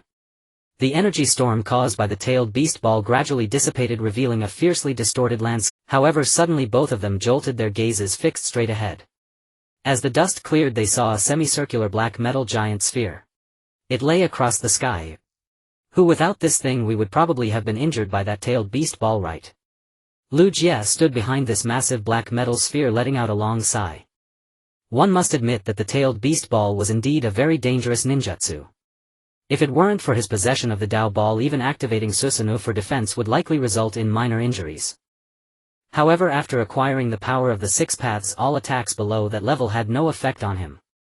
Even if the tailed beast ball could penetrate an entire planet, it wouldn't harm him in the slightest. At this moment, Karabi and the others below were completely stunned. Even those like Samui, hiding far from the battlefield, were looking at the giant metal sphere in shock. The tailed beast ball of the eight tails was just blocked by this metal giant sphere. What kind of terrifying thing is this? As they stared at the black metal sphere, an ominous premonition arose within them. This thing gave them a tingling sensation. The defense that could withstand even the tailed beast ball showed just how incredibly sturdy it was. In this case, wasn't Lu Jie both offensive and defensive, able to attack and defend? Amidst the astonished gazes of the crowd, the metal sphere suddenly disintegrated, transforming into a series of Dao balls connecting end to end, wrapped in a layer of golden chakra floating behind Lu Jie. In an instant, this caused everyone to feel a chill run down their spines. By that guy's back must be the Dao ball. Dao ball? What is that? Karabi asked, bewildered. As an experienced ninja in the ninja world, this was the first time he had heard this term. I'm not quite sure either, but I saw it behind the Sage of Six Paths. The Eight Tails said, trembling. At this moment, Reikage and Karabi both displayed shock. Seen behind the Sage of Six Paths. Does that mean he possesses power equivalent to that of the Sage of Six Paths? Now, whenever the Sage of Six Paths is mentioned in the ninja world, he is regarded as a mysterious and unmatched being. Yet Uchiha Ryūsuke. Reikage frowned, unable to suppress the tingling sensation on his scalp. If it's the power of the Sage of Six Paths, then as a Kage-level ninja, even with the tailed beast Jinchuriki beside him, it would hardly be enough. Damn it. At this rate we won't even last until the allied forces arrive. Let's go all out. We must buy more time for the allies. As soon as he finished speaking. ZZ. The sound of electricity crackled around Raikage and a terrifying power surged around his body. In an instant his aura surged and he vanished from his spot. Yo, let's take down Uchiha and await reinforcements. Karabi also rushed in the Eight Tails' speed, exploding wildly. One must say the two were quite optimistic. Facing the power of the Six Paths, Karabi and the others still dared to advance rather than retreat. Lightning destruction level 1000 dance. Raikage erupted instantly, lightning coursing through his palms, forming a blade of thunder that slashed towards Uchiha with devastating force. Boom! A massive explosion echoed. When the onlookers in the distance came to their senses, they realized that it was not Raikage's blade that struck Uchiha, but the latter had instantly executed a starting move using a more terrifying repulsive force to send him flying. With a thunderous roar, Raikage's body flew back like a missile. He spat blood wildly, his eyes even momentarily losing focus. Humph, with your little skills, how dare you oppose me? Uchiha snorted lightly, his face filled with disdain. Forget about the fourth Hokage, even his father the third Hokage was someone who was suppressed in battle. Even if 10 more Hokages came, they would still be utterly insufficient. Big brother! Karabi roared, then punched Uchiha. The latter still did not dodge, meeting Karabi's enormous octopus fist hidden with a punch of his own. One was a large fist, the other small. It was clear which was heavier. But at the moment the two forces erupted. The massive body of the Eight Tails, resembling a small mountain, was sent staggering backward by that horrifying punch. Even his arm twisted visibly. Boom! The bull demon was slammed to the ground and the earth cracked. The terrifying force split the ground, spreading wildly in all directions. In the distance, Raikage stood up angrily, suppressing the pain and launching another assault. He and Uchiha once again became entangled in battle. One must say Raikage's lightning release chakra mode is indeed impressive, both offensive and defensive, and it excels in speed. Usually known for his taijutsu, he could look down upon others, finding it hard to encounter an opponent in the ninja world. But today, facing Uchiha, he truly understood what it meant to be outclassed. Because Uchiha Uchiha's taijutsu was nothing short of perfect. Simply flawless. It must be said that Uchiha's physical techniques were flawless, even impeccable. Every movement seemed to be anticipated by him, his deep purple eyes capable of observing every detail with meticulous precision. A level of perception that even the Byakugan of the Hyuga clan could not match, perhaps. Bang! Bang! Bang! Each of Uchiha's punches, even his kicks, descended upon the Raikage like a frenzied storm. The latter struggled to withstand the assault with his hardened lightning release armor. He felt as if his internal organs were nearly displaced, vomiting blood profusely with each blow. In mere moments he was covered in blood and wounds. Boom! The Raikage took a heavy punch and was sent flying backward. However, with superhuman resilience, he quickly straightened up, transforming into a blue bolt of lightning that shot through the air and instantly charged back at Uchiha. Righteous Anger Lightning Axe. He leaped into the air, spinning into a reverse hook kick, unleashing a powerful strike with immense force. The air was displaced and the earth trembled. Facing such an unstoppable attack, Uchiha merely shifted his body slightly, then evaded the kick with an incredibly elusive movement technique. Immediately after, he delivered a clean and crisp spinning kick. Boom! A dull sound like a mountain collapsing. The Raikage was sent flying, crashing into a pile of rubble. He vomited blood violently, his lightning release armor dissipating, and he completely lost his combat ability. This guy is simply unbeatable. Damn it, idiot. Killer Bee, also lying in the rubble, looked at that figure and felt a surge of despair. How could anyone defeat such a powerful existence? There was simply no chance of victory. The Kumogakure shinobi watching from outside the village were trembling uncontrollably, their eyes fixed on that unattainable figure, their bodies shaking wildly. Is this the most dangerous person in Konoha's history? The Raikage-sama, Killer Bee-sama, and our elite forces. They had no room to fight back. Every single ninjutsu is terrifying. And his taijutsu is incredibly fearsome. We have no hope.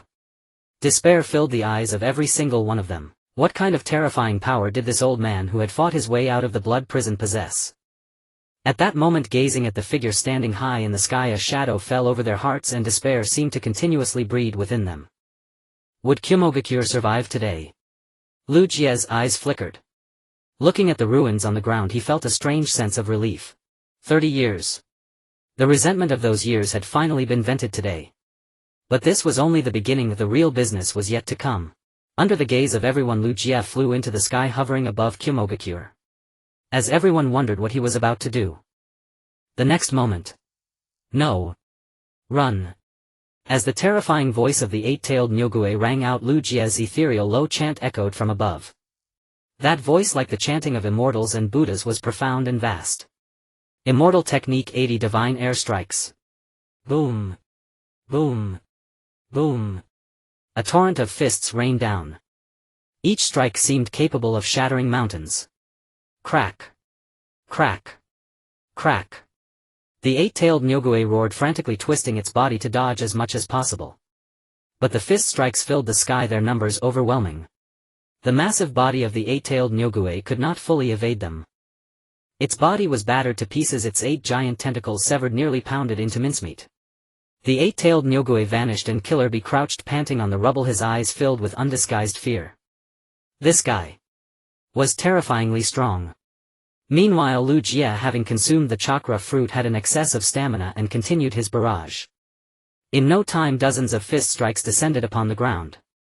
The terrifying fists swept through, shattering everything in their path. Houses collapsed, the earth cracked and sank. Buildings were annihilated under the frenzied fist strikes. It was like the end of the world. The destruction continued for a long time, until the entire Kumogakuer was crushed and the earth gradually fell silent. The vast Kumogakuer vanished into smoke. The land sank and collapsed, forming a massive circular crater that covered the entire village. Uchiha floated in the sky, his eyes radiating a piercing light. This was a sign of gaining more refined dojutsu power after consuming the chakra fruit. Meanwhile, the Raikage and Killer Bee had fallen into the huge crater from the explosion, their fates unknown. The Kumogakuer shinobi outside the village stared blankly at the floating figure in the sky, their eyes filled with fear and shock. Kumogakuer. This was their Kumogakuer. In just a single moment it had vanished, completely erased from the map, turned into a vast wasteland. How could this be? Kasai's blue-green eyes were now crimson. The once proud and cold woman couldn't help but sob as she saw her homeland destroyed. This stirred pity in the others for the blonde beauty before them. Let's call it a day here. Whether it's the 5 great nations or Kumogakuer, this old man always repays grievances. Even if you were the sage of 6 paths, I would still kill you. After saying this, Uchiha flew away from Kumogakuer and drifted off. He had no need to check whether Killer Bee and the Raikage in the crater were alive or dead. After all, the ones who participated in the god-slaying war 30 years ago were the Kumogakuer high-ranking officials, most of whom were already dead, and even the two-tailed Matatabi had been captured by the Akatsuki. So there was no need to exterminate them completely. Besides, those two's combat power was limited, and no matter how they struggled they couldn't cause much trouble. 2 days later, Kakashi led tens of thousands of allied shinobi to the entrance of Kumogakuer. Initially their morale was high, eager to fight to the death with Uchiha. But when they saw the scene before them, their eyes widened in shock. Is this Kumogakuer? What happened?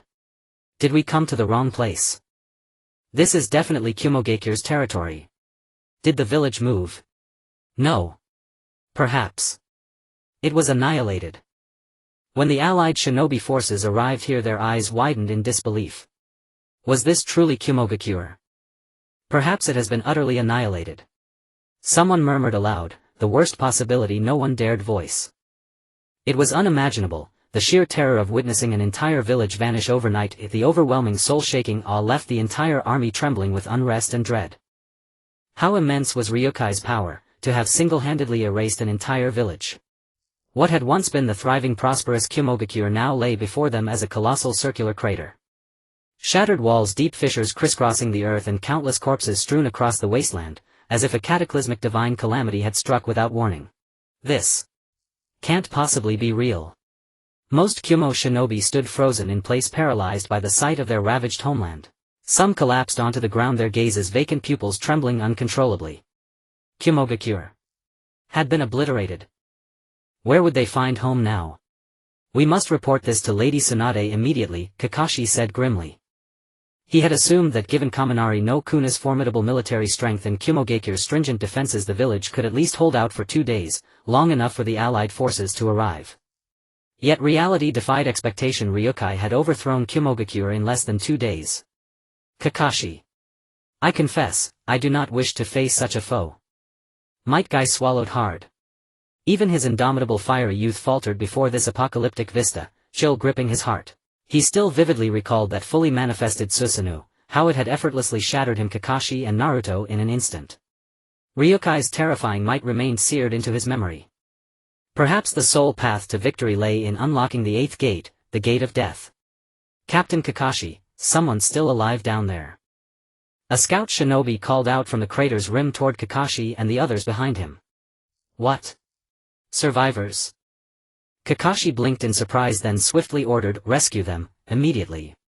Under his command the scouts descended into the crater's depths.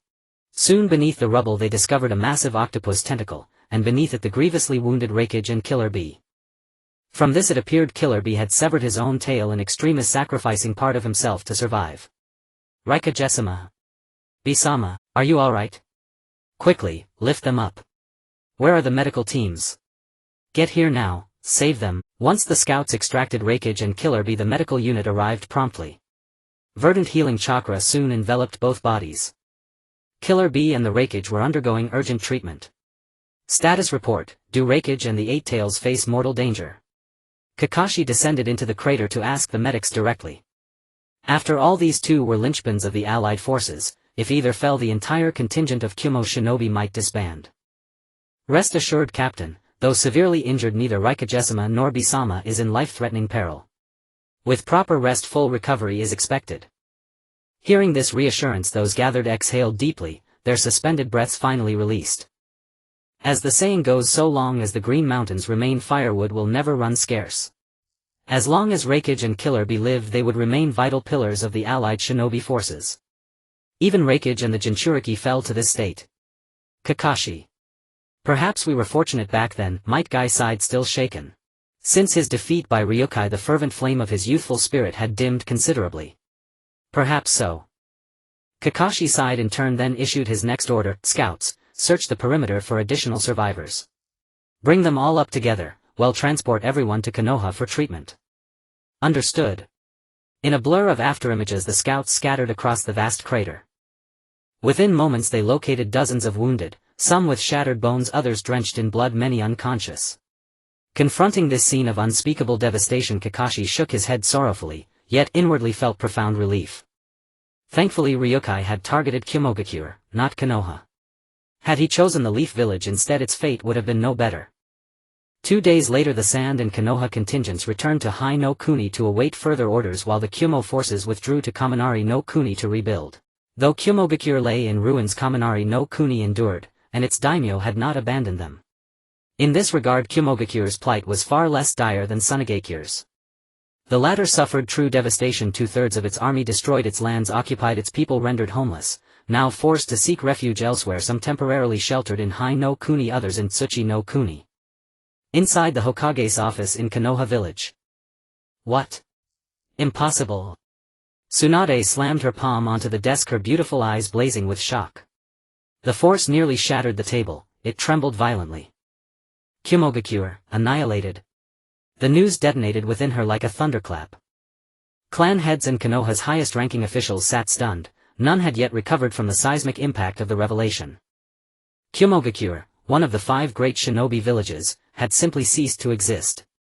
A suffocating shadow settled heavily upon their hearts. Though Kumogakure's destruction bore no immediate consequence for Konoha, the two nations were sworn allies. Lips gone, teeth chill, cheek and jaw rely on each other.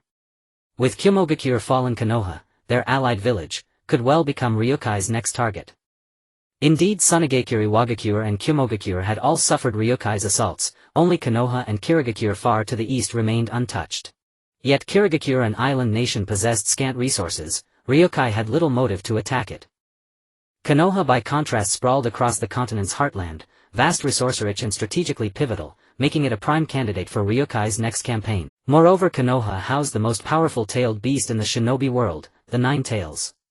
As Konoha's leaders they had no choice but to prepare, before catastrophe struck. Under the night sky the masked man and Jew engaged in a secret conversation on a secluded bridge. Just yesterday Lu Jia personally overthrew the entire Yunin village, and Lei Ying and Bajio were utterly powerless to resist. The masked man said lightly, a trace of fear flashing in his eyes. Oh. Is that so?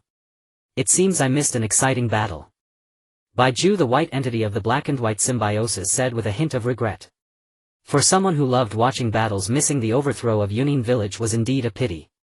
However, upon hearing the news of Yunin's destruction, he was still quite pleased. After all, the Akatsuki organization had one less formidable opponent. Well, the battle between the two sides was too intense, so I didn't observe it up close. However, after the fight ended, Yunin had already been turned into a crater by Uchiha, and Baju's whereabouts were nowhere to be found, so I didn't capture him. At this point the expression beneath the masked man's mask twitched slightly. He lied. In reality he had not lost track of Baju, but was so intimidated by Uchiha's formidable fighting that he did not dare to move recklessly to seize the spoils of the battle. However, Ju did not hold it against him, continuing to speak without suspicion. So what do you plan to do next? We are searching for tailed beasts, and Uchiha is also looking for tailed beasts. Sooner or later we will clash. Since we will have to fight him eventually, let's strike first and eliminate Uchiha. Are we his opponents? Ju asked in surprise. He was not foolish and could naturally see the gap between the Akatsuki organization and Uchiha. Even if the Akatsuki organization put forth their utmost effort, they might not even be a match for Uchiha Uchiha. Not to mention that Uchiha Uchiha had Sasuke and Konan, who were shadow-level powerhouses. If it really came to a fight, they would have no chance of winning. The masked man glanced at Ju and then took out a red crystal ball, holding it in his hand as he said, "This is the ninjutsu I have recently developed. I call it limited Tsukimi, a parallel world created using the powers of 7-tailed beasts. If we could transport Uchiha into this world, we might have a chance to defeat him." Upon hearing that it was a parallel world created using the powers of tailed beasts, Ju immediately became interested and asked, "What kind of world is it?" "It's nothing much, just the god-slaying war from 30 years ago." The masked man said expressionlessly, a glimmer of sharp light emanating from his eyes. "In the current ninja world there is hardly any force that can oppose Uchiha. The only hope he holds is that god-slaying war from 30 years ago. After all, that battle was the only stain in Uchiha's life. Perhaps he could use this battle to forever crush him in that parallel world. Well, this technique was originally meant to deal with Kyubi, but it seems more suitable to use it against Uchiha now." After saying this, the masked man's body began to become ethereal and then vanished into the vortex. Meanwhile, Ju also smiled wickedly and drilled into the ground, following along. Under the night sky the moon shone brightly and the earth fell into a deathly silence. In Sunagakure, on the hillside at the edge of the village, Uchiha stood with his hands behind his back, gazing into the distance. It seemed that in this tranquil night it was more conducive for him to contemplate his next steps. "What a pity I actually let Orochimaru escape." Uchiha couldn't help but sigh. Although he had just annihilated Yunin, one of the 5 great ninja villages, he could not shake off the headache caused by Orochimaru's escape, leaving him unable to feel happy. On the surface, Yunin seemed quite impressive, being one of the 5 great countries and possessing a perfect Jinchuriki. However, compared to Orochimaru's creations, Yunin was as insignificant as grass. Since Orochimaru could resurrect demigods, the god of ninjas could also resurrect. If figures like Senju Hashirama and Uchiha Madara, who were close to the 6 paths, emerged in the ninja world, it would be a terrifying existence. Just as Uchiha was pondering how to expand the search range and continue looking for Orochimaru, suddenly a distorted vortex appeared not far from him on the hillside. Next, the masked man stepped out of the vortex and exchanged glances with him. "Oh, kid, it's been so long and you still haven't given up on the Rin?" Uchiha asked teasingly, completely unconcerned about the masked man who had suddenly appeared before him. "Humph. Old man, I told you I would come back for you." The masked man snorted coldly and then said, "As long as I kill you, I can find the Rinnegan." "Kill me? Then I would like to see how you plan to accomplish that." "Humph. That's exactly what I want." Saying this, the masked man took out a crystalline red crystal ball from his robe. Then the red crystal ball suddenly shot up into the sky. In just a few seconds it aligned with the moon. Instantly the moon transformed into an eerie shape resembling 9 Tomo, appearing like the eye of a celestial being, extraordinarily strange. The light was blinding.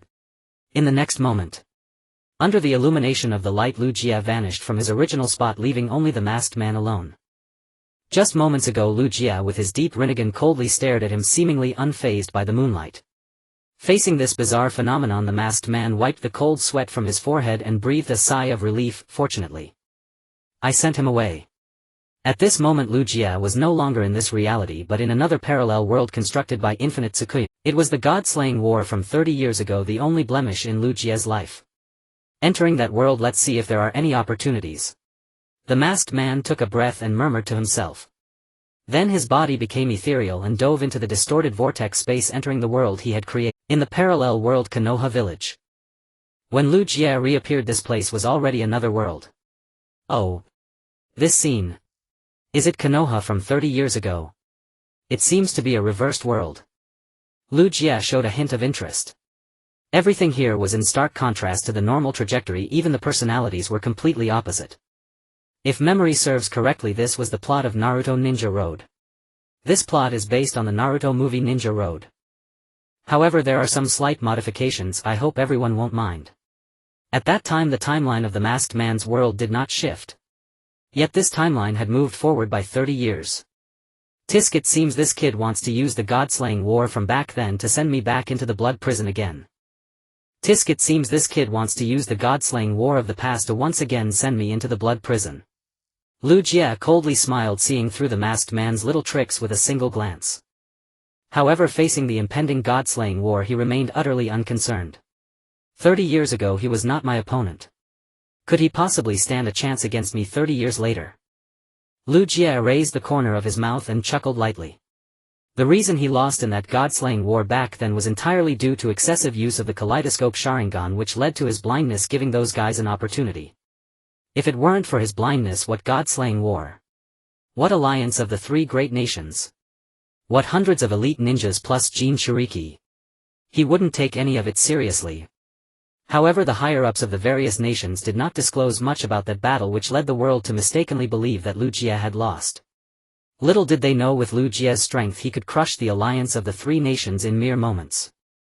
Thus the masked man was also kept in the dark, completely unaware of the terrifying consequences that would result from the resurgence of the god-slaying war. In Konoha, the territory of the Uchiha clan. At this moment 3 Uchiha clan members were seated in a dimly lit small room.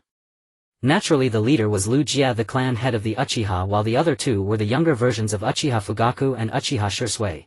Clan head, what happened to your eyes and that small orb behind you?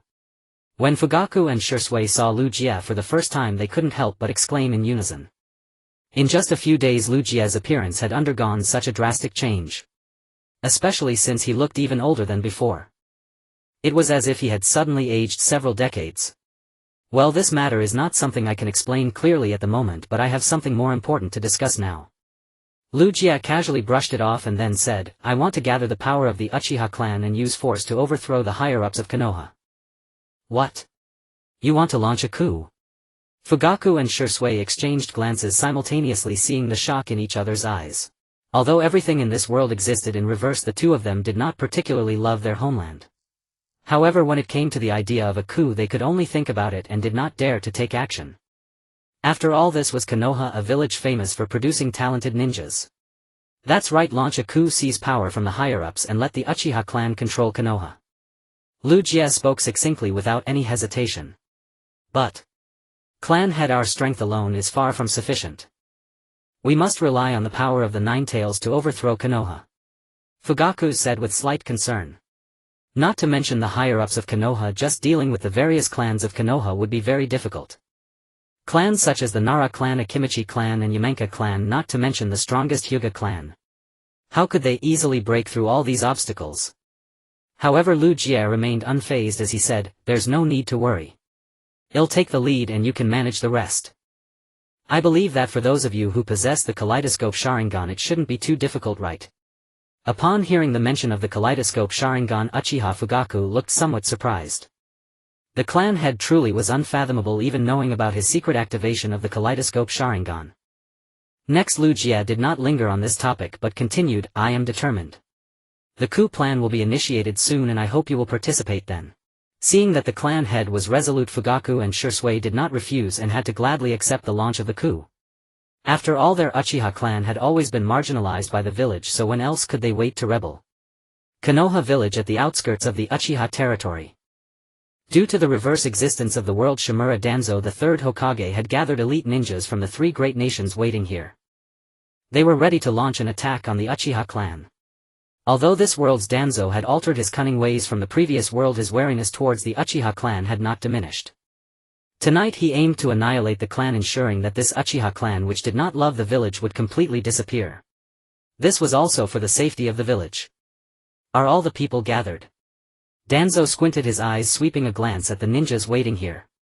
There were Konoha Umbu assassination experts, powerful cloud ninjas skilled in lightning techniques, and elite rock ninjas known for their strength.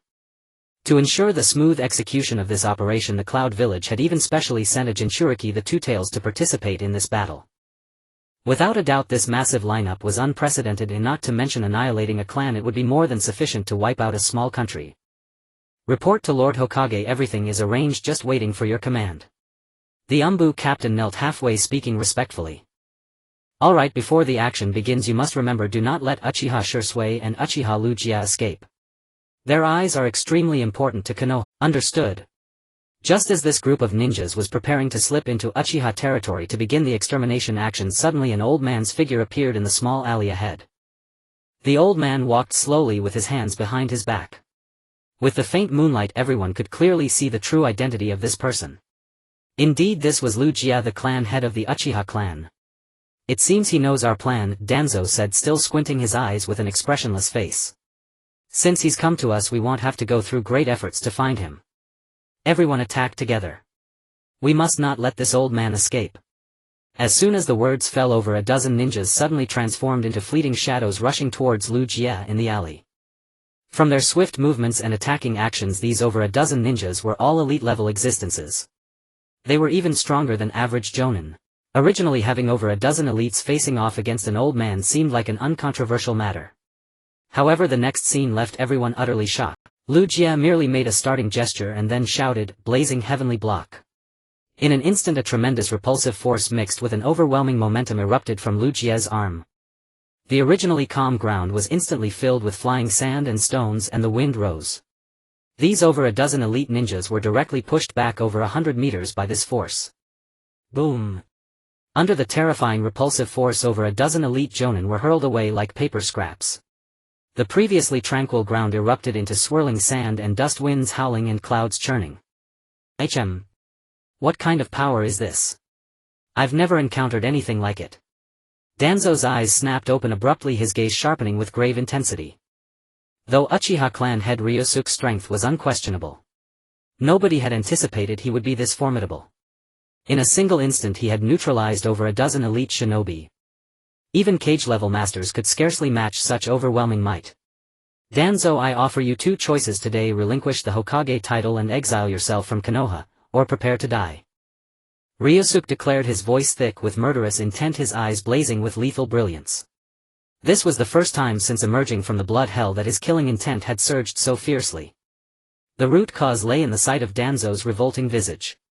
So my judgment was correct after all, the Uchiha truly intend rebellion. Thus yielding to you is utterly unthinkable. With a curt wave of Danzo's hand, dozens more shinobi flooded the narrow alleyway like an unstoppable tide. Ryūsuke merely assumed a starting stance, and instantly unleashed another devastating wave of repulsive force. Boom! Amidst flying sand and whirling stones, the Shinra Tensei mercilessly flung these shinobi aside once more. These so-called elites, each capable of holding their own on any battlefield, were now reduced to helpless ants, utterly at the mercy of fate. Danzo, are you certain you wish to persist? If this farce continues, I cannot guarantee your survival. Ryūsuke spoke coldly, then strode forward toward the assembled crowd beyond the compound. Moments earlier these shinobi had bristled with lethal resolve, vowing to eradicate the entire Uchiha clan, yet now they trembled in palpable dread, some even beginning to retreat. This old man is terrifying beyond measure. With but a single gesture he obliterated an entire contingent of shinobi. Who among us could possibly withstand such power? Do not panic. Attack together. Unleash your most potent jutsu. At the mention of jutsu, the shinobi swiftly recovered their composure, hands weaving intricate seals, chakra surging as they prepared their techniques. Fire release, great fireball technique. Lightning release, earth flow. Earth release, rock avalanche. In an instant torrents of elemental jutsu poured into the alleyway. Fierce and unrelenting, threatening to annihilate everything in their path. Yet, what followed left every witness utterly stunned. The converging flames, lightning and earthen boulders inexplicably liquefied the moment they neared Ryūsuke's body, within a mere 3 feet. Then like gentle streams flowing into a river, the molten energy was drawn inexorably into his Rinnegan. What is happening? Impossible. Our chakra, it's being absorbed. He's simply too powerful, we stand no chance against him. All the shinobi stood frozen, faces pale with shock, eyes locked upon Ryūsuke, not as a man but as a monstrous anomaly. Their combined jutsu, capable of obliterating an entire legion in seconds, proved utterly impotent before Ryūsuke, like silent cannons rendered useless. The Rinnegan. So that explains it. Danzo's gaze finally settled upon Ryūsuke's eyes, those exquisite purple irises etched with concentric rings shimmering with the boundless power of the cosmos itself. There could be no doubt this was the legendary Rinnegan, the divine eye said to rival even the Sage of Six Paths. I never imagined the ultimate evolution of the Sharingan would be the Rinnegan. Truly the Uchiha are a perilous clan. At that moment Uchiha stepped forward, her voice low and taut. She had assumed today's battle would require no intervention. 3 great nations' allied forces stood ready, but the emergence of a Rinnegan wielder among the Uchiha shattered that assumption. If it is indeed the Rinnegan, then sending more shinobi is futile, the gulf in power transcends mere hierarchy. Danzo turned to Uchiha beside him and commanded. Nikomata, now is the time to unleash your power. You understand well, only a tailed beast's might can contend with this threat. Understood. Uchiha replied coolly, a flicker of disdain crossing her eyes. She loathed Danzo's tone, as if she were nothing more than a weapon, a vessel devoid of will. Ordinarily she would have defiantly refused such treatment. But this mission carried the highest sanction of Kumogakure's leadership, she had no choice but to obey. Very well, let me see just how formidable this legendary Rinnegan truly is. Before countless watching eyes a swift figure darted toward the alley. A woman with golden hair cascading like liquid sunlight, clad in sleek battle-worn armor, her bearing both regal and austere, exuding fierce elegance and icy grace. Uchiha. I advise you not to fight seriously. A chilling voice resonated from within her, Nikomata's voice warning its jinchuriki. Whenever Uchiha engaged in battle, Nikomata always lent its full strength without hesitation. This time however was different, the beast neither cooperated nor supported her, instead it cautioned her against earnest combat. Its meaning was unmistakable: provoke this old man at your peril, he would exact terrible retribution. I don't know him. But I sense the aura of that elder upon him. That elder. Who is he? Uchiha drew a sharp breath, never before had she witnessed such fear in the fearless tailed beast. The Sage of Six Paths. What? The very founder of ninjutsu. Uchiha's blood ran cold. Wasn't the Sage of Six Paths a mythic progenitor, said to have forged Chakra itself? A creator deity among shinobi. Unsurpassable. Yes, it is indeed him. After a pause Nikomata spoke again, voice heavy with reverence. From the moment I saw his Rinnegan I sensed his profundity. But when I beheld the truth-seeking balls hovering behind him, that confirmed it beyond doubt, the power of the sage himself. Truth-seeking balls. The sage's power. Uchiha knew little of such esoteric artifacts, but if even Nikomata recoiled in terror they must be unimaginably dreadful. Remember, feign effort only, do not fight with sincerity. Should you enrage this elder? Nikomata swallowed hard. We may perish. At the word perish Uchiha's face drained of color, her expression freezing as she stared at Ryūsuke. Could this old man truly be that powerful? Upon hearing that death was possible, Yumirin's beautiful face turned pale and her once confident expression instantly stiffened. This old man. Is he really that powerful? Understand that tailed beasts in the ninja world are invincible and overwhelming existences. A single tailed beast ball's explosive power alone can level an entire small country. Thus the terror of the tailed beasts is evident. Yet even a being as powerful as a tailed beast can also fear humans at times. It must be said that this was the first time Yumirin had encountered such a situation. Alright, I'll listen to you. Maybe I won't fight to the death, but I must fight seriously or Tuanzang won't be fooled. Yumirin murmured, then fixed her eyes tightly on Lu Jie. To fight with full strength while ensuring not to provoke this old man before her, this was indeed a delicate task. Come on, old man. Let me see how powerful the reincarnation eye really is. Yumirin assumed a combat stance, her whole body tensed. Yolu. The ribbon at the end of Yumirin's hair was instantly torn apart by the terrifying surging power, and an extremely fierce aura erupted from her entire body. Blue chakra with black floral stripes instantly enveloped her, the terrifying chakra continuously rising, finally forming a monstrous existence resembling an oversized cat. Lord Yumirin of the Two Tails. Some cloud ninjas caught their breath and couldn't help standing up. This was the tailed beast of the hidden cloud village.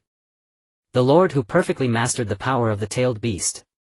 She had always been the reliance and confidence of their cloud village. With her joining the battle, even if the opponent possessed the reincarnation, what of it? Just as the ninjas were secretly cheering for the Two Tails, the battle between the two had already begun. Originally the Two Tails launched the first attack, but suddenly Lu Jie's figure vanished from the spot in an instant. Boom! The next moment he appeared above the head of the Two Tails Yolu, and with a single punch he slammed its body deeply into the ground. The terrifying force almost scattered the chakra of the Two Tails Yolu. The massive beastly body hastily retreated, pulling its head out from the ground, then swung its huge claws at Lu Jie in the sky. Boom! Lu Jie threw another punch. Yolu's claws were instantly shattered. Its body was carried by the immense force and spun several times on the ground. Yolu roared in terror. And the next moment. Boom boom boom. Lu Jie's movements were so fast they were almost invisible to the naked eye. His attacks came like a violent storm. They fell like a torrential downpour. The earth cracked and split. The entire Hidden Leaf village shook violently under the high-frequency rapid rhythm. Yumirin was on the verge of breaking down. Now she finally understood why Yolu had advised her not to fight seriously. This damn well wasn't even the same level. Meanwhile, everyone outside the territory stood dumbfounded. This is a Jinchuriki. And one of the few in the ninja world who achieved perfect synchronization. Yolu lay despairingly in the cracked earth, enduring punches and kicks. Why? No power to resist at all. This old man in front had only been using taijutsu all along. Using only taijutsu, he effortlessly beat a tailed beast into submission. This. Boom. Another elbow strike. A thunderous sound erupted. The Two Tails' body was driven into the ground barely alive. The earth was shattered. This place was almost pierced through. Clods of dirt everywhere, so terrifying that the ninjas outside the territory shuddered with fear. The chakra of the Two Tails gradually faded, leaving everyone's hearts pounding with fear. Yumirin lay on the ground on the verge of death, barely clinging to life. The entire scene fell into dead silence. No one dared to speak. They could not accept the reality before them, even wondering if they had fallen under a genjutsu, because the once invincible Two Tails Yolu had been brutally beaten into a cripple by this old man. Just how terrifying was that? Did I see wrong? Lord Yumirin was actually beaten. Unbelievable. Someone can actually defeat a tailed beast. And he only used taijutsu, not even the reincarnation eyes dojutsu. This made them fully understand what true fear meant. With a mere wave of his hand he wiped out dozens or even hundreds of elite ninjas. And using only taijutsu he beat the tailed beast host into a state of near death, almost incapable of taking care of herself. I'm afraid this skill could rival even Uchiha Madara of the past. Tuanzang, I'll ask you one last time, will you get lost or not? At this moment Lu Jie had already walked out of the alley and was about to reach the border of the territory. If he left the Uchiha territory, it would mean he would no longer restrain himself, and he might very well kill everyone in sight, including Tuanzang the Hokage. Moreover, the Uchiha clan's coup plan would begin from this point. These ninjas outside the territory, already extremely frightened, were now even more terrified. Having campaigned north and south for so many years, they had never seen a terrifying figure like this old man before him. He was so powerful that it was utterly despairing. 2. Tuanzang-sama, maybe we should withdraw first. Yes. Right. We are no match for him. Although I hate to admit it, this old man is indeed terrifyingly strong. No matter how many people come, it'll be useless. Because of Lu Jie's terror, these ninjas were trembling and extremely afraid when they spoke.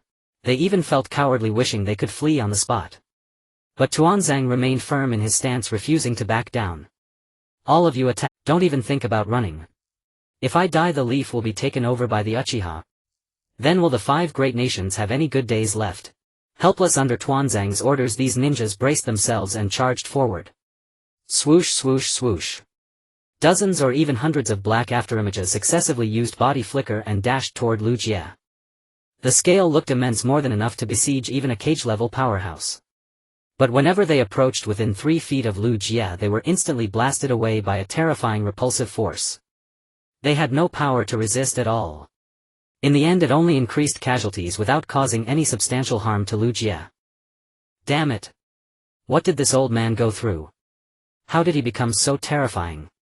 Tuanzang gritted his teeth, his eyes fixed on the front. In such a short period, how did Uchiha Ryūsuke acquire the reincarnation eye? What exactly happened to him? Boom! The terrifying repulsive force radiated outward once again, sending these so-called elite ninjas flying like pieces of paper, crashing into the walls behind them and embedding deep within. At this point the hundreds of elite ninjas brought by Danzo were completely taken care of by Uchiha alone. Even the Two-Tails Jinchuriki lay on the ground barely clinging to life, having lost their basic combat ability. I apologize, but I only give you 2 chances at the same time. There will definitely not be a third. With a swoosh, Uchiha transformed into an afterimage, instantly appearing in front of Danzo. The latter realized he was outmatched and attempted to turn and flee, but Uchiha was far faster, instantly reaching out to grip his neck. Soon Danzo was lifted up by Uchiha like a dead dog, kicking desperately with his legs while clutching Uchiha's hand with all his might, trying to make a final struggle. Unfortunately the gap between them was simply too vast and Danzo could not break free from that hand, which resembled a giant claw. Just as he was about to lose consciousness, Uchiha suddenly smiled. His heart filled with excitement, he quickly activated his ocular power. A heart-stirring force instantly burst forth. The Sharingan is known as the eye that reflects the soul, while the Rinnegan is the final evolution of the Sharingan, capable of easily controlling the hearts of men. In an instant Danzo felt an intimidating power emanating from those purple-striped eyes, piercing into his soul. I won't kill you today, I will return soon and then I will take your life. Uchiha said with a wicked smile, then released his grip. Danzo fell to the ground with a thud, his forehead drenched in sweat. What did you do? He coughed, suddenly feeling an inexplicable fear surge within him. What exactly did Uchiha Ryūsuke do to him just now? Those eyes definitely released a terrifying power. The unknown fear is the most tormenting. However, Uchiha paid him no mind, slowly walking away. In the stillness surrounding the territory, only Danzo remained alone. Suddenly he felt as if a hand was pressing down on him from behind, sending chills down his spine. He turned around abruptly but saw nothing. What's going on? Could it be an illusion? Just as Danzo doubted himself and turned back around, suddenly a terrifying ghostly figure appeared before him, horrifyingly so. Who are you? What do you want? Don't come any closer. Otherwise I will kill you. Due to the intense battle just now, the entire Konoha felt the tremors. The intelligence department quickly investigated the situation around the Uchiha territory and determined that the Uchiha clan had launched a coup. At this moment the clan leaders and high-ranking officials of Konoha quickly joined the battle, trying to stop the situation from worsening. Whoosh whoosh whoosh, figures dashed across the night sky and appeared before Uchiha. Uchiha Ryūsuke, why have you betrayed the village? You should know the consequences of betraying the village. Stand down, you are opposing the entire Konoha. We need not engage in a mutually destructive fight. Exactly, violence will not solve the problem, it will only hasten the downfall of the Uchiha clan. In an instant various persuasive voices echoed in Uchiha's ears. However, Uchiha continued to walk forward with a blank expression, unmoved. Did those who called for him to stand down ever consider the perspective of the Uchiha clan? Just now Danzo wanted to annihilate their entire family. If they don't resist now, will they wait until their clan is exterminated to fight back? In the original world the Uchiha clan was wiped out by the high-ranking officials of Konoha. Now in this parallel world Uchiha would not allow such a thing to happen a second time. The consequences of betraying the village. Mutual destruction. Accelerating the Uchiha's demise. Uchiha snorted coldly and said, sorry, I think you all misunderstood. First, we are merely defending ourselves, we are not betraying the village. Because just now an old fellow named Danzo wanted to wipe out our entire family. Second, fighting you does not require mutual destruction, as you will only die more tragically. Third, as long as I am here the word destruction does not exist in the Uchiha clan's dictionary. The moment these words were spoken everyone present was stunned. This Uchiha elder is too arrogant, isn't he? Does he mean that their coup tonight will not only succeed but will be nearly cost-free? It's simply talking nonsense. Damn. We've been underestimated by an old man. Isn't he just the Uchiha clan leader? I will take care of him too. Exactly. Everyone charge together. Let him never dare to underestimate Konoha again. As soon as these ninjas finished speaking, they instantly transformed into black afterimages charging towards Liu Jie. Whoosh whoosh whoosh. In an instant the Konoha ninjas surged towards Liu Jie, their numbers so vast that they nearly filled the entire sky. Faced with such a sea of people, a ratio of dozens or even hundreds, unless one was a peak shadow-level powerhouse, there was no possibility of survival. At this moment the faces of these Konoha ninjas revealed expressions of having succeeded in their scheme. It seemed they were utterly confident in dealing with this old man. But suddenly, Liu Jie revealed a cold smile. In the next moment, whoosh! The terrifying sound of wind howling echoed. The air emitted a piercing explosion as if a piece of cloth had been violently torn apart. Several frontline ninjas' pupils suddenly contracted before they could react the next moment. Boom! These ninjas were sent flying backward. Their organs nearly displaced. After taking out these few frontline troops, Liu Jie freed his hands and immediately performed a starting gesture. Then, boom! In an instant sand and stones flew everywhere. A fierce wind roared. The entire earth trembled violently around Liu Jie. A group of Konoha ninjas felt a terrifying repulsive force rushing towards them from the air before they had even landed. A series of miserable cries echoed across the sky. These 100 or so ninjas flew back faster than they had come, like helpless children. They crashed into the walls behind them, embedding deep within. What kind of being is this old man? Some Konoha ninjas who hadn't had the chance to strike stood outside the battlefield, their pupils dilated in shock. Boom! Boom! Boom! The sounds of various explosions echoed continuously, a result of countless ninjas being sent flying, crashing into the walls behind them. Half a minute later only one figure remained standing in the arena, towering above all, emanating a terrifying aura. This was a force of over 100 ninjas. Their scale was sufficient to form an army.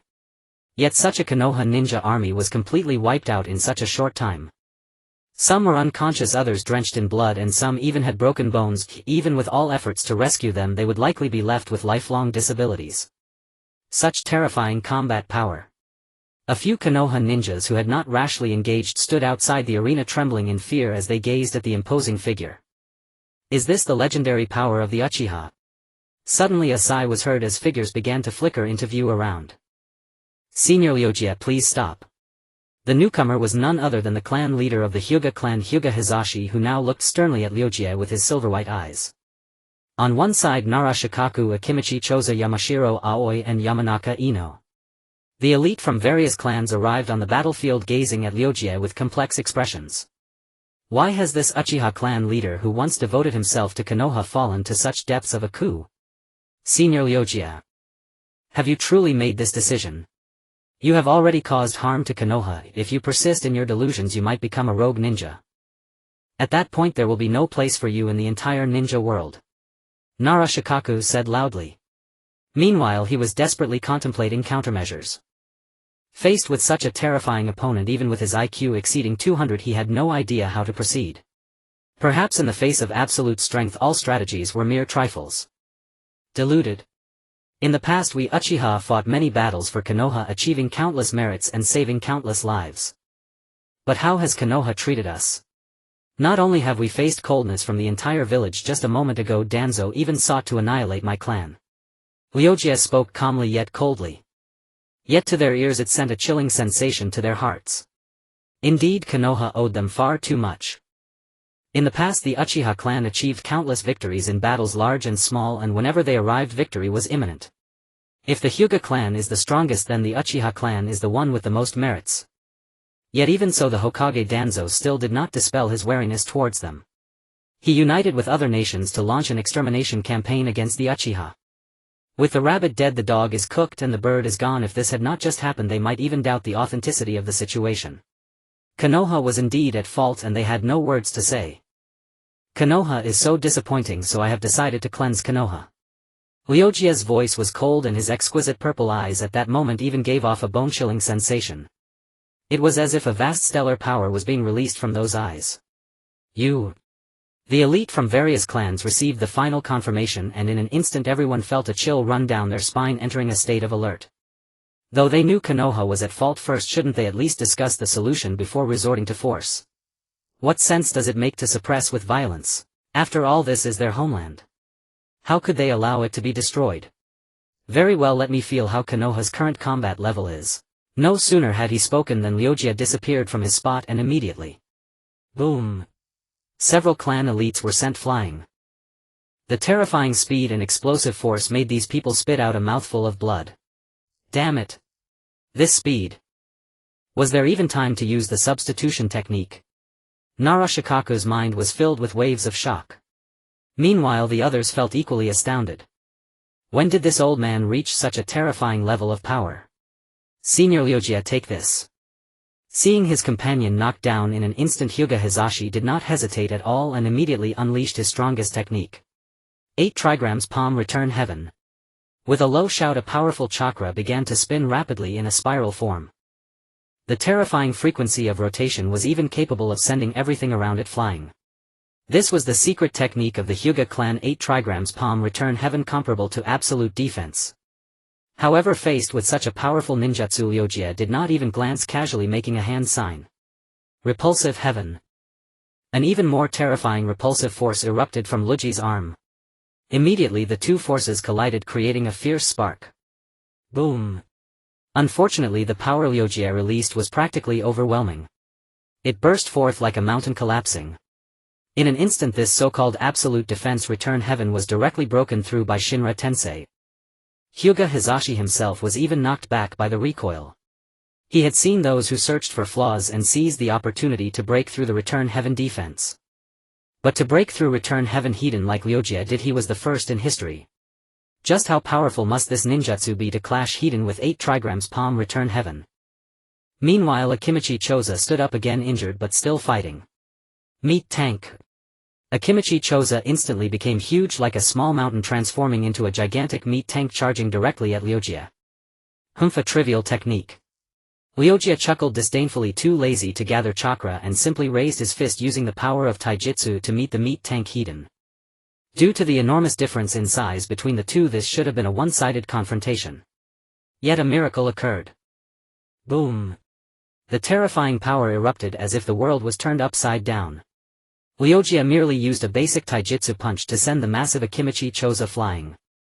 This scene was akin to a human throwing a small mountain, leaving everyone in awe.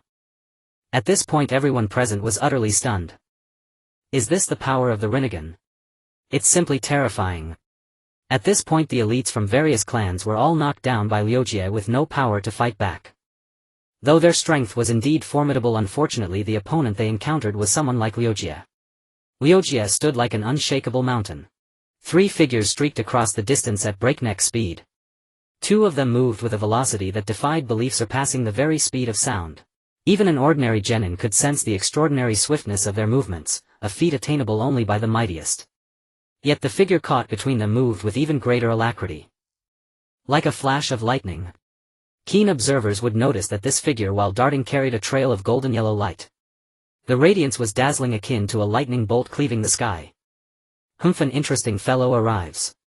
Ryūsuke narrowed his eyes, gazing with keen interest at the 3 approaching figures. When the leading golden yellow light materialized, all recognized him. He was Konoha's famed yellow flash Bo-Fong Shui Men. The other 2 were equally illustrious. One was Yuan Fei Rizhan, hailed as the professor of ninjutsu. The other was Da Shiwan, one of the legendary Sannin of Konoha. Perhaps due to the world's reverse course, Yuan Fei Rizhan had never become Hokage, and in this world Da Shiwan cherished the village deeply, much like the original world Zilai. The professor, the yellow flash, the Sannin, these names thundered across the land. Take Bo-Fong Shui Men, the youngest among them, for instance. He single-handedly repelled an army of over 1,000 rock shinobi, forcing the Third Great Ninja War to end half a year early. Such an achievement was unprecedented. As for the other 2, their reputations needed no elaboration. Clan leader Ryūsuke, have you not gone too far? Shui Men spoke solemnly, watching his comrades fall one after another. The other 2 felt equally disturbed. Too far. For the hypocritical Konoha, this is nothing excessive. Ryūsuke snorted, utterly unperturbed. Just moments ago Danzo had plotted the annihilation of the entire Uchiha clan. From a different perspective, it was indeed not excessive. Unfortunately, in these 3 eyes only their beloved village existed. They could never grasp the Uchiha clan's anguish. Forgive me, clan leader Ryūsuke, but if you persist I shall have to stop you. Saying this, Bo-Fong Shui Men drew a flying thunder god kunai from his pouch and gripped it tightly. De Shiwan spat out a Kusanagi blade from his mouth while Yuan Fei Rijan summoned the Monkey King Enma transformed into the adamantine staff. Hey, isn't that the genius Bo-Fong Shui Men? And Lord Yuan Fei Rijan and Lord De Shiwan. He with them stepping in, I can rest easy. No matter how strong this old man is, he can't possibly match these three lords. That's right. These three lords combined can wipe out a nation. I refuse to believe this old geezer can stand against a whole country. Several ninjas hiding outside the battlefield upon seeing these three intervene were overjoyed as if they had glimpsed the dawn of hope. As they said, once these three joined forces, even a nation could be obliterated. After all, in the original world, Yuan Fei Rijan was the third Hokage and Bo-Fong Shui Men the fourth. As for De Shiwan, he was Danzo's nominee for the fourth Hokage, also of cage-level might. Three peak cage-level powerhouses were formidable on their own, united they were likely unmatched below the Six Paths level. Three cage-level warriors appearing together, quite intriguing. Even Lu Jie, who rarely showed emotion, spoke with keen interest. Admittedly, the trio's convergence was a headache. However, Lu Jie shifted his tone. This old man now possesses the power of the Six Paths. Across the entire ninja world no one can defeat me. Humph, what arrogance. You've merely awoken the Rinnegan and dare claim the power of the Six Paths. De Shiwan licked his lips, a malicious grin spreading across his face. He would go all out in this battle, for the old man's eyes were precisely what he sought. Seeing their disbelief, Lu Jie said no more. Once the battle began, they would learn the truth soon enough. Master De Shiwan, Master Yuan Fei Rijan, am going in. With that, Shui Men kunai in hand turned into a golden blur darting toward Lu Jie. Yuan Fei Rijan and De Shiwan did not lag behind. His staff and blade in hand, they charged. In an instant, three figures assaulted Lu Jie with overwhelming force. Three cage-level fighters working together. A bit troublesome indeed. Lu Jie said so, but in truth he paid them no mind. Without the Six Paths power he might have fallen tonight. But with it he could never be defeated by power beneath his own. Facing simultaneous assault from three cage levels, the truth-seeking orbs behind Lu Jie instantly formed a protective barrier enveloping and shielding him. Clang, crack. The adamantine staff, the Kusanagi blade and the flying thunder god kunai all struck the barrier formed by the truth-seeking orb. With a metallic screech, the three warriors' hands were split open. The aged Yuan Fei Rijan nearly lost his grip on the staff. Thighs. How is this possible? De Shiwan exclaimed in shock, his eyes filled with utter disbelief. Following his gaze, a crack appeared in his Kusanagi blade. The crack rapidly spread and soon the blade snapped with a loud crack. The Kusanagi, famed for slicing through steel and cutting all things, had been broken by that barrier. De Shiwan was nearly shattered. This legendary sword had taken him years to acquire, and now it was gone in an instant. Yet he was not the only one stunned. Bo-Fong Shui Men's flying thunder god kunai was also snapped, reduced to scrap metal. That kunai had been forged from the finest steel. Who would have thought it would break so abruptly, catching everyone off guard? Fortunately, the third Hokage staff was the transformed summon Enma, otherwise it would have met the same fate. What in the world is this pitch-black thing? Harder than my Kusanagi. De Shiwan began to question reality. He had believed the Kusanagi to be the hardest substance in the world, yet before the barrier protecting Lu Jie it was utterly insignificant. Could it be?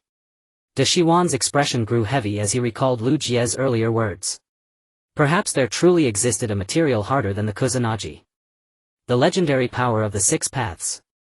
Sarutobi Hizashi, the most experienced ninja among the three, gazed at the black protective shield before him, his eyes revealing a complex expression mixed with deep shock. The final evolution of the Sharingan. The Rinnegan. And what power does this black substance originate from? That pair of eyes. Or perhaps, as he mentioned, the power of the Six Paths. For some reason at this moment Lu Jie seemed to possess a divine aura in his mind. Stop it, Lu Jie, we do not wish to be your enemies. Sarutobi Hizashi sighed deeply, his eyes filled with a complex expression.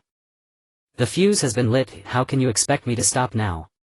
Lu Jie dispelled the protective shield in front of him and the dark substance transformed into a Seek Dao jade floating behind him. He remained resolute regarding the coup, showing no signs of retreat. Seeing that there was no room for negotiation, Sarutobi Hizashi's gaze sharpened and the golden staff in his hand quickly elongated, appearing before Lu Jie in the blink of an eye. At this moment Lu Jie, unprotected by the black shield, was in the best position to strike. Yet facing the attack of the golden staff, Lu Jie seemed to have anticipated it. A punch swift as lightning landed directly on the golden rod. The terrifying force erupted, causing Sarutobi Hizashi's expression to change dramatically. This power. Even Tsunade cannot compare, right? It's as terrifying as opening the 8 gates. Pfft. Saruma, having taken that punch, instantly reverted to his old monkey form. Sarutobi Hizashi was also knocked back, nearly collapsing to the ground. No, this old man is too strong, we are no match for him. Saruma lay on the ground struggling to speak. He understood very well the power of Lu Jie's recent punch. The golden staff he transformed into was supposed to be indestructible. Yet even that could not withstand Lu Jie's casual strike. If this continued, it would surely disintegrate. Indeed, it is power of an entirely different level. Sarutobi Hizashi also gave a bitter smile. He wanted to rise and continue fighting, but suddenly Lu Jie's gaze sharpened. In the next moment, to Sarutobi Hizashi's shock, a mass of chakra flew out from his body. In an instant, Sarutobi Hizashi felt as if all his strength had been drained, rendering him completely powerless. He can actually extract someone else's chakra. How is this possible? In that moment, Sarutobi Hizashi was filled with astonishment. How could there exist such a terrifying and bizarre ability? Could it be that pair of eyes? Those eyes that evoke a sense of dread with just one glance. How strong is this guy really? At this moment, Orochimaru and Minato Namikaze, observing from the side, had a vague idea of what was happening. That mass of energy might indeed be Sarutobi Hizashi's chakra. And this Uchiha old man before them possesses the power to extract chakra. Orochimaru sensei, let me initiate the attack next, you look for opening. With that, Minato Namikaze reached into his ninja tool pouch at his waist. When he withdrew his hand again, his fingers were filled with numerous tightly packed flying thunder god kunai. Swish swish swish. Minato Namikaze generously threw these kunai out, scattering them across the battlefield. In an instant, the battlefield was littered with flying thunder god kunai, and anyone unaware might think a kunai battle had just taken place here. Oh. Is Minato planning to use this technique? Orochimaru licked his lips, his eyes fixed intently on the battlefield. This method of accumulating a large number of flying thunder god kunai to maximize the flexibility of instantaneous movement is undoubtedly the most lethal. It essentially means that this battlefield is no longer everyone's battleground, but rather Minato Namikaze's personal stage. He can fight freely in this area, making it nearly impossible for others to track his movements. It is precisely thanks to this technique that Minato Namikaze has remained undefeated in the ninja world. He even created a glorious record of single-handedly repelling an entire army of IWA ninjas. I'm going in, Orochimaru sensei. Before his voice faded, Minato Namikaze had already vanished from his spot, as if he had suddenly disappeared into thin air. When he reappeared, it was right in front of Lu Jie. He wielded a kunai, thrusting it directly at Lu Jie, seemingly just half a second away from penetrating his heart. However, that half a second was like an insurmountable chasm for him, nearly impossible to cross. Crack. The flying thunder god kunai struck Lu Jie, but unfortunately it was not his body it pierced, but the golden Susanoo rib. The Susanoo rib efficiently protected Lu Jie, and even with Minato Namikaze pouring all his strength into it, the kunai only penetrated half an inch, failing to break through. Is this the Susanoo? Such hard chakra. Minato Namikaze exclaimed instinctively, then instantly vanished from in front of Lu Jie, reappearing at the other end of the battlefield. His combat awareness was spot on. If the first attack did not yield significant results, he would quickly withdraw and prepare for a second attack. Clearly, a direct confrontation with Lu Jie was not an option. The only way to win was through this guerrilla tactic. It was also the safest method. Is this the flying thunder god that defeated an army?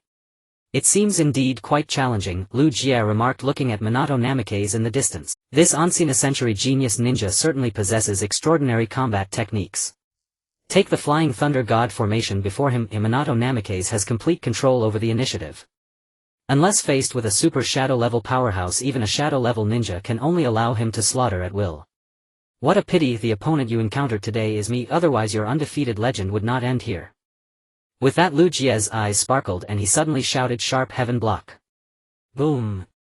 In an instant, a terrifying repulsive force surged forth, crashing like raging waves against the rocks, unleashing earth-shattering power.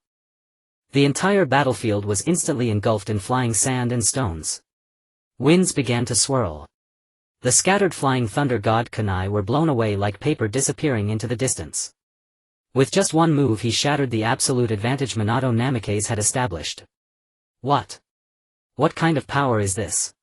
To actually destroy my flying thunder god. Minato Namikaze was left stunned in place.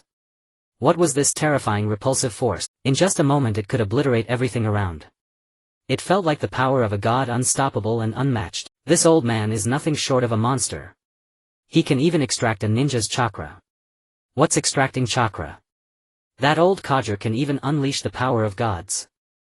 You two are amateurs, aren't you? That old bastard's most fearsome asset is those black spheres behind him. Haven't you seen that Lord Deshiwan's Chao Ji sword was snapped in half? With that reminder from the last speaker, the other ninjas suddenly came to their senses. After all, the Chao Ji sword could cut through iron like mud and sever hair with a mere touch. It could slice through the hardest substances in the world.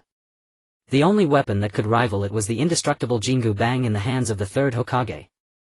Yet even these two weapons, hailed as the finest in the ninja world, seemed like mere toys before Lu Jie's black spheres. One was effortlessly snapped in half.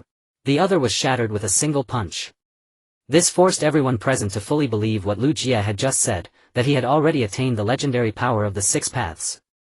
Perfect in both offense and defense, so this is the extent of the Rinnegan wielder's power.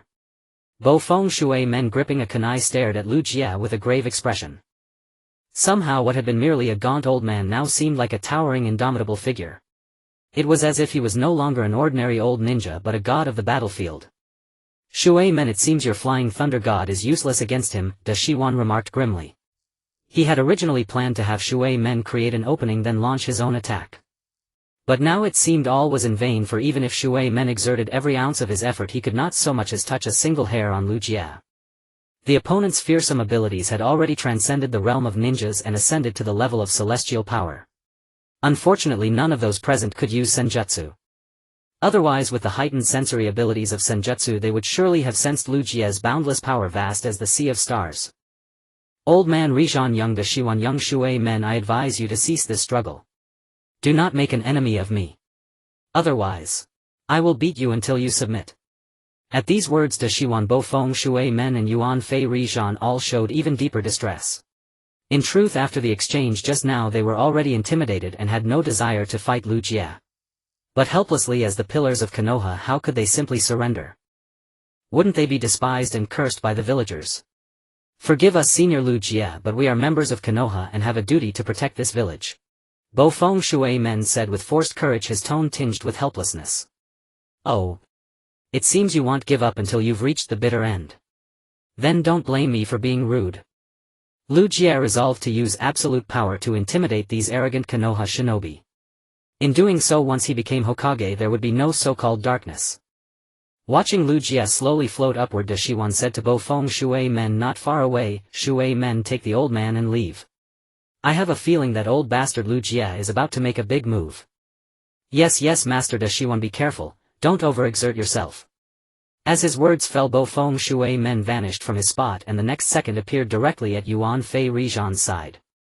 He helped Yuan Fei Rijan up, then cast a worried glance back at Da Shiwan before turning into a blur and teleporting away with Yuan Fei Rijan to another location. Meanwhile, Lu Jie hovered in midair, took a deep breath and then let out a low shout, Divine Technique 80 God Airstrikes. Under Da Shiwan's grave and slightly fearful gaze. Boom. Boom. Boom. Lu Jie's arms turned into mere blurs. In the sky. Huge fist-shaped chakra came crashing down from the sky. Countless fist forces piled and entwined madly in the air, pressing down toward Da Shiwan below. It was almost overwhelming power. In an instant surrounding buildings collapsed wildly, the whole of Konoha trembled and the earth shattered. This. What kind of power is this? Da Shiwan's eyes shrank sharply, sensing a destructive force rushing toward him. At this moment how could he dare hesitate? His hands flew into a series of hand seals. Ninja Art Triple Rashomon. In an instant 3 enormous iron-ringed gates rose from the ground. The gates were as high as mountains, weighing thousands of tons. Even a single one was an absolute defense, unbreakable. This was one of Da Shiwan's most prized defensive techniques. He had once withstood a tailed beast ball bombardment with this move. But Faced with the overwhelming fist force raining down from the sky, Dashiwan not only felt his defensive technique was pitifully insignificant and utterly fragile, but he even had an instinct to retreat. That was no ordinary taijutsu, it was senjutsu-enhanced taijutsu. Let alone triple Rashomon, even 5 Rashomon gates or 10 Rashomon gates might not be able to block it. Then under the stunned gaze of everyone. Boom! When that fist force struck the Rashomon gate, it blasted a huge hole straight through it. The remaining force of the punches did not dissipate. After shattering the first Rashomon, it continued to blast through the second, then the third. Thus in the blink of an eye the triple Rashomon was reduced to nothing by Lu Jie's 80 god airstrikes. It had served no real defensive purpose at all. The remaining fist force continued forward, blasting the fleeing Dashiwan deep into the ground. Standing on the sidelines, Bofeng Shui Men's face turned pale at the sight. How is this possible? This power. The original Uchiha Lu Jie, though strong, had never felt so overwhelmingly powerful. What was going on? What had he gone through? Recalling Lu Jie's deep enigmatic eyes, Bofeng Shui Men sucked in a cold breath and felt a chill run down his spine. Those eyes. Could they truly be the legendary power of the Six Paths? The power of the Six Paths, sage Akatsuki Hagoromo.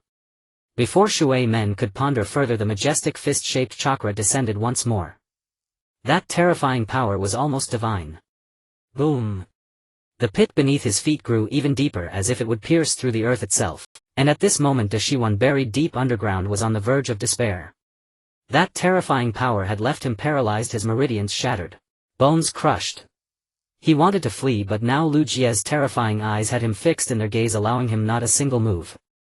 In this moment of despair, only one thought remained in his heart: whatever happened, don't die.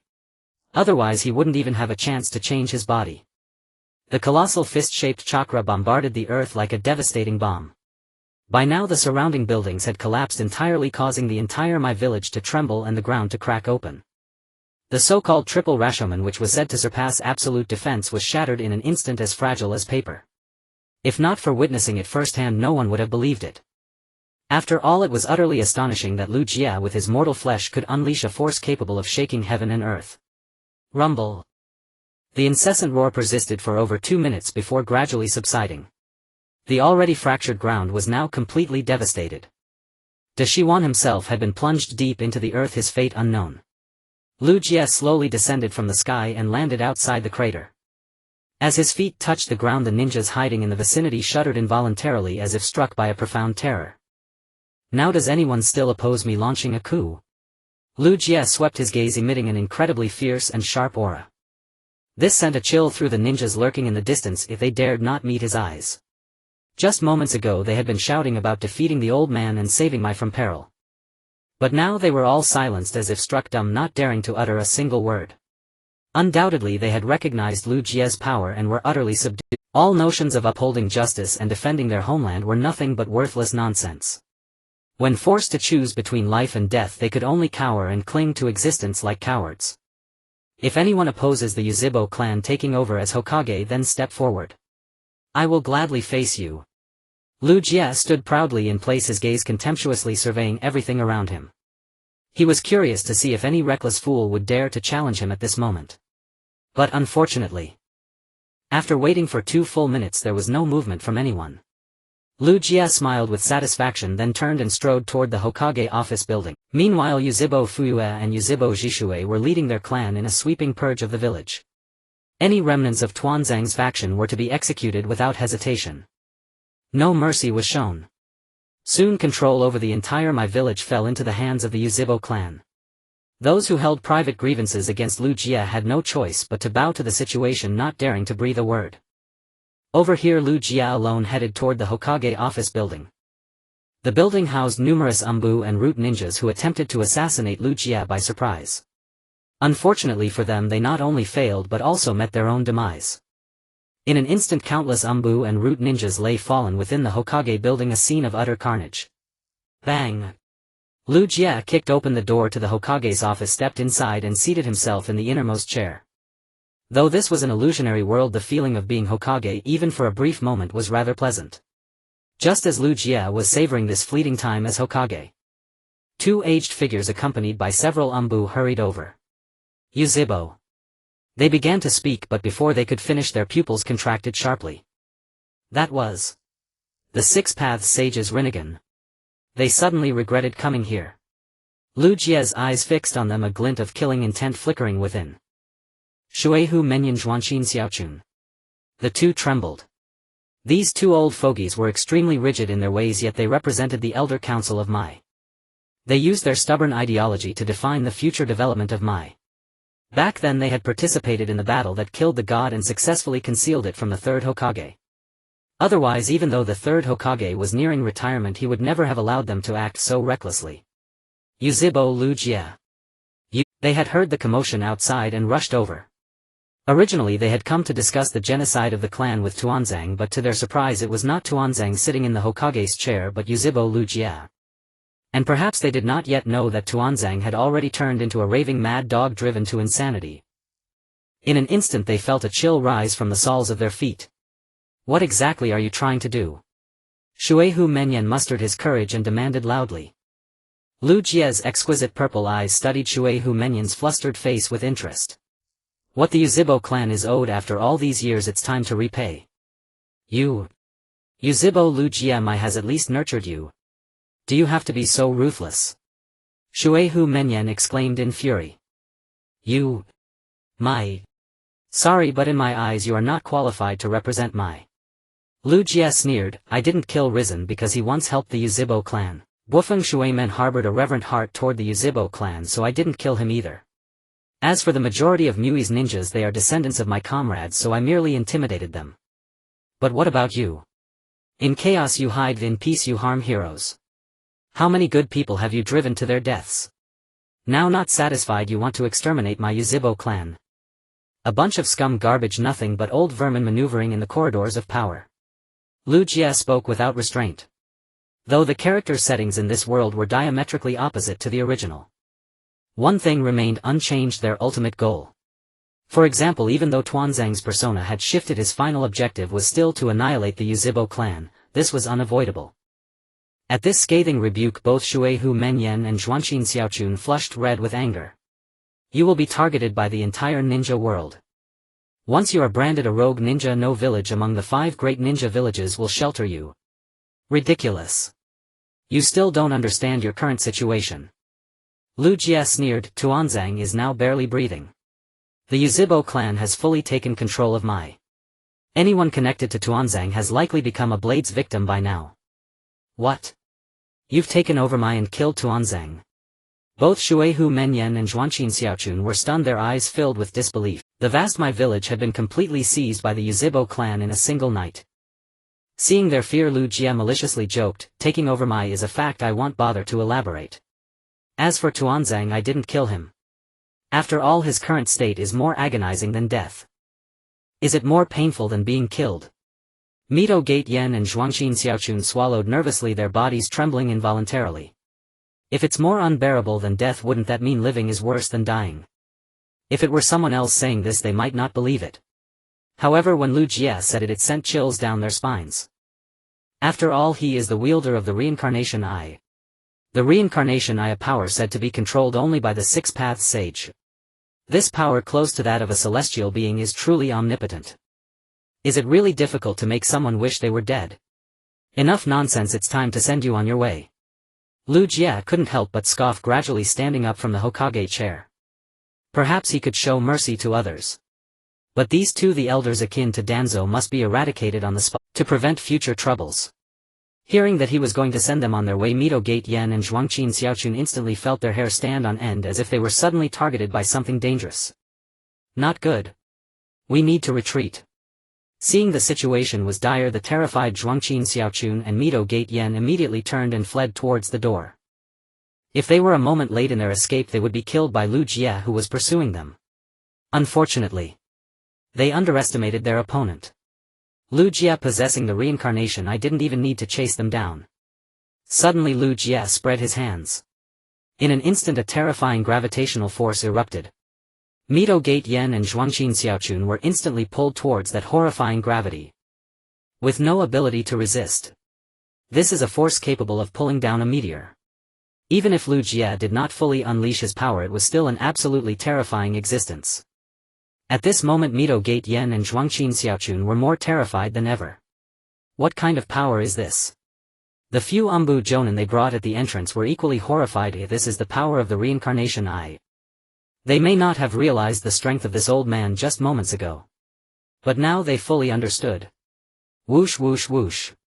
They scattered like birds and beasts, transforming into shadows as they fled, not daring to intervene in this matter. And Lu Jie did not pay them any mind. You too, your era has ended. The current Konoha no longer needs you. With despair, the two elders who once held sway in Konoha, even influencing the Hokage's decisions, were thus killed. Sarutobi Hiruzen, with the support of Namikaze Minato, reluctantly stood up, gazing at the desolate Konoha ravaged by Lu Jie's fists. Could it be that we truly made a mistake? If we had treated the Uchiha clan better from the beginning and thought from their perspective, perhaps today's tragedy wouldn't have occurred. Namikaze Minato sighed, saying, it's useless. Even if we avoided one massacre, there would be another. After all, the root cause hasn't been eliminated, and the stubborn notions within Konoha's upper echelons are deeply ingrained. Over the years, as a new faction in Konoha, Minato has truly experienced some of the injustices within the higher-ups. Especially towards the Uchiha, it seems that as soon as this name is mentioned, it evokes the fiercest hatred and a deep-seated enmity. It appears that the Uchiha clan is born to be evil, with no good individuals among them. However, this is not the case. The Uchiha clan has not only repeatedly achieved great feats but has also produced many talented individuals. It is simply the selective ignorance of Konoha's upper echelon that has led to tonight's tragic outcome. This is the reason for his sigh. Sarutobi Hiruzen also let out a long sigh. At this moment his disciple Orochimaru was still buried underground, uncertain of his fate. Why has Uchiha Lu Jie become so strong? Throughout the entire history of the Uchiha clan, apart from Uchiha Madara, he is the most dazzling genius. The terrifying repulsion. The explosive power of his fists. And that indestructible black sphere. Even the Kusanagi sword and the Rui Jingu Bang cannot budge an inch. A man who has brought out the Uchiha clan's power to its utmost limit. Just thinking of him makes it hard to breathe. At this moment Lu Jie suddenly appeared here. Sarutobi Hiruzen shook his head and sighed. Danzo. Mito Gate Yen. Zhuangqin Xiaochun. Are they already dead? Danzo is not dead yet, but the other two have been killed by me, Lu Jie suddenly spoke. A glimmer of light flashed in Sarutobi Hiruzen's eyes as he stared intently at him. However, I will make him wish he were dead. Lu Jie smiled widely and then turned to Sarutobi Hiruzen and Namikaze Minato. The two of them were filled with shock, completely astounded. Now you have two choices: either live under my rule in Konoha or leave the village and never set foot in Konoha again. This is entirely up to personal choice. If you insist on leaving, I promise I will not lay a hand on you. Lu Jie stood with his hands behind his back, speaking nonchalantly. In fact, it doesn't matter whether these two exist in Konoha or not. Konoha only needs Lu Jie. However, as a fellow genius, he can't help but feel a bit reluctant to part with them. Especially Namikaze Minato. If he continues to live, who knows whether he might surpass the First Hokage and become the most outstanding ninja among all Hokages throughout history. At this moment Sarutobi Hiruzen and Namikaze Minato exchanged glances, each understanding the other's feelings through their eyes. Neither of them truly harbored much hatred towards the Uchiha clan, nor did they have a strong opinion against the idea of a Uchiha inheriting the Hokage position. As long as the village remains the same and the villagers are still the same, they can accept it. I allow you to consider for a while, and after some time come back with your answer. After saying this, Lu Jie vanished in a flash, leaving behind a wisp of shadow. In truth, he had already seen through their thoughts, so he did not demand an immediate response. After all, what is meant to come will come eventually. There is no need to force it. On the Uchiha side, they were busy cleaning up the battlefield. Suddenly Lu Jie appeared before them. The Konoha upper echelons have been killed by me. From today on, the Uchiha clan will govern Konoha. Lu Jie grinned widely, then looked at all the clan members before him. The Uchiha ninjas stopped their actions, their eyes filled with fervor as they gazed at Lu Jie. At the forefront, Uchiha Ryūsuke and Uchiha Fugaku trembled all over. These detestable Konoha upper echelons have finally died at the hands of their Uchiha. Those willing to live under my leadership, come with me. Lu Jie's gaze was sharp. Yes, he wants to become Hokage and control all of Konoha. As long as he is in the Konoha ninja village, even if Uchiha Madara were to reappear, he wouldn't dare to do anything to the village. Chief. We are willing to support you as the Hokage. You are the one who revived the Uchiha clan and we strongly support you. Yes. Without you we would have probably been killed by that old man Danzo. Compared to the younger generation, the older Uchiha clan members displayed even more fervor. Over the years the disdain and oppression suffered by the Uchiha were only known to them. Now finally having a chance to turn the tide, they were overwhelmed with emotion, almost crying out loud. In their eyes the originally weak and incapable chief Lu Jie seemed much taller and more imposing at this moment, even becoming a figure of faith. From today on there will be no higher-ups in Konoha, you all represent Konoha. Lu Jie emphasized. Everyone felt invigorated. Indeed. From this day forward they would be a significant presence in Konoha village. They represented the rise and fall of Konoha. Uchiha Ryūsuke clenched his fists tightly, a pair of eyes filled with determination. Before him Uchiha Lu Jie had become an indelible benchmark in his heart. You all go take control of the various departments of Konoha, I have other matters to attend to. As for the succession of Hokage, we will discuss it another day. With a swoosh Lu Jie vanished from the spot, retreating into the distance. Just moments ago when Lu Jie initiated the coup against Konoha. As a Konoha ninja, Uzumaki Kushina actively engaged in the battle. However, boom, boom, boom. A flurry of punches rained down like a tempest. In an instant the ground cracked and buildings collapsed. The continuous large-scale explosions were even more terrifying than tailed beast bombs. Minato. Before she could finish her sentence, another violent explosion erupted beside Uzumaki Kushina. Immediately she was thrown back several meters, crashing heavily to the ground unconscious. Originally, given Kushina's reputation in Konoha, someone would surely come to her aid. Yet paradoxically a vortex suddenly appeared beside her, and then the mask-wearing figure emerged from within. Kyubi, it's time to borrow your power. The masked man chuckled softly, then crouched down and entered Uzumaki Kushina's body. At this moment Uzumaki Kushina was heavily injured from the attack of the 80-god sky burst, utterly weakened. The masked man seized this opportunity, taking control of Uzumaki Kushina, the Jinchuriki of the Nine Tails, into his hands. Roar! A frantic beast's roar echoed within Uzumaki Kushina. Instantly the once beautiful red-haired woman transformed into a massive nine-tailed fox. As soon as the fox appeared, its terrifying might surged into the sky. The ominous and chaotic chakra spilled out wildly. Coupled with its 9 massive tails swaying unpredictably against the night sky, it appeared especially terrifying. What? What is that? The Nine Tails. Damn. Why is the Nine Tails appearing now? Wasn't it sealed? Is the Uchiha clan behind this? I knew they had bad intentions. Countless ninjas turned pale, each one filled with terror. This is the most powerful Ninetails among the nine-tailed beasts. At this moment it appeared in the village, which was simply horrifying. Roar! Under the control of the masked man's ocular power, the Ninetails roared wildly, nearly going berserk. In the distance Minato and Sarutobi Hiruzen saw this scene, panic appearing in their eyes. The Nine Tails had always been well sealed within Uzumaki Kushina's body, how could it suddenly break free and go berserk?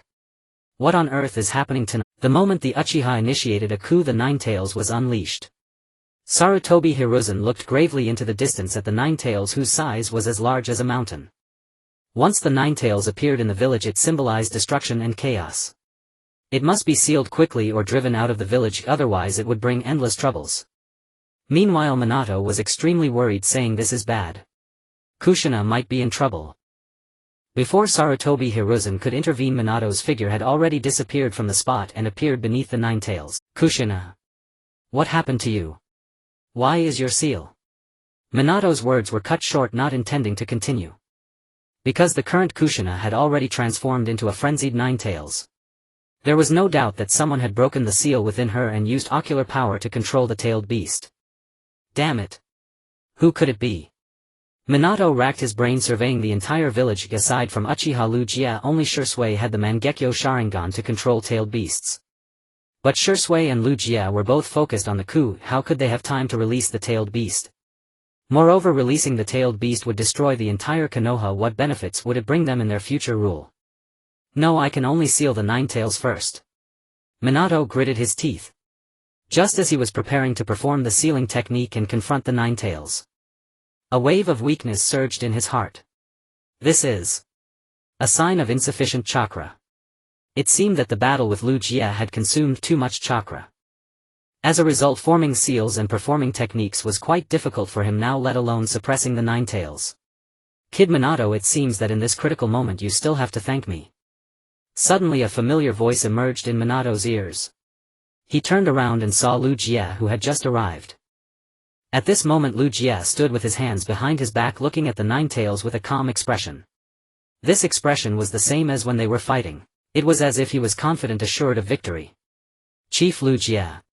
Could it be that you are the one who released the Nine Tails? Minato asked innocently. What nonsense, how could I release the Nine Tails and destroy my own village's rule?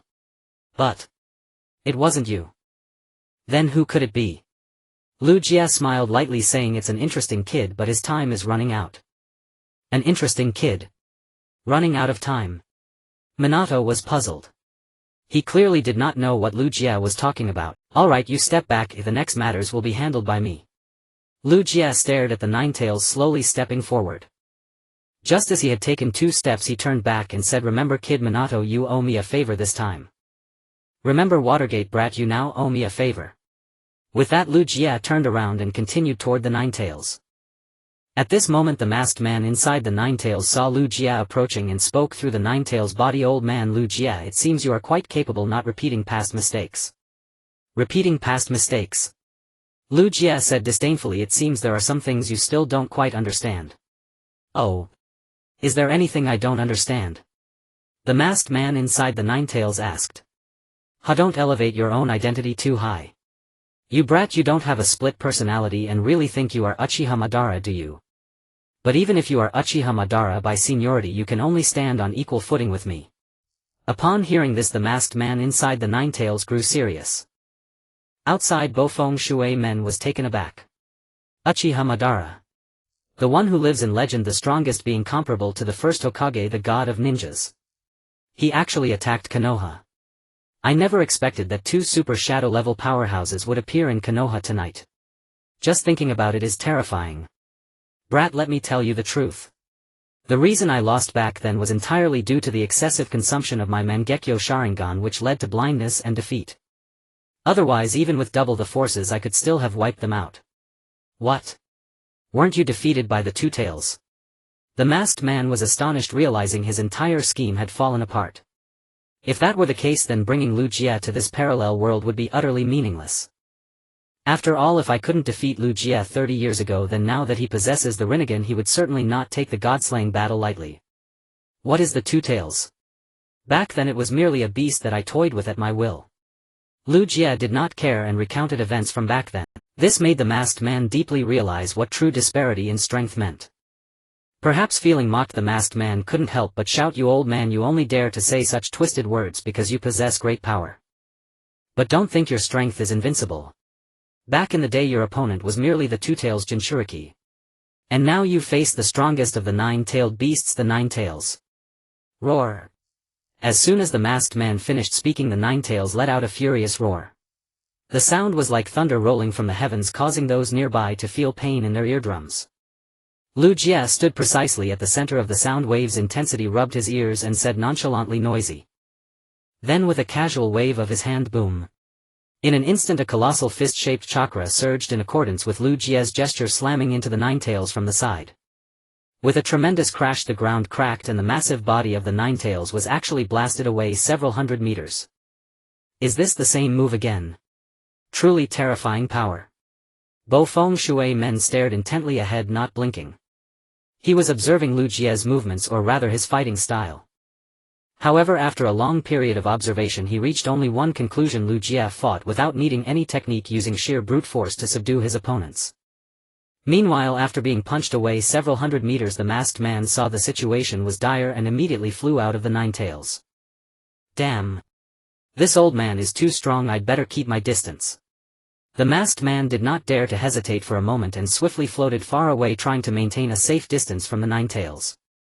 Although Lu Jie's previous punch was not enough to defeat the Nine Tails, the masked man clearly felt the power of that punch. If several more punches like that came, it would be strange if he and the Nine Tails were not beaten to half-death. So to be safe it was better to retreat. Oh. You're running away. Quite perceptive. Lu Jie said in a slightly mocking tone. Then he continued to focus his gaze on the distant Nine Tails. Although the masked man had fled, the Nine Tails remained in a wild state and needed to be sealed quickly. Thus Lu Jie floated into the air before everyone's eyes. Then. Sage Art 80 God's Void Strike. In the dazed gaze of the masked man, boom boom boom. Lu Jie's fists fell like a torrential storm. The force was overwhelming and utterly unstoppable. This was an almost overwhelming strength. Surrounding houses collapsed wildly, Konoha trembled and the ground shattered. In the stunned eyes of the crowd, the massive fox that had just appeared was directly crushed into the ground. The masked man's face changed dramatically and he mumbled indistinctly, "How is this possible? This power. This is the strongest tailed beast, the Nine Tails." Now it was like a pet ruthlessly crushed by Lu Jie without the power to fight back. At this moment, the Nine Tails, having been forced underground, had developed its own independent consciousness the instant the masked man left its body. Originally, upon regaining consciousness, seeing its opponent was a frail old human, it felt disdain and even contempt deep within.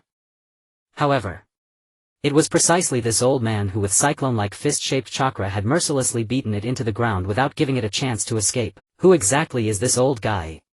How could he be powerful enough to crush a tailed beast with his fists? Just as the Nine Tails felt despair and fear, suddenly it raised its gaze and locked eyes with Lu Jie. Those were the eyes of the Sage of Six Paths, the Rinnegan. At this moment the Nine Tails felt an urge to die. Which idiot against all odds provoked someone of this level? This is asking for death. Not waiting for the Nine Tails to think much further, the sky was once again filled with fist-shaped chakra. This time the density was evidently greater than before and the power even more formidable. This old man. The Nine Tails suddenly felt an overwhelming sense of terror. This power. Approaching God. No. This is clearly divine power. It was slammed deeper underground. The concentrated power sent shockwaves rippling through the air. Entire Konoha trembled beneath an overwhelming world-shattering force steadily building in intensity. Clan head Ryūsuke. Do not confront the tailed beast ball Heiden, or Konoha will be reduced to rubble. Cried Minato Namikaze, his heart pounding with desperate urgency. Should Ryūsuke Uchiha's 80 God's vacuum attack collide with the tailed beast ball, the resulting detonation would surely level Konoha to the ground. At present the optimal recourse was to redirect the tailed beast ball using the Flying Thunder God technique, yet regrettably after the preceding battle he had nearly exhausted his chakra reserves. He lacked sufficient chakra even to redirect the tailed beast ball, let alone erect a barrier using the Flying Thunder God.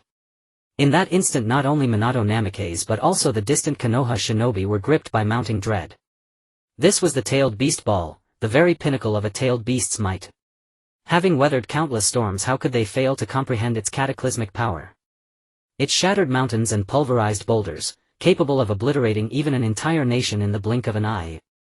All felt its crushing magnitude. Countless souls trembled violently, overwhelmed by a suffocating apocalyptic pressure, as if the end of days had drawn near. The surrounding air began to shudder, the earth fractured violently and even mountain ranges swayed precariously. Die! Roared the masked man, his gaze piercing with glacial razor-edged ferocity. This is the Nine Tails' full power. Ryūsuke Uchiha, can you withstand it? Yet what stunned him was this: the Nine Tails, or rather Kushina Uzumaki, now under its control, leapt from the crater the moment the tailed beast ball was unleashed and fled without hesitation. What was happening? Had the tailed beast actually fled? The masked man stood frozen in disbelief, watching the Nine Tails vanish into the distance. No. A chilling premonition surged through his core, sending icy dread coursing down his spine. Spicy Heaven Seal. Ryūsuke's voice rang out cold and detached. In the next instant the surrounding air convulsed violently. A terrifying repulsive force erupted like a tidal wave spanning over 100 meters. Within it churned monstrous invisible chakra, desperate, inexorable and utterly unbreakable, launching the colossal tailed beast ball skyward with explosive force. Boom!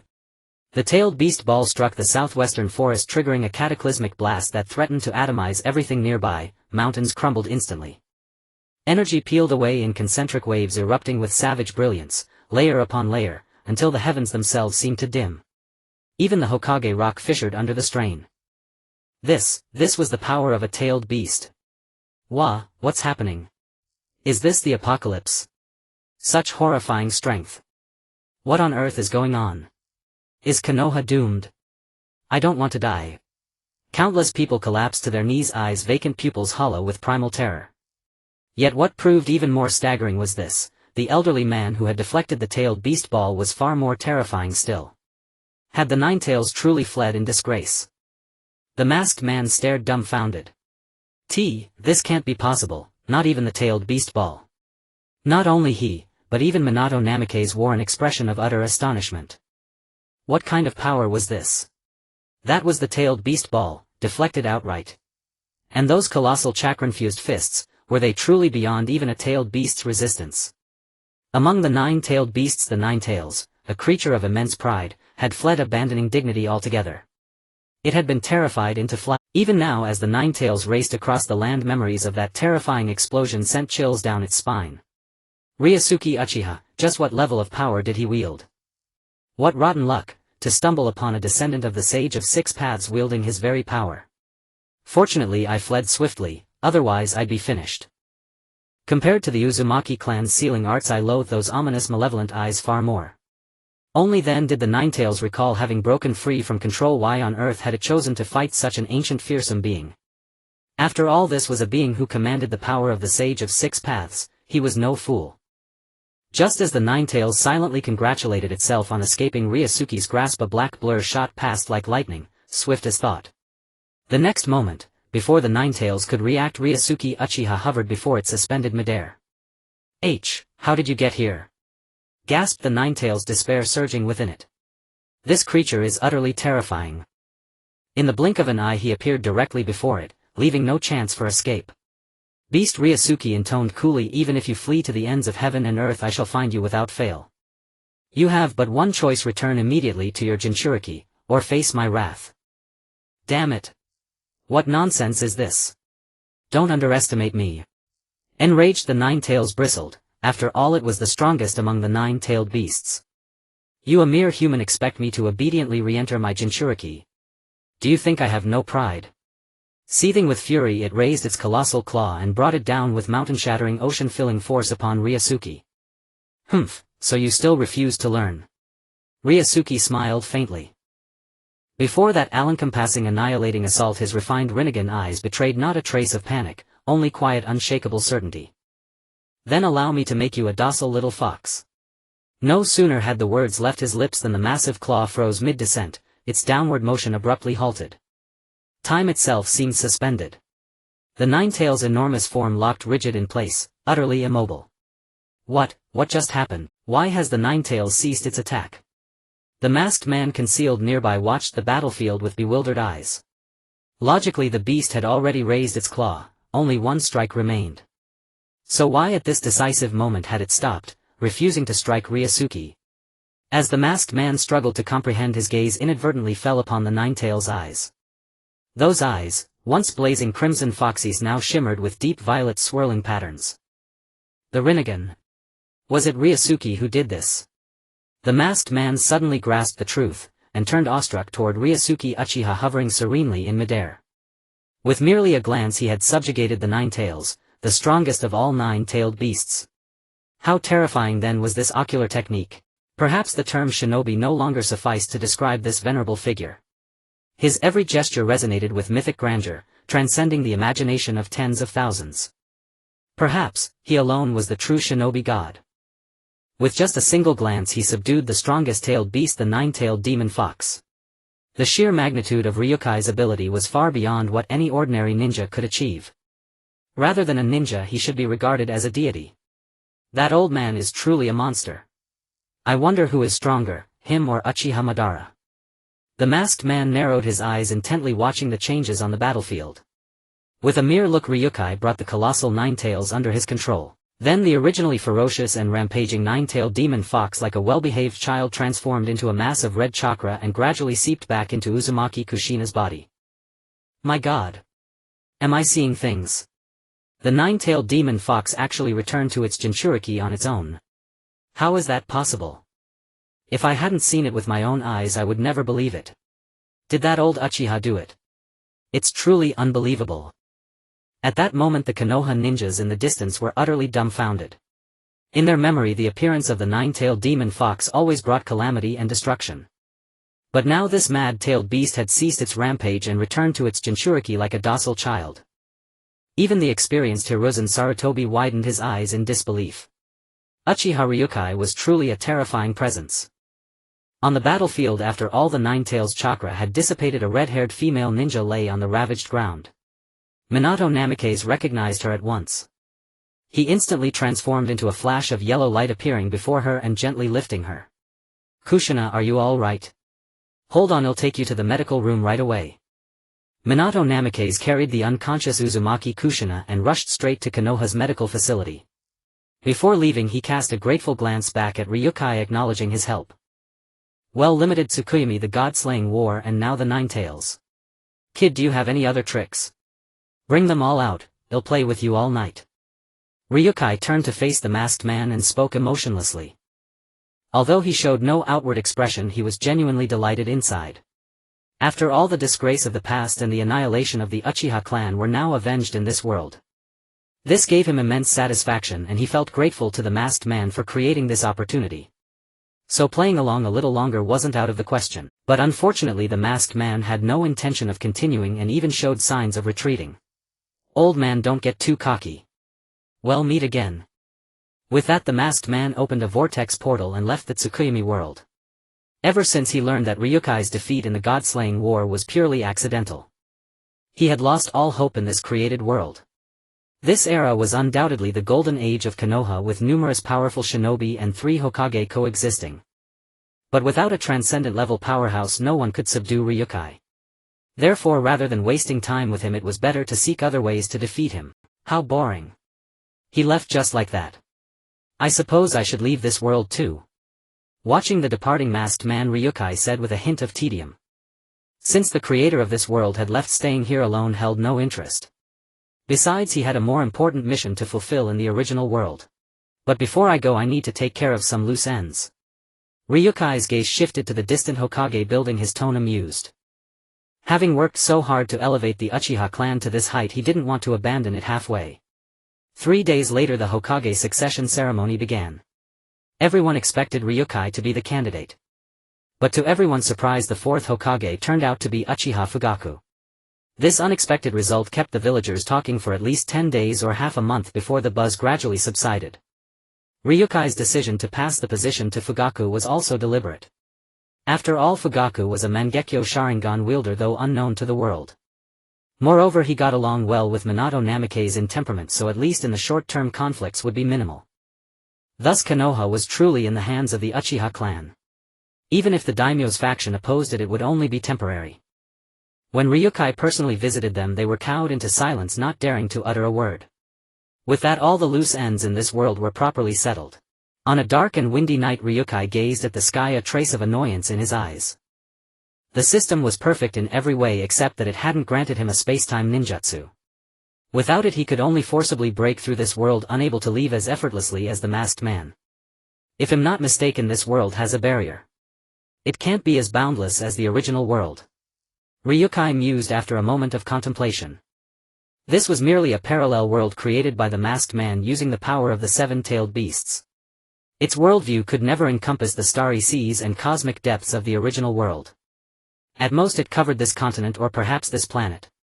Otherwise, even 70 or 700-tailed beasts couldn't simulate an entire universe. Whoosh! Ryukai, confident in his conjecture, shot into the sky. In just a dozen seconds he ascended to an altitude of hundreds of meters, yet he showed no sign of stopping. Instead, his speed increased until he became almost a blur. Boom, crack. An invisible barrier in the sky shattered as Ryukai crashed through it. Immediately the sky spiderwebbed into fissures, revealing a pitch-black void. Without hesitation, Ryukai plunged into the void. When he reappeared, he was back in the original world. Still on the ring-shaped mountain of Sunagakure, the sky was pitch-black deep in the night. The only difference was that the masked man was nowhere to be seen. It seemed that upon leaving the limited Tsukuyomi world, he had immediately fled Sunagakure. Humph, kid, you're quick to run. Ryukai snorted lightly. You amused me tonight, so I'll spare you for now. But the next time we meet, it will be your death. Ryukai gazed toward the northeast, a sharp glint flashing in his eyes. Crack. The masked man was greatly shocked as a piece of the crystal ball in his hand suddenly broke. Damn it. This damned old bastard. He actually forcibly broke through my barrier. At this moment the masked man was almost driven mad. His world was inside a sealed barrier where ordinary people could not easily enter, and those imprisoned inside could not easily escape. However, a ninja like him who could use spacetime ninjutsu could ignore the barrier and come and go freely. Unexpectedly, Lu Jie did not use spacetime ninjutsu at all. He broke through the barrier by sheer force. Forcibly broke out of the limited Tsukuyomi. You old bastard, since you deliberately oppose me, don't blame me for being rude. The masked man cursed angrily and turned to leave the Akatsuki base. In fact, he never expected that Lu Jie actually did not know how to use spacetime ninjutsu, which was why he chose to break through by force. However, how could a person like him who possessed the Rinnegan and was close to the power of the six paths not know how to use spacetime ninjutsu? Thus this was why the masked man was extremely furious and firmly believed that the other party was deliberately opposing him. After a moment, when the masked man appeared again, he was already inside a cave. This cave was even darker than the previous one, and its location was also very concealed. Orochimaru, what exactly is this masterpiece you mentioned? I have given you time. The masked man said discontentedly as he walked into the cave. At this moment, Orochimaru and Yakushi Kabuto were still diligently conducting corpse research. Afei, what do you mean by this? We are working very seriously. Orochimaru said cynically, his hand continuing to operate the scalpel without pause. Even in front of pain he remained calm and composed, so his attitude toward Afei was naturally not too respectful. You should know what I'm talking about. That old man Lu Jie is about to declare war on the 5 great nations. By then we'll have even fewer opportunities to strike. The masked man said harshly, venting all the displeasure he had held in his heart from last night. The combat strength of the 5 great nations is nothing much. Do you think they can defeat old man Lu Jie? Orochimaru curled his lips into a smile as if he had already foreseen what would happen. Perhaps for others the 5 great nations' joint campaign against Lu Jie was a sure thing. But who was Orochimaru? He was one who had followed Lu Jie in the early days to conquer the world. How could he not know Lu Jie's prowess? A demigod-level figure like Hanzo couldn't last 2 minutes against him, let alone other cage-level figures. If the allied shinobi forces of the 5 great nations lack a super cage-level powerhouse to lead them, they will absolutely be crushed. The outcome was obvious. The 5 great nations might not be a match for old man Lu Jie, but what about us? We still need to collect the 8 tails and the 9 tails. If old man Lu Jie wins, then we can forget about getting the tailed beasts. Heh, Fei, you just want to know how my research is progressing, don't you? Then let me tell you. The 4 previous Hokages cannot be revived for now, but I can freely revive anyone else. Oh. The 4 previous Kages still cannot be revived. Then how can we defeat old man Lu Jie? Orochimaru, are you trying my patience? Seeing that the masked man was finally angered, Orochimaru then put down his scalpel and removed his mask. Then he licked his tongue and quickly formed hand seals. Ninja art summoning technique. With the low shout, the entire cave trembled in an instant. Immediately dozens of coffins of various sizes rose from the ground. The scene was quite spectacular. Creak, bang. The lids of dozens of coffins popped open in response. The people inside the coffins appeared one after another before the masked man. This is... The masked man's pupils constricted and he stared at the coffins with a dazed expression. The ninjas reincarnated by the Impure World Reincarnation were all powerful figures from past generations of the ninja world. There were the Kinkaku and Ginkaku brothers from Kyomogakure, Granny Chio from Sunagakure, Kimimaro from Otogakure, and others. Even the recently deceased Akatsuki members were also revived one after another. These are the results of my research over the past few days. Except for the 4 previous Kages from other villages whose souls were destroyed by Lu Jie's truth-seeking balls, all other powerful figures have been revived by me. Orochimaru licked his tongue and chuckled with malicious amusement. With this scale it might be enough to form an army. Faced with this mighty legion of powerful figures, the masked man could not help but nod, acknowledging Orochimaru's work. But without cage-level fighters, how can you contend with old man Lu Jie? The masked man's expression turned serious again. Indeed, the ninjas Orochimaru summoned were all the supreme powerhouses of the ninja world throughout history. But even though they bore the title of powerful figures, compared with the true powerhouse Uchiha Lu Jie, they were like a small witch meeting a great witch, no comparison at all. As for defeating Lu Jie, that was even more impossible. Originally, with the support of the 4 previous Kages from other villages, they might have had a chance to defeat Lu Jie. But not long ago Lu Jie forcefully smashed the 4 Kages reincarnated by the Impure World Reincarnation into pieces. Moreover, he used truth-seeking balls to do it, meaning the souls of the 4 Kages were shattered without a trace, making it almost impossible to revive them again. Without peak cage-level powerhouses backing them, what could they use to contend with Lu Jie? Perhaps these so-called cage-level fighters could not even withstand a casual blow from Lu Jie. I knew you would say that, so I have prepared another gift for you. After speaking, Orochimaru shot a glance at Kabuto beside him. The latter immediately understood, put down his scalpel and removed his mask. Then he began forming hand seals. Ninja art summoning technique. With a low shout. Rumble. This time the cave trembled even more violently than before. However, under such intense shaking, only one coffin emerged from the ground. This coffin looked ordinary, no different from the others. But why could such an ordinary coffin produce such a powerful tremor? Could it be? The masked man's eyes sharpened, and then he said to Orochimaru, "Who is the person inside?" Just take a look and you'll know." Orochimaru sneered again. Creak, bang. Amid the swirling dust the coffin lid opened. Then a very domineering figure appeared before the masked man. "Bastard! How did you find him?" "He is." The masked man's pupils shrank sharply, and he was so shocked that he was speechless. Because the person before him was none other than the legendary supreme powerhouse who lived in myths. On this day the 5 Kage summit, which had not been held for many years among the 5 great ninja villages, took place once again within the borders of the Land of Iron. Normally such a gathering would only occur in the face of a significant disaster affecting the ninja world. This time the atmosphere was notably tense, as if the few individuals standing at the pinnacle of the ninja world were also gripped by a sense of unease. At this moment the Raikage was wrapped in bandages, his face displaying clear displeasure. Everyone's gaze seemed to avoid one another, slowly engaging in conversation, one sentence at a time. Suddenly someone spoke. "Lord Hokage, it seems you have been rather silent during this summit." It was Inoki who keenly noticed and remarked. Tsunade furrowed her brow slightly. "Yes, Lord Hokage, what is wrong with you? Could it be that you are feeling guilty, Lord Hokage? After all, Uchiha Ryūsuke was originally from your Konoha," asked the Mizukage Terumi-Mei with a ghostly smile at the corner of her mouth. Upon hearing this, Tsunade suddenly stood up. "Yes, I admit that I truly feel guilty. As the Hokage, I failed to manage my responsibilities and allowed Uchiha Ryūsuke to escape and wreak havoc upon the ninja world. This is all my fault, and I sincerely apologize to everyone here." She then bowed deeply to the 4 Kage present and the leader of the Land of Iron, expressing her remorse. In response, the leader of the Land of Iron, Mifune, appeared indifferent. Meanwhile, Inoki and the 4th Raikage pouted, displaying a somewhat ungrateful demeanor. Even though they were allies, the former's national treasury had been completely plundered and the latter's village had been utterly destroyed. Who could swallow this bitter pill? "Lord Hokage, please don't say that this is not your fault at all. If blame is to be assigned, it should be directed at the previous Hokage for mishandling the matter, which has nothing to do with you." Seeing Tsunade getting serious, Terumi-Mei had no choice but to change her previous attitude and spoke earnestly. Gaara, who was sitting next to them, also chimed in. "That's right, this matter is not largely related to you. Uchiha Ryūsuke causing chaos was unexpected and no one could have predicted it. Moreover, if blame is to be placed, it is not solely your fault, the other countries share the responsibility as well."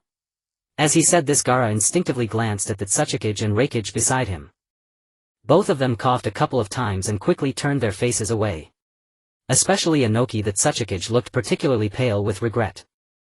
Had it not been for those foolish higher-ups who deceived him into participating in the god-slaying war, the land of Earth would not have fallen to such a state. The root cause lies within their own missteps, and they cannot blame others. If there is anyone to resent, it is Uchiha Ryūsuke for his ruthless retribution, which left them trembling in fear at the mere mention of his name. "Ahem, everyone, I did not gather you here today just to hear you shirk responsibility," Mifune interjected with a couple of coughs, instinctively prompting the discussion. Given the current situation, he needed to quickly facilitate the alliance of the 5 great nations, leaving no room for negligence. "Isn't it just an alliance? The Tsuchikage, the Wind Shadow, and we of the Cloud Village have already reached a coalition agreement with the Land of Fire. It now depends on your Land of Iron and the Land of Water's intentions." The 4th Raikage, with his straightforward personality, spoke candidly. Even without the participation of the Land of Water and the Land of Iron, the 4 great nations would still go after Ryūsuke. It was an inevitable war. Of course, their involvement would be the best scenario. Since you 4 great nations have already allied, it would be unreasonable for us, the Land of Water, not to participate.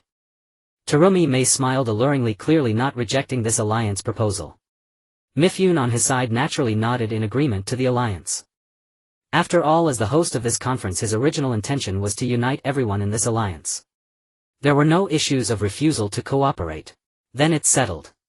Since the 5 great nations have formed an alliance, we will declare war on Uchiha Ryūsuke starting today and reclaim Sunagakure. The Raikage stood up in agitation, speaking with righteous indignation. If it weren't for his injuries, given his temperament, wouldn't he have already slammed his fists on the table to liven up this historic moment? After the 5 great nations announced their alliance, the 6 began to discuss matters regarding the united forces. Just then, a familiar voice echoed in the hall. Congratulations Kage on successfully forming an alliance. The 6 present turned their gazes towards the source of the voice. They saw a masked man in a black cloak adorned with red clouds arrogantly surveying them. This was a member of the Akatsuki. The 6 people's expressions changed in unison, their faces turning serious as they looked at the masked man. How did this guy manage to enter the alliance hall? There were heavy guards outside. Let alone shadow-level powerhouses, even super shadow-level ones could not have entered so smoothly. Yet this masked man had undoubtedly approached them with ease and without a sound. Now even with the 5 Kage assembled, they could not help but feel wary. Just how powerful was this masked man claiming to be Uchiha Madara? Damn it! How dare you appear before us? The Raikage clenched his fists, angrily cursing. If it weren't for his injury, he would have probably already rushed forward to engage the masked man. It was Inoki, being the elder, who calmly asked, "You are Uchiha Madara, as they say?" "We currently do not intend to target you. It would be best if you leave quickly." No, I am not interested in your secrets. I am here to propose a collaboration with you," the masked man replied nonchalantly. "Collaboration? Ridiculous, what could we possibly collaborate with you on?" Terumi replied with a charming smile, not seeing the masked man as having any value for their use. If it were merely to enhance combat strength by collaborating with the Akatsuki, then the reputation of the 5 great nations would surely be tarnished. Of course the masked man was well aware of this and continued, "What if I could help you eliminate Uchiha Ryūsuke?" Upon hearing this, the 5 Kage were jolted, their expressions immediately growing solemn. Help them defeat Uchiha Ryūsuke? If that were true, then cooperating with the Akatsuki might not be out of the question. The 5 Kage exchanged glances, each finding the desired result in each other's eyes. That is, as long as they could defeat Uchiha Ryūsuke, they would be willing to pay any price. "We could consider collaborating, but once the collaboration is over, we will still remain in a hostile relationship that cannot be changed." Inoki spoke solemnly, reminding the masked man not to think that one collaboration with the 5 great nations could absolve the Akatsuki of its past sins. In response, the masked man merely chuckled softly, saying, "Well, that's fine by me. After all, the Akatsuki's plans will not compromise because of this collaboration with..." Hearing the masked man's words, the 5 Kage exchanged glances and then nodded silently. On this day, a bombshell announcement was suddenly released. Like a storm, it swept across the entire ninja world. The Cloud Hidden Village, one of the 5 great ninja villages, had been annihilated. This news shook the entire ninja world. What happened? A great ninja village destroyed. Many felt the current ninja world was in chaos. First the demon prison was destroyed and the rain hidden village changed hands, then the sand hidden village was occupied, and now the cloud hidden village had become a wasteland. All of this seemed to revolve around the emergence of Ryūsuke. What kind of power did this old man possess? The ninja world is truly chaotic now. My god, the sand hidden village occupied the land of Earth's treasury, looted, and now even the cloud hidden village couldn't escape destruction. Can't we even get a good night's sleep? Bah. Why are you, a mere commoner, worrying about this? Can you possibly contribute to the ninja world? Well, I suppose you're right. But I still worry about my village. The whole world was shaken and countless opinions sprang up like bamboo shoots after rain. The ninja world would likely not find peace for a long time. With only 3 of the 5 great villages remaining, too many people were displaced. How should the future be planned? This was indeed a complex issue. The sand hidden village would probably not be recaptured anytime soon, but the cloud hidden village was being rebuilt. Since forming an alliance with the Leaf Village with the help of Yamato, a wood-style ninja, the reconstruction of Cloud Hidden Village was progressing quickly. It wouldn't be long before Cloud Hidden Village returned to its former state. But while the damage to the village could be repaired, the psychological trauma could not be erased. Since the destruction of the Cloud Hidden Village, all Cloud ninjas had developed a fear of Ryūsuke to the point that they dared not face him. At the Sand Hidden Village. After Ryūsuke looted the land of Earth's treasury, he used the funds to enhance military and equipment. Thus the combat power of the sand-hidden village increased dramatically, transforming it into the strongest among the 5 great ninja villages. All this was thanks to Lu Jie. Without him the sand-hidden village would not have prospered. At this moment on the Ring Mountain, Conan stood alone at the peak, her moving eyes gazing into the distance, her beautiful face devoid of any emotion. Since arriving at the sand-hidden village she had been like this, without joy or sorrow. Perhaps she was reminiscing or pondering something. Whoosh! A figure swiftly passed by, then leaped from the mountainside to the summit, appearing behind Conan. When the figure came to a stop it was revealed to be Lu Jie. So have you made up your mind? Will you choose to join us or not? I don't know. Conan replied coldly. She did not act fawning simply because he was her savior. I'm afraid you can't say I don't know any longer, because we are about to declare war on the 5 great nations. When Lu Jie said this Conan frowned slightly, a clear ripple in her emotional line. But she remained silent, saying nothing. Lu Jie, growing impatient, continued, destroy the 5 great nations, take control of the ninja world and nurture a new peace. Isn't that Nagato's wish? At the mention of Nagato Conan finally couldn't help but say, but you are the one who killed Nagato. I still can't help you. Oh. If I recall correctly, all I killed were the 6 paths of pain, 6 corpses. As for Nagato, I never even met him. Lu Jie's words left Conan momentarily speechless. Indeed, Nagato's death was merely due to Lu Jie's resentment and his own illness. To be fair, I don't have to bear this responsibility. Besides, if I truly wanted to kill Nagato I could have gone to the rain-hidden village and finished him off myself. The reason I didn't was out of pity. We had similar experiences. Who would have thought he would hold a grudge against me and bring disaster to the sand-hidden village? In that regard the Akatsuki owe me. Oh, you? Then how do you want me to repay? With your skill, destroying the 5 great nations is effortless. What do you need me for? Conan said dismissively. But her attitude had softened considerably thanks to Lu Jie's coaxing and cajoling. Don't underestimate the 5 great nations. They are the rulers of this continent. Dealing with them won't be as easy as you think.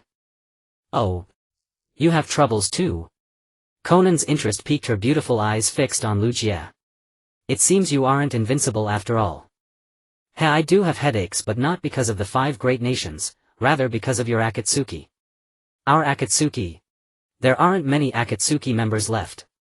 Dealing with them should be easy for you, Conan said, somewhat puzzled. She knew the Akatsuki inside out, how could she not know the members' details? The remaining members were only Hoshigaki Kisame, the masked man, and Zetsu. The first 2 were indeed formidable, but compared to Lu Jie they were far inferior, nowhere near comparable. Could such combat power give Lu Jie headaches? I'm not worried about your members, but the 100,000 white Zetsu army that a Fei has secretly cultivated. 100,000 white Zetsu army. Conan's beautiful eyes showed disbelief. 100,000 white Zetsu army. Why hadn't she heard of it? It seemed the masked man had done many things behind their backs. Exactly. If that 100,000 white Zetsu army joins forces with the 5 great nations, it will be a terrifying existence. No matter how strong I am only one man, I cannot cover everything. But what does that have to do with me? I can fly away anytime. Conan said dismissively, clearly a bit tsundere. At this moment she seemed like a little girl needing to be coaxed in front of Lu Jie. Of course it concerns you. Do you want the 5 great nations to unify again? Then not only Nagato's wish but also Yahiko's wish you will never fulfill. At the mention of Yahiko, Conan's pupils contracted and her expression froze slightly. Merely mentioning Nagato alone would have been fine. After all, it was well known that Nagato later became corrupted. Conan as his companion knew this too. But Yahiko had genuinely cared for world peace, he even sacrificed himself to protect her. Thus Conan had no reason not to help realize Yahiko's dream of world peace. After a moment of contemplation, Conan finally opened her charming lips and said, "All right, for Nagato, for Yahiko, for the Akatsuki, I accept your request." Finally persuading Shao Nan to join his camp, Lu Jie couldn't help but breathe a sigh of relief. With this, Sasuke and Shao Nan became his right and left arms, making it much easier to deal with the coalition of the 3 major forces. At this point Lu Jie finally had the confidence to declare war on the 5 great nations. At the same time he would also have to face the 100,000 white absolutes of the Akatsuki organization as well as Orochimaru's undead army. This battle could be said to be unprecedented, and once it starts it will surely be a legendary event. At the border of the Land of Wind, dozens to hundreds of troops were already stationed here. The scale of the troops was enormous, even filling the entire border. Indeed. They are the ninja alliance formed by the 5 great nations existing solely to eliminate Liu Jie. Just a few days ago they had taken Rain Village, Waterfall Village and several other small vassal countries with an overwhelming offensive. Now with just a command they would pounce into the Land of Wind like wolves, launching a fierce attack on Liu Jie's faction. Hey, have you heard? In a few days another squad will join us. What? Another squad? Are you joking? The armies of the 5 great nations are all here. Where would another squad come from? I heard it's a squad from the Akatsuki organization, but I don't know if it's true. Akatsuki? Are you serious? The 5 Kage actually compromised with those guys from Akatsuki. Well. Although I'm not happy about it, the fact is indeed that way. After all, the 5 Kage are considering the bigger picture. As long as they can eliminate Liu Jie, it doesn't matter who they cooperate with. Right. Moreover, the Third Hokage mentioned before that even after cooperation is completed, both sides will still be hostile forces and their positions will not change. Facing the impending war against the Land of Wind, these allied forces began to discuss the upcoming battle. Some discussed the strategic deployment of the Land of Wind, others debated how powerful Uchiha Liu Jie truly was, and some even talked about the reconstruction of Sunagakure. However, the most discussed topic was the joining of the 100,000 white absolutes from the Akatsuki organization. The number of their joining exceeds that of the Ninja Alliance. Once the powers of both sides merge, it will undoubtedly lead to an unprecedented large-scale battle. Under the night sky, while the Ninja Alliance was discussing interesting matters, Liu Jie in a dark corner was intently observing the vast array of ninja forces before him. A Ninja Alliance, huh? Just a bunch of rabble. Today I'll give you a lesson. With that, Liu Jie took a deep breath and quickly circulated the chakra within his body. Spicy heavens block. As the low shout sounded, the chakra within Liu Jie surged forth like a flood, unstoppable. Like the raging waters of a river, it burst forth with overwhelming power. Boom! In an instant, dust and stones flew and the wind stirred. The terrifying repulsive force emanated outward like a heavy bomb, exploding directly, creating a massive crater in the surrounding area. The Ninja Alliance, who had been chatting and laughing, didn't even have a chance to react before being obliterated by this terrifying power. At this moment, some surviving ninjas stared blankly at the figure hovering in the sky. They didn't know why, but this seemingly slender figure brought them endless fear. That's Uchiha Liu Jie. Someone recognized Liu Jie's identity and shouted out loud. The shout was somewhat trembling, as if filled with despair. After all, it is Uchiha Liu Jie. How can one not be afraid? Damn it! This is the most dangerous figure in history. Liu Jie looked around. The ninjas who rushed over were watching him with hawk-like gazes. A cold smile appeared at the corner of Liu Jie's mouth. Though his eyes were closed, he could still clearly sense their fear of him. Kids! Today let me show you the true power of this old man. Liu Jie revealed a cold smile. In the next moment. Whoosh! The terrifying sound of wind ripping through the air echoed. The air exploded with a piercing sound, as if a piece of cloth had been torn apart. On the ground, a ninja's pupils contracted, and before he could react, Liu Jie had already appeared before him. Next. Boom! His body flew back. His organs were nearly displaced. Damn it! Everyone attack together. Don't be afraid, he's just one person. That's right. Use Captain Kakashi's strategy of numbers to wear him down. All the ninjas shouted loudly and immediately rushed forward. Among the Ninja Alliance present there were quite a few jonin. Almost most of them were seasoned elites. Yet at this moment, facing Liu Jie, they felt as if they were mere children. Every move they made in front of this old man with closed eyes had glaring flaws. Liu Jie moved like a gust of autumn wind sweeping fallen leaves. The sounds of wind tearing through the air echoed continuously, his movements fluid and interconnected. It was mesmerizing. Moreover, within each move and technique there was an incredibly terrifying force. A group of jonin were rendered powerless in his hands like children. Boom boom boom. Ninjas were continuously thrown out, landing on the ground and instantly spitting blood to their deaths. Is this the might of Liu Shen? The man who once instilled fear in the ninja world, who could be said to have forced an early end to the ninja world war that was still in a heated phase. It was he who emerged out of nowhere and forcefully ended the ninja world war. This was no baseless rumor, but rather historically proven. Initially many had only heard of Lu Jia's legend and mistakenly believed that he had indeed fallen to the combined forces of the three nations back then. After all, 30 years ago many of them were just lowly genin and some hadn't even been born yet. How could they have entered the high-level battlefield where Lu Jia fought? In merely 5 minutes only that solitary figure remained standing towering between heaven and earth, exuding an intangible aura of terror. On the ground 200 to 300 ninjas lay sprawled in disarray. This was an entire army. And within such a short span they had all been felled. Some were unconscious, some wounded, and others even struck dead in a single blow. This terrifying combat prowess instilled fear in the ninjas, who dared only glare from afar, not daring to approach. Was this the legendary combat power of an immortal? Just as everyone was at a loss, a sigh suddenly echoed. Figures flickered and appeared around them. Lu Jia, stop this, said Jiraiya, his frivolous demeanor gone, replaced by a grave expression as he gazed at Lu Jia. On one side the elite of the allied shinobi forces, Uzumaki, Naruto, Kakashi, Might Guy, Darui, Kitsuchi, Mifune and others, had already prepared for battle. Those who had once heard of Lu Jia's legends now looked at him with complex expressions. This once brilliant Uchiha prodigy. Before that fateful god-slaying battle, the older generation of Konoha ninjas had felt safety and reliability in his presence. But now, standing before Lu Jia once more, they felt a chilling dread that made their scalps tingle.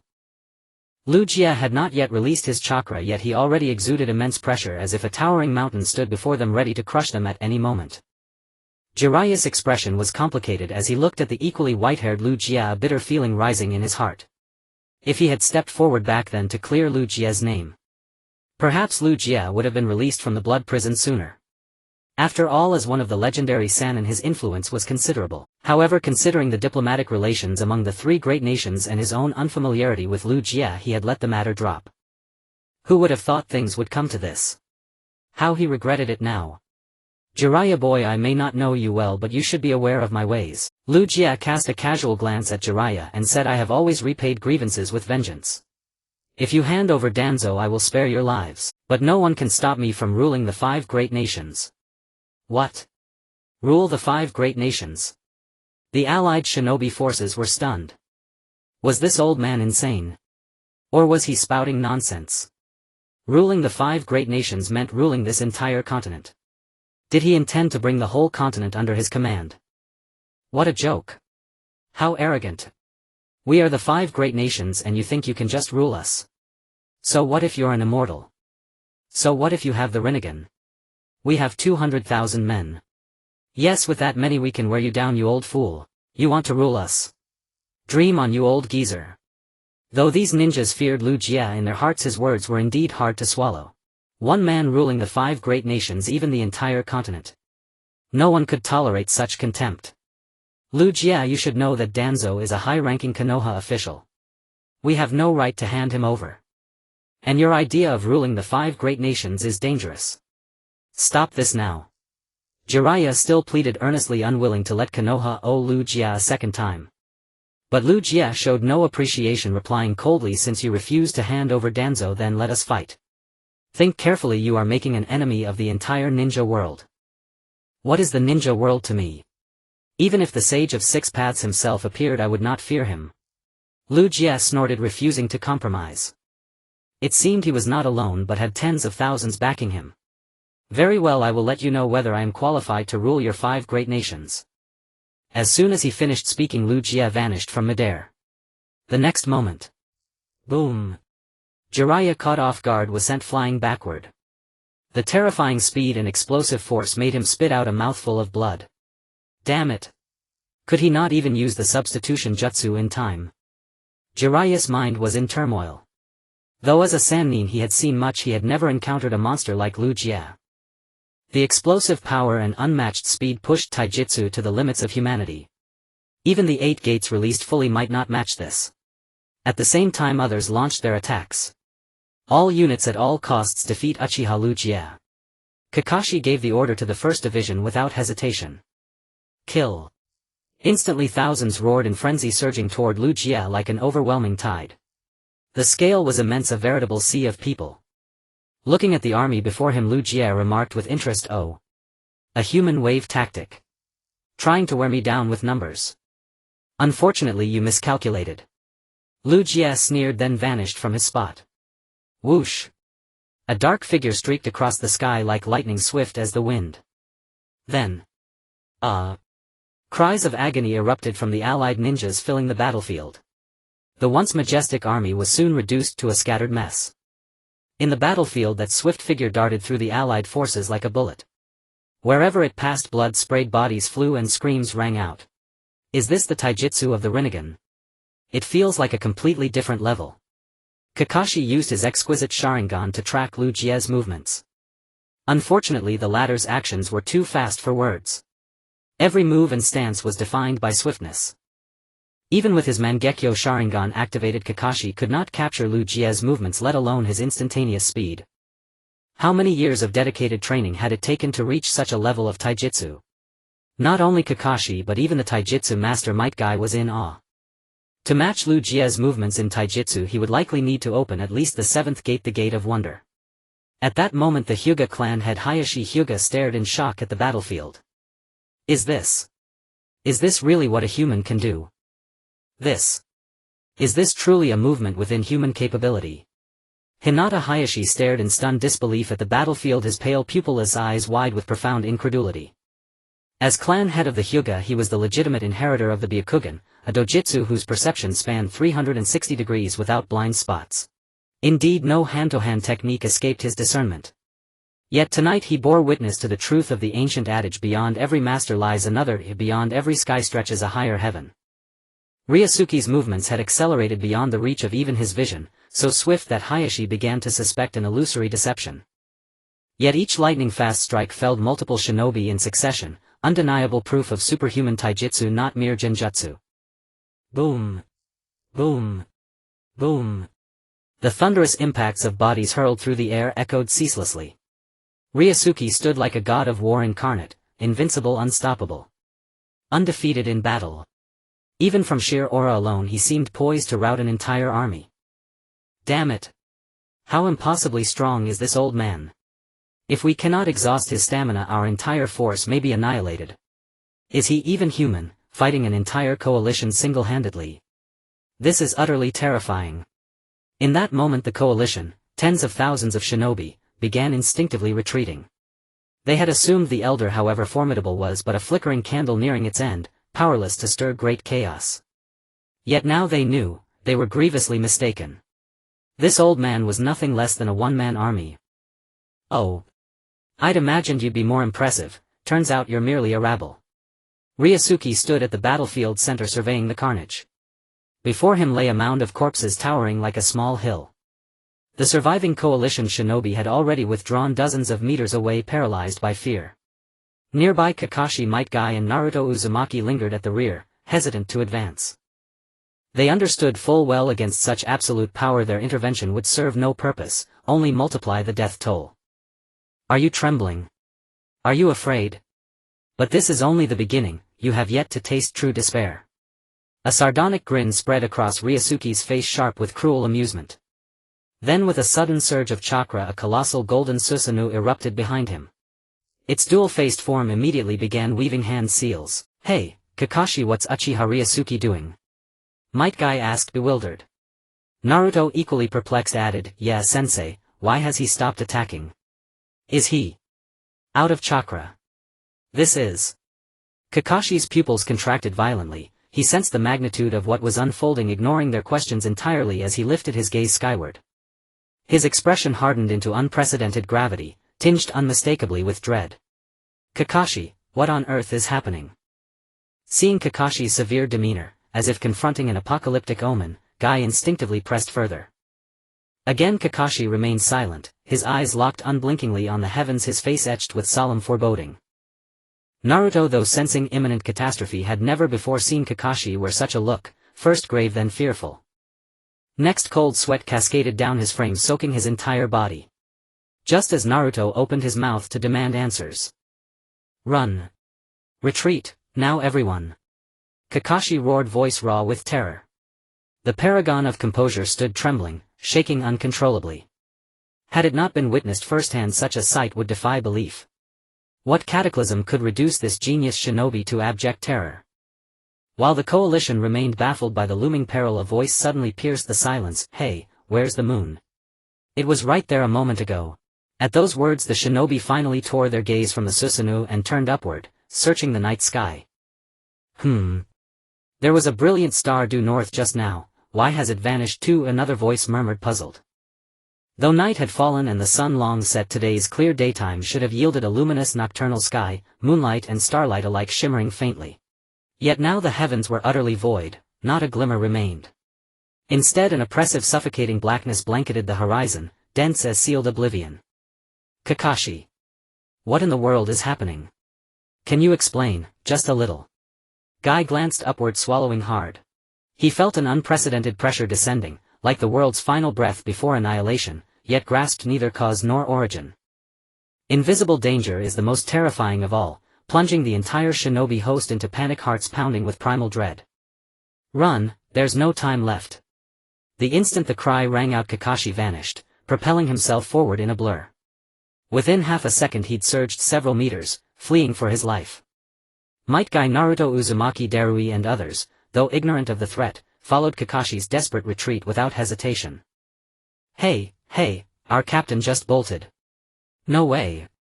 He's the commander-in-chief, abandoning us like this. Not quite, I recall he issued a retreat order. It's just that we were all fixated on old man Ryūsuke. This cohort of disoriented shinobi continued exchanging idle banter, utterly oblivious to their leader's urgent warning. Meanwhile Hayashi Hyuga's eyes widened in awe, his expression one of utter soul-shaking disbelief. Is this the power of a deity? He whispered the words, heart hammering in terror, for through his Byakugan he beheld a colossal meteor hurtling toward them, radiating apocalyptic force. Should it strike the earth, its destructive energy would dwarf even the mightiest tailed beast ball, annihilating tens of thousands in a single instantaneous flash. Hayashi swallowed hard, and instinctively seized upon a single imperative: flee. As fast as possible. 1 second's delay, and his fate would mirror that of the uncomprehending shinobi still standing frozen, crushed to pulp beneath celestial ruin. At this moment only one word filled Hinata Hisashi's mind. That is escape. There is no other way for him. Because this has exceeded the limits that humanity can handle. Perhaps only a deity could handle this colossal meteorite. Meanwhile Lu Jie released the heavenly obstruction star and immediately dispelled Susanoo. Without hesitation he swiftly retreated backward. After all, this was a high-level forbidden technique of the reincarnation eye. Even the caster themselves may not possess enough capability to cope. Although Lu Jie possessed the Tao-seeking jade and was not afraid of any power below the 6 paths. However, the size of the heavenly obstruction star was immense. Even if he used the Tao-seeking jade to defend, he would likely be buried beneath the meteorite, making it difficult to escape for a while. Moreover, it was time to wrap things up today. If they continued to delay, the 5 shadows would likely appear. Facing the 5 shadows along with an entire army of ninjas was indeed troublesome. Therefore in the 36 stratagems, retreating is the best option, so it is wise to withdraw first. Hey, why did they all run away? Shouldn't we run too? Not sure. But I know, Lu Jie is running away as well. What? He really ran away? What on earth happened? A group of coalition ninjas, realizing something was off, turned around and ran back. Yet they still did not understand what was happening, so they did not run with much effort. However, at that moment... Oh my goodness! Something seems to be falling from the sky toward us. A ninja pointed to the sky, exclaiming. He noticed that something seemed to exist in the pitch-black night sky. Upon hearing that something was in the sky, the ninjas finally raised their heads and looked up. All they saw was the sky still shrouded in darkness, lacking starlight or moonlight. But one could clearly feel that something was indeed there, like a towering mountain pressing down, making it hard to breathe. After a dozen seconds the thing in the sky was getting closer to the ninja coalition. Some sharp-eyed ninjas finally saw what was above them. Oh my goodness! Am I seeing things? It seems. Not really. What I see could be the same as you. Damn it! How do we deal with this? This is simply the power of a deity. This small group of keen-eyed ninjas gradually slowed their pace, then collapsed to the ground. Their eyes became vacant and they stared blankly at the sky as if witnessing something utterly despairing. Hey, why aren't you guys running? The remaining companions, seeing their state, were quite puzzled. Some of these fallen ninjas had just insisted on escaping. Yet now they seemed possessed, kneeling on the ground and losing their will to flee. After all, a colossal meteorite covering the sky descending would cause anyone to feel despair, right? As the meteorite drew closer, more and more ninjas fell to the ground. Their expressions were bleak, as if they had given up any hope of survival. Nevertheless, some individuals refused to accept their fate, screaming and using all their strength to flee forward. Yet this meteorite seemed infinite, presenting no hope of escape. It appeared to encompass the entire land. All coalition ninjas were on the verge of doom. Meanwhile, on Kakashi's side, Naruto, Uzumaki, Might Guy and others were desperately fleeing forward. Now they finally understood why Kakashi looked so panicked. If it were them who saw the meteorite earlier, their faces would not fare any better than Kakashi's. This guy is way too strong. He managed to summon a meteorite in an instant. The usually laid-back Darui also looked horrified, his eyes fixed tightly on the meteorite in the sky. However, unlike the other fallen ninjas, he did not stop moving. Damn it! How do we defeat such a guy? Naruto gritted his teeth, his face full of reluctance. When he first arrived at the battlefield, he was full of confidence, eager to compete with Lu Jia and wash away the shame from the sand-hidden village. However, this old man defeated Konoha's strongest fighter, the perverse sage, in an instant by himself. Subsequently, with extraordinary body techniques, he made the coalition ninjas fall apart, crying for their mothers. Now he was again summoning that colossal meteorite from the grass-hidden village. It was forcing their tens of thousands of troops into a corner. And this was just with one opponent. Kakashi, let me open the sixth gate to stop this disaster. Seeing his dear friend harbor suicidal impulses, Kakashi quickly intervened, saying, "Idiot, what are you thinking? You'll die like this. Let me use Kamui to strike a part of it. The meteorite is too large. Kamui can only create a pit on it, saving just a few of us. Everyone else will die."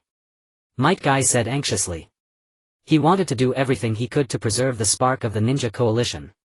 You must know that the ninja coalition was meant to attack the land of wind. They cannot falter here on the way. Then we have to think of another way. In any case, you can't open the sixth gate. But if I don't do this, everyone will die. That won't do. Absolutely not. Kakashi and Might Guy argued as they ran. One wanted to open the sixth gate to help the entire ninja coalition, while the other did not want to see his dear friend die. Just as both found it hard to make a decision, several voices appeared in their ears. Then 5 figures swiftly passed by them and appeared on the battlefield. "Sorry everyone, we are late." This was a soft, alluring female voice. "Please do not panic, this battle is not over yet." The silhouettes of 5 formidable beings manifested one after another before everyone. At that moment, the allied shinobi forces, who had been engulfed in despair, saw rays of hope gleaming within their eyes. Even Kakashi and the others lost their previous somber expressions and became much calmer. "This is..." Might Guy turned his gaze toward the 5 individuals who had just entered the battlefield. 3 of them moved with such astonishing speed that it was breathtaking. Moreover, one ninja was actually flying in the sky. "This is..." There's no mistake. It's the 5 Kage. Reikage of the hidden cloud village A. Hokage of the hidden leaf village Tsunade. Mizukage of the hidden mist village Terumi Mei. Kazakage of the hidden sand village Gara. Tsuchikage of the hidden rock village Anoki. These exactly are the 5 supreme powerhouses standing at the pinnacle of the ninja world, charging toward the battlefield. Oh my god. Look. It's the 5 Kage. The 5 Kage. I never thought we'd see the 5 Kage cooperate one day. Excellent. We're finally saved. Seeing the 5 Kage's arrival, the shinobi of the allied forces who had been sitting on the ground rose one after another, cheering and shouting to boost their morale. In that instant they saw not just the 5 Kage but the dawn of survival. Timely arrival indeed. With the 5 Kage here, we might have a chance to survive. Kakashi finally regained his composure. If the 5 Kage hadn't appeared, he might have had to use Kamui to carve a hole in the meteorite. In a more dire situation, Might Guy might even open the dead gate to stop this colossal meteorite. Granny Tsunade and the others. Are they really going to be okay? Naruto Uzumaki swallowed nervously, still uneasy. After all, the meteorite size was unprecedented, blotting out the sky and sun. Even a cage-level powerhouse might not be able to handle it. Don't worry, they are ninja bearing the name of Kage. Darui stepped forward and said reassuringly. Perhaps a single cage-level ninja would have no room to resist under such a meteorite. But even 5 cage-level ninja without cooperation might still fall short. However, when the 5 Kage combine their strengths and work together, they can unleash power dozens of times beyond Kage level. With this power they can definitely contend with this meteorite. That's why ordinary ninja highly value cooperation among comrades. Bad kid, come with me. Yeah. The Raikage activated lightning release chakra mode whooshed up into the air and appeared before Anoki. The latter grabbed the Raikage's shoulders and while performing earth release lightened rock technique took him soaring upward directly facing the meteorite above. At the same time the Kazekage Gaara rapidly channeled his chakra.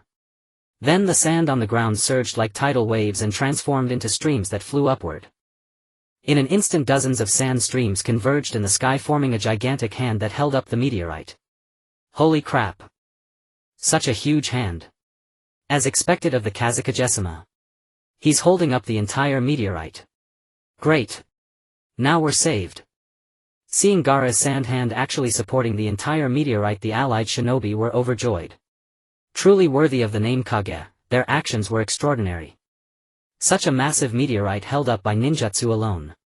However, Gaara's solitary strength was insufficient to bear the entire meteorite. The meteorite was still descending but much slower than before.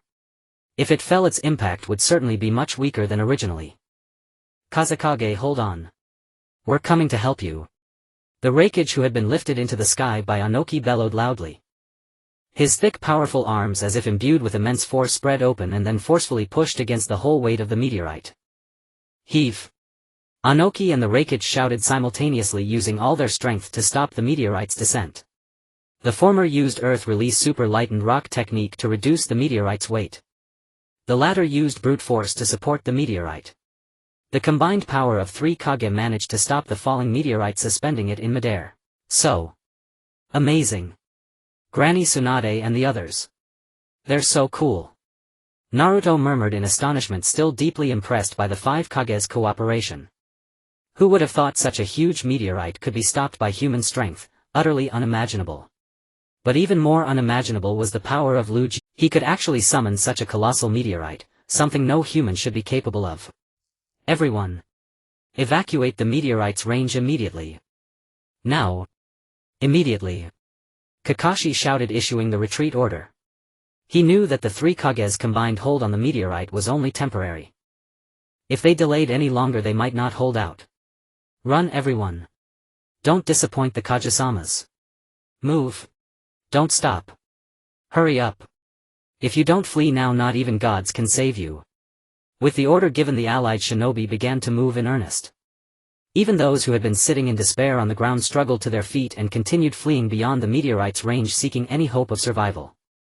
Meanwhile, Tsunade had already summoned Katsuyu to treat the wounded. With her Byakugan technique, even if these ninja had broken bones, they would recover swiftly as if never injured. Among the 5 Kage, only the Mizukage Terumi didn't play a significant role in this battle. However, she was doing her best to evacuate the crowd and help the immobile ninja escape the meteorite area. It took about 10 minutes for most of the allied shinobi to move outside the meteorite's range. The remaining immobile ninja were swept away by Terumi Mice water release and carried out. Although this method was somewhat violent, desperate times called for desperate measures. With that, the allied shinobi were completely evacuated. Kazekage, you go first. We can hold on a bit longer. The Raikage yelled, signaling Gaara to leave. Gaara nodded without hesitation, sat on his sand cloud and swiftly flew away from the meteorite's range. After all, this was not the time for courtesy. However, even as he flew, Gaara's massive sand hand did not dispel, it still supported the entire meteorite. But the force of his hold lessened slightly, its effect clearly not as strong as when he was fully focused. The Kazekage is about to evacuate. Bad kid, we should prepare to pull back too. Alright. The Raikage agreed readily and immediately released his hands that were pushing against the meteorite. Boom!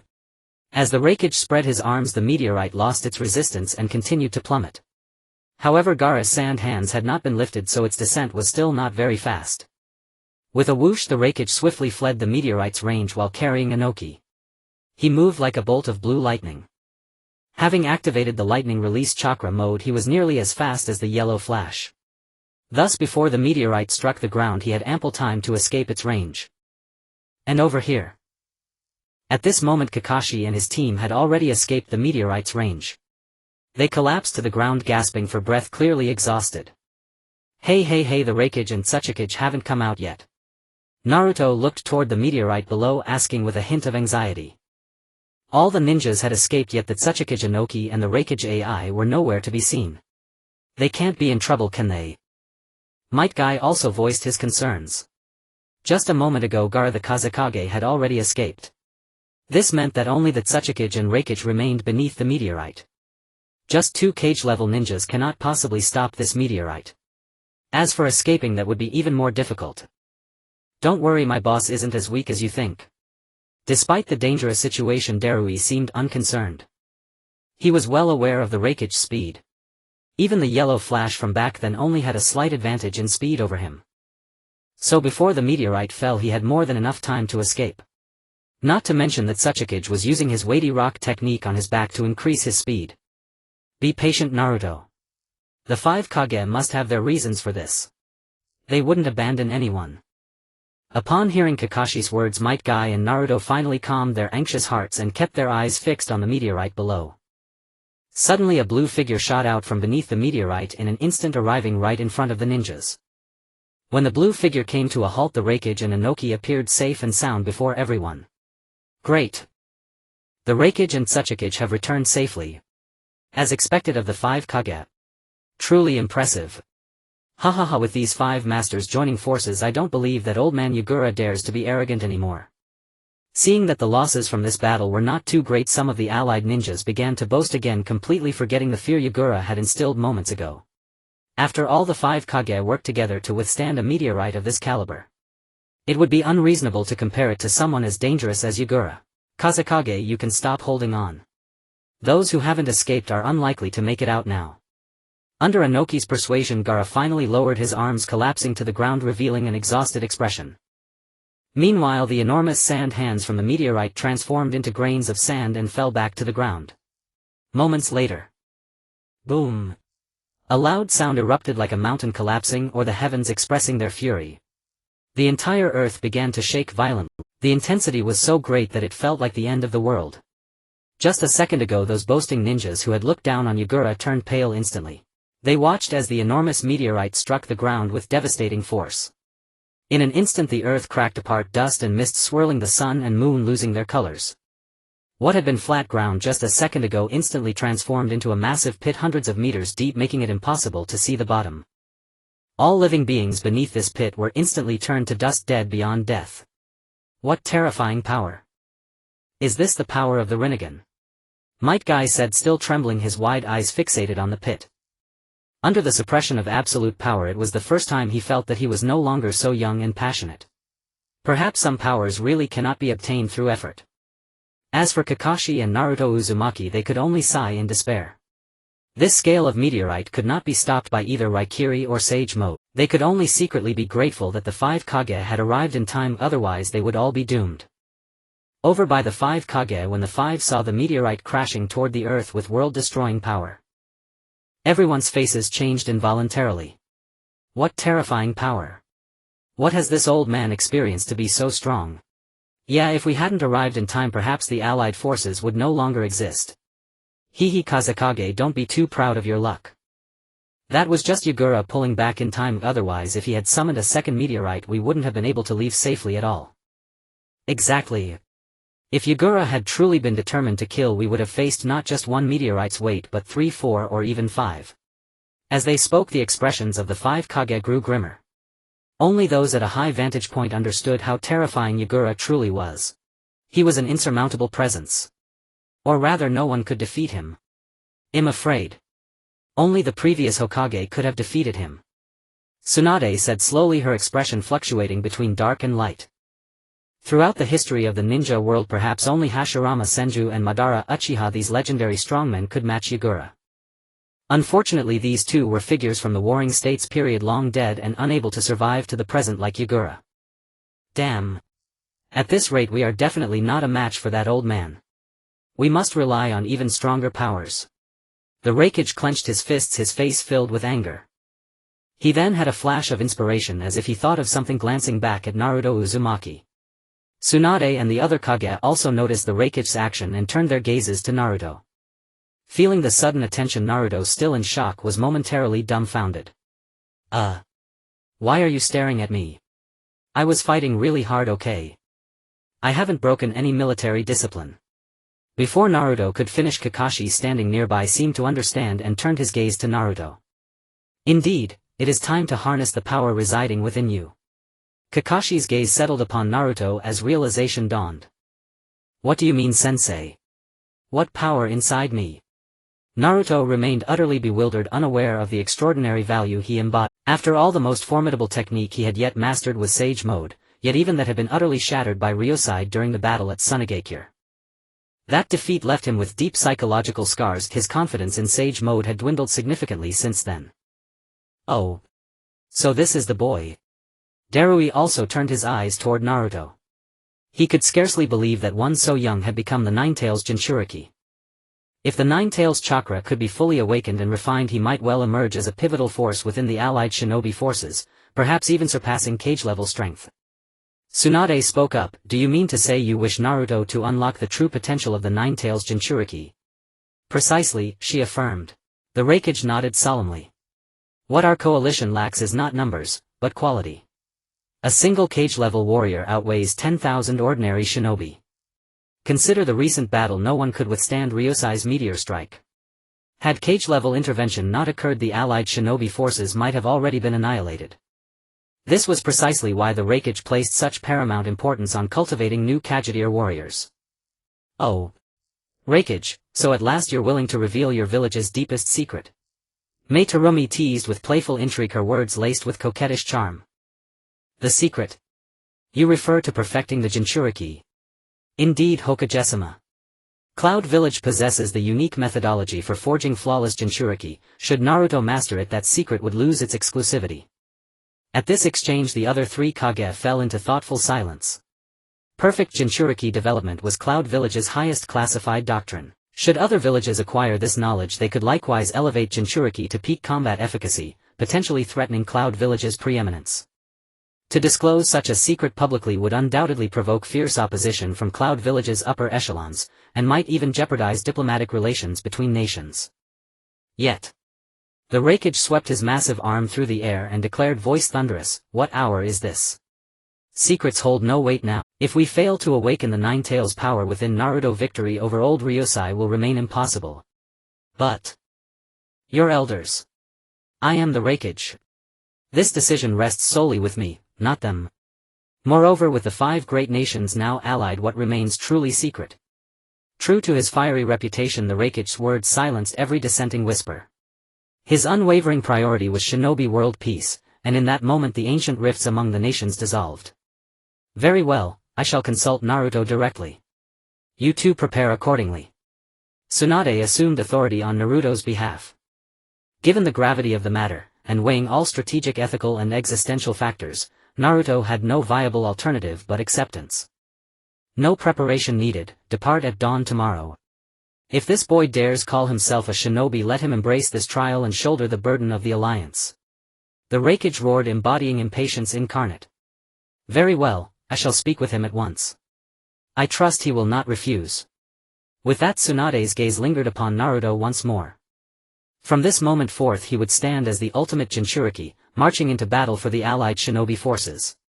This was not merely a personal calling but a sacred duty born for the entire shinobi world. Meanwhile, in the Land of Wind. As Ryūsuke journeyed back, he meticulously inspected dozens of defensive lines, stretching over 1,000 kilometers from the border strait to Sunagakure. Not bad at all. Though the daimyo of the Land of Wind may lack wisdom, his strategic deployment is remarkably adept.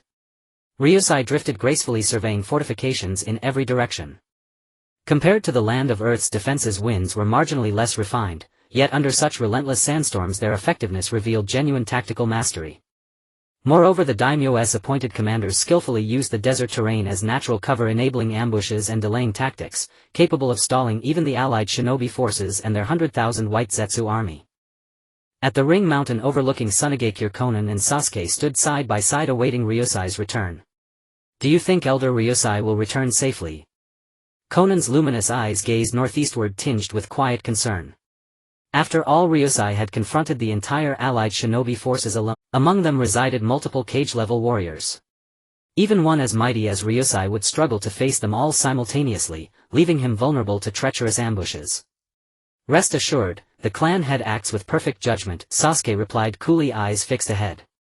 He sought only to gauge the alliance's true strength, not to wage war against them all. And with his power, dismantling a mere shinobi alliance poses little challenge. Having served Ryūsai long, Sasuke knew full well the unfathomable depth of his prowess. Even his distinctive Rinnegan, beyond mortal comprehension, alone rendered him peerless. And beyond that lay its derived techniques Chibaku Tensei, Shinra Tensei and Bansho Tenin. Not to mention the truth-seeking balls and their devastating offshoot, Golden Will Reincarnation Explosion. Merely unleashing these techniques in sequence would leave the alliance reeling. Sasuke's greatest concern was not Ryūsai's safety, but rather the possibility that carried away by battle fervor he might march straight to Konoha.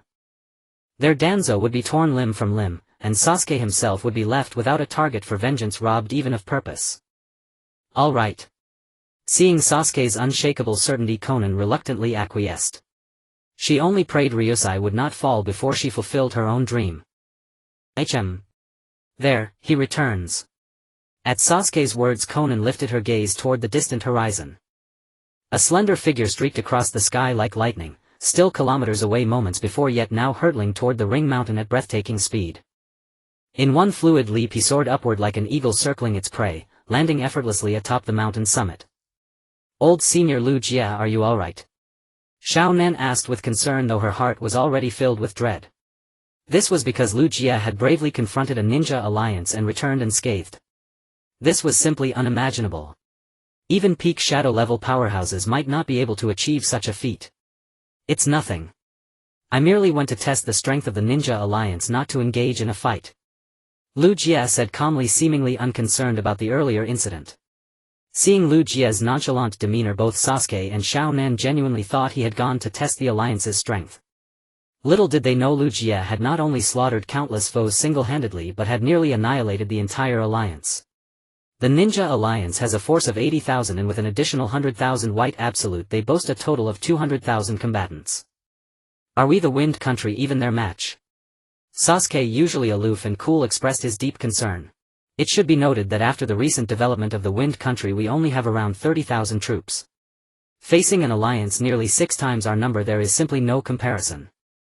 Once the two sides engage in battle, the Wind Country will only face utter defeat. What if there are 200,000 of them?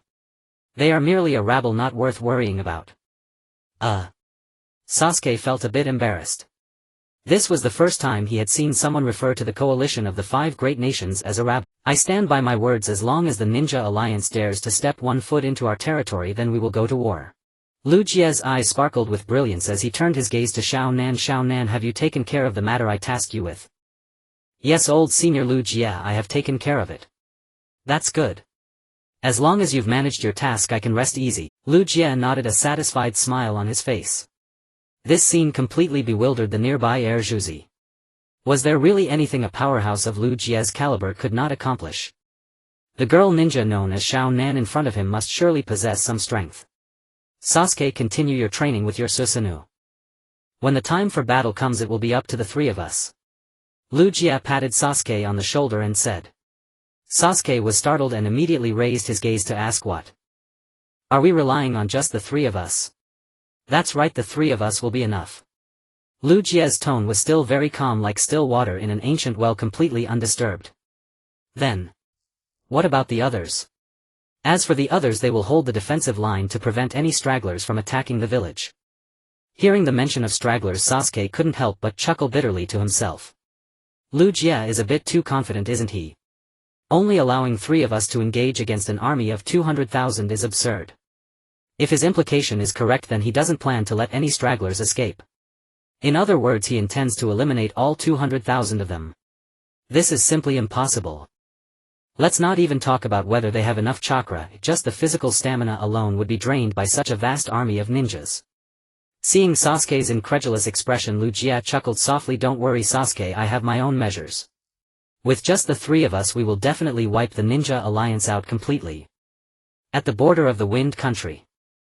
At this moment, the reconnaissance unit of the Ninja Alliance was taking turns on duty 24 hours a day.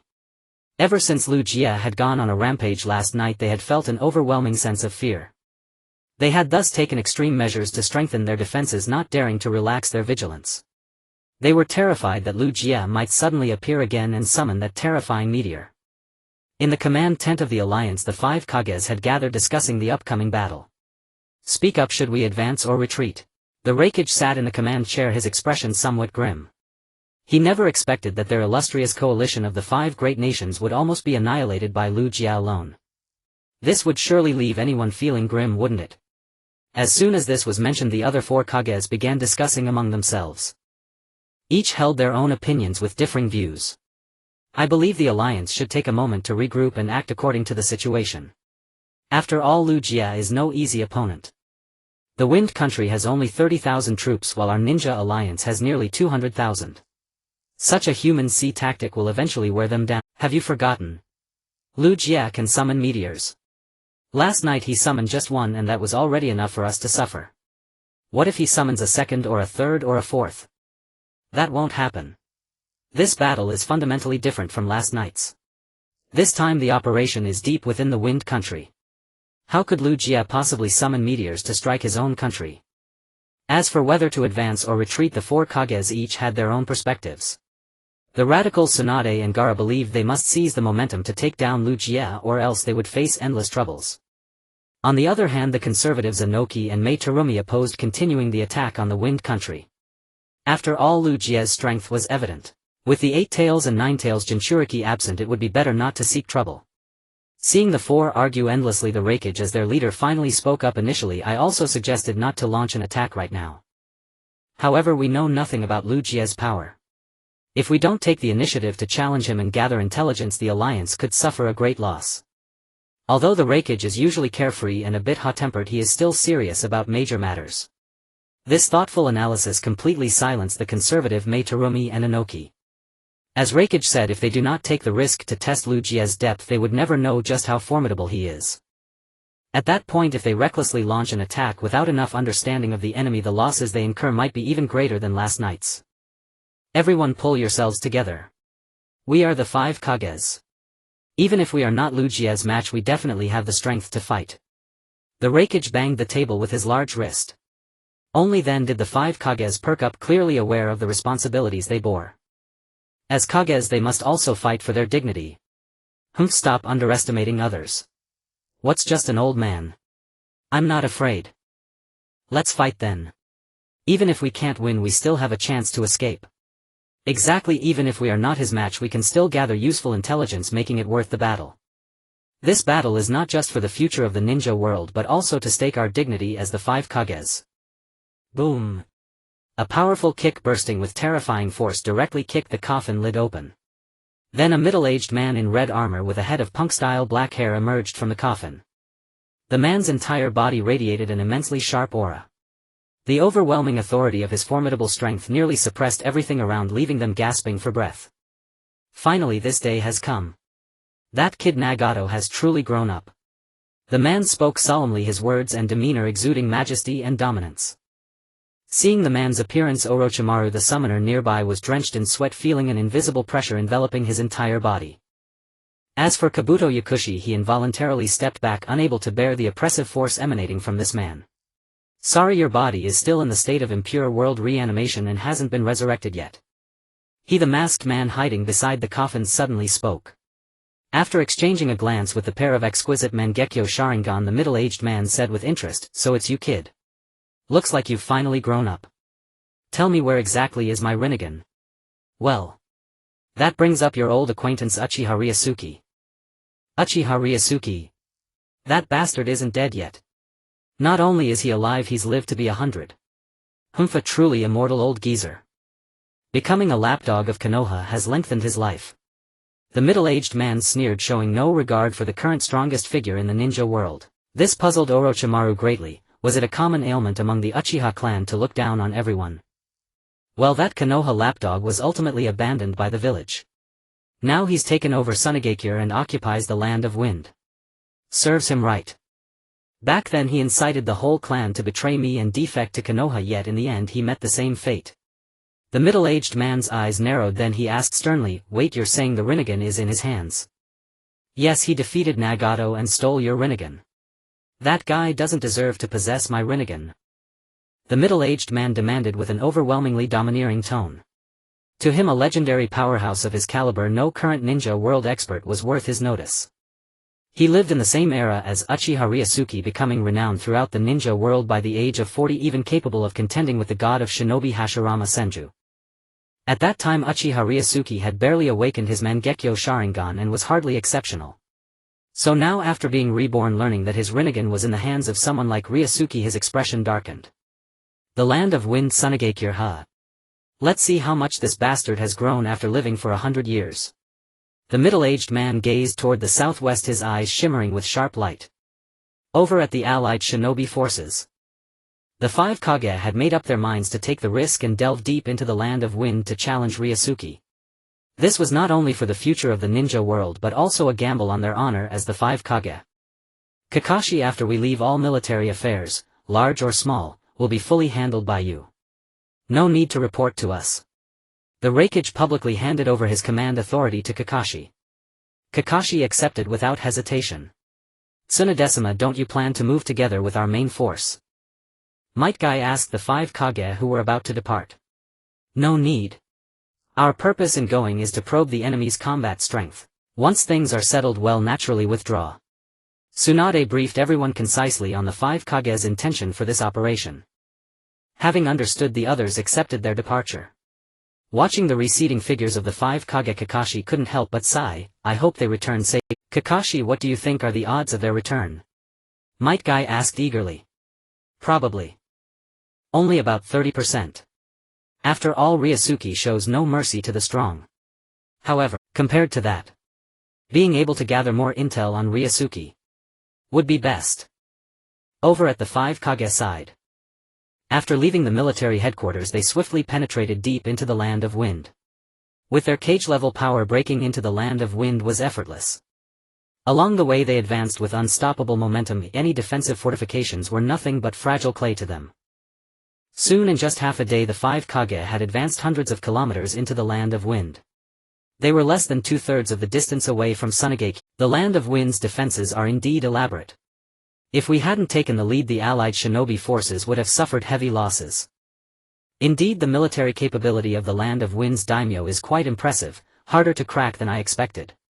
Humph, what skill is that? It's all military power bought with our land of earth's money.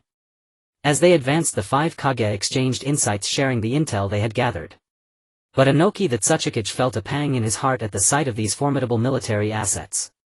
After all, they were bought with the wealth of his land of earth by Ryūsuke. Continuing a bit further, they came across a high mountain. Just as the 5 Kage prepared to cross it, the Raikage, who was in the lead, suddenly halted, staring solemnly at the mountain peak.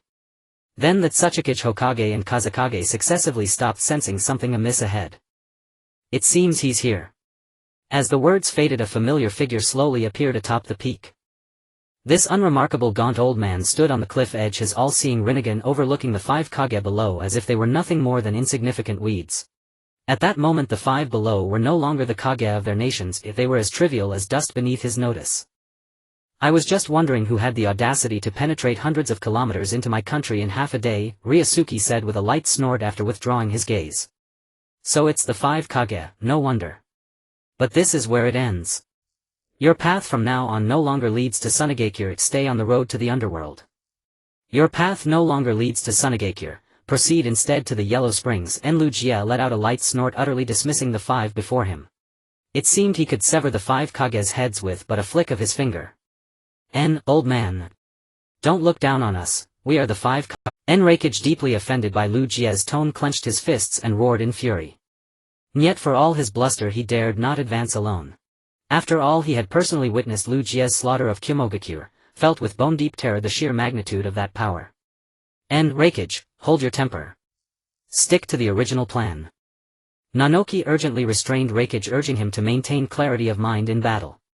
Reluctantly Raikage retreated into formation, resuming the prearranged strategy. Oh. The original plan. Let us see how high a wave you can stir. Lu Jie crossed his arms, observing the 5 below with detached amusement.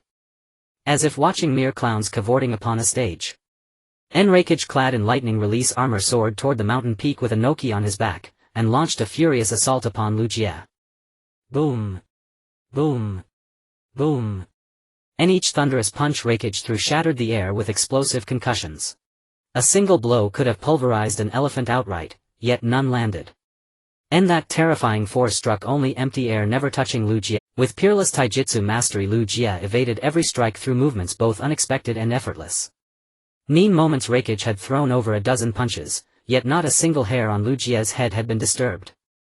What is happening? Nanoki, clinging to Raikage's back, stared in utter disbelief, as if doubting his own aging eyes. Faced with such a devastating combined assault, Lu Jie had evaded them all, calmly, effortlessly. Recall Anoki had cast the lightweight rock technique upon Raikage, vastly accelerating his speed. If Raikage's normal striking speed was 1 unit, it now surged to 5-fold intensity, yet even this Lu Jie overwhelmed with contemptuous ease, expending scarcely any effort. Merely mediocre. A faint smirk curled Lu Jie's lips. After dodging yet another barrage, he casually flicked his wrist. And boom! That seemingly weightless strike struck Raikage Fulan, and his supposedly indestructible lightning release armor exploded outward in shards. And then both Raikage and Anoki were hurled backward, crashing violently into the earth and carving a massive crater. Raikage. Suchikage. Are you unharmed? Terumi Mei's bewitching face flushed with alarm. And these were the two strongest among the 5 Kage, fighting as one. Yet they had fallen, so swiftly, so utterly, that disbelief gripped the battlefield. And no. I'm fine. Nanoki pushed aside Raikage's shoulder and slowly rose from the crater. His injuries stemmed only from impact, relatively minor.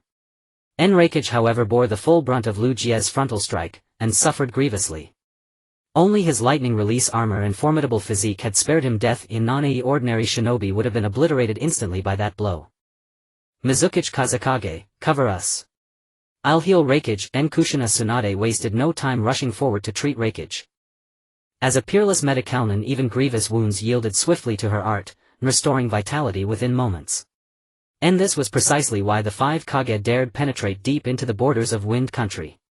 For so long as Tsunade stood among them, they could regenerate endlessly, nonetheless struck down instantly. Meanwhile, Gaara and Terumi Mei swiftly stepped forward to confront Lu Jie.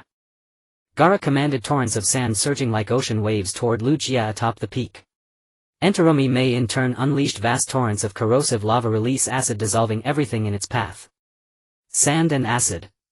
Hardly worth remarking upon. Lu Jie's pupils flared, and the ribcage of his Susanoo erupted outward behind him. A radiant golden chakra barrier instantly repelled both techniques. Damn it, the old man is absurdly strong. Terumi Mei bit her lower lip in awe. She and Gaara had attacked in perfect synchrony, only to be effortlessly nullified by Susanoo's ribs. Who could withstand that? Taijutsu offered no advantage. Nor did ninjutsu. Genjutsu. Utterly irrelevant. What genjutsu could possibly ensnare one who wielded the Rinnegan? Any other tricks? Bring them forth, I'll delay your deaths for now. That same condescending tone, now most provoking the wounded Raikage, still sprawled on the ground to leap up and fight to the death. Enough Hokage, I've recovered sufficiently. Cease your healing. Raikage brushed aside Tsunade's hands and forced himself upright, gritting through searing pain. We will not let him underestimate the 5 Kages. Now, he shall witness our true power. At those words the 5 Kage exchanged silent knowing glances, and launched their coordinated assault. Terumi Mei first unleashed a torrent of lava release acid, hurling it skyward toward Lu Jie atop the peak. This time the volume dwarfed her earlier attempt. This time it was torrential, instantly dissolving the entire mountain before them.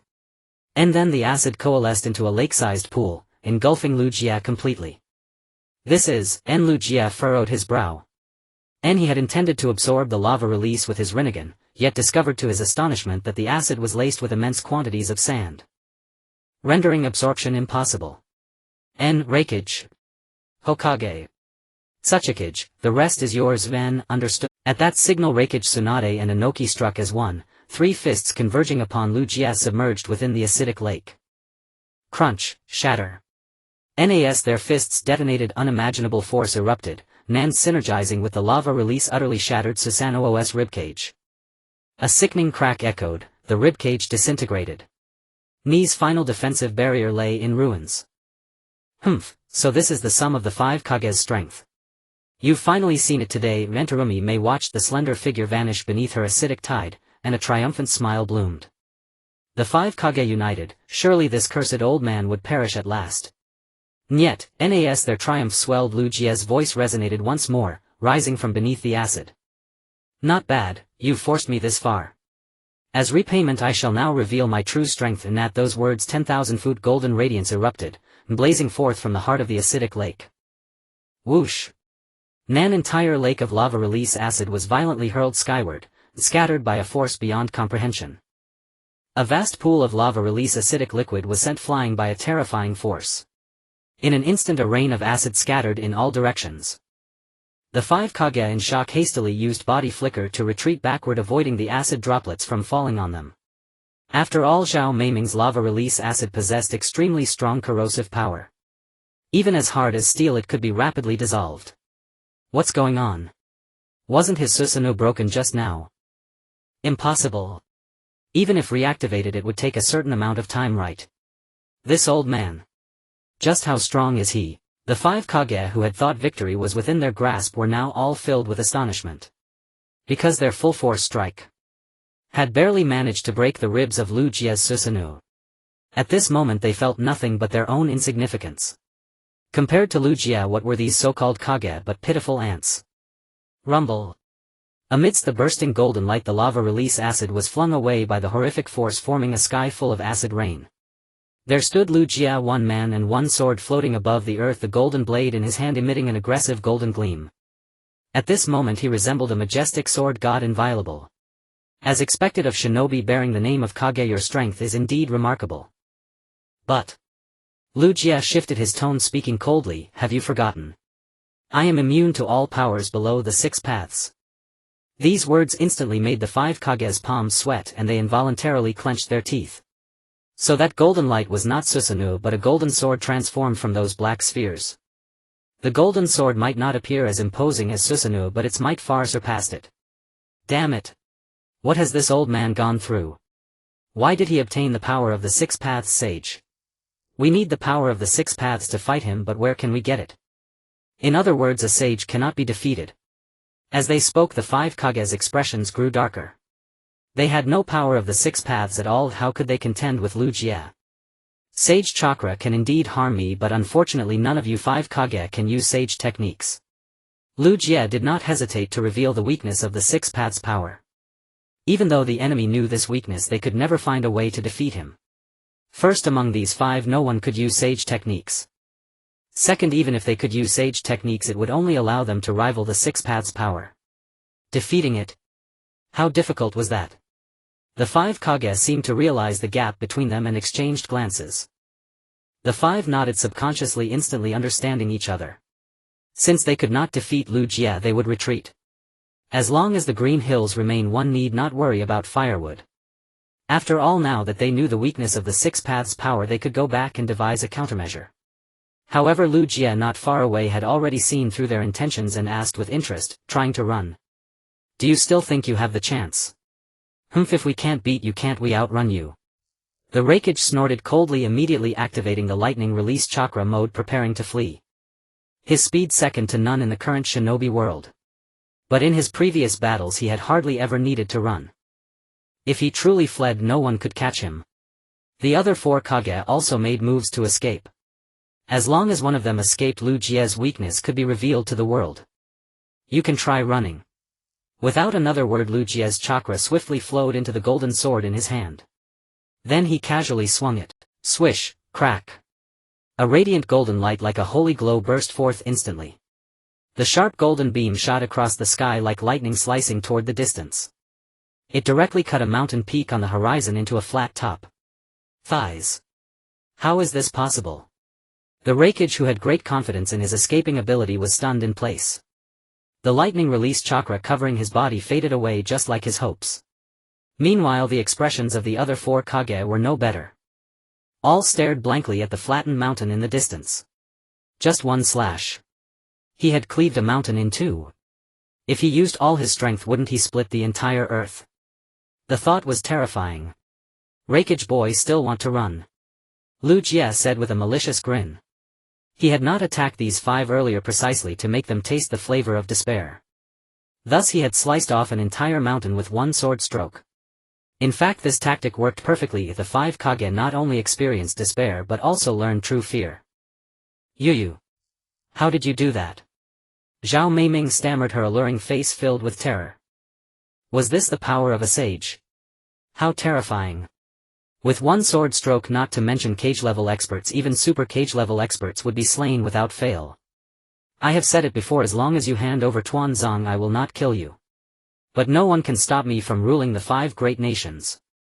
Lu Jie, holding the golden sword, hovered in midair, looking down at the 5 before him with a stern gaze. It seemed they were already playthings in his grasp, ready to be killed at any moment.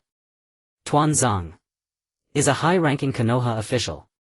This is an internal affair of Konoha. None of your business, Gang Shou said through clenched teeth, still refusing to yield. But it was evident her voice was filled with fear. In that case I won't waste words with you. Reflect well on the road to the Yellow Springs. With that, the golden sword in Lu Jie's hand blazed with dazzling light again. Then, swish.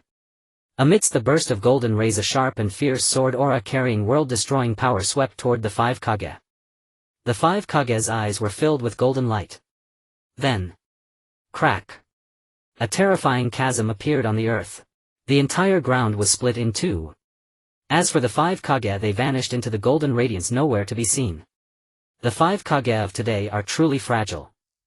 Lu Jie snorted, his tone full of disdain. 30 years ago, when he possessed the Mangekyo Sharingan, he might have already been able to match the current 5 Kage. Now with the Rinnegan and the power of the 6 paths, killing the 5 Kage was as easy as butchering cats and dogs. On Turtle Island, when Naruto reappeared, he was completely enveloped in the golden chakra of the 9 tails. This indicated that his training had been remarkably successful. Like Killer Bee, he had become the perfect Jinchuriki. So this is the 9 tails chakra. I can feel a continuous surge of power, it seems inexhaustible. Naruto curiously examined his new mode. Under this mode, all of his abilities had experienced a significant enhancement. For instance, his perception, movement speed and chakra volume were all far beyond what Sage mode could offer. Unfortunately, the Reikage was not present, otherwise Naruto would surely be astonished if in this state he could even keep up with the Reikage's maximum speed. Yo Naruto has completed his training. The allied forces will surely achieve great victory. Let's hurry to the battlefield and lend our support. Killer Bee began his rap again. He was quite satisfied with Naruto's training results, resulting in a cheerful mood. It must be said that the 9 tails is the strongest among the tailed beasts, as its Jinchuriki. Naruto could gain powers that other Jinchuriki could not obtain. For example, the tailed beast cloak is a perfect illustration. However, in this state Naruto could only maintain it for 3 minutes. It would suffice against ordinary foes, but it would be absolutely inadequate when facing someone like Lu Jie. Big brother, are we heading to the battlefield now? Isn't it a bit rushed? Naruto expressed some concern. After all, their training on Turtle Island had not lasted long. They had just mastered the 9 tails chakra mode and were returning to the battlefield. It felt a bit hasty, right? Yo, the battlefield is the best teacher. We need to go take the test, don't you agree, Naruto? It does seem that way, Naruto said, feeling a bit embarrassed. Although Killer Bee looked quite frivolous, it was undeniable that he was making a valid point. The battlefield is indeed the best teacher at honing the 9 tails chakra mode. There is certainly a great choice. Yo, then what are we waiting for? Yo, let's go, Naruto, Killer Bee sang as he walked towards the outskirts of Turtle Island. Thus these 2 remaining Jinchuriki in the world would head to the battlefield, unleashing their indispensable strength. Within the land of wind, the fierce winds swept across the ground, stirring up layers of fine sand. After swirling through the air for a while, the sand slowly fell back to the earth. However, accidents always happen unexpectedly. The fine sand not only failed to return to the ground but instead flew into a gaping canyon. At the bottom of the canyon it was dark and devoid of light, only a continuous flow of fine sand and steep cliffs. The cliffs were peculiar, remarkably even, as if they had been sliced open by some force. Suddenly a swirling space opened up. The masked man's figure slowly emerged from within, appearing in this canyon. Tisk, so this is the power of Lu Jie. It truly is terrifying. The masked man clicked his tongue, surveying the surroundings. To achieve such a horrifying feat with just a human body is indeed frightening. At times the masked man even questioned whether Lu Jie was the legendary sage of 6 paths. Is it you? Suddenly a weak and feeble voice echoed not far ahead. The masked man looked out to see Tsunade lying weakly in a pool of blood barely clinging to life. Her body had been sliced in half. Surrounded by a mass of small slug creatures, they were treating her wounds, allowing her to barely survive. The other 4 Kages nearby were in a similar state. Their bodies were wrapped by countless small slugs. Without Tsunade's slugs, even though they were Kages, they would have likely perished long ago. I never expected you 5 Kages to end up in this state. The masked man looked down at the 5 Kages, speaking indifferently. In fact, from the moment the 5 Kages entered the land of wind, he knew their fate was sealed. Lu Jie's strength was at least at the peak of the Kage level. These mere Kages, overestimating themselves, attempted to gather some intelligence. As a result, they managed to gather the information but ended up here. Obito. You need to bring the intelligence back. We know Lu Jie's weaknesses, Tsunade said weakly, trying to hand over the last hope to the masked man. The latter was taken aback for a moment, then pondered for a while and said, "You don't need to tell me, you can convey it to the allied forces yourself." My body. How can I? Well, I originally didn't plan to save you, but seeing that Lu Jie hasn't been defeated yet, I'll temporarily save you today. Consider it a gesture to deepen the friendship between the allied forces. After saying this, the masked man began to send the unconscious Kages one by one into his space. By the time it was Tsunade's turn, her consciousness had begun to fade and she had forgotten what had happened to her. When the 5 Kages reappeared, it was outside the tent of the ninja allied forces. Originally, Shikamaru had stepped out of the tent to take a walk and ponder how to deal with Lu Jie. But he suddenly saw the 5 Kages lying in a pool of blood. He saw that the bodies of the 5 Kages had been sliced in half, yet were connected by countless small slugs. This. What is this? Shikamaru was taken aback, then shouted loudly, "Where are the medical team? Quick, someone help. Lord Kage needs assistance." In an instant, dozens of ninjas rushed out of the tents to see what was happening. Even Kakashi, acting as the temporary commander, came out accompanied by Guy Darui and others. However, when they saw the 5 Kages for the first time, their expressions changed drastically. This. Is he still alive? Two don't know, they seem unresponsive.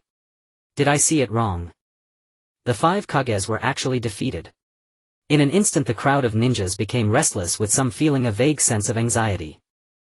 If even such powerful beings as the 5 Kages were so badly injured by Lu Jie, wouldn't they just be going to their doom? Medical team. Where is the medical team? Where on earth are they at this critical moment? Hurry and come here. Lord Kage needs treatment. If anything happens to Lord Kage, I will hold you accountable. Someone in the crowd nearly screamed. The current situation of the 5 Kages easily stirred up emotions. The current situation of the 5 shadows easily stirs emotions. Thus it is understandable that some individuals in the crowd may act irrationally. Fortunately, the medical team is highly efficient. Within less than half a minute, they all gathered in front of the 5 shadows. Following that, a series of urgent treatments commenced. During this process, hundreds of eyes were fixed on the medical team, placing their hopes upon them. As the captain of the medical team, Sakura naturally took on the heavy responsibility of healing. Before long, beads of sweat the size of mung beans appeared on her forehead. It seemed this treatment process was exceedingly arduous. Is Lord Fifth okay? His body is in such a state. Guy swallowed hard, asking with great concern. The 5 shadows' body was severed in 2. Under normal circumstances, treatment would have long been abandoned, because it was simply impossible to save him. How strong is this Lu Jie? It's the first time I've seen my boss in such a condition. Daru raised his voice, speaking solemnly. Unbeknownst to him, fear had started to take root in his heart for this powerful enemy Lu Jie. After all, he knew all too well the capabilities of his boss's lightning armor. Even a skilled swordsman wielding a steel blade could not breach this solid defense. Let alone the fact that the Raikage himself possessed a robust physique, making him challenging to cut through. Yet from the neatness of the wounds, it was evident that Lu Jie had dispatched them with the ease of chopping vegetables without breaking a sweat. How terrifying must that be? Among the 3, only Kakashi had a unique perspective on the situation. Rest assured, since Lord Fifth has been brought back, it certainly means we are not meant to collect their corpses. Perhaps the healing process is quite difficult, but we can only trust Sakura now. We believe that once the 5 of them awaken, they will provide important clues to assist us. As soon as he finished speaking, Guy and Dara nodded in agreement, acknowledging Kakashi's thoughts. The next evening, the White Zetsu army gradually arrived at the northern border, setting up camp in front of the Ninja Alliance. This action was clearly intended to have them serve as cannon fodder while the Ninja Alliance would be held back as the main fighting force. Since this was the suggestion of the masked man Kakashi and the others did not oppose it. After all, the White Zetsu appeared to be a batch of clone troops, so there was no psychological burden in sending them to their deaths. Meanwhile, inside the medical tent of the Alliance, Tsunade was the first to awaken. "Sakura. Hurry. Call Kakashi and the others over." Upon opening her eyes, Tsunade immediately saw Sakura, prompting her to handle the matter. Sakura understood that something significant needed to be shared, and without hesitation she called Kakashi and the others over. Moments later, Kakashi and the others arrived in the tent. Upon seeing Tsunade awake, they were particularly delighted. "Lady Tsunade, are you alright?" Guy rushed over first, expressing his concern. After all, this woman had once healed his beloved disciple Lee. From one perspective she could be considered a lifesaver, which made Guy extremely excited at that moment. "Guy, keep your voice down and don't disturb the other shadows' rest. Given the current situation, we should temporarily set aside expressions of concern and listen to the intelligence that Lady Tsunade has brought back." After being admonished by Kakashi, Guy finally calmed down and nodded seriously, preparing to listen to the important information that Tsunade had returned with. "Kakashi. Listen carefully. Lu Jie's weakness is Sage Art." "Sage Art? The same one that Naruto practices?" In response to Kakashi's inquiry, Tsunade slightly nodded, neither affirming nor denying. "I see the key to defeating Lu Jie lies in Sage Chakra. The basic jutsu cannot be used against an opponent of this level, and we cannot possess the power of the six paths, so we can only approach it through Sage Art." Kakashi stroked his chin, calmly analyzing, quickly realizing the crux of the issue. That was to find ninjas who could use Sage Art. Only Sage ninjas would have a chance to defeat Lu Jie. Kakashi's first thought turned to Jiraiya, one of the legendary Sannin. After all, Jiraiya was an established Sage ninja among all the ninjas in the village. Even Naruto's Sage Art had some of his guidance within. However, just having Jiraiya was not enough, and Naruto must also be included. At the very least, 2 Sage ninjas would be necessary to dare to confront Lu Jie. Now all they could do was silently pray that Naruto would return after completing his training, bringing with him even greater power. Power strong enough to change the dynamics of the situation between both sides. On Lu Jie's side, after returning to Sunagakure, he immediately summoned Sasuke and Konan back. "Sasuke, to what extent have you developed your Susanoo?" Lu Jie asked Sasuke, who had just returned from training outside the village. "I can already activate the third form, but the fourth form is still not mastered and the risk of activation is quite high." "Oh. I didn't expect that in just a few days you could activate the third form." Not bad, and you have a chance to activate the fourth form. It seems you are progressing quite quickly." Lu Jie nodded, speaking with relief. He hadn't expected that after passing on the secret of activating Susanoo to Sasuke, he would quickly grasp it and progress so rapidly. "Chief, I'm sorry, I will accelerate my training and strive to activate the fourth form as soon as possible." "No need for now, the third form is sufficient for you." Lu Jie turned his head and faced Konan, saying, "Have you completed the task I assigned you?" "Rest assured, Elder Lu Jie, you have urged me 3 or 4 times this month. I have been checking continuously and haven't discovered any issues." "That's good." Lu Jie nodded, surveying the 2 in front of him, then shifted his gaze back to the Sunagakure in the distance, finally turning back to gaze northeast. "Since everything is ready, we should set off now." "Set off? You mean right now?" Sasuke paused for 2 seconds, clearly still in disbelief. "Yes, right now. With the strength of the 3 of us, we can overturn their 200,000-strong ninja alliance." "Mingren. Why are you back?" "Lord Chi Bai. Weren't you training on Gui Dao?" "Ah, it's just as well. Coming back now is actually fitting." When Ming Ren and Chi Bai entered the Allied Forces headquarters, they saw ninjas along the way coming out of their tents to watch them. However, the expressions of these ninjas held no anticipation as expected, instead they were tinged with a hint of melancholy. "What's wrong with everyone?" Ming Ren looked around in confusion. Although he wasn't one to care about face, wasn't today's situation too abnormal? Normally these people would have happily come to greet him. But today they were indifferent, as if their arrival was insignificant. "I don't know. Let's go see my older brother first," Chi Bai said with a slight sweat, even losing his mood for rap. You know, he was the idol of all cloud ninjas. Not greeting him was one thing, but why did they have to look so lifeless? A few minutes later the 2 arrived outside the leader's tent. As luck would have it, Kakashi came out to inspect the military situation. Seeing the two of them, he was startled at first, then came to his senses and asked Mingren. How did you two come back? Kakashi-sensei, my training is almost complete, so I decided to return to the camp with Uncle Bai to contribute. Mingren scratched the back of his head and said sheepishly. Alright, since you're back you can be considered as combatants. Kakashi looked around and lowered his voice, but you must be careful. Not only must you be wary of Uchiha Ryūsuke but also watch the movements of the Shao organization. The Shao organization's goal is to collect tailed beasts. They are likely to take advantage of the chaos on the battlefield to capture you. Understood.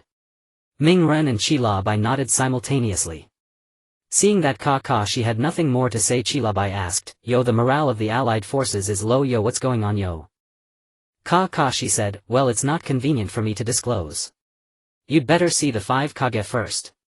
With that he led the way, guiding the two to the place where the 5 Kage were recovering.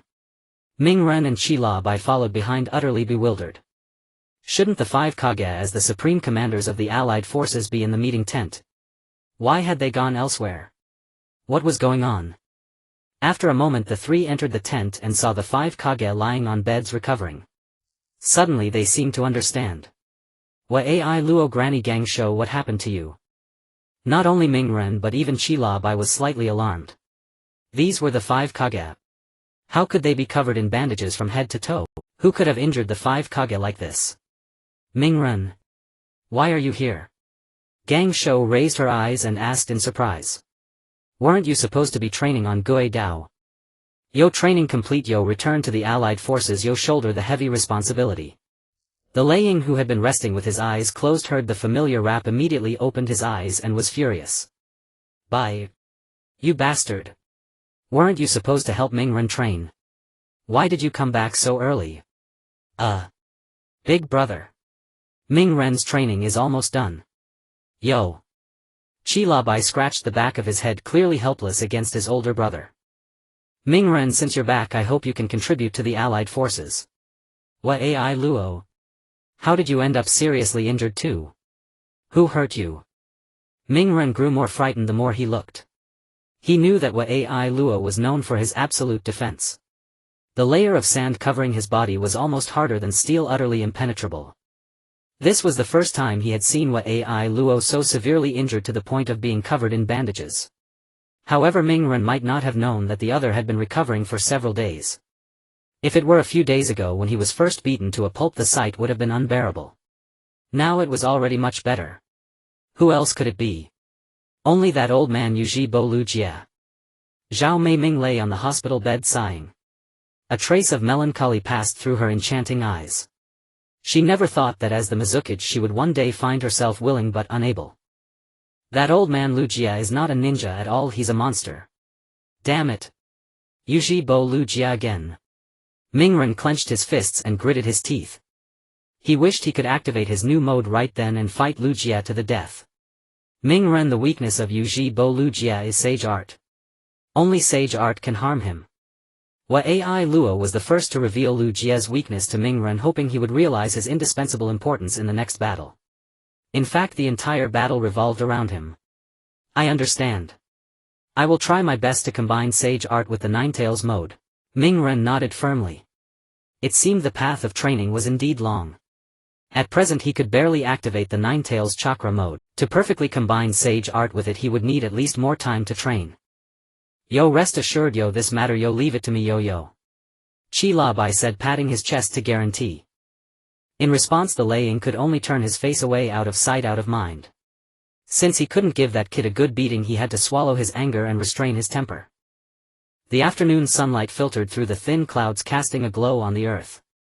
In the dry desert 3 figures were moving rapidly. Swish. Swish. Swish. Each figure passed like a bolt of lightning, swift and untiring. Just from the leg strength it was something ordinary ninjas could not achieve. This was at least cage-level strength. Among the 3 the slender figure was the most formidable. The other 2 were going at full speed while he seemed to be pacing himself, matching their speed. Chief, are you sure it's all right? That's 200,000 troops. Oh. Are you afraid? Not exactly afraid. I'm also considering the future unification of the ninja world by the Uchiha clan. In that case follow my lead and charge together, wiping out the allied forces completely. Lu Jie's eyes gleamed as he gazed toward the border. Enemy attack. A sharp cry echoed from afar. Suddenly all the allied ninjas burst out of their tents, their faces filled with vigilance as they turned toward the sound. A ninja from the Hyuga clan was staring straight ahead with his snow-white eyes filled with fear. What's going on? Has the Wind Country launched a counterattack? Impossible. The Wind Country has only about 30,000 people. Do they dare to attack us recklessly? Could it be that they called for reinforcements? That would be troublesome. In an instant everyone began to discuss anxiously, their eyes filled with dread. From their speculation it seemed that the Wind Country had called for aid to have the courage to challenge their ninja alliance. If a single Uchiha Ryūsuke was already difficult to deal with, how could they manage if the enemy truly brought reinforcements? Just as everyone was in a frenzy filled with distrust, the Hyuga clan member shouted again, "There are 3 people. One is Uchiha Ryūsuke. One is Uchiha Sasuke. And the last is a girl dressed in Akatsuki attire."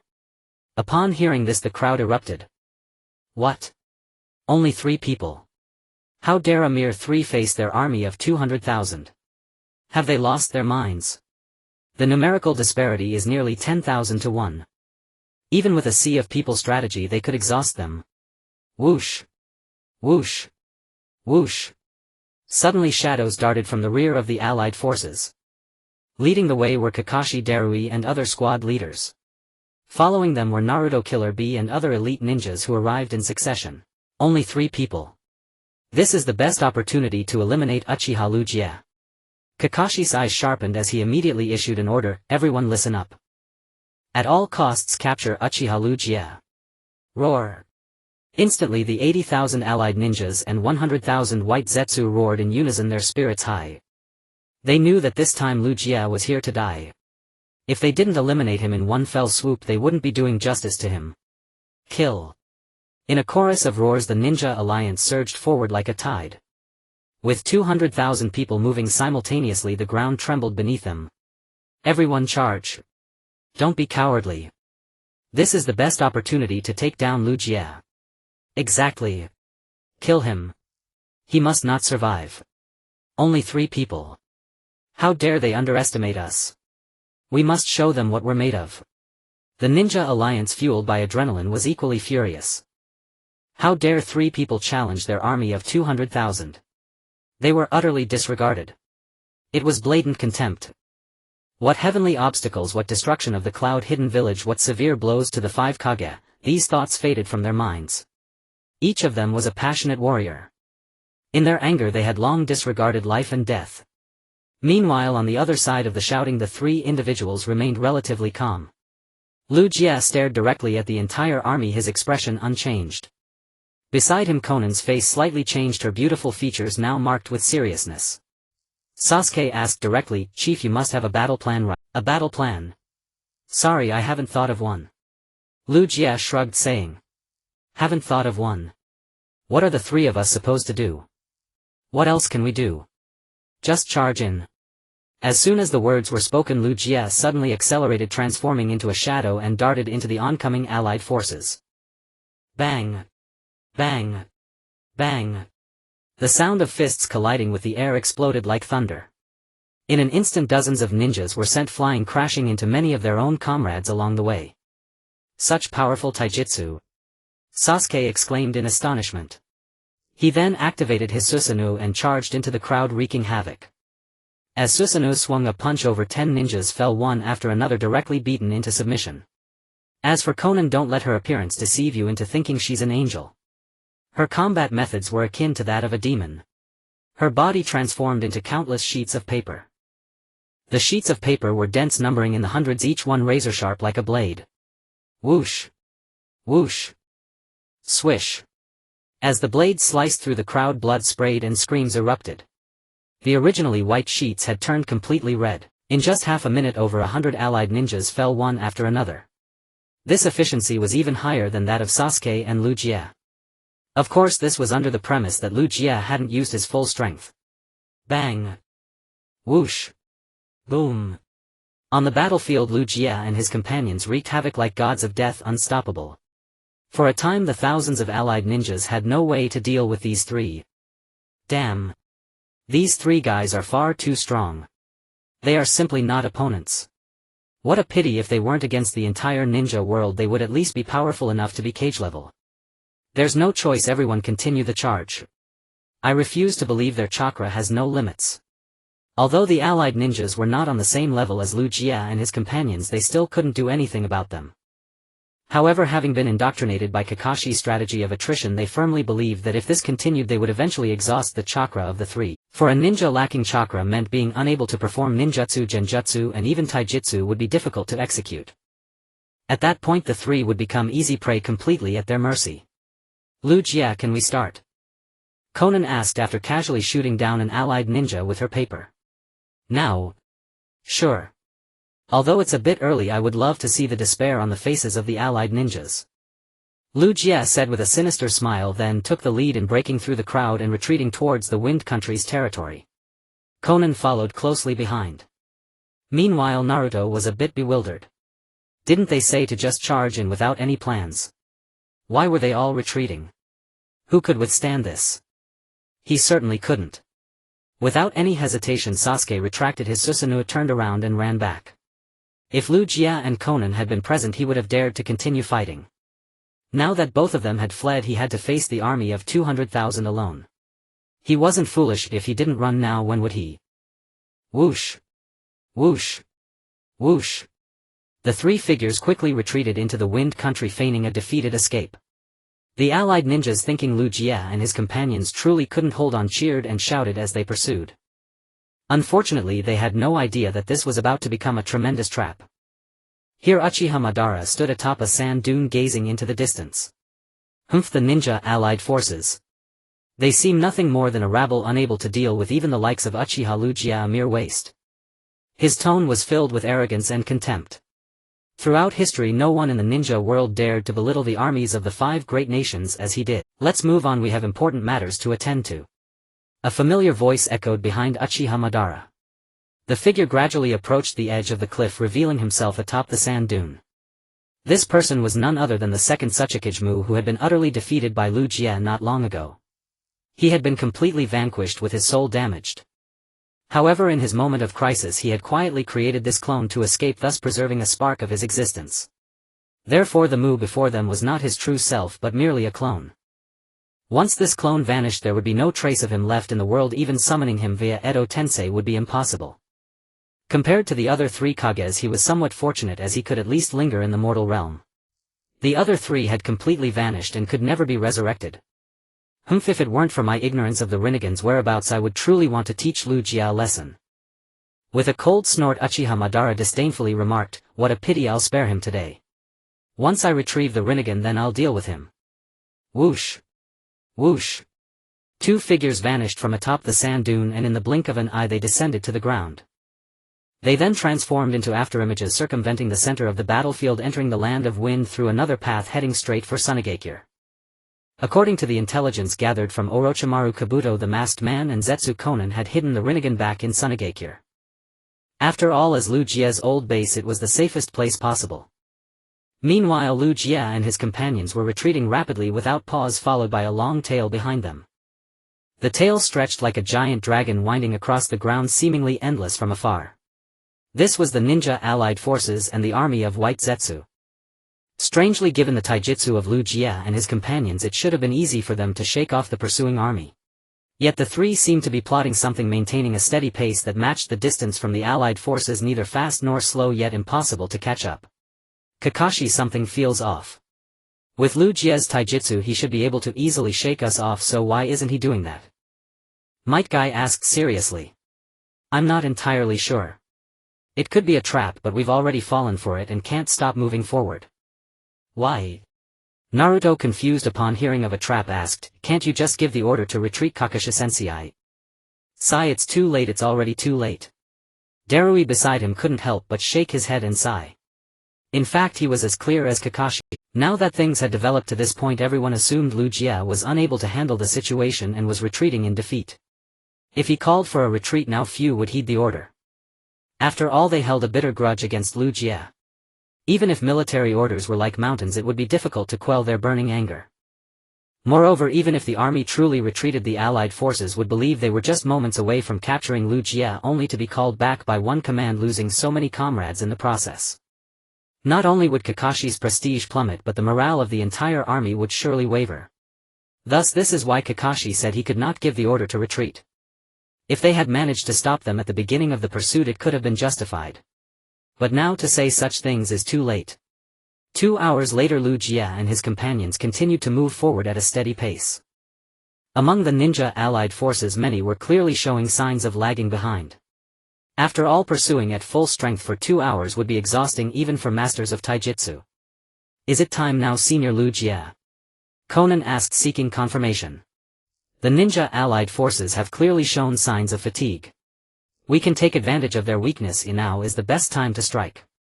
Uchiha stopped and said, Conan, it's your turn to take action, you are the master of this area. Conan nodded, stepping forward alone, facing the entire ninja allied forces. Sasuke, still in disbelief, was beside her. Sasuke, if you don't want to die, quickly step back. After speaking, Uchiha first leaped back, retreating over 100 meters away. Sasuke didn't dare hesitate and hurriedly followed suit. Yet as he retreated, he felt a shock. Just how terrifying was this woman who appeared so delicate and weak? The ninjutsu she was about to unleash even made a powerful being like Uchiha wary, prompting him to step back. In the past this would have been something utterly impossible. Sasuke, you better open your eyes wide and watch carefully. With 200,000 troops, before they even reach Sunagakure, half of them will be lost. What? Half lost? Sasuke gasped, his eyes fixed ahead. This meant that the ninjutsu Conan was about to use could directly annihilate an army of 100,000. How terrifying was that? It should be noted that Uchiha's heavenly obstruction star could at most wipe out 2,000 to 3,000 of the allied forces' divisions. To eliminate 100,000 all at once. This was simply impossible. Even the Sage of Six Paths jutsu couldn't be that terrifying, right? Yet despite Sasuke's doubts, it didn't interfere with Conan's casting or the allied forces falling victim. Boom! With a tremendous roar, as if the heavens themselves were enraged. In an instant the earth began to tremble violently, as if the entire world was shaking. The ground beneath the ninja allied forces gradually cracked, forming a bottomless canyon. Only then did they realize that the sand they had been standing on was to conceal this massive canyon built from countless pieces of paper. The canyon grew larger, ultimately creating a narrow fissure upon the earth.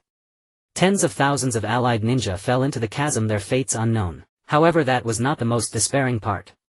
The most despairing was their astonishment upon discovering that this canyon, constructed from countless paper pieces, was filled with explosive tags. Boom! A deafening roar suddenly echoed across the land, shaking the earth as if the apocalypse had arrived. Following that, the ground began to crack open as if being torn apart by some force, eventually forming a bottomless paper canyon. Countless coalition ninjas fell into the canyon, their fates uncertain. Everyone retreat. This is a trap. Damn old man. How dare he scheme against us? This is bad. There's no time. In an instant, thousands of ninjas from the coalition were filled with regret. Like ants, they fell into the enormous canyon. With so many falling, it looked like a human waterfall. In the blink of an eye, the coalition had lost thousands, even tens of thousands. Damn it. I underestimated this. This guy actually set up detonating symbols for an entire canyon. At that moment, Kakashi's face turned pale, as if struck by a tremendous blow. He had thought that the traps laid by these three would take out a few thousand at most, assuming a total loss of around 10,000. Little did he know, beneath the earth lay a complete array of detonating symbols. Not counting those who fell, just this explosion alone could easily take out 50,000. The entire coalition had only 18,000 troops, and after this explosion, combined with previous losses, half of them would be lost on the battlefield. Kakashi, pull yourself together, now is not the time for self-blame, Guy reminded solemnly, already starting to step back. The situation was dire, with nearly 20,000 troops about to lose half their numbers, including the few of them. With hundreds of billions of detonating symbols, explosions could continue for over 10 minutes. Even if they tried their hardest to flee, it was unlikely they could escape the blast radius. Damn it, am I really going to die here today? Darui gritted his teeth, unwilling to accept it. As the right-hand man of the Raikage, he couldn't believe he would die amidst this chaos without ever shining in his own right. Even if he were to die, he would not do so with his eyes closed. Nearby the likes of Kankuro and Choji shared the same thoughts. Were they really going to die so pathetically? Damn it, what should we do now? Kakashi stared fixedly ahead, racking his brain for a solution. If a plan wasn't devised soon, not only would the entire ninja coalition suffer heavy losses, but even their elite members and squad leaders would be gravely impacted. There were only 3 methods to deal with such ninjutsu. The first was to escape at all costs, even utilizing spacetime ninjutsu. Unfortunately, among those present hardly anyone could use spacetime ninjutsu. Even if someone could, it would only allow them to transfer themselves or a very few others, which wouldn't make much of a difference. The second method was to try to block the enemy's ninjutsu with other techniques. However, this was also not feasible. There were no techniques capable of withstanding the explosive force generated by these hundreds of billions of detonating symbols. The third method was to defeat the caster. But this too was impractical. Konan possessed shadow-level strength, making it incredibly difficult to defeat her. Moreover, to engage her, one would have to cross the chasm formed by countless detonating symbols. This was simply an impossible task. Just as Kakashi was at his wit's end, desperately scanning for a solution, Naruto's voice reached him. "Kakashi-sensei, let me help the coalition this time." "You want to help the coalition?" Kakashi exclaimed, slightly surprised, his gaze filled with skepticism. Naruto was his student, how could he not know of his abilities? Even if he activated Sage Mode, it wouldn't change much. Not to mention using his unfinished new mode. Naruto seemed to read Kakashi's thoughts and confidently patted his chest, assuring him, "Kakashi-sensei, don't worry, while I may not be able to save the entire coalition, saving you guys is definitely within my power." With that, Naruto closed his eyes. Then as he opened them again, golden chakra erupted from his body. The chakra surged forth like a mighty river, flowing relentlessly from within him. "Killer Bee, let's do this together." "Alright." In the astonished gaze of the crowd, Killer Bee immediately transformed into his tailed beast form, becoming an enormous bull-headed octopus. The bull-headed octopus loomed like a mountain, blocking the path of the ninja coalition, forming a semblance of defense. Yet this defense seemed insignificant compared to the hundreds of billions of detonating symbols. "Alright, watch this." Naruto raised his arm, gathering a powerful chakra in his hand. This chakra was a Rasengan, but it was infused with wind nature, resembling a shuriken. Wind release spiraling shuriken. Without hesitation, Naruto hurled the high-density chakra forward. At the same time, from the 8 tails side, a formidable tailed beast bomb was also gathering. With a whoosh, the black and purple tailed beast bomb shot forth like a missile, merging with the spiraling shuriken. In an instant, the 2 high-density chakras infused with apocalyptic power surged toward Konan. As Konan was about to detonate the symbols, she was shocked to see these 2 terrifying chakras racing toward her. Not good. Panic flashed in her beautiful eyes. These 2 high-density chakras were quite troublesome. Their power could level a few miles of land. Even with her paper jutsu, she would be obliterated. Moreover, the terrifying wind chakra seemed capable of tearing her apart. Retreat. At Kakashi's command, the ninjas fled as if their lives depended on it, without a moment's hesitation. The canyon formed by hundreds of billions of explosive tags had already claimed many of their comrades. Should the entire canyon detonate, the consequences would be catastrophic. Damn it. Run. Don't look back. Don't say I didn't warn you. If you want to live, give it everything you've got. This is our only chance. Miss it and we're done for her. In mere moments, the allied shinobi forces, which had been advancing, now retreated en masse. The collapse was utter and complete, for they knew that failure to flee now would mean certain death. Kakashi, Might Guy, Darui and the others dared not tarry, channeling chakra to their feet as they sped backward. Only Katsuchi, commander of the 2nd Division, did not flee immediately. He wove hand seals with haste, chanting, "Earth release, earth-splitting fist." With the low shout, the ground began to quake violently. Many of the retreating allied ninjas stumbled and fell flat on their faces. Then, a thunderous roar. The square patch of ground within the canyon rose high into the clouds, towering like an indomitable fortress. It stood as an unbreakable barrier behind the retreating forces. Nice one, old man. Naruto clenched his fists in excitement. This great mountain would buy the allied shinobi forces precious seconds to escape. Casualties would be halved. More impressively, the towering square of earth had carried the buried explosive tags skyward, cutting off the chain. The explosion as it reached this point was like a current meeting a rheostat, suddenly halted, unable to continue. If the blast were to resume, the caster would have to come personally to detonate the remaining tags. Yo, this guy's amazing. Yo, the alliance won't be defeated. Yo, we can still make a comeback. Yo, Killer Bee rapped as he disengaged his tailed beast mode. He and Naruto turned and sprinted back, wasting no time. Katsuchi smiled with satisfaction after his jutsu and fled as well. After all, with hundreds of billions of explosive tags, no technique could withstand that onslaught. Even a meteor like the heaven-shaking star would be reduced to thus discretion was the better part of valor. Stubborn resistance would not serve.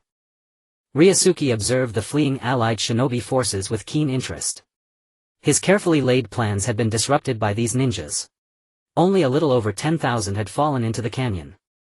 Moreover, since it hadn't exploded, many might yet survive. Wind release Raisin Shuriken and tailed beast ball was it. It seems Kumogakure hasn't learned its lesson. As Ryūsuke pondered his next move to teach them a brutal lesson. White sheets of paper drifted in from afar, coalescing into Konan's form. Forgive me, Elder Ryūsuke. My failure caused your plan to fall short. Konan spoke with deep self-reproach. She had hoped to eliminate tens of thousands of allied ninjas in one stroke, but only a little over 10,000 had perished. Do not blame yourself. Under those conditions, anyone would abandon their technique to evade a high-density chakra attack. It's human instinct. Ryūsuke appeared unconcerned, then said calmly, yet it is not too late for you to act now. Your explosion speed far exceeds the Alliance's retreat. At his prompting, Konan's remorseful gaze lit up. I understand, Elder Ryūsuke. She dispersed into fluttering papers that swept across the sky, reappearing beyond the great earthen pillar behind the massive block of earth. Forgive me, allied shinobi forces. Your existence is superfluous. Konan's sultry voice turned cold as she gathered chakra and ignited the explosive tags buried underground. A tremendous explosion echoed once more. The seismic tremors that had nearly subsided suddenly resumed with renewed fury. The ground ruptured in a chain of blasts that chased after the retreating forces. Damn. Why is the explosion starting again? I thought it was blocked. They won't let us go even now. That woman may be beautiful, but her heart is pitch black. She's determined to finish us off. Panic swept through the fleeing allied ninjas. Just when they thought the danger had passed, the explosions were back on their heels, relentless and unforgiving. Exhausted beyond measure, how much more could they endure? Humph, the explosion has begun. Just as I anticipated. Kakashi glanced back with a grim expression. He had foreseen this, the enemy would not simply let them escape after they had come this far. But now the alliance was once again plunged into crisis. Spreading out left or right was impossible. With hundreds of billions of explosive tags blanketing the entire region, who knew where the flanks ended? The only path was straight ahead. Perhaps they could outrun the blast zone and end this calamity. Everyone. Charge straight ahead at top speed. At Kakashi's order, the entire force accelerated, each ninja using their own means to hasten their movements. Some maximized chakra concentration in their feet, others ate a soldier pill or two to replenish stamina. Some even resorted to having allies blow them away with wind release techniques. Naruto and Might Guy's group also brought out their best. Naruto in his Ninetales chakra mode moved fast enough to keep pace with the wreckage. He was in no danger. Might Guy activated the 8 gates to enhance his speed and movement. As for Kakashi, he had no special techniques to boost speed. Yet as an elite jonin, his taijutsu far exceeded ordinary ninjas. Naturally, falling behind was never a concern. Boom. The continuous sound of explosions echoed. Soon it caught up with the fleeing ninjas. The intense heat generated by the explosions directly engulfed those slower ninjas. In an instant, these people transformed into wisps of blue smoke, vanishing in the explosion. It was akin to the theory of evolution, survival of the fittest, where the strong survive and the weak are eliminated. However, there was no need to pity these weaklings, as they were the ones who had been slacking off during training. Naturally, they couldn't withstand the turmoil on the battlefield, and their deaths were quite normal. Damn it. The explosion is catching up. Run. Where does this end? We've been running for over 10 minutes. At this rate, we'll surely be caught. The ninjas at the tail of the allied forces began to vent their frustrations. With death looming, they found it hard not to complain, nearly collapsing in defeat, ready to give up the struggle. Just as despair was setting in, a ninja from the reconnaissance team at the front turned and waved at everyone, shouting, "Hey! Come here. It's safe here. No explosive tags detected." Upon hearing that there were no explosive tags, the morale of the beleaguered allied forces instantly revived, prompting a final push. Brothers. Charge. It's safe over there. Oh my gosh. Finally seeing the destination. Thank goodness for this rescue, otherwise even if I didn't get blown up I'd be exhausted to death on the way. The allied ninjas expressed their sentiments as they desperately moved closer to the front. Boom. The sound of explosions continued to resonate constantly approaching them. In a short while another 20,000 people were killed in the explosions. The blasts only began to subside when it reached the location pointed to by the reconnaissance ninja. Thus the several kilometers of explosions finally came to an end. An endless ravine appeared on the land leaving a chilling impression. The ninjas let out a long breath collapsing onto the ground clearly exhausted. Kai, are you okay? Kakashi noticed that Guy was lying on the ground looking pained and immediately showed concern. However, his tone of concern was rather flat. After all, this was the nth time he had seen Might Guy suffer the backlash after opening the 8 gates. I'm fine. Kakashi. You should take care of the others, Might Guy said while twitching. Clearly he was in great pain to the point where he struggled to speak. However, Kakashi did not linger on him for too long and shifted his attention to the others. Naruto, how are you doing? Kakashi saw Naruto sitting weakly on the ground, his face filled with dejection. I'm fine, Kakashi-sensei, it's just. Naruto hesitated. Inside he felt very dejected, knowing that if he had trained a little harder he could have saved more comrades. But in this battle he could only watch helplessly as his comrades fell unable to do anything. Kakashi seemed to see through his thoughts and approached to pat his shoulder, saying, "Don't bear such a psychological burden. You've done well enough. But It's fine, overall the losses weren't too significant. If it weren't for your combined efforts with the 8 tails we might have already perished back there." Under Kakashi's encouragement, Naruto finally relieved some of his psychological burden. However, to say he could completely let go was still impossible, he needed more time. Thus Kakashi did not continue the conversation with him but shifted his gaze to the second team leader Tsuchi. "Tsuchi, you." Kakashi frowned, his voice low. Tsuchi was covered in numerous burn marks and blood was continuously oozing from his right arm, indicating a critical situation. Perhaps he had delayed a bit while holding the rear and using the earthquake technique, which led to the injuries. "Where's the medical team? Medical personnel, hurry over. Someone needs treatment here." Kakashi shouted loudly. However, the people around him remained indifferent, clearly indicating that there were no medical team members among them. After a few more seconds, someone finally ran over from a distance with a Red Cross emblem on their arm. Undoubtedly this was a member of the medical team. When the female ninja reached Tsuki's side, she quickly infused medical chakra to stop the bleeding. The blood that had been flowing out continuously finally ceased with her assistance. At last Tsuchi had truly escaped life-threatening danger. Kakashi appreciated this person. When the army faced peril, he stepped up and forcibly interrupted the explosion of the explosive tags. Moreover, he placed himself in a dangerous position to hold the rear for his comrades. This is what it means to be a rock ninja, a team as solid as steel led by a leader with an iron will. Throughout it all, Tsuchi did not utter a single sound despite being gravely injured. With such resilient ninjas, it is no wonder that the land of Earth stands as the strongest among the 5 great nations. Everyone rest here for now. Those who need healing heal, and those who need to rest. Don't waste any time. Well, set off back to the border in 10 minutes. Under Kakashi's orders, the ninjas nodded in agreement. 10 minutes of rest was already sufficient. However, for those injured ninjas, 10 minutes might not be enough. They would at least need 1 or 2 days or even 10 days to half a month. But given the urgent situation, Kakashi could not afford to give them that much time to heal. After all, they were within the borders of the Land of Wind. The allied ninjas had just suffered a defeat and could be surrounded by the enemy at any moment. At that point, what would they use to resist with their low morale? Just as Kakashi was preparing to check on the injured, a flash of golden light suddenly streaked across the sky. This golden light resembled a tomo and was infused with intense chakra. Boom! This golden light targeted the resting allied ninjas, igniting intense explosions. In an instant, over 100 ninjas were injured by the terrifying blasts. Damn it!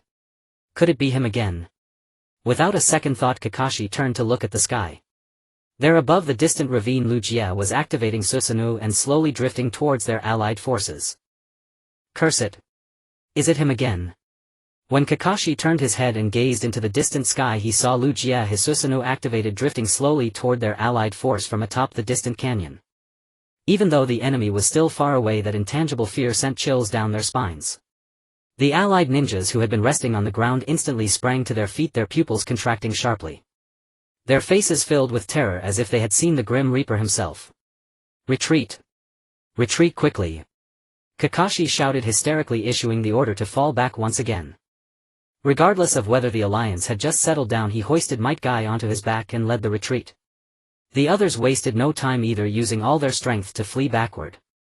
If they had been filled with fear when they first faced the exploding Tag Canyon, now they were even more desperate, their terror surpassing all else. Because in their hearts Lu Jie was more terrifying than thousands of billions of detonating talismans. Damn it! Why won't he stop chasing us? Uncle B, let's just fight him, Hedon. Naruto said, furious and gritting his teeth. Judging by this, the enemy seemed determined to drive them into a dead end. If that was the case, they might as well go all out before his Ninetales mode wore off. Even if they couldn't defeat Lu Jie, they could at least buy considerable time for the alliance to escape. No problem, Naruto. Killer Bee nodded and said. He also agreed to fight Lu Jie. After all, there were no more detonating talismans. Even if they couldn't beat Lu Jie, they still had a chance to escape. Naruto, Lord B, we're counting on you. Darui placed his hopes on them and hurriedly turned to flee. After all, a Jinchuriki's chakra was far beyond his own. Even if he stayed, he wouldn't be able to help much. On Lu Jie's side, seeing the allied ninjas turn and flee, he accelerated his drifting speed. At the same time, the Yasaka Magatama in his Susanoo's hand fired off one after another like bullets, dense and countless, blotting out the sky. For a moment the entire sky was shrouded in golden light. Kakashi, who was fleeing with Might Guy on his back, felt the sky growing brighter and couldn't help glancing back. He didn't notice at first, but when he did, he was startled. This. So much chakra. Is he really a ninja? Just one or two Yasaka Magatama could blast the earth apart. And now there were dozens of them. Even if it couldn't destroy the entire allied force, it would at least wipe out 2/3 of them. Oh heavens! How? How are we supposed to dodge this? There's no chance at all. What a bastard! It's useless. We can't escape. Whether it was because they had no strength left or were scared weak at the knees, for a moment the allied ninjas actually stopped in their tracks, staring up at the sky with dazed expressions. It was as if what they saw wasn't a sky full of Yasaka Magatama but the apocalypse. Don't even think about it. A furious shout came from within the allied force, and Captain Huang Tu was seen rapidly forming hand seals. Then. Earth Release Mountain Earth Technique. Huang Tu exerted all his strength to perform the jutsu, chakra flowing rapidly within. Instantly the entire earth began to tremble. Suddenly a towering mountain rose from the ground, reaching hundreds of zhang in height in the blink of an eye. A natural barrier suddenly stood before the allied ninjas. Stop gawking. Run. I can't hold it for long. Huang Tu shouted, veins bulging on his forehead. He felt a sense of disappointment, like a teacher frustrated with underperforming students. This mountain earth technique had nearly drained all the chakra in his body, but against the sky full of Yasaka Magatama it was no more than a mantis trying to stop a chariot, providing little obstruction. Yet even with the situation as dire as this, these allied ninjas still didn't seize the opportunity and remained frozen in place. Who wouldn't be furious enough to vomit blood at this? Everyone run. Don't waste the opportunity Captain Huang Tu has bought. Finally someone in the group spoke up. Thus the ninjas forcibly suppressed their fear and continued to flee backward. At the same time the sky full of Yasaka Magatama descended upon the towering earth mountain before them. Boom! Boom! Boom! Explosions rang out incessantly, flames instantly lighting up the sky. The tall and sturdy earth mountain was shattered in mere seconds. And the sky full of Yasaka Magatama had only decreased by 1/3. Bastard, how can a human be this strong? Has he really become a god? Huang Tu slumped to the ground, speaking weakly. Compared to fear, he now felt more frustration and helplessness. Even after exhausting all his chakra to summon a towering mountain hundreds of meters high, it only served as a slight obstacle against the sky full of Yasaka Magatama. Although the allied ninja forces' casualties would be reduced, they still couldn't escape the fate of being heavily damaged. Sure enough. Boom, boom, boom. The loud explosions rang out continuously, again echoing across the heavens. For a moment the earth completely shattered and the allied force suffered heavy losses. Only after all the Yasaka Magatama had fallen did the scene finally calm down.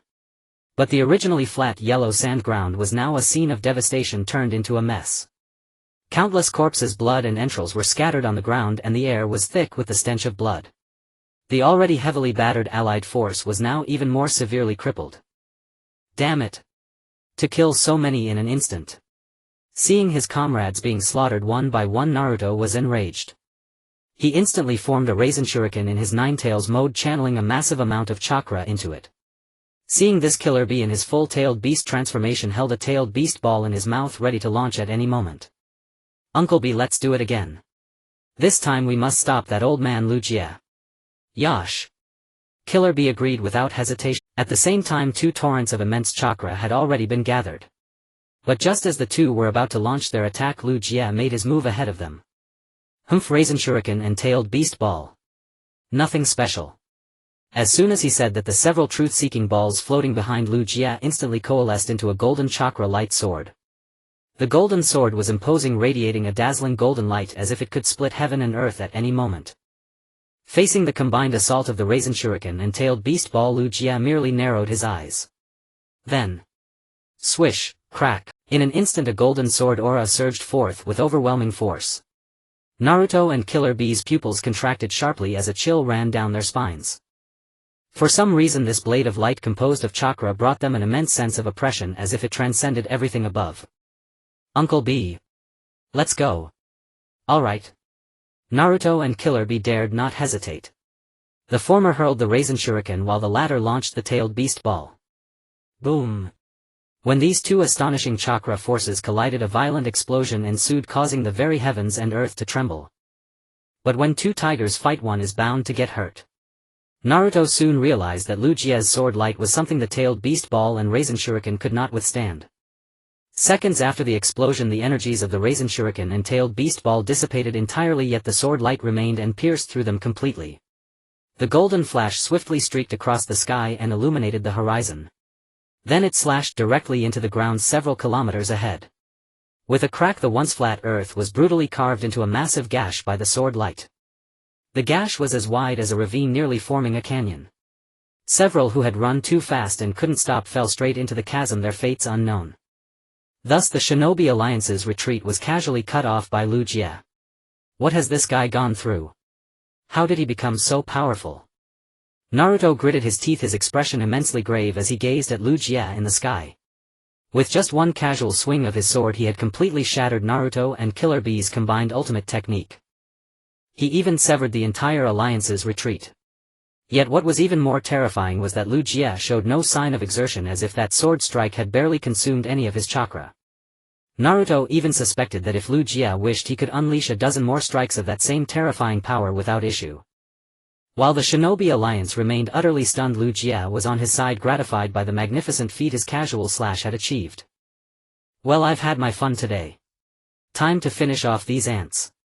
Uchiha yawned and tightened his grip on the golden sword. This time the radiance of the golden sword was even more dazzling than before. If one stared directly at it, it was almost blinding.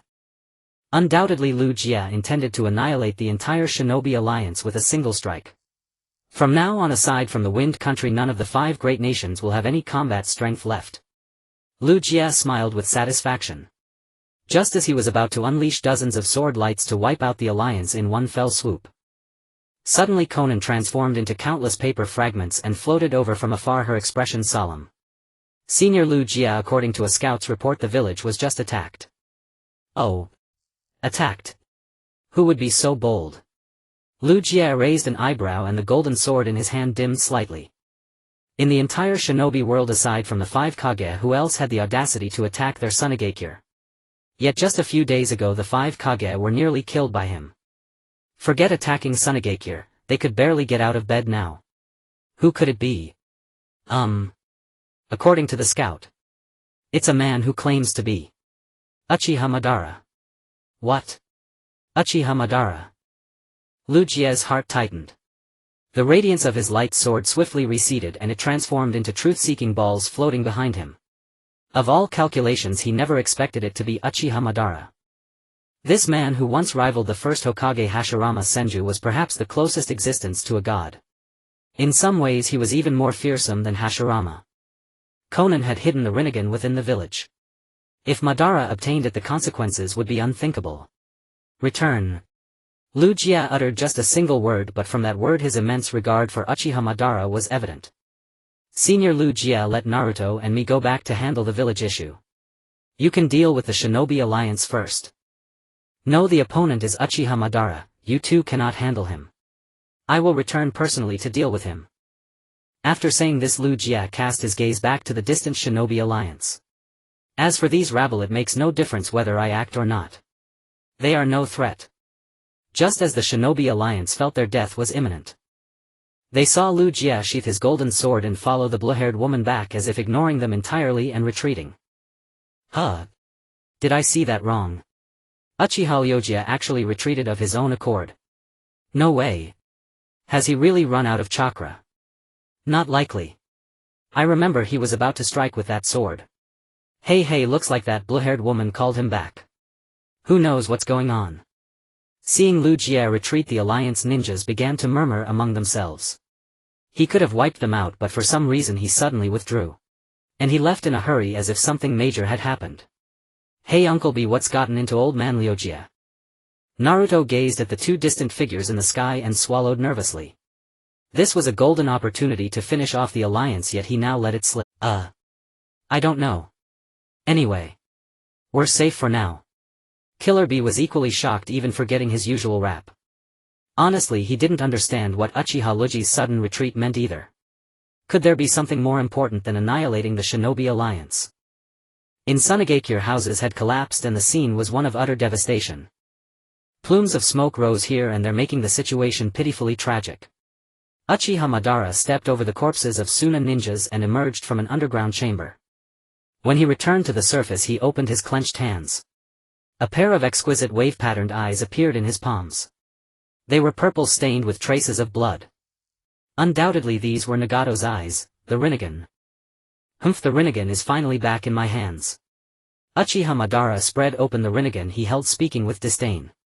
This pair of eyes originally belonged to him. It was only to resurrect himself that he temporarily placed the eyes with Nagato. Therefore the true owner of these eyes is Uchiha Madara and not Uzumaki Nagato. TSK, it seems you have finally succeeded. A vortex space opened behind Madara. Immediately after, the masked man stepped out from the distortion. Although he praised Madara, he did not seem particularly pleased about Madara obtaining the Rinnegan. On the contrary, there was a hint of apprehension within him. After all, the man before him is the only ninja who can contend with the First Hokage Hashirama Senju. The masked man who is not a user of the Edo Tensei cannot bind him. I will leave this pair of eyes to you.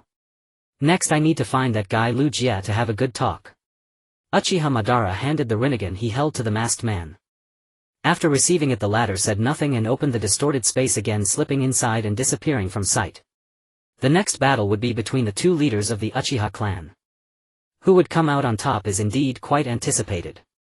If it were not for the masked man's urgent task to bring back the Rinnegan, he would have truly wished to witness this world-shaking battle. On Lu Jia's side, Sasuke and Konan had taken the lead.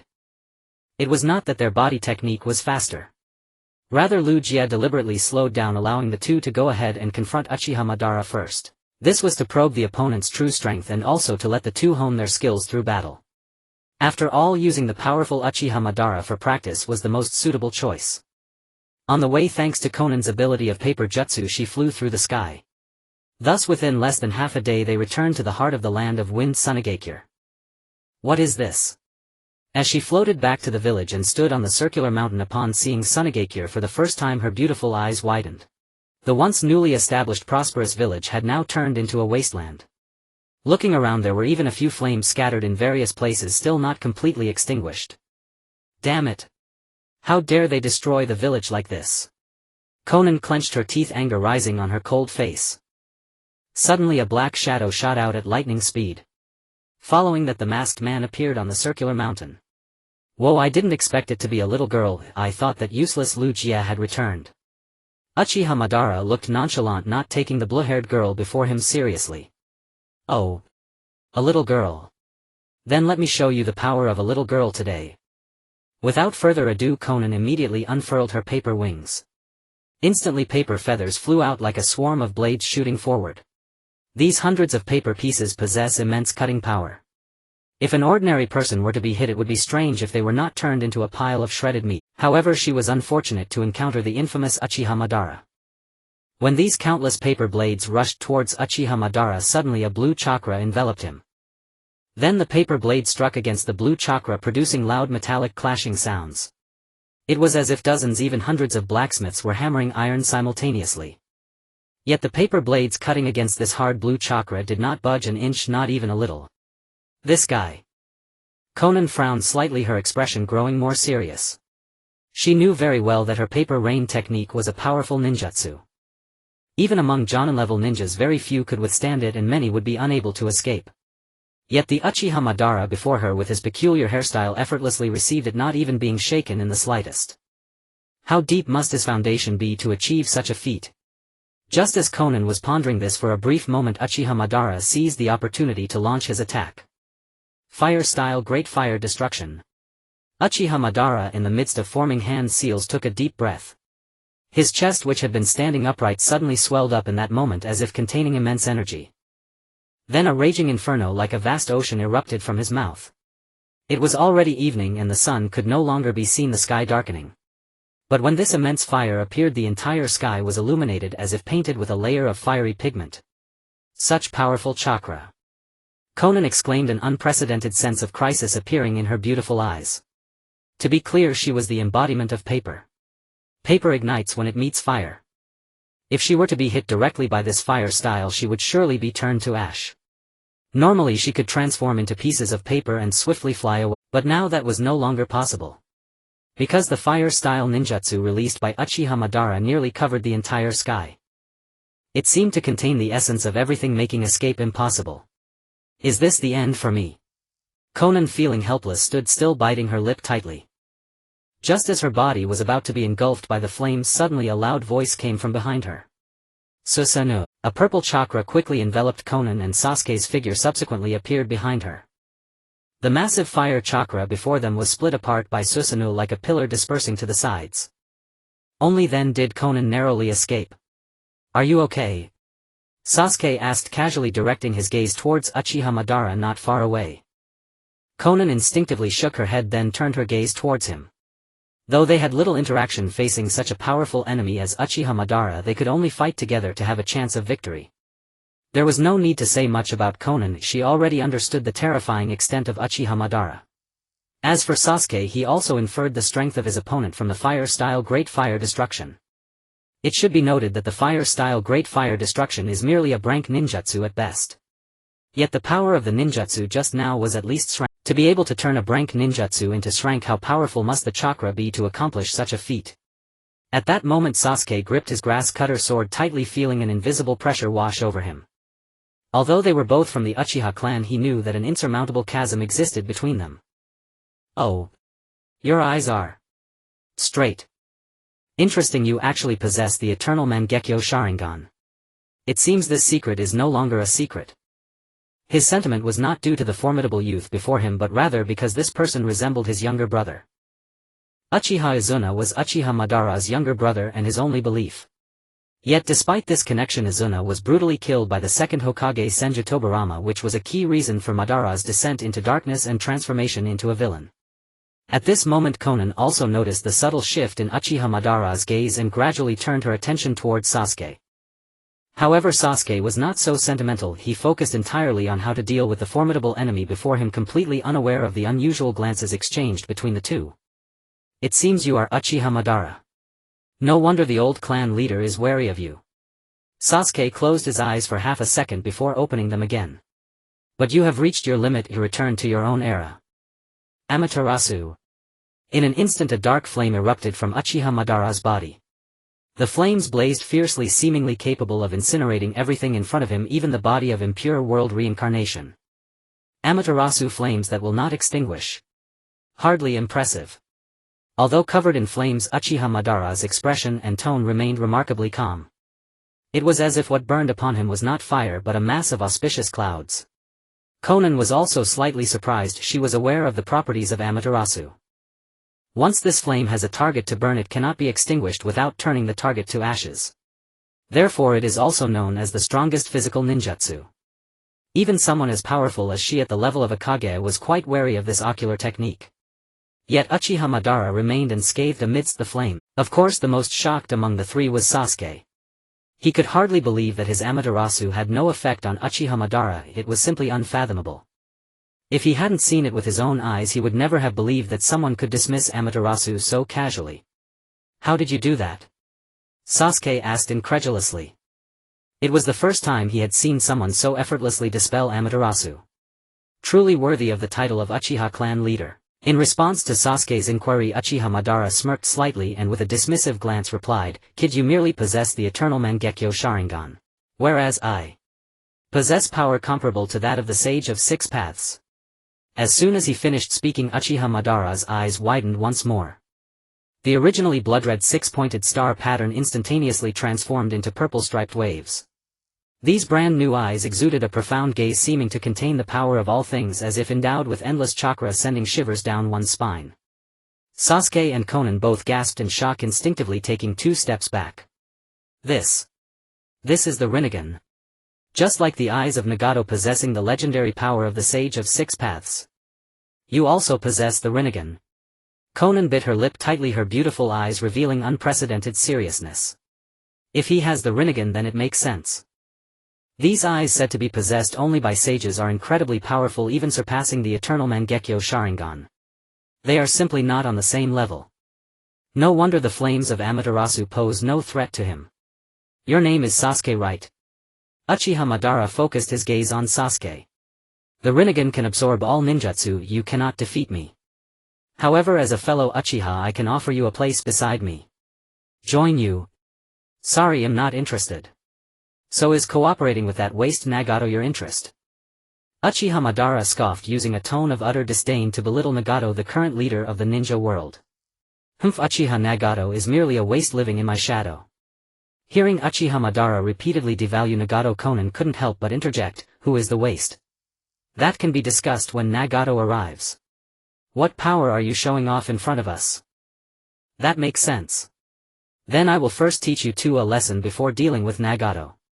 Uchiha Madara said no more, directly absorbing the black flames on his body with the Rinnegan. Immediately after, he formed hand seals and began to cast ninjutsu. Would release advent of the trees. With a crash, giant trees erupted from the ground, growing at a rapid pace. The once sandstorm-laden hidden sand village was instantly transformed into a sea of forest. If one had not seen it with their own eyes, no one would believe such an existence on par with tailed beast-level jutsu. Facing the oncoming trees and vines, both Sasuke and Konan were simultaneously shocked. Would release ninjutsu. Isn't this a secret technique that only the First Hokage can master? Damn. How could he as a Uchiha know this ninjutsu? It was not surprising that Sasuke and Konan felt powerless, considering their opponent was the legendary Uchiha Madara. Even the combined strength of dozens of cage-level fighters might not be enough to contend with him. Let alone these two ninja of cage-level strength. However, both were already well aware of Uchiha Madara's strength. What was hard to accept was the existence of this would-release ninjutsu. After all, would-release ninjutsu was the First Hokage's signature secret technique and the only jutsu used to bind tailed beasts. How did it end up in Uchiha Madara's hands? Damn it, we need to leave here first. Sasuke gritted his teeth and turned to leave. Konan also transformed into paper and flew into the air. Boom! Countless tree vines like a flood rapidly swept across the ground. Wherever they passed, they crushed everything, causing the ground to collapse and dust to billow. This was the ninjutsu originally used by the First Hokage, and in terms of scale alone it was enough to leave the younger generation of ninjas in awe. Is it too late? Sasuke glanced back with a serious expression. He saw that these tree vines were pursuing too quickly. With his current speed, it would be difficult to escape the pursuit of the advent of the trees. It seems I can only fight back with all my might. Since escape was impossible, he decided to fight back. Sasuke stopped, turned around and faced the approaching forest tide with a calm demeanor. In the sky, Konan watched this scene and couldn't help but feel anxious for him. Now she could only ensure her own safety. Trying to take Sasuke away was extremely difficult. All she could do now was trust Sasuke and hope he had the ability to turn danger into safety. Sasuke slowly opened his eternal Mangekyo Sharingan and whispered, Susanoo. Susanoo. With a low resonant cry, Sasuke summoned the colossal purple skeletal giant that instantly materialized before the assembled onlookers. But the spectacle was not yet over. The giant seized a chakra bow, drew its string and loosed an arrow. Fwip. Fwip. Fwip. In an instant 5 or 6 chakra-laced arrows shot forth with blinding speed. Crack. Crack. Crack. A series of crisp splintering sounds echoed. Thick serpentine roots lunging headlong were severed midair by the arrow's unerring force. Fwip. Fwip. Fwip. Another volley surged forth in rapid succession, the air itself trembling with sonic resonance. One after another the writhing vines were pierced clean through and collapsed lifelessly onto the ground. Even against the First Hokage's signature secret technique, Sasuke possessed his own sovereign means of countering it. Yet high above, Konan clenched her fists, her brow furrowed in quiet anxiety. Surveying the battlefield with calm discernment, she recognized that Sasuke's Susanoo arrows could indeed repel the overwhelming onslaught of the wood releases, Forest of Death. Yet the sheer scale of this jutsu was nothing short of cataclysmic. Moreover, Madara Uchiha, resurrected via the Impure World Reincarnation, possessed inexhaustible chakra, an endless wellspring that would never run dry. If this standoff persisted, Sasuke would inevitably be the one to falter. Damn it, what do we do now? Konan's brow tightened further as frustration edged her voice. Though she bore no deep bond with Sasuke, she understood all too well the ancient truth: when lips perish, teeth shiver. She had no desire to witness Sasuke fall here. Boom. Boom. Boom. As if confirming her dread, the torrent of wooden vines surged anew, relentless, unstoppable, like a primordial flood. And yet even the Susanoo's arrows proved insufficient to fully withstand such a deluge. What made the situation truly dire was Madara's reincarnated form, his chakra boundless and eternal. Sasuke, by contrast, watched his own reserves dwindle steadily, each moment eroding his advantage. Victory through attrition was impossible. Cursed. Seeing his arrows falter, Sasuke lowered the bow and commanded the Susanoo to engage barehanded. You dare challenge would release Hiden. A laughable fantasy. From afar, Madara Uchiha stood, arms crossed, exhaling a contemptuous snort. This would release technique was the hallmark art of Hashirama Senju, the first Hokage himself. With it, Hashirama once subdued tailed beasts; even the Susanoo crumbled before it within mere moments. And Sasuke's Susanoo, still incomplete, stood immeasurably farther still from matching such supremacy. As foreseen, Sasuke's Susanoo initially shattered several vines with brute force. But soon they multiplied, dense interwoven, surging like a living tide, until the giant was utterly entangled. Just as Hashirama once coiled the nine tails in a great wooden dragon, so too did these roots coil around Sasuke now. Damn it, I can't even move my Susanoo. Trapped within the Susanoo's ribcage, Sasuke remained motionless, forced only to watch as the wood-bound prison tightened. To dispel the Susanoo now would be to drown beneath the suffocating mass of vines. His sole recourse was to remain sheltered within its frame, and wait vigilant for an opening. So this is the legendary strength they speak of. A quiet awe stirred within him, laced with unprecedented pressure. Facing a being of Madara Uchiha's caliber, the pinnacle of shinobi might, was without doubt beyond his current reach. He is formidable, but not invincible. Just as the battle teetered into irreversible disadvantage, a bold, resonant voice rang out from behind. In the next breath, a familiar figure tore through the sky, blazing into the maelstrom of vines like a meteor cleaving storm clouds. Those resilient, tenacious roots shattered under his passage, as easily as cabbage stalks beneath a chef's blade. The bindings constricting the Susanoo snapped like brittle twine. Sasuke regained his freedom at last. Gratitude, Elder Clan Head, for your timely intervention. No need for such formality, Ryūsuke waved dismissively. After all, it was I who tasked you with confronting— Shush. Shush. Shush. Konan descended from the heavens, her body dissolving into fluttering paper fragments before reassembling beside them. Respected Elder, this foe appears overwhelmingly powerful. We too stand no chance against him. This is a duel between him and me alone, you must withdraw. At Ryūsuke's command, Sasuke and Konan exchanged a silent glance, then bowed once before vanishing in twin streaks of afterimage. They knew instinctively, this conflict had long since surpassed their station. Tum. A thunderous impact shook the earth as though a small meteor had struck the ground ahead. Dust billowed skyward, and from its heart emerged Madara Uchiha, fan in hand, a faint knowing smile playing upon his lips. Ryūsuke, the traitor. At last we meet again. Humph, after all these years your first word is traitor. What else should I call you? Had you heeded my counsel and seized control of Konoha through revolution, would things have fallen to this ruin? Ryūsai well knew the source of Madara's enduring resentment. Decades ago he had urged the Uchiha clan to rise in rebellion, only to be abandoned by every kin, left solitary to face Hashirama Senju alone. I regret none of my choices, even if Konoha has branded me a fugitive. Still obstinate? Then allow me, on behalf of the Uchiha clan, to correct your path once and for all. With that Madara sealed his hands anew, and from the earth erupted a colossal wooden dragon 50 meters long, eyes blazing with predatory intent upon the diminutive Ryūsai. Would release wooden dragon technique. Roaring with primal fury, the dragon lunged at Ryūsai, its jaws wide, its momentum unstoppable. Would release. Humph, mere child's play. A black orb hovering behind Ryūsai condensed swiftly into his palm, forging itself into a radiant golden blade. Shink. With a single fluid stroke Ryūsai cleaved the dragon cleanly in two, its massive frame parting as effortlessly as tofu beneath a master's knife. Madara's brow furrowed. This was Hashirama's ultimate technique, the dragon's body famed for its preternatural resilience. Even his own Susanoo's sword might struggle to sunder it, yet this unassuming golden blade had bisected it in one strike.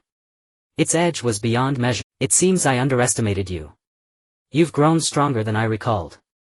No longer holding back, Madara's Rinnegan flared open, his resolve crystallized into absolute focus.